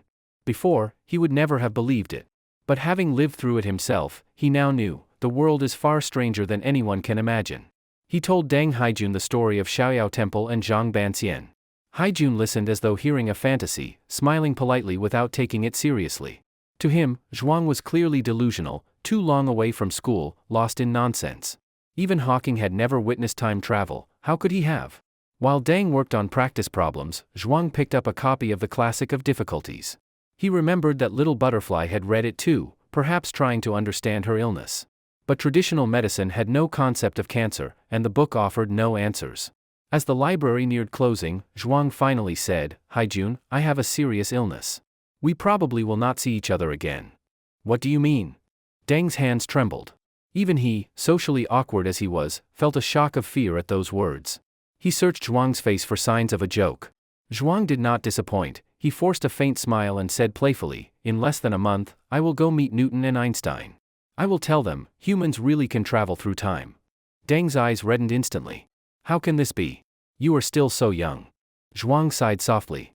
Do you remember the girl you saw by the flower beds? The one I told you about? She is the one I truly wish to see again.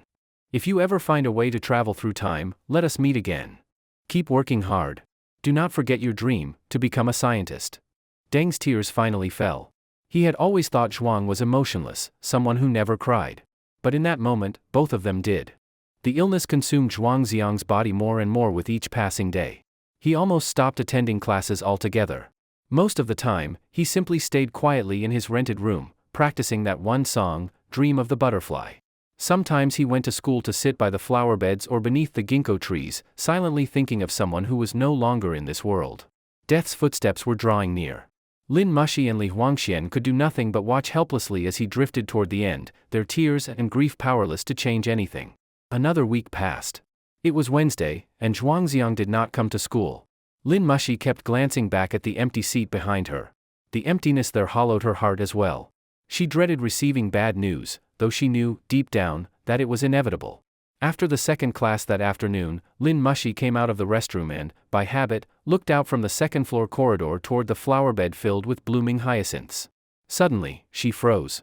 There, by the flowers, stood a girl in a white blouse and blue skirt. For a moment she could not move. Then, realizing what she was seeing, she rushed downstairs at full speed. Her steps were so frantic she nearly fell twice. But when she reached the flower bed, there was no one there. Was it just her imagination? Tears welled up in her eyes. She called out with all her strength. "Little butterfly, is that you? Come out, please. What we said last time, we lied. The person Zhuangziang loves has always been you. He does not have much time left. Please, I beg you, come out and see him one last time." No answer. Her cries echoed into silence. Lin Mushi broke down completely, squatting by the flower bed, weeping bitterly for both Zhuangziang and Little Butterfly. As she cried, a pair of pure white canvas shoes appeared before her tear-blurred eyes. Her gaze lifted, pale legs, a skirt the color of the sea.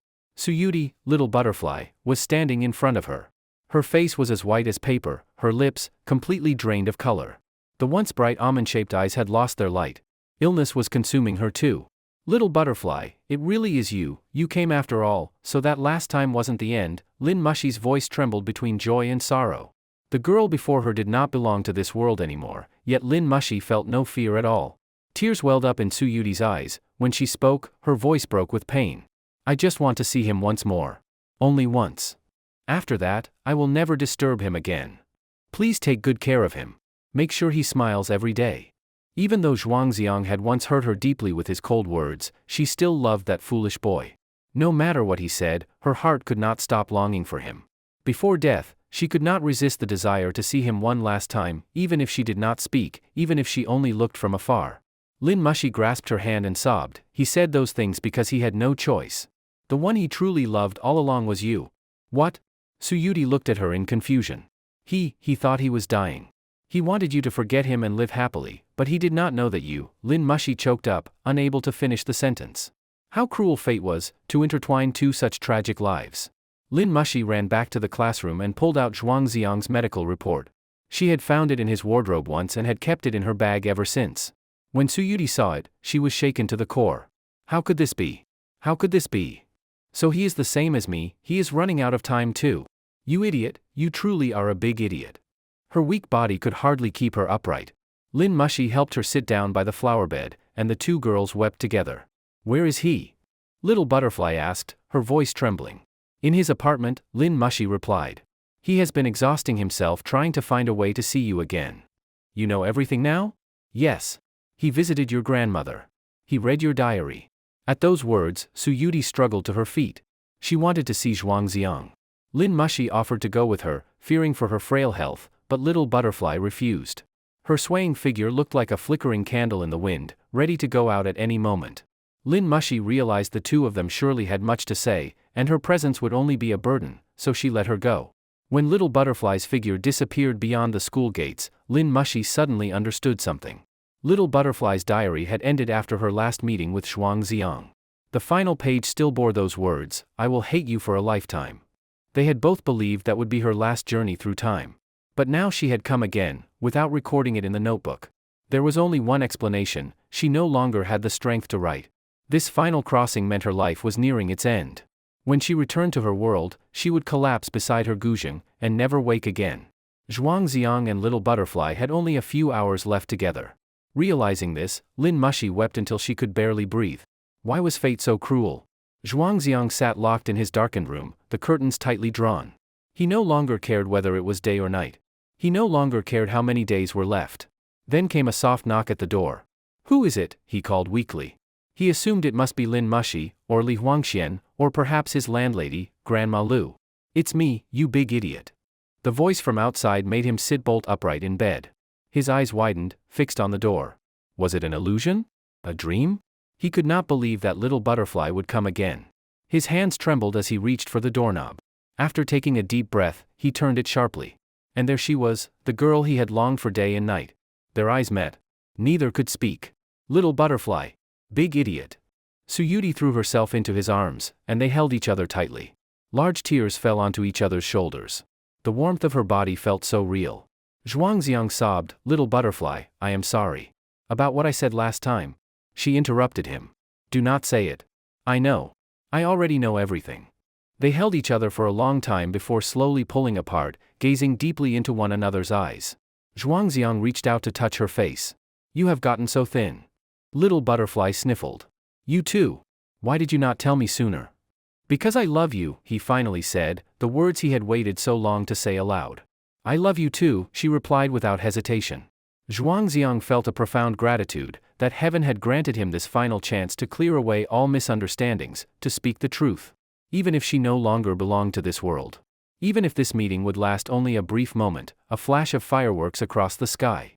That fleeting beauty was enough to remember for a lifetime. "Big idiot, this is the last time I will come to see you." Suyuti rested her cheek against Zhuangxiang's chest, listening quietly to the rhythm of his heartbeat. Zhuangxiang held her hand tightly, unwilling to let go for even a moment. As if the instant he released her, she would vanish forever. Suyuti lifted her tearful eyes and whispered, "Can we go to Manhwa village one more time?" Zhuangxiang's voice trembled with grief. "In my condition, if my grandparents see me, it will only make them sad. But I want to see your grandfather's iron flowers with my own eyes," she said, revealing her final wish.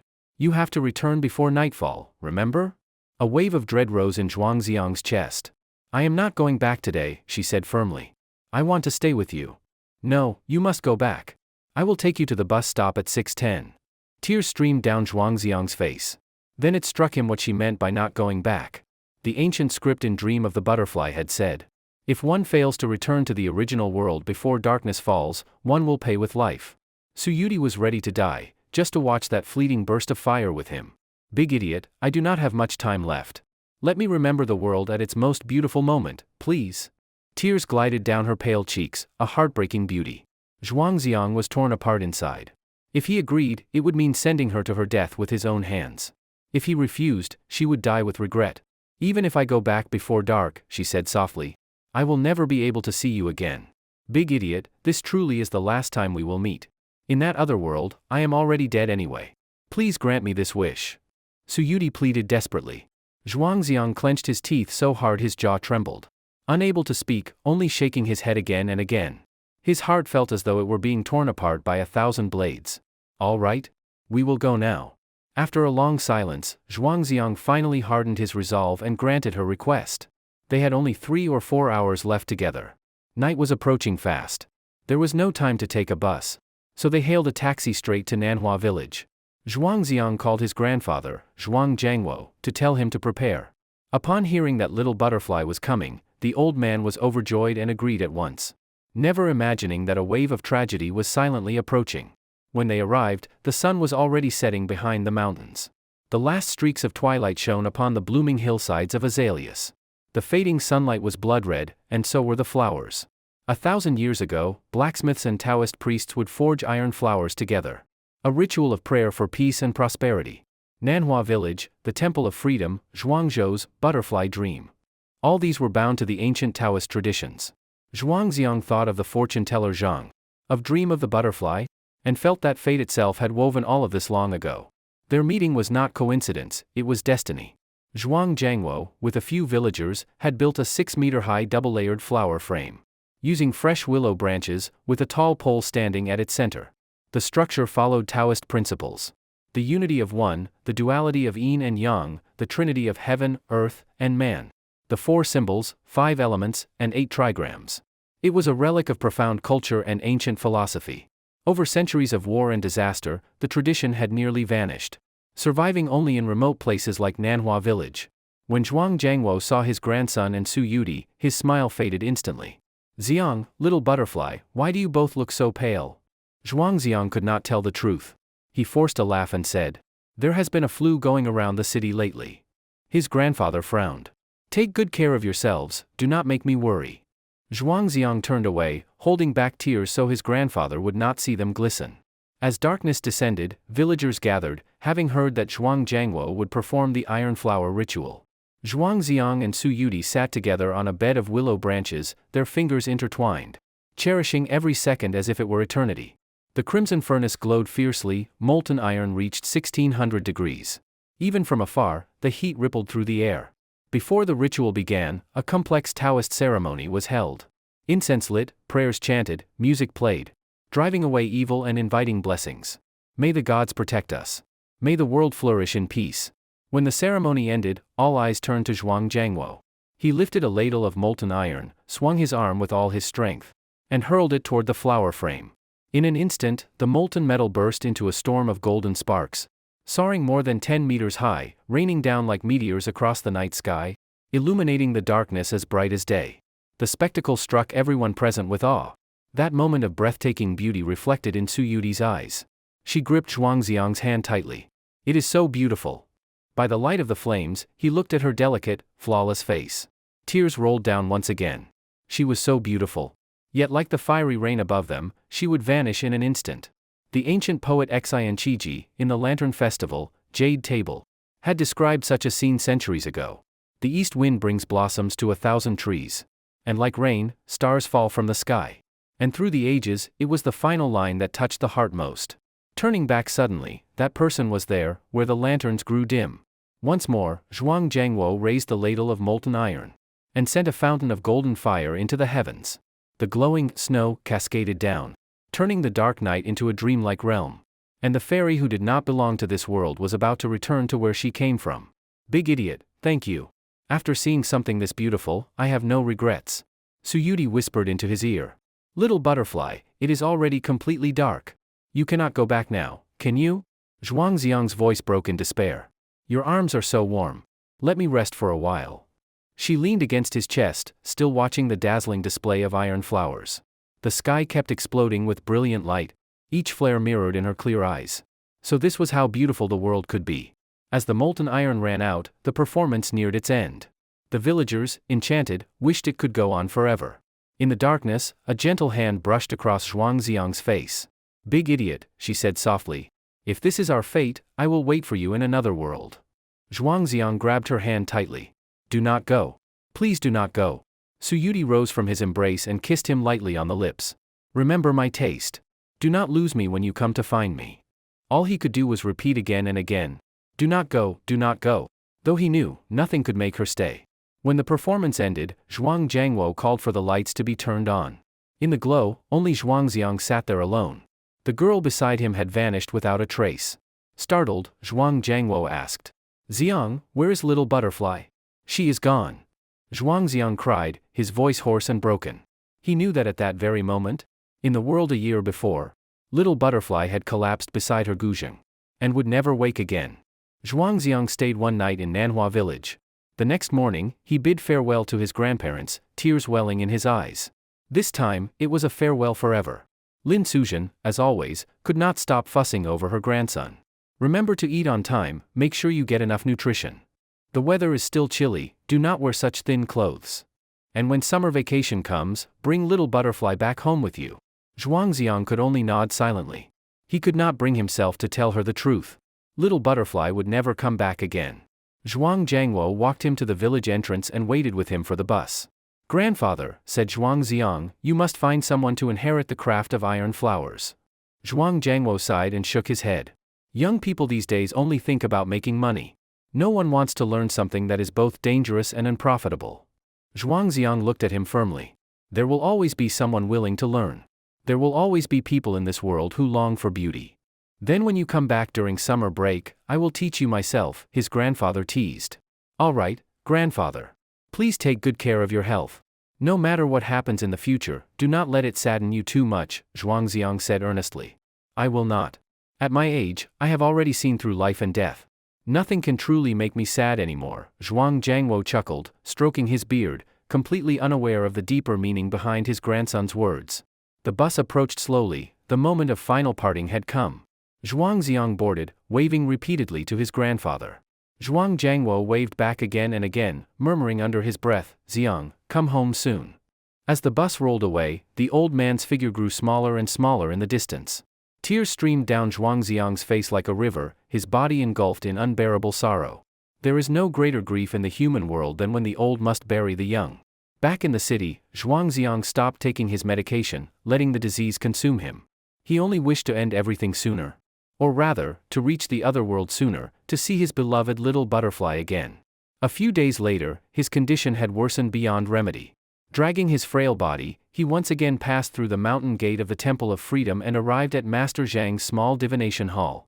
Though the half-immortal fortune-teller was often brash and eccentric, when he saw Zhuangziang's gaunt, deathly pale face, he could not help but feel pity.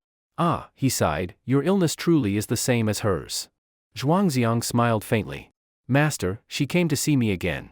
She did not leave with misunderstanding or regret, that alone is heaven's greatest mercy to me." "Have you learned the melody?" Master Zhang asked.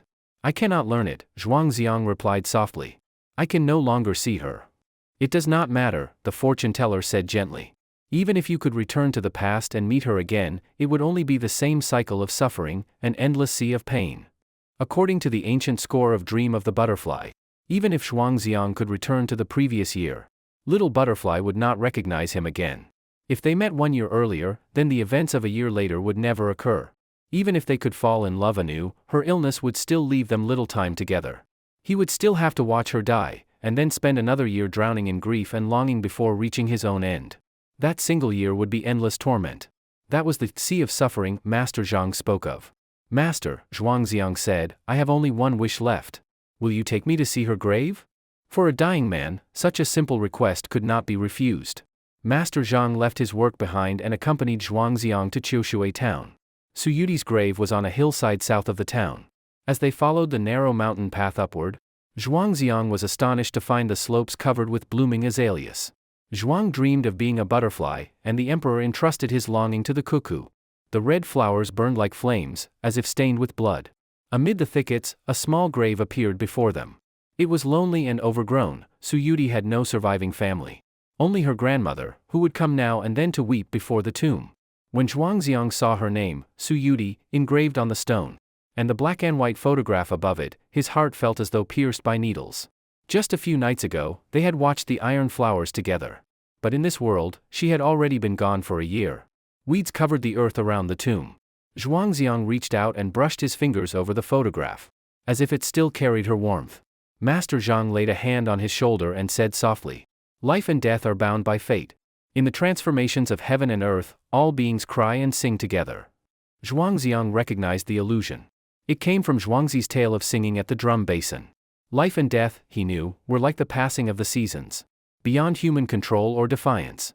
But he was no ancient sage, and his heart still ached as if torn apart. "Master," he said quietly, "let me speak to her alone." Master Zhang nodded silently and walked away. Zhuangziang ran his fingers again and again over the 3 carved characters of her name, engraving every stroke deep into his heart. After a long time, he took out his bamboo flute and began to play Dream of the Butterfly. The gentle, mournful notes drifted across the mountains, echoing through the azalea-covered slopes, stirring a flurry of butterflies into flight. From a distance, Master Zhang stood beneath a tree, listening, tears welling in his eyes. No one knew how long the song went on. When it finally ended, Zhuangziang did not come down the mountain. Master Zhang climbed back up the path and returned to the grave, only to find the place empty. On the ground lay a single bamboo flute, stained with fresh drops of blood. The fortune-teller's face turned pale with horror. He shouted Zhuangziang's name, but no one answered. He did not know whether the young man had quietly taken his own life, or had somehow succeeded in crossing time once more. Whichever it was, both were tragedies beyond measure. A few days later, Deng Haijun came with Li Huangxian and Lin Mushi to find Master Zhang, asking him about Zhuangziang's whereabouts. Master Zhang told them the truth and led them to Su Yuti's grave. Before the tomb, 2 butterflies fluttered among the flowers. Lin Mushi sobbed softly. "Do you think they have become like Liang Shanbua and Zhu Yingtai? Turned into a pair of butterflies?" Li Huangxian wiped his tears. "The first time I met Little Butterfly, she quoted Zhuang Zhou's words to me. 'The butterfly is me, and I am the butterfly.'" Deng Haijun had just won a gold medal in the physics competition. Until now, he had always believed that time travel was nothing more than a romantic fantasy. But after hearing Zhuangziang and Little Butterfly's story, he could only sigh in awe and sorrow. Do not be too sad, he said quietly. When I one day make time travel real, I will take you both back to find Zhuangziang. The three of them wept before the grave. And yet, somehow, the tears brought a kind of peace. Perhaps, for them, this truly was the best ending. In another, unknown world, Zhuangziang and Little Butterfly might still be together. Both were gone now, and their story had reached its end. A year before, Little Butterfly had dreamed of Zhuangziang. A year later, Zhuangziang dreamed of Little Butterfly. So who dreamed of whom? Was it Zhuangzhou who dreamed he was a butterfly? Or the butterfly who dreamed she was Zhuangzhou? For 1,000 years, no one has ever known.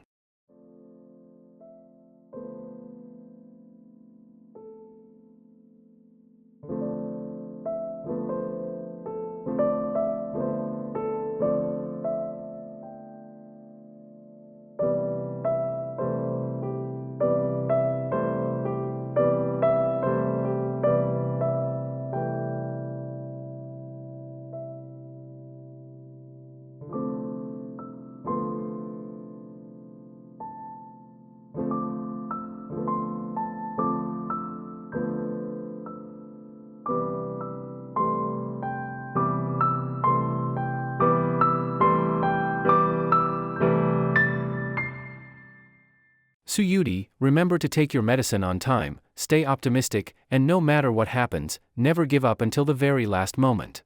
The words of Dr. Chendishio echoed in her ears. Suyuti wandered aimlessly across the campus.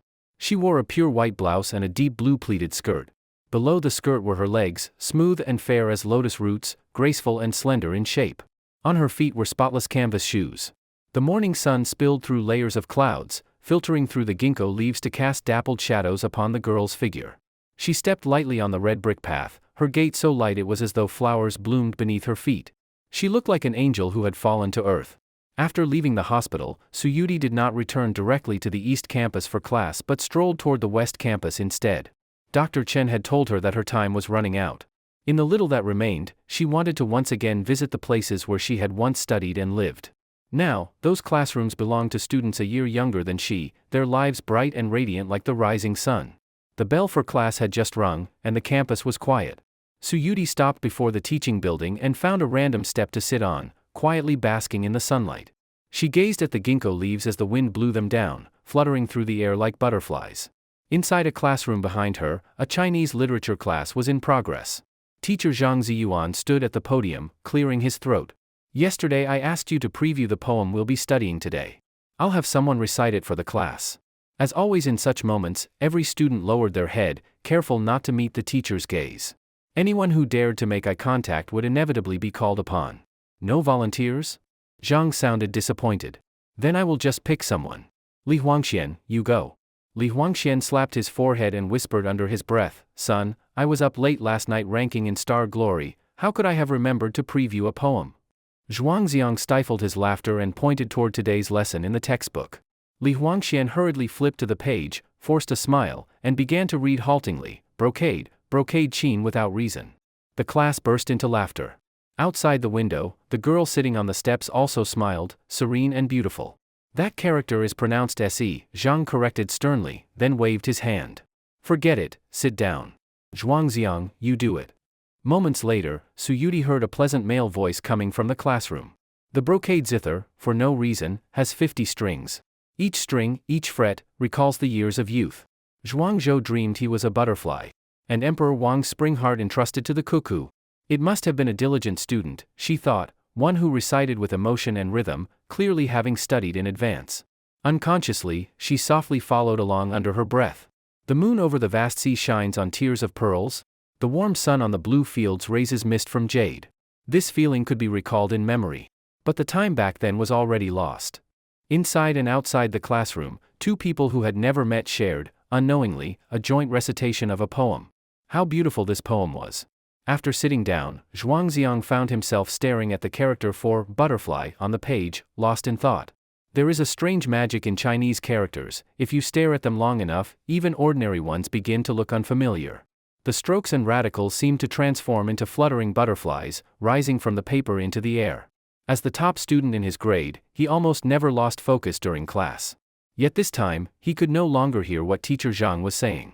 In truth, even Zhang himself could only explain the poem's background story. As for what the poem truly meant, not even the greatest scholars across centuries had been able to define it, unless one could ask the poet himself.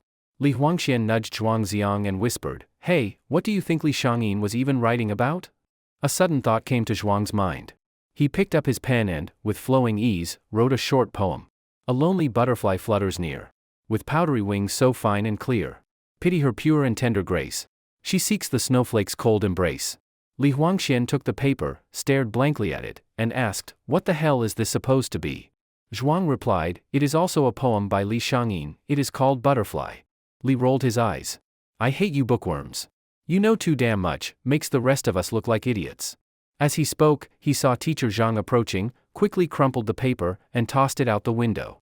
The paper ball landed perfectly beside the girl sitting on the steps. Suyuti picked it up. The handwriting was elegant and flowing, its writer, she thought, must be handsome too. She softly read the 5-character quatrain to herself, and suddenly, as though by some mystical resonance, her soul connected with that of the poet across 1,000 years. Afflicted by a terminal illness, she had little time left to live. Just like that lonely butterfly beating its fragile wings. Pity her pure and tender grace, she seeks the snowflake's cold embrace. A powerful longing welled up inside her, to see the snow in winter with her own eyes. But Dr. Chen had already told her she would not live to see another winter. Unless she could pray to the gods and be granted a miracle. After class, Zhuangziang and Li Huangxian stepped out of the classroom. "Hey, where did you throw my poem?" Zhuang asked. "It's just a piece of paper. Why do you care so much?" Li replied carelessly.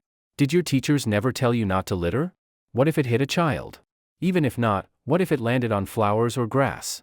For fuck's sake, what the hell is wrong with you?" Zhuang looked toward the now empty steps, and for no reason at all, a wave of sadness filled his heart. A butterfly appeared out of nowhere, its wings trembling gently. It circled him twice, landed on his shoulder, and after a moment, fluttered away again, disappearing without a trace. As if it had come from a dream, and had now returned to one. The afternoon sunlight streamed through the window, spilling across the girl's white shirt. Her long, pale fingers danced gracefully upon the strings of the guzheng. The piece was called Rain Butterfly. It was older than she was. Perhaps because it shared her name, she had always been especially fond of it, practicing it with exceptional skill. Music has the power to pierce directly into the heart. And the lyrics were too painful to dwell upon. Love until the heart is shattered, yet blame no one, only because the encounter was too beautiful. Even if all tears are shed, the wounds reach the end, and the heart turns to ash, it does not matter. I break free of the cocoon and become a butterfly, wishing to fly with you in twin wings, fearing only that you may leave and never return. As she played, the melody suddenly came to an abrupt stop. Large drops of bright blood fell from the girl's nose, staining the guzheng strings red. Suyuti immediately grabbed a tissue and pressed it tightly to her nostrils, then hurriedly cleaned the blood that had splattered across the floor. If her grandmother were to see this, she would be heartbroken. In the adjoining room, Grandma Su leaned against the wall, tears streaming silently down her cheeks. She fought desperately not to make a sound. Not to let her little butterfly realize that she had seen everything. Before long, it would be just her, an old woman. Alone in this cold and empty house. That guzheng would never sing again. After a long while, once her granddaughter's nosebleed finally stopped, Grandma Su slowly pushed open the door, forcing a smile. "Little butterfly, why did you stop playing?" Suyuti raised her head, the metallic scent of blood still filled her nose. She smiled faintly. "I am tired. I do not want to play anymore." Grandma Su sat beside her. "How long has it been since you last went out?" 12 days, Suyuti answered without hesitation. She did not even need to think, she knew exactly how long it had been since she and Zhuangziang had parted. Every hour, every minute, every second, she missed him. And it was precisely because of him that her music carried such sorrowful beauty. "If you miss him, then go and see him again," Grandma Su said gently, stroking her granddaughter's head. "No," Suyuti shook her head. "Grandma, I do not miss him. I just want to stay home with you." Grandma Su sighed softly. "I never said who it was." Suyuti froze. Her eyes instantly reddened. Grandma Su pulled her into her arms, her heart aching beyond words. She was only 18, an age as radiant as a blooming flower. She had not yet had the chance to truly experience life, to taste the sweetness of love. And already she was about to bid farewell to the world. Resting in her grandmother's embrace, Suyuti whispered, "Grandma, go with me to pick some mugwort. I want to see him one last time, to say goodbye properly. Then I will come home and stay with you, until the end." Her voice broke before she could finish. Grandma Su had once told her that when she was young, she had made sweet green rice balls for a young man. And that man later became her husband. Although Su Yuti would never have the chance to grow old beside her big fool, she still wanted, in her final moments, to express her love sincerely and completely. The world had already passed the tender season for mugwort. The two of them searched for a long time on the hillside of Chioshui town before finally gathering a small handful. The mountain was covered in fiery red azaleas, as though stained by blood. Suddenly, Su Yuti pointed to an open clearing. "Grandma, bury me here in the future. I like the azaleas here. They look just like the ones in that other place." Hearing this, Grandma Su could no longer hold back her emotions. Her tears burst forth, streaming down the wrinkles of her face. The next morning, Su Yuti woke early. To avoid waking her grandmother, she tiptoed into the kitchen. Qingtuan, green rice cakes, were both beautiful and delicious, their ingredients simple and easy to prepare. She blanched the mugwort, crushed it, strained out the juice, and mixed it with glutinous rice flour, dyeing the dough a fresh, vibrant green. She divided the dough into small portions, filled them with sweet paste, rolled them into smooth balls, and steamed them for 20 minutes. When they were done, she brushed them with sesame oil. Perfect. At some point, Grandma Su had woken up. Smelling the aroma from the steamer, she smiled. "It smells wonderful. My granddaughter's hands are truly skillful." Su Yuti turned back with a smile. "You taught me well, Grandma. Yours always taste better than the ones they sell outside." Grandma Su chuckled. "That's right. If I ever run out of money, I will make qingtuan to sell, along with tofu pudding and roasted sweet potatoes." In that instant, Su Yuti's smile froze. She suddenly remembered what Zhuang Xiang had told her. A year later, there would be an old woman, frail and haggard, selling snacks near the Xiaoyao temple. She could not bring herself to connect that weary figure with the lively woman before her. But she knew it was true. Her tears once again burst forth like a flood. Not wanting to let the air in the house grow too heavy with sorrow, Grandma Su turned and retreated into her room. Soon after, the sound of the guzheng began again. That same familiar, haunting melody. Only when Grandma Su was certain her little butterfly had left did she sigh deeply and sit alone in the living room. Like a statue, she sat motionless for a long time. She could already foresee it, before long. This would be her daily life. The house would be as cold as a winter night. That afternoon, Su Yuti returned. Before she even opened the door, she heard bitter, heart-wrenching sobs from within. Her eyes were already swollen from crying, yet tears continued to stream. "What happened? Did you see him?" Grandma Su asked in shock. "Grandma, I am not going anywhere anymore. I will not see anyone ever again." Su Yuti threw herself into her grandmother's arms, sobbing uncontrollably. Hearing her granddaughter's cries of anguish, Grandma Su felt her heart shatter. But aside from endless words of comfort, there was nothing she could do. In her grandmother's embrace, Su Yuti cried until she nearly fainted. She had gone to see him full of hope, enduring the torment of her illness to once again cross through time. Yet what awaited her was a thunderbolt from a clear sky. 12 long days of yearning and longing. All exchanged for his cold indifference and cruel words. In her short 18 years of life, the last time she had felt such despair was when her parents had died. But then she had been too young to understand grief as deeply as she did now. It felt as though her soul had been torn out of her body. That night, little Butterfly picked up her pen and wrote in her dream of the butterfly notebook the same words she had spoken that day. "Big fool, I will hate you for the rest of my life. I never want to see you again." Her tears soaked the page. There is no greater sorrow than the death of the heart. The clock that traverses through time begins to move in reverse, returning to the moment when I first loved you. The frozen image remains unfaithful. As the alarm rang, Zhuang Xiang opened his eyes, staring blankly around him. It was his bedroom, familiar, yet strangely foreign. He vaguely remembered that this was the song he had used as his alarm tone last year. He had later grown tired of it and replaced it with another.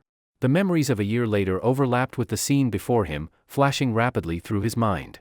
He sat there stunned for 3 whole minutes. Then Zhuang Xiang finally realized, the melody of "Dream of the Butterfly" had brought him back. He had been reborn, at 17. When he opened the door, his family of 3 was already seated at the breakfast table. As always, no one acknowledged him.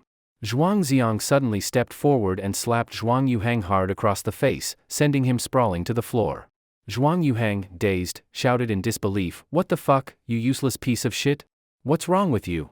You dare hit me for no reason?" Zhuang Xiang sneered. "Do I need a reason to hit you? Just looking at you pisses me off." Zhuang Wenjiao and Qin Shulan exchanged confused glances. Their son, who had always been submissive and quiet, was suddenly acting completely out of character. Before they could react, Zhuang Xiang grabbed his school bag and walked out without looking back, leaving Zhuang Yuhang still rolling and yelling on the floor. Facing the morning sun, Zhuang Xiang began to run. He could not wait any longer. He had to see the girl from a year ago, even if she most likely would not remember him. "Hey, man, why are you running so fast?" A familiar voice called out from behind. Turning around, Zhuang Xiang saw Li Huangxian devouring a pancake wrap. Compared to a year later, he was slightly shorter, and his hairstyle was different. But his carefree grin remained exactly the same. Zhuang Xiang's eyes turned red. He rushed forward and pulled Li Huangxian into a tight hug. "My friend, it's so good to see you again." Li Huangxian pushed him away hard. "Are you out of your fucking mind? Two guys hugging in the street, people will think we're gay. How am I supposed to pick up girls now? With your sorry personality? Do you even know what a girl's lips taste like?" Zhuang Xiang mocked. Li Huangxian was speechless. His lifelong bachelor status was laid bare. Zhuang Xiang waved his hand. "Do me a favor and tell old Zhang I'm not coming to class today." "Why not? What's wrong with you?" "Tell him I got my period." Li Huangxian stared at him, dumbfounded, his pancake halfway to his mouth. The great, serious Zhuang Xiang was skipping class? Unbelievable. Zhuang Xiang jogged all the way to the East Campus. The senior students were already in class. At the end of the 5th-floor corridor, he finally saw the plaque for Class 23. The teacher on the podium was the refined and gentle Li Junnan. Zhuang Xiang scanned the classroom, but the face he longed for was nowhere to be found. Suppressing the pounding of his heart, he slipped quietly to the back door and whispered to a student near it. "Excuse me, senior, where's Suyuti from your class?" The boy replied, "She skips class a lot. Try the sports field, you might find her there." Zhuang Xiang raced down the stairs, his legs moving faster and faster. Instinctively, he turned his gaze toward the northwest corner of the basketball court. And in that instant, it felt as though lightning struck him. "Thank you, heaven. We can meet again." Under the lush ginkgo trees sat a spotless girl, gazing dreamily at the sky. A few golden leaves drifted down, landing softly upon her shoulder. Zhuang Xiang ran across the basketball court and finally stood before her. His vision blurred with tears. "Little butterfly." When he called her name, his voice broke. Suyuti looked up at the unfamiliar boy in confusion. "Do you know me?" Zhuang Xiang tried to steady his trembling voice. "You do not remember me?" She examined him closely once more, then shook her head. Her eyes were pure and honest, she was not lying. Though he had already expected this answer, hearing it for real shattered him all over again. Tears streamed down his face. Suyuti handed him a tissue. "Hey, aren't you embarrassed? A big boy like you crying like a baby?" Zhuang Xiang took the tissue, wiped his eyes, and took several deep breaths before introducing himself. "My name is Zhuang Xiang. I'm from the West Campus, 17 years old. Can we be friends?" Suyuti frowned. That is the lamest pickup line I have ever heard. With her looks, she was never short of boys trying to approach her. To her, this boy seemed merely another clumsy underclassman. Zhuang Xiang's heart overflowed with 1,000 things he wanted to say, yet he could not find the words. In the end, he cautiously asked, "Can I treat you to something? There's a place outside the school that sells amazing potatoes." "Sure," Suyuti said unexpectedly quickly. "I love potatoes." She did not know why she agreed. Perhaps some people simply feel familiar the moment they meet. Using the excuse of a sick leave, they slipped easily past the school gate and headed for the snack street. But the potato vendor was not there, she would not appear for several more months. Zhuang Xiang thought quickly. "Then let me buy you a cola. Coca-Cola or Pepsi?" Suyuti froze. It was the exact phrase she often used, now spoken by this strange boy. "Never mind, I know, you prefer Coca-Cola." Zhuang Xiang smiled and walked straight into the convenience store. Watching him go, a strange warmth stirred in Suyuti's heart. Soon they sat together, each holding a cup of cola, eating their way from one end of the street to the other like two starving souls. Suyuti was surprised, Zhuang Xiang seemed to know her tastes perfectly. Every snack he bought was exactly to her liking. Of course, for a foodie like her, there were few things she disliked. At the far end of the street, they sat on a bench eating grilled skewers. Suddenly, Suyuti felt a warm trickle, blood began to drip from her nose. "Little butterfly!" Zhuang Xiang cried out, terrified, grabbing tissues to stop the bleeding. Leaning weakly in his arms, she let him support her head, gazing up at his sharply defined face. "You never told me," she asked softly, "how do you know my name?" "I saw you in a dream," he answered quietly. She hesitated for a moment, then continued, "If I could only be your friend for 3 months, would you still want that?" Zhuangziang's heart ached. Why only 3 months, he asked, though he already knew. Because I graduate in 3 months. She laughed lightly. You really are such a big fool. Her laughter bloomed like a flower. The boy turned away, wiping the tears from his eyes. If fate could not be changed, then all he could do was cherish every moment they had. Zhuangziang took Little Butterfly to every snack stall on the street, then to the library, where they spent the afternoon reading ridiculous joke books. He hid all his tears deep within, laughing with her as if the world held no sorrow. Unlike before, this time she did not have to rush for the 6:10 bus. She could stay and see the city's nightscape with him for the first time. The river reflected the stars above. Her eyes were brighter than the stars. And in his eyes, there was only her.